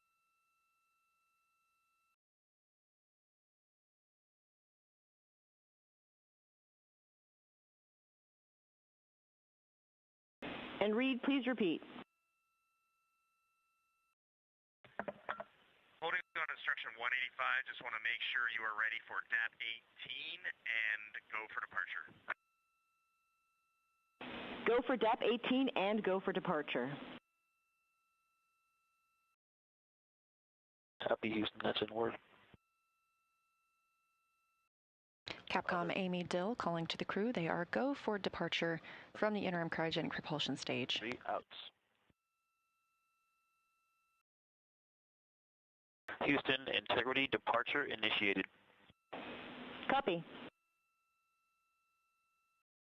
Orion is now backing away from the interim cryogenic propulsion stage. The proximity operations demonstration is complete. Coming up next, we will have the upper stage separation burn, providing distance between Orion and the ICPS. Oh, wow, look at that.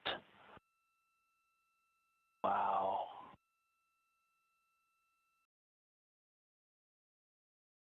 Happy going off, Fox. Great flying with you, Houston. Nice vehicle. Great job, Victor, and to the entire crew, and we enjoyed your excitement at seeing ICPS out the window.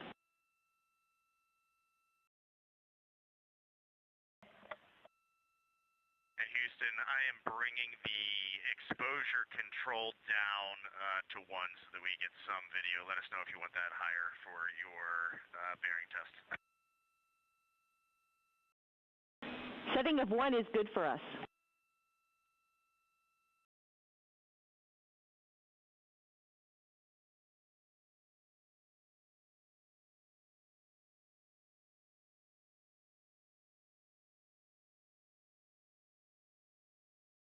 This is a live view from the Vehicle Ascent and Launch Operations Room. This is Valor, the ULA launch team support room. They are responsible for observing any program issues that may require their experience to correctly detect and assess. They've been monitoring the health of the ICPS prior to launch. Houston, no action on the cautions. They've been monitoring ICPS since before launch, through launch, and obviously during the proximity operations until the ICPS end of mission.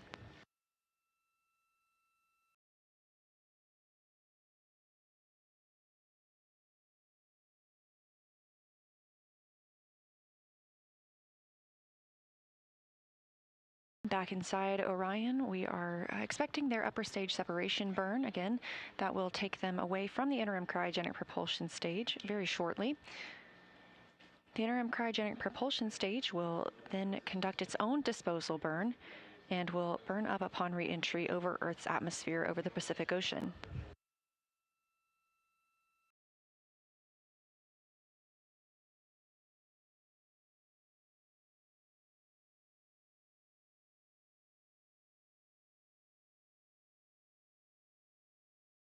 This view of the interim cryogenic propulsion stage.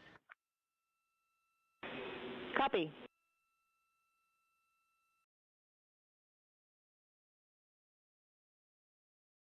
Four hours, 27 minutes since Orion launched. ICPS is stable in the dock cam field of view.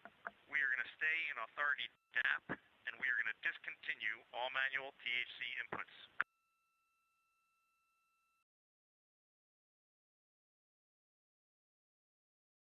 Copy, Reed. Please take dock cam exposure to 0, wait 20 seconds, and then take back to 1.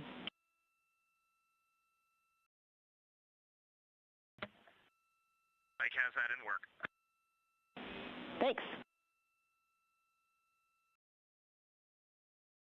As you heard Capcom Amy Dill ask the crew, they are able to control the exposure that we see from the docking camera down on the bottom right side of your screen as the interim cryogenic propulsion stage gets farther and farther away. That's actually Orion backing away from the ICPS, having recently completed the proximity operations demonstration, during which pilot Victor Glover manually flew Orion.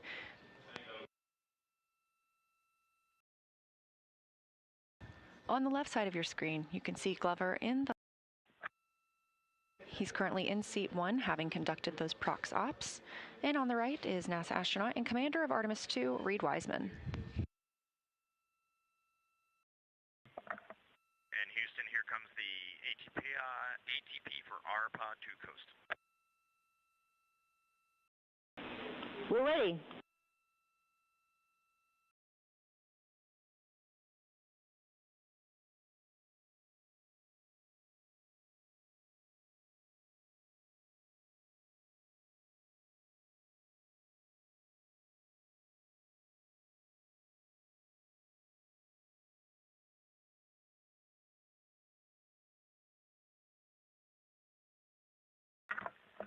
Houston, we are going to 12.2.2515 USS-2 burn execution.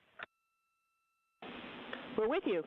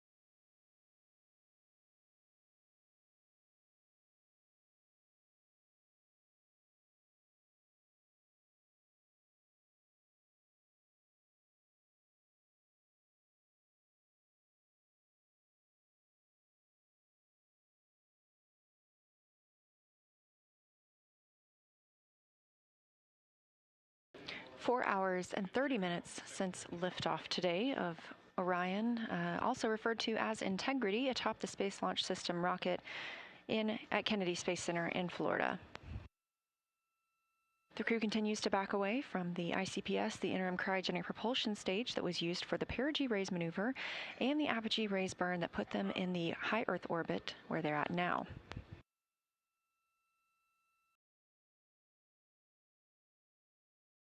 Coming up shortly is the upper stage separation burn.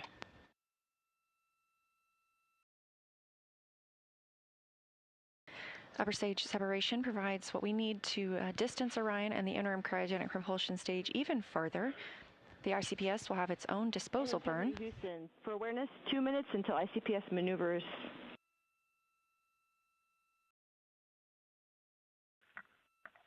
Integrity copies.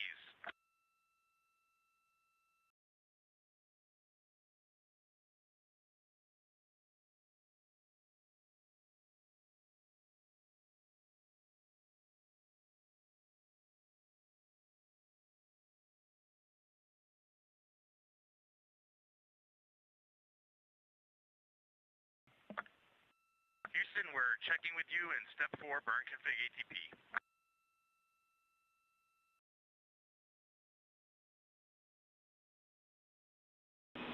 Go to continue, ready for ATP.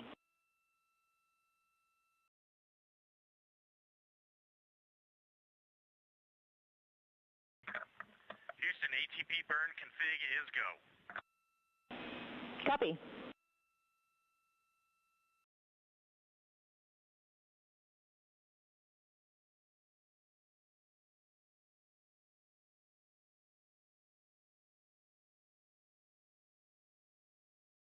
This view live in Artemis Mission Control here at Johnson Space Center in Houston as the Orbit 1 team continues monitoring the flight of Orion on the Artemis 2 mission.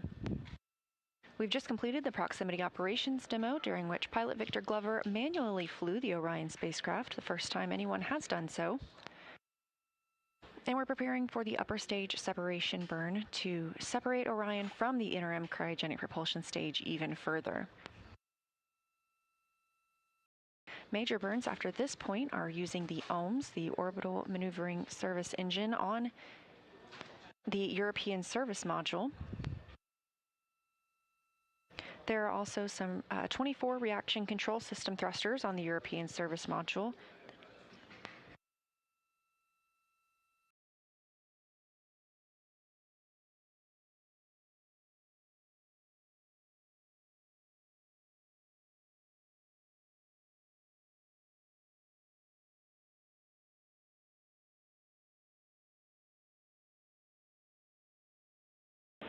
Integrity ICPS maneuver in work.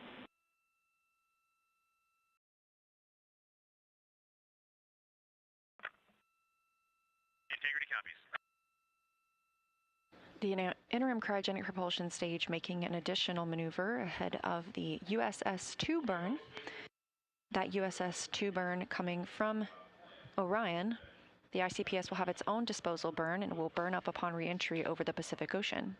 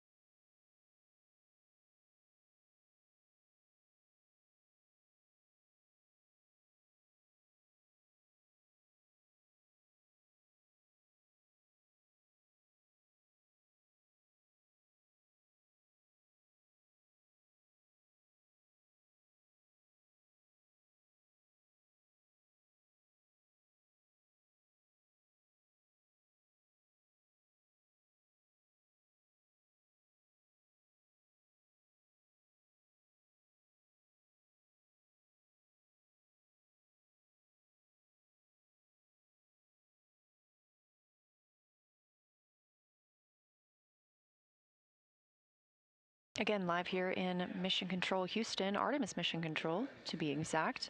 Just down the hall from the International Space Station Mission Control Room, also flying with humans aboard 24 hours a day, 7 days a week.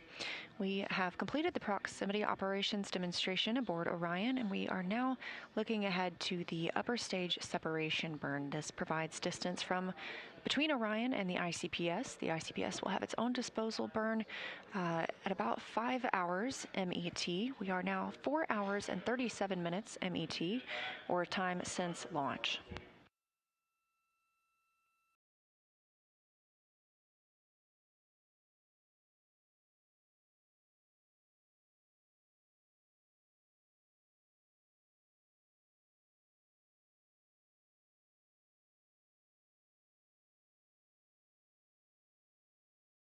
It's been a long day for the crew aboard Orion, and they still have a few tasks to complete before they can go to bed tonight. Of course, we'll have the upper stage separation burn that they will need to monitor. They'll continue doffing and stowing suits. Houston's here. Can you confirm what status you want us for suit drying? Checking.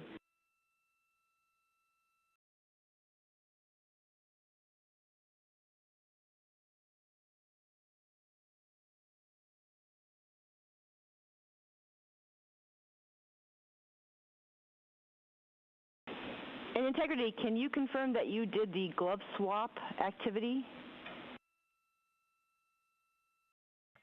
Negative, we did not do the glove swap activity.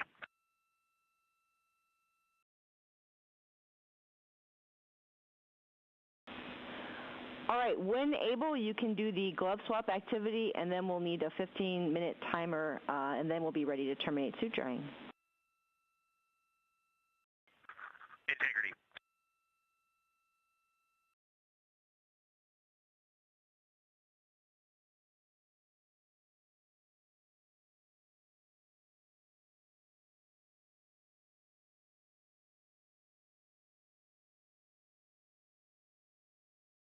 Solar arrays are now in motion ahead of the USS 2 burn, the upper stage separation 2 burn. And with proximity operations complete, we will look forward to hearing from pilot Victor Glover how it felt to fly Orion. But just before his launch, we got to ask him how it felt and how he was looking forward to it. As a test pilot, the opportunity to fly a spaceship is just a dream. It's unreal. The piloting role specifically, I will have an hour and a half or so where I get to fly the spacecraft by hand, and we fly Orion a lot in the simulator to train, but also to build an experience base for how the teams on the ground think Orion's going to work. And then when we fly Orion in space, we're actually going to compare the two to help them make better models. You know, my inner test pilot is, like, of course, very excited about that. But really, the point of this is to make sure that Orion is a safe spacecraft so that we can go and do more complicated missions without having to think about, do we need to have a test pilot on every mission to fly this spacecraft?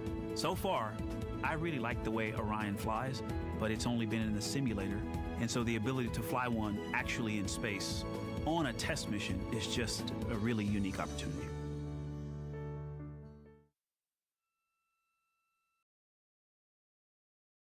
Again, those words from pilot Victor Glover before his flight aboard Orion, and reflecting on how it's been to fly Orion in the simulator for those proximity operations demonstrations. Now he has gotten to do the real thing today, with ProxOps having just completed about 10 minutes ago. This view live inside Artemis Mission Control at Johnson Space Center in Houston as the crew continues to move away from the ICPS ahead of that upper stage separation burn.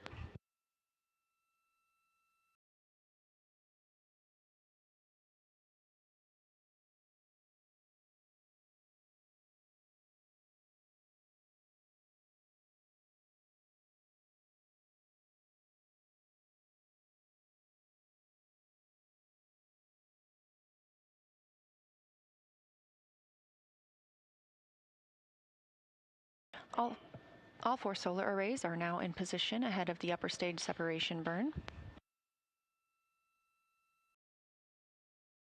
Integrity Houston, we are checking on those cautions.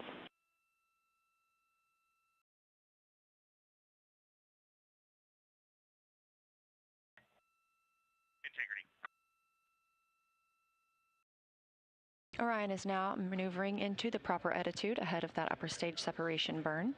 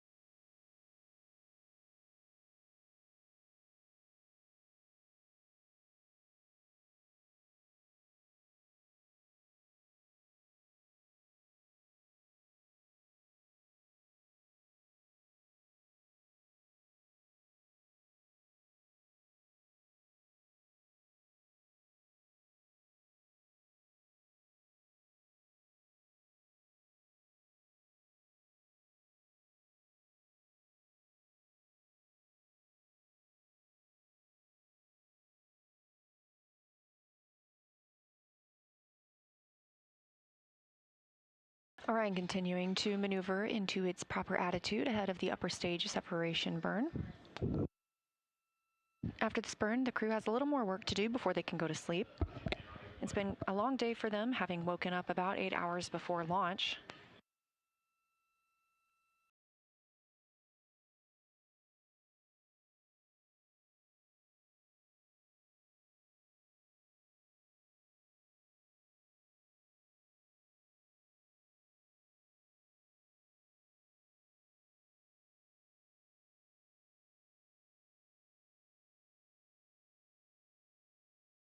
The crew aboard Orion will continue stowing their suits and configuring the cabin as they need it for the duration of the flight. At Integrity Houston, those caution warning messages for prop or xenon manifolds being used for maneuver to burn attitude still go for USS-2.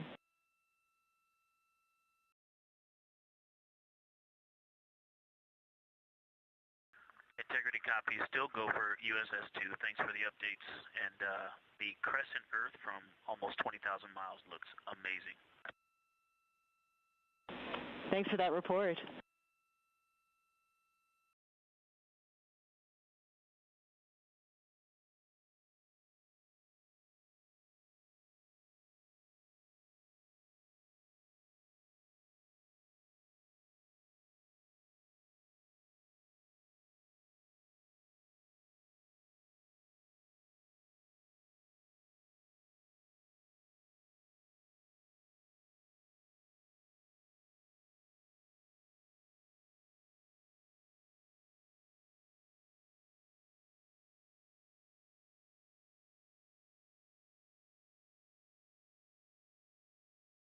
Upper stage separation burn for Orion coming up in about 4 minutes. We're now 4 hours and 46 minutes since liftoff. This view coming live from the spacecraft, looking at one of the solar arrays. Those solar arrays are now swept forward, and that protects them from any loads imparted when we conduct this upper stage separation burn.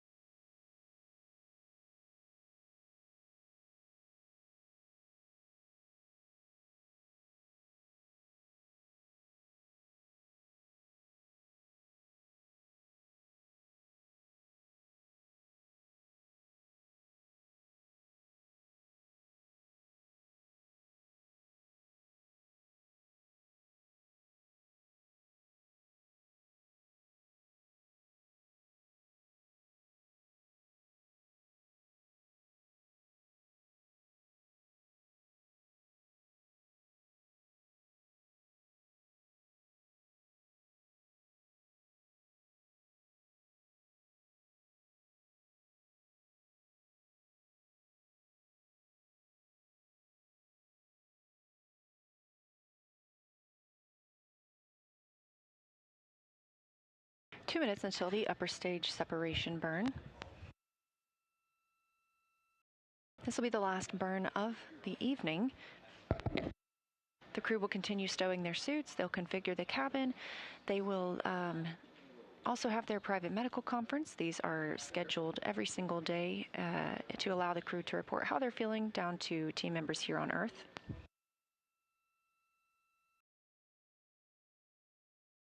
Then they'll get into their pre-sleep and their sleep for the evening. They will only get a few hours of sleep to start. They're going to wake up essentially in the middle of this nap for the perigee raise burn. That burn will set us up for translunar injection tomorrow. And translunar injection burn is what will commit us to flying by the moon and also serves as our deorbit burn.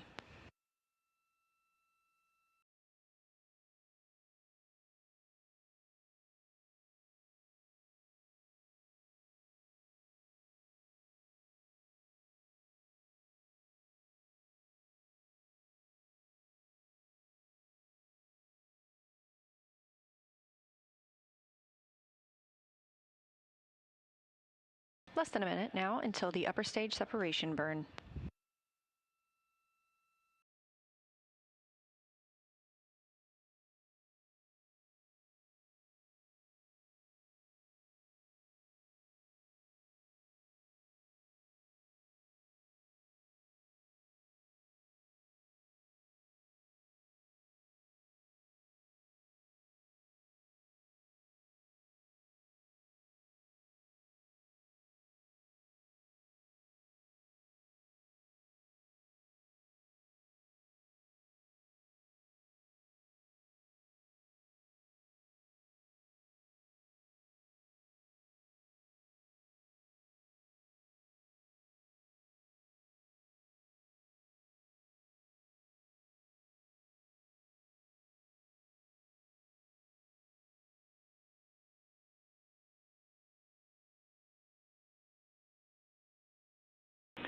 Integrity Houston, no action on the ohms caution.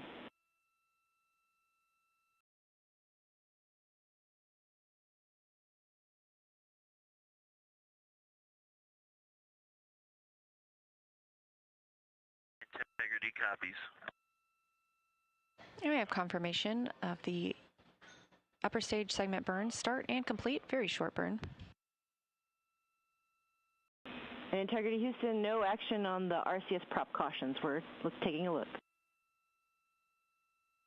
Okay, copy. And we show about 10 seconds to go on a trim burn, and that is looking good. Attitude is stable. Copy.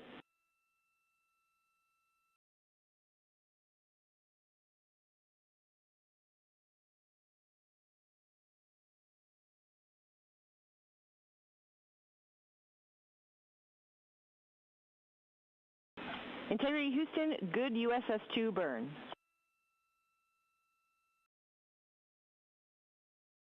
Integrity copies, good USS-2.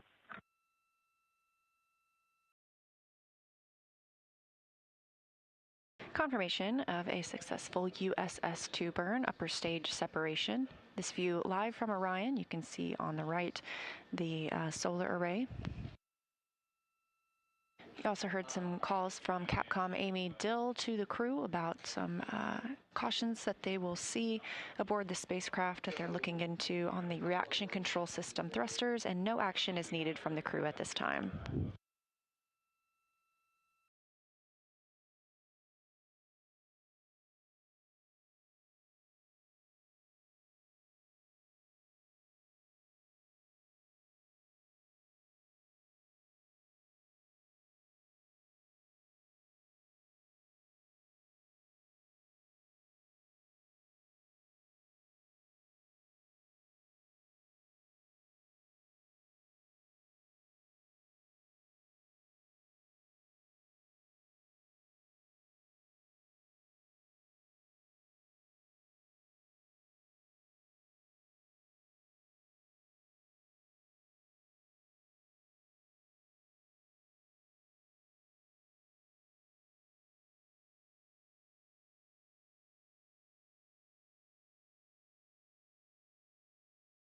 Houston Integrity and procedure 12.2.2515 USS-2 burn execution. Confirm you will complete remaining post-burn reconfig, and we will exit the procedure. We concur. We'll take it from here.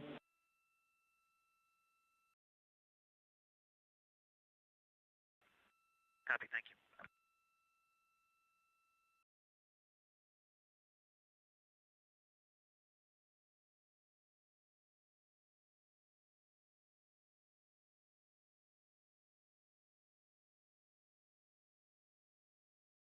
With proximity operations complete and the upper stage separation burn complete as well, we are now looking to the ICPS, or interim cryogenic propulsion stage disposal burn. We will not see this or get data on it. It will burn up upon reentry over Earth's atmosphere over the Pacific Ocean.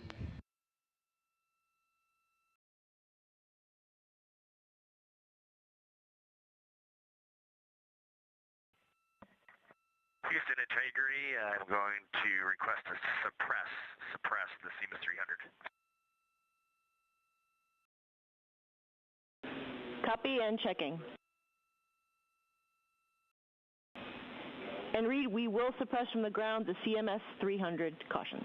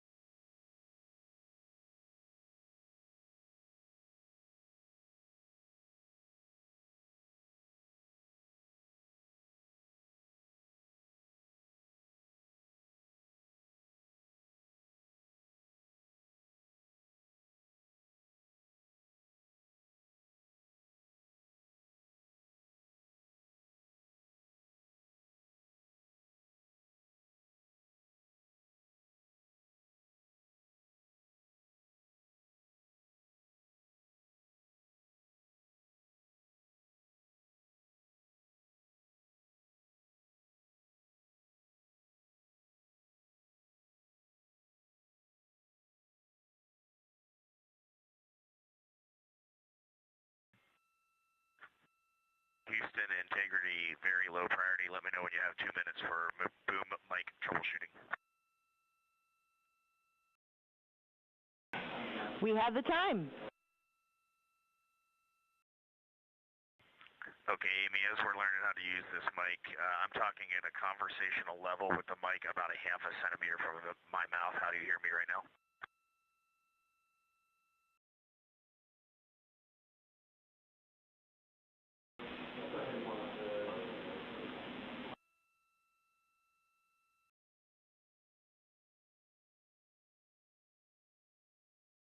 Sean, let's tell them it's definitely better, 3 or 4 by 5. It's a bit better. It's about 3 or 4 by 5.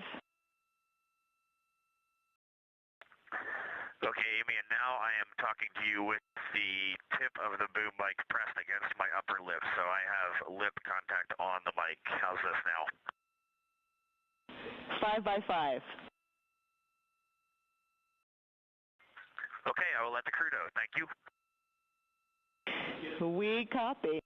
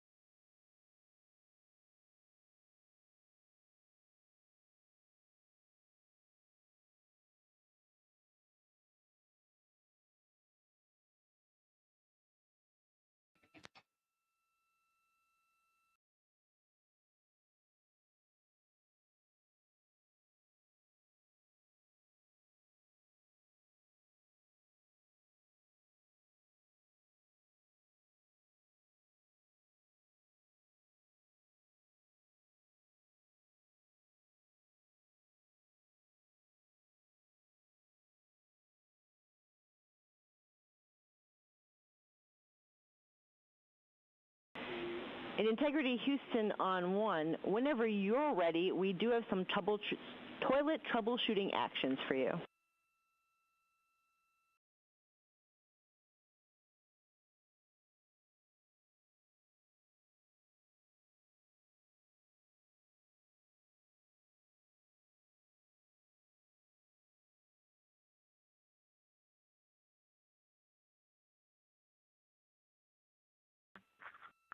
Okay, Houston, we copy on toilet.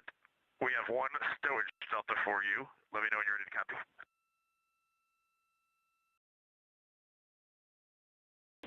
We're ready for stowage delta. All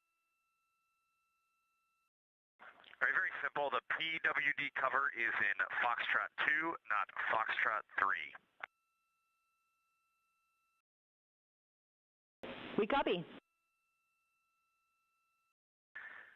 Okay, Amy, just give us about 2 minutes and we'll be ready for the toilet orders. Standing by.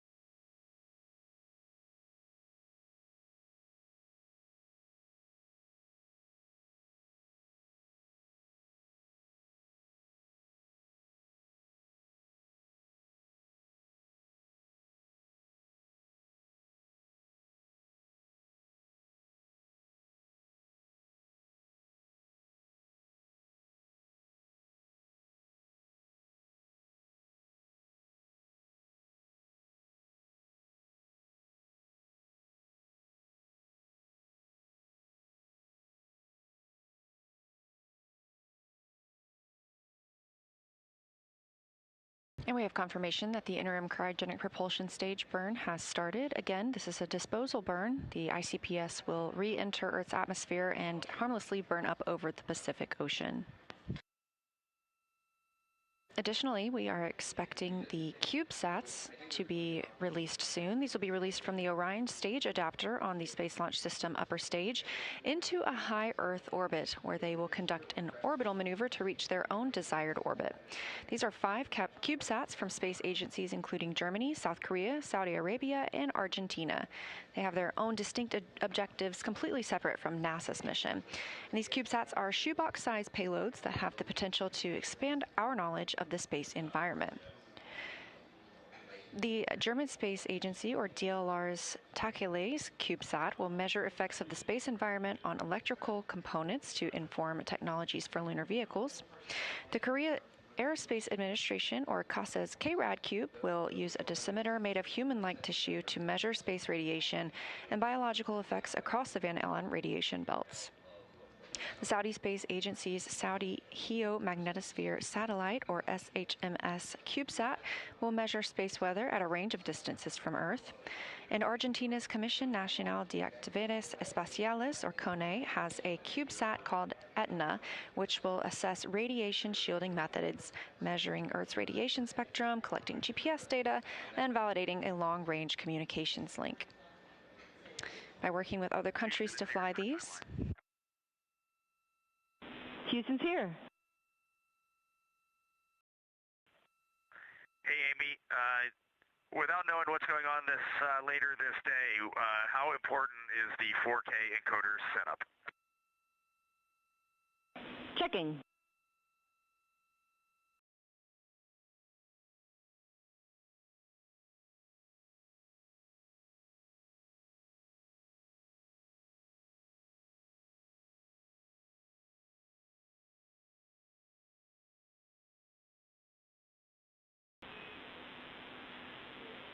Integrity Houston on 1 for timeline big picture.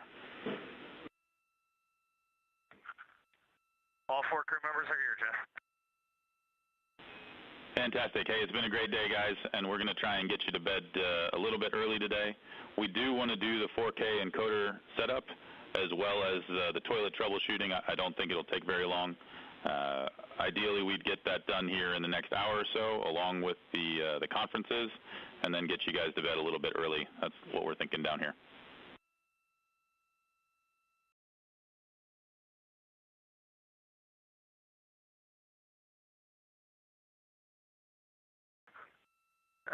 Jeff, that all sounds great to us. I have a couple pieces of information if you have no further updates.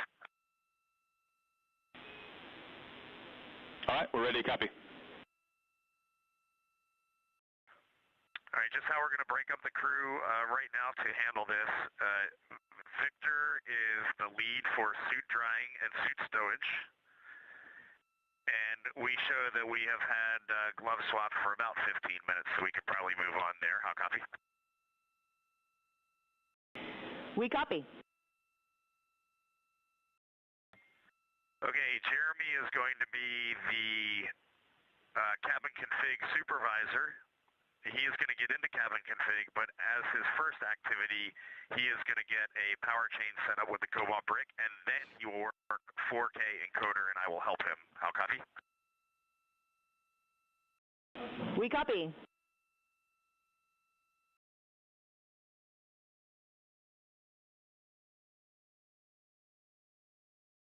Christina is going to work the toilet troubleshooting with you, so when you all are ready, if you are happy with what Ike, with what Victor and Jeremy are doing, I will hand the comm and the toilet lead over to Christina.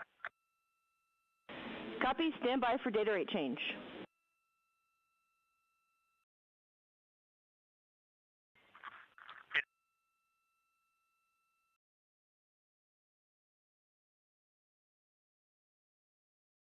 This view inside Mission Control Houston, specifically Artemis Mission Control, as the crew was reporting down some of their tasks that they're continuing to work on at the end of this flight day.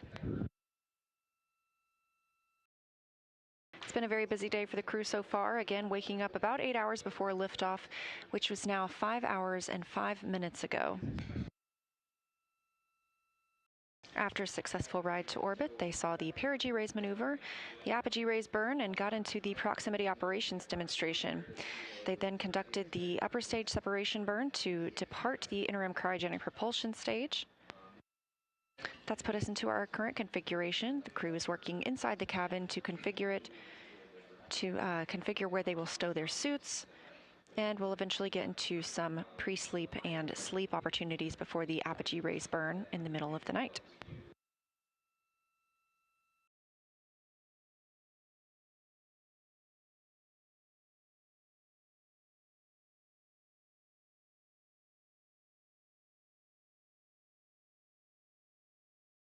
That'll actually be the perigee raise burn in the middle of the night. They will wake up from a brief nap and monitor that perigee raise burn before getting some more sleep and starting their next flight day tomorrow.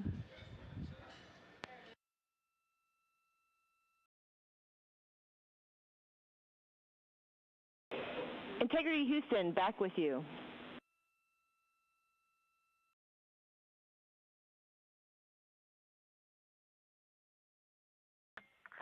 Amy, we have you loud and clear. Same, and last we copied is that Christina will work toilet troubleshooting.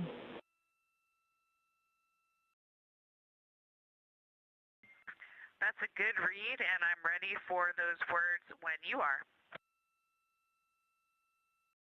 Okay, Christina, first, we do not think empty oxone beads were installed for launch, so we do not suspect a blockage. We think it could be a priming issue. So the first thing we'd like you to do is to verify the toilet air filter barrier is removed. And I have a step number from toilet step and activation procedure if you need it. Let us know when that's complete, and then we're going to power cycle the toilet from the ground and have further steps for you. Okay, I copy all. Before we continue, are we go to swap the suit drying? And correction, are we go to terminate the suit drying? Go for suit drying termination.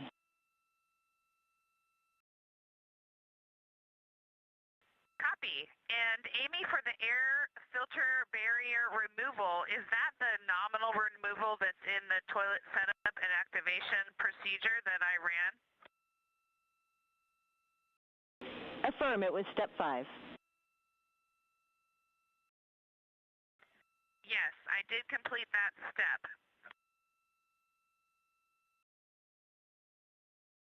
Copy, standby. Let them know we're repowering.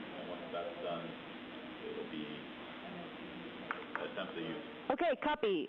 We are going to power cycle the toilet, and then we'll give you a call back to attempt reactivation with removing the urine hose from the cradle and allowed to run for 1 minute. And then we would also like you to have available 250 milliliters of water. And we're not ready for that yet. We'll let you know when the power cycle is complete. Copy.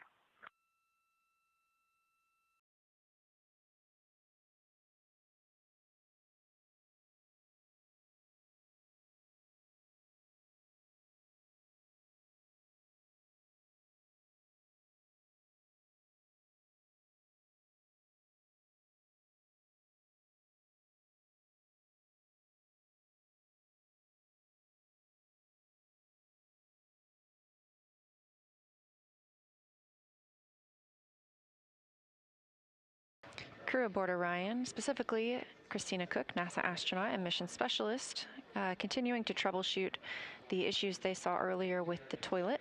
The teams here on the ground are relaying up instructions on how to resolve that situation.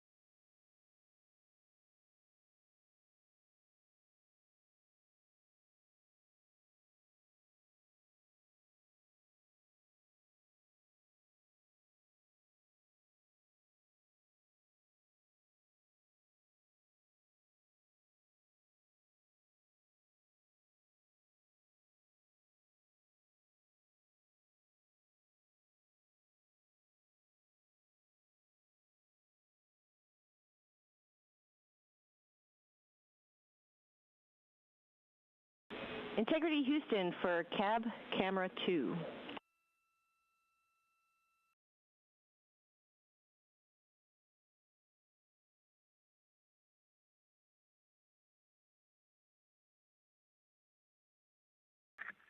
Go ahead. Hey, Christina, for your and the crew's awareness, you may see the cab camera 2 light turn on. We are not streaming video. We're just getting a listing of files.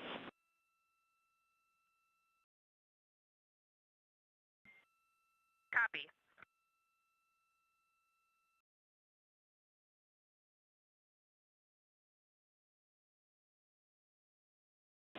And Integrity Houston for Christina and toilet troubleshooting.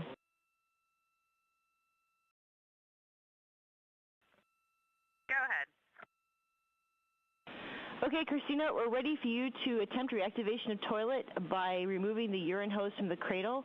Please allow it to run for 1 minute, and then if that's joy, you can deactivate toilet and give us a call.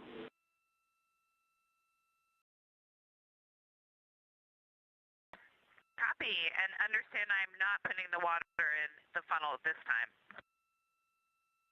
Correct. Not yet. Not for this time. In work.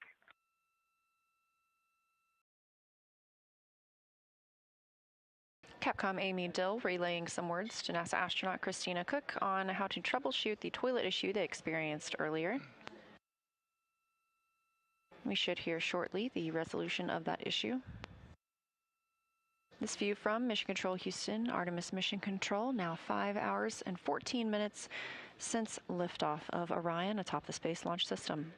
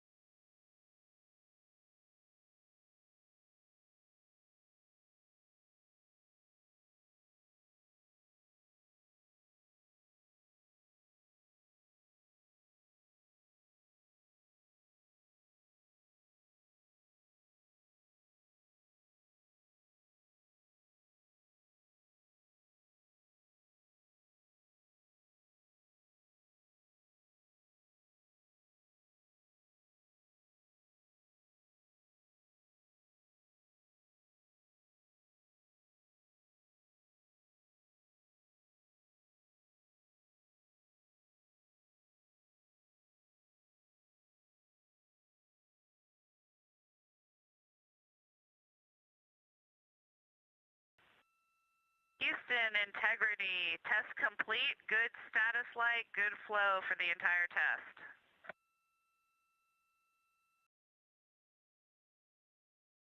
Okay. Good news, Christina, and we are discussing next step. Stand by.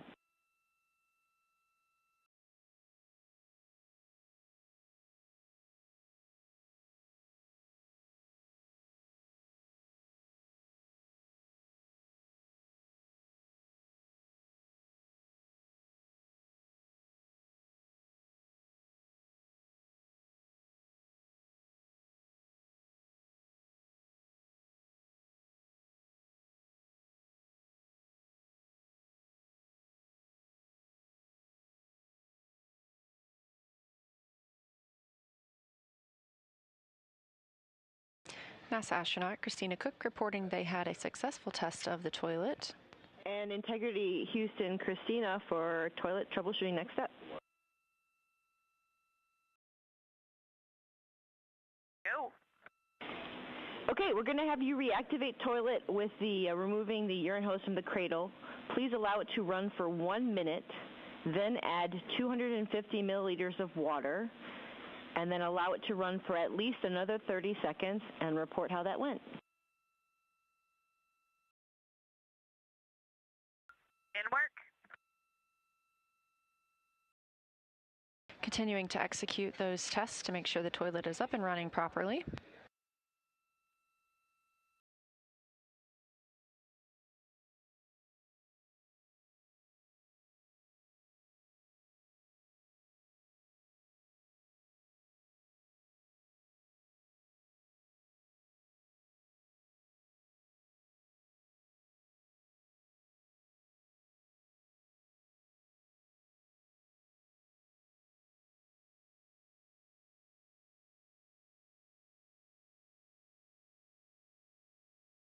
Also on the timeline for the crew tonight is an AGA reading, or an anomaly gas analyzer checkout. They will test the air inside the cabin. They do this a couple of times a day to make sure that the environment inside the Orion spacecraft is as we expect. Again, this is the first time we've ever flown humans aboard Orion. It is a test flight, and so we're testing every single specification possible in preparation for future missions.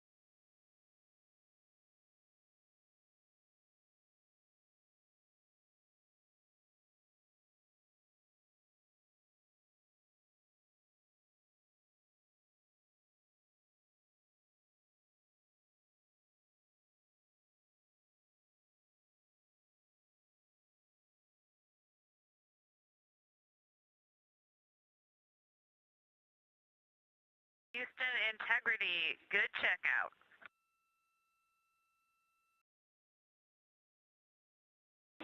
Okay, excellent news, Christina, and we are discussing if there's anything further we need.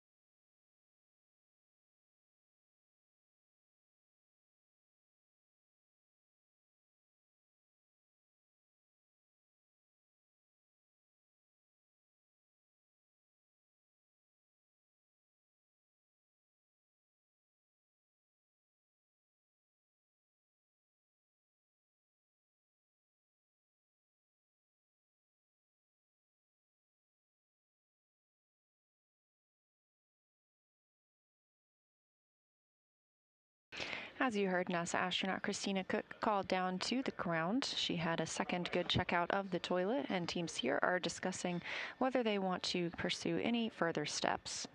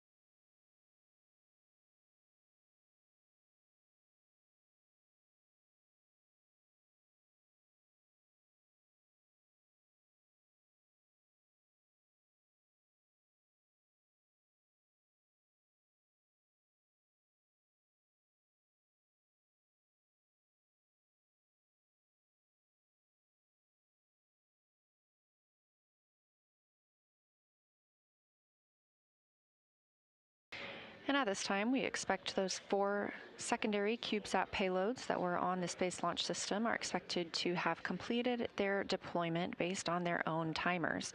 Now, we don't have direct confirmation of this, but the payload teams will be able to communicate with and track their CubeSats.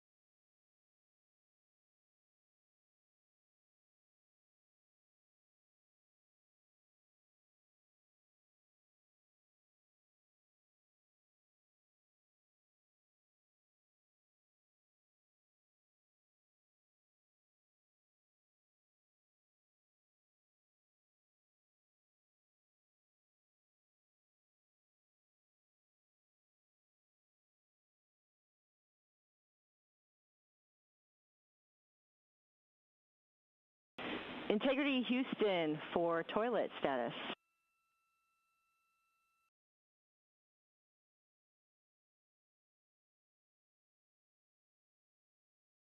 Go.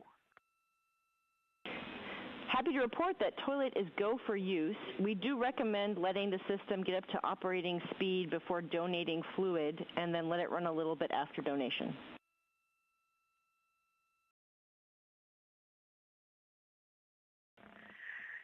We are cheers all around, and we will do that. Regarding the same, we have 1 CCU that will need to be emptied.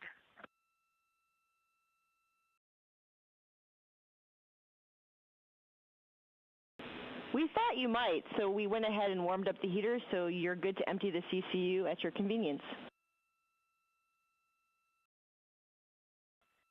We copy all. Thank you. And correction, we actually want you to hold off for now on the CCU emptying for potential GNC impact. So we'll let you know when we're ready for that. Understood. Further confirmation from the ground teams and crew that the toilet issues have been resolved and that the crew will be go to use the toilet as normally planned.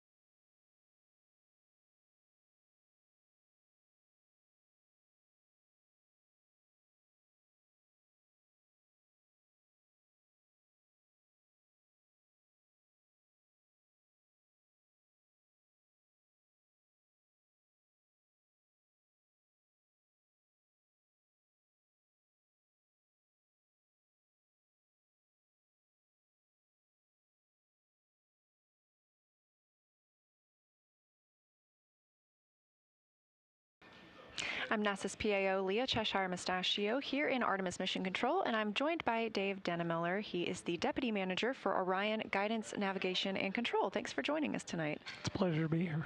So tell me about your role, and I believe you just came from the MER, is that right? Yeah, we just came from the MER. I lead a team of people who developed the guidance, navigation, and control system for Orion. It's kind of a mouthful, but basically, where are we? How do we get to where we want to go? And how do we control the vehicle? We work hand in hand with the people in this room, the flight controllers, and we developed the ProxOps demo and all the other flight ops that we're doing on Artemis 2. Well, now that we're through the ProxOps demo, I would love to hear about what your team was hoping to learn during that demonstration. Yeah, it's a very important data collection activity on Artemis 2.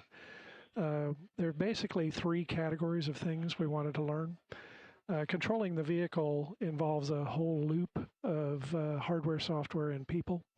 So we start with the docking camera view that you saw on the NASA TV. And that goes to the display unit that the crew looks at. The crew has to interpret that image and decide what to do. And they make commands to the computer and the hand controllers that you saw the crew members deflecting. And those go through our algorithms to determine which jets to fire. And then we have some electronics to pass those commands along. And that causes the vehicle to move, which goes back to the docking camera again. So it's a big loop. And the ProxOps was testing that whole loop to see how it worked. The second category of thing is the docking camera. Cameras in space have historically had problems because the space lighting is very, very tough on cameras. The brights are very bright and the darks are very dark, very high contrast environment. So we've done all the testing we can with the camera on the ground, but there's nothing like testing it in the space environment to see how it will really work. And then the third category of thing is that when we got in close to the ICPS, we're doing very, very, very small maneuvers. They're less than 1/100th of a meter per second velocity change of the vehicle. They're so low that our IMU can't detect them. So we need a target vehicle out in front of us so that we can actually see the motion. So we collected all that data, and now we have some stuff to look at post-flight. That's fascinating. And I know pilot Victor Glover was really excited to see, and really quickly, we are getting an amazing view right now, I believe, from Orion, and that may be the Earth or the Moon in the very background.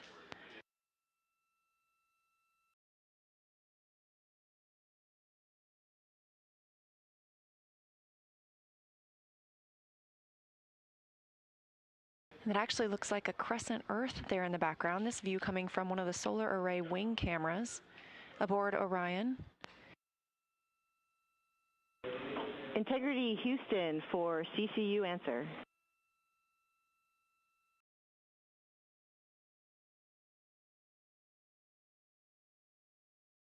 Go ahead. Christina, two options for when you can dump the CCU. One option is today at MET 6 hours 35 minutes, which was during a planned dump time for us, or we can find a time for you to empty the CCU tomorrow.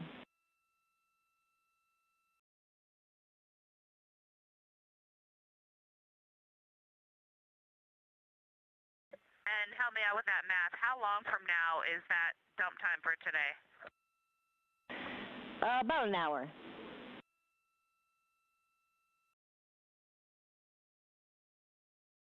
And I think we'd prefer to do the dump today during that time.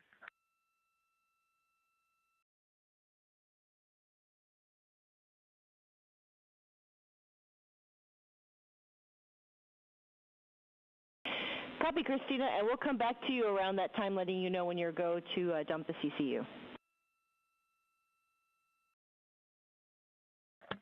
Perfect. Thank you.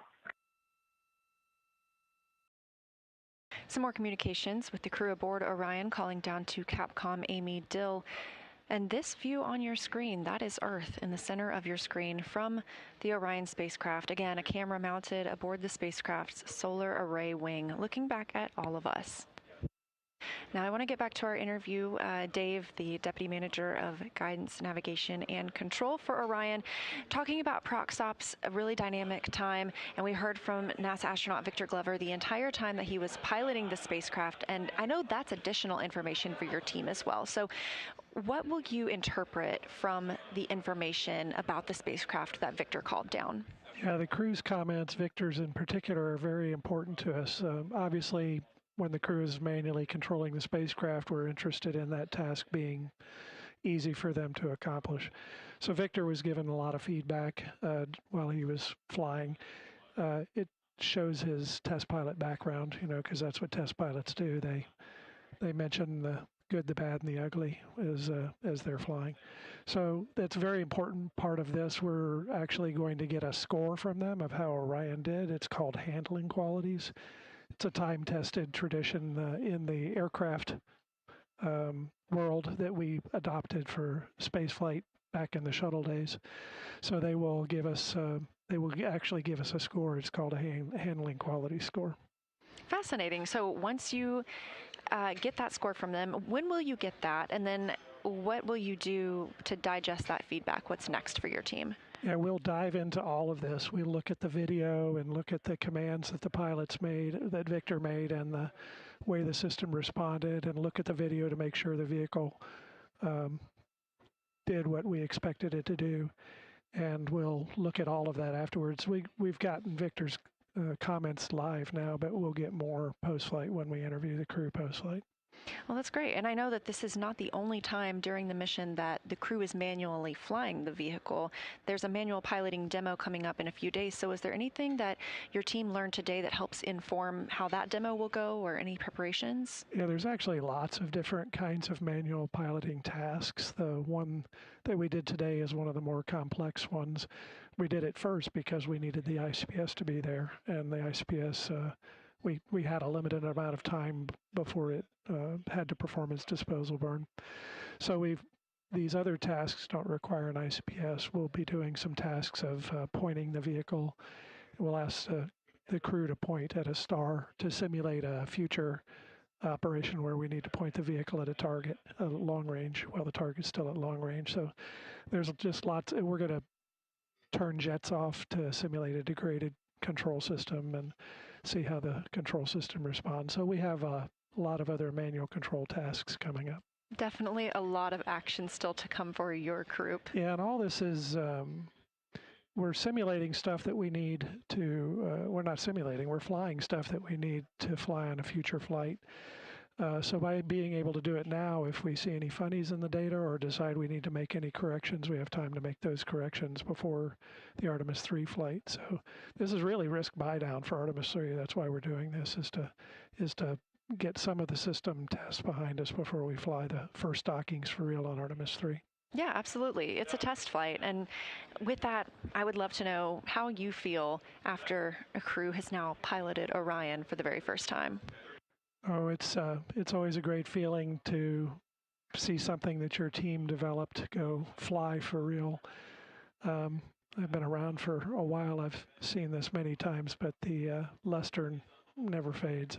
It's always fun to actually fly and see your stuff in operation. I can only imagine. I'm so excited for your team. Congratulations, and we can't wait to see everything that is to come in the upcoming days. So thank you again so much for joining us, Dave Dennemiller, Deputy Manager for Orion's Guidance, Navigation, and Control System. It was fun. We got 9 more days of fun. Let's do it.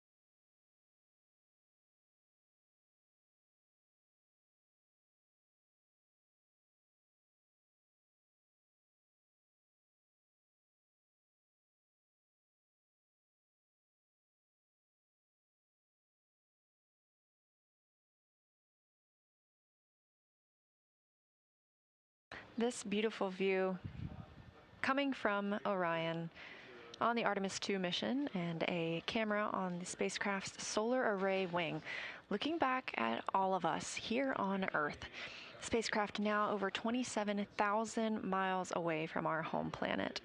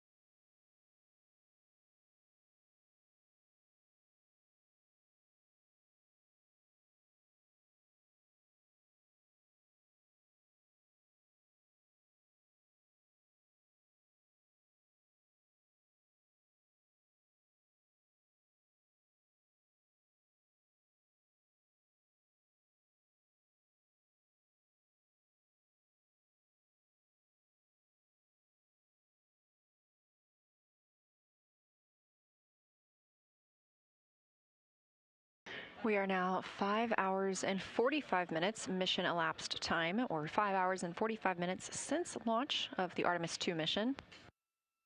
This view looking back on Earth from one of the cameras on the spacecraft's solar array wing. Things will start to get a little quieter from the crew. Of course, we heard quite a lot from them during the prox operations demonstration when pilot Victor Glover manually flew the spacecraft around the interim cryogenic propulsion stage. With that complete, the crew conducted some troubleshooting for toilet issues they were experiencing earlier, and those have been resolved. They also continued drying and stowing their suits, configuring the cabin for the mission. They will have a private medical conference later today as well to report how they're feeling to teams on the ground. And eventually they'll be able to get into some sleep. Of course, this is not a full night's sleep, as they will have the rest of the mission because they will move into a perigee raise burn. That perigee raise burn timelined for 12 hours and 55 minutes mission elapsed time, so just about 7 hours from now. After that perigee raise burn, they'll get the opportunity to get a few more hours sleep before waking up tomorrow and starting another day.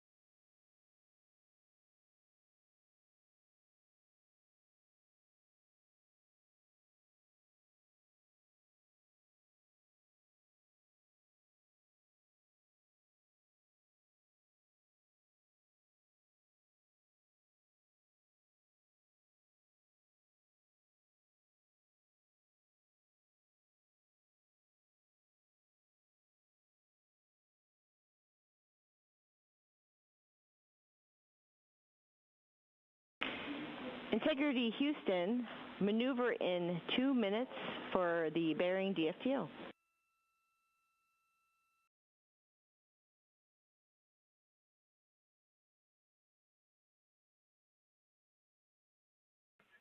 Integrity copies.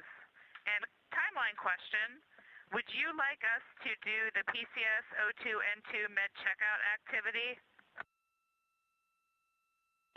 Indeed we would, and you are go in step 1.1. Copy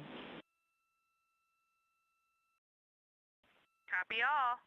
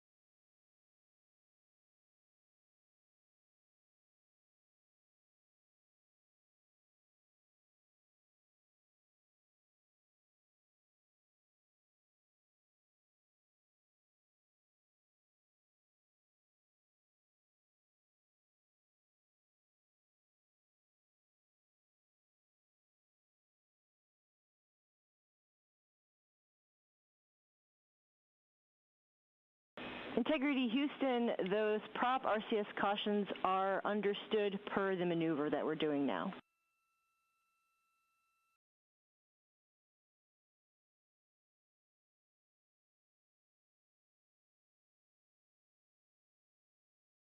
We copy.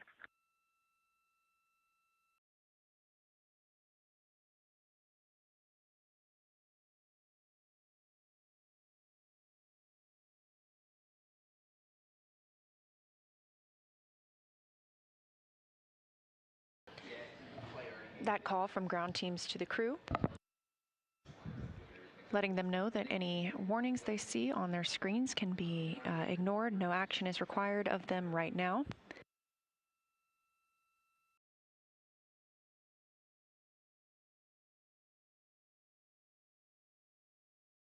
Those are reported by prop about the reaction control system thrusters. We've seen those a couple of times tonight, and teams on the ground are working a forward path.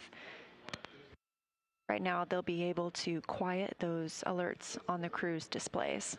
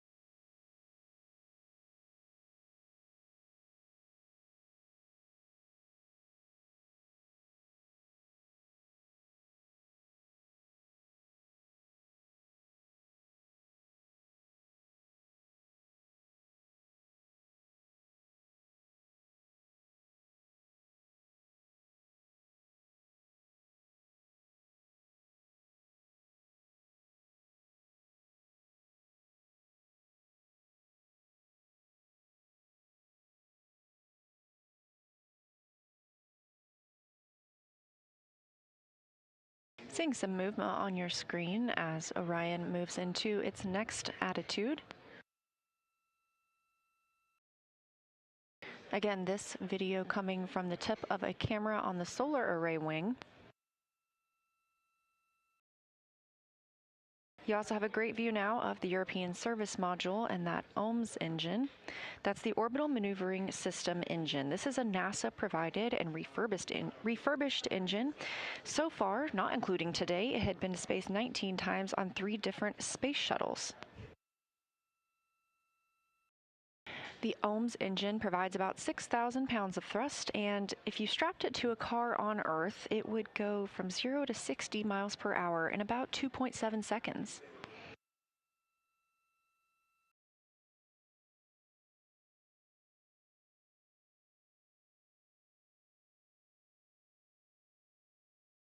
Now 5 hours and 55 minutes since liftoff of the Artemis II mission.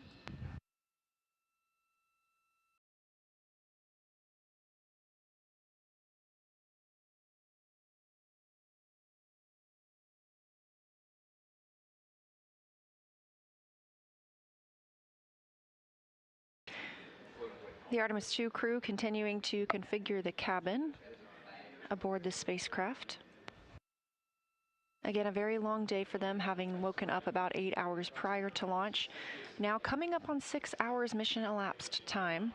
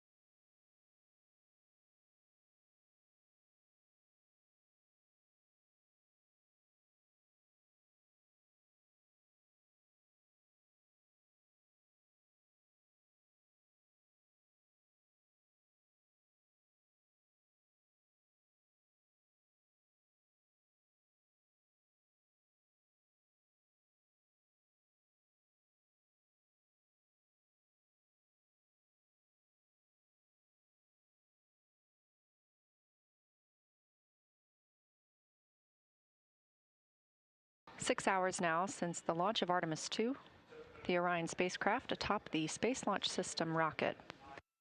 This is a test flight and the first flight of humans aboard the spacecraft.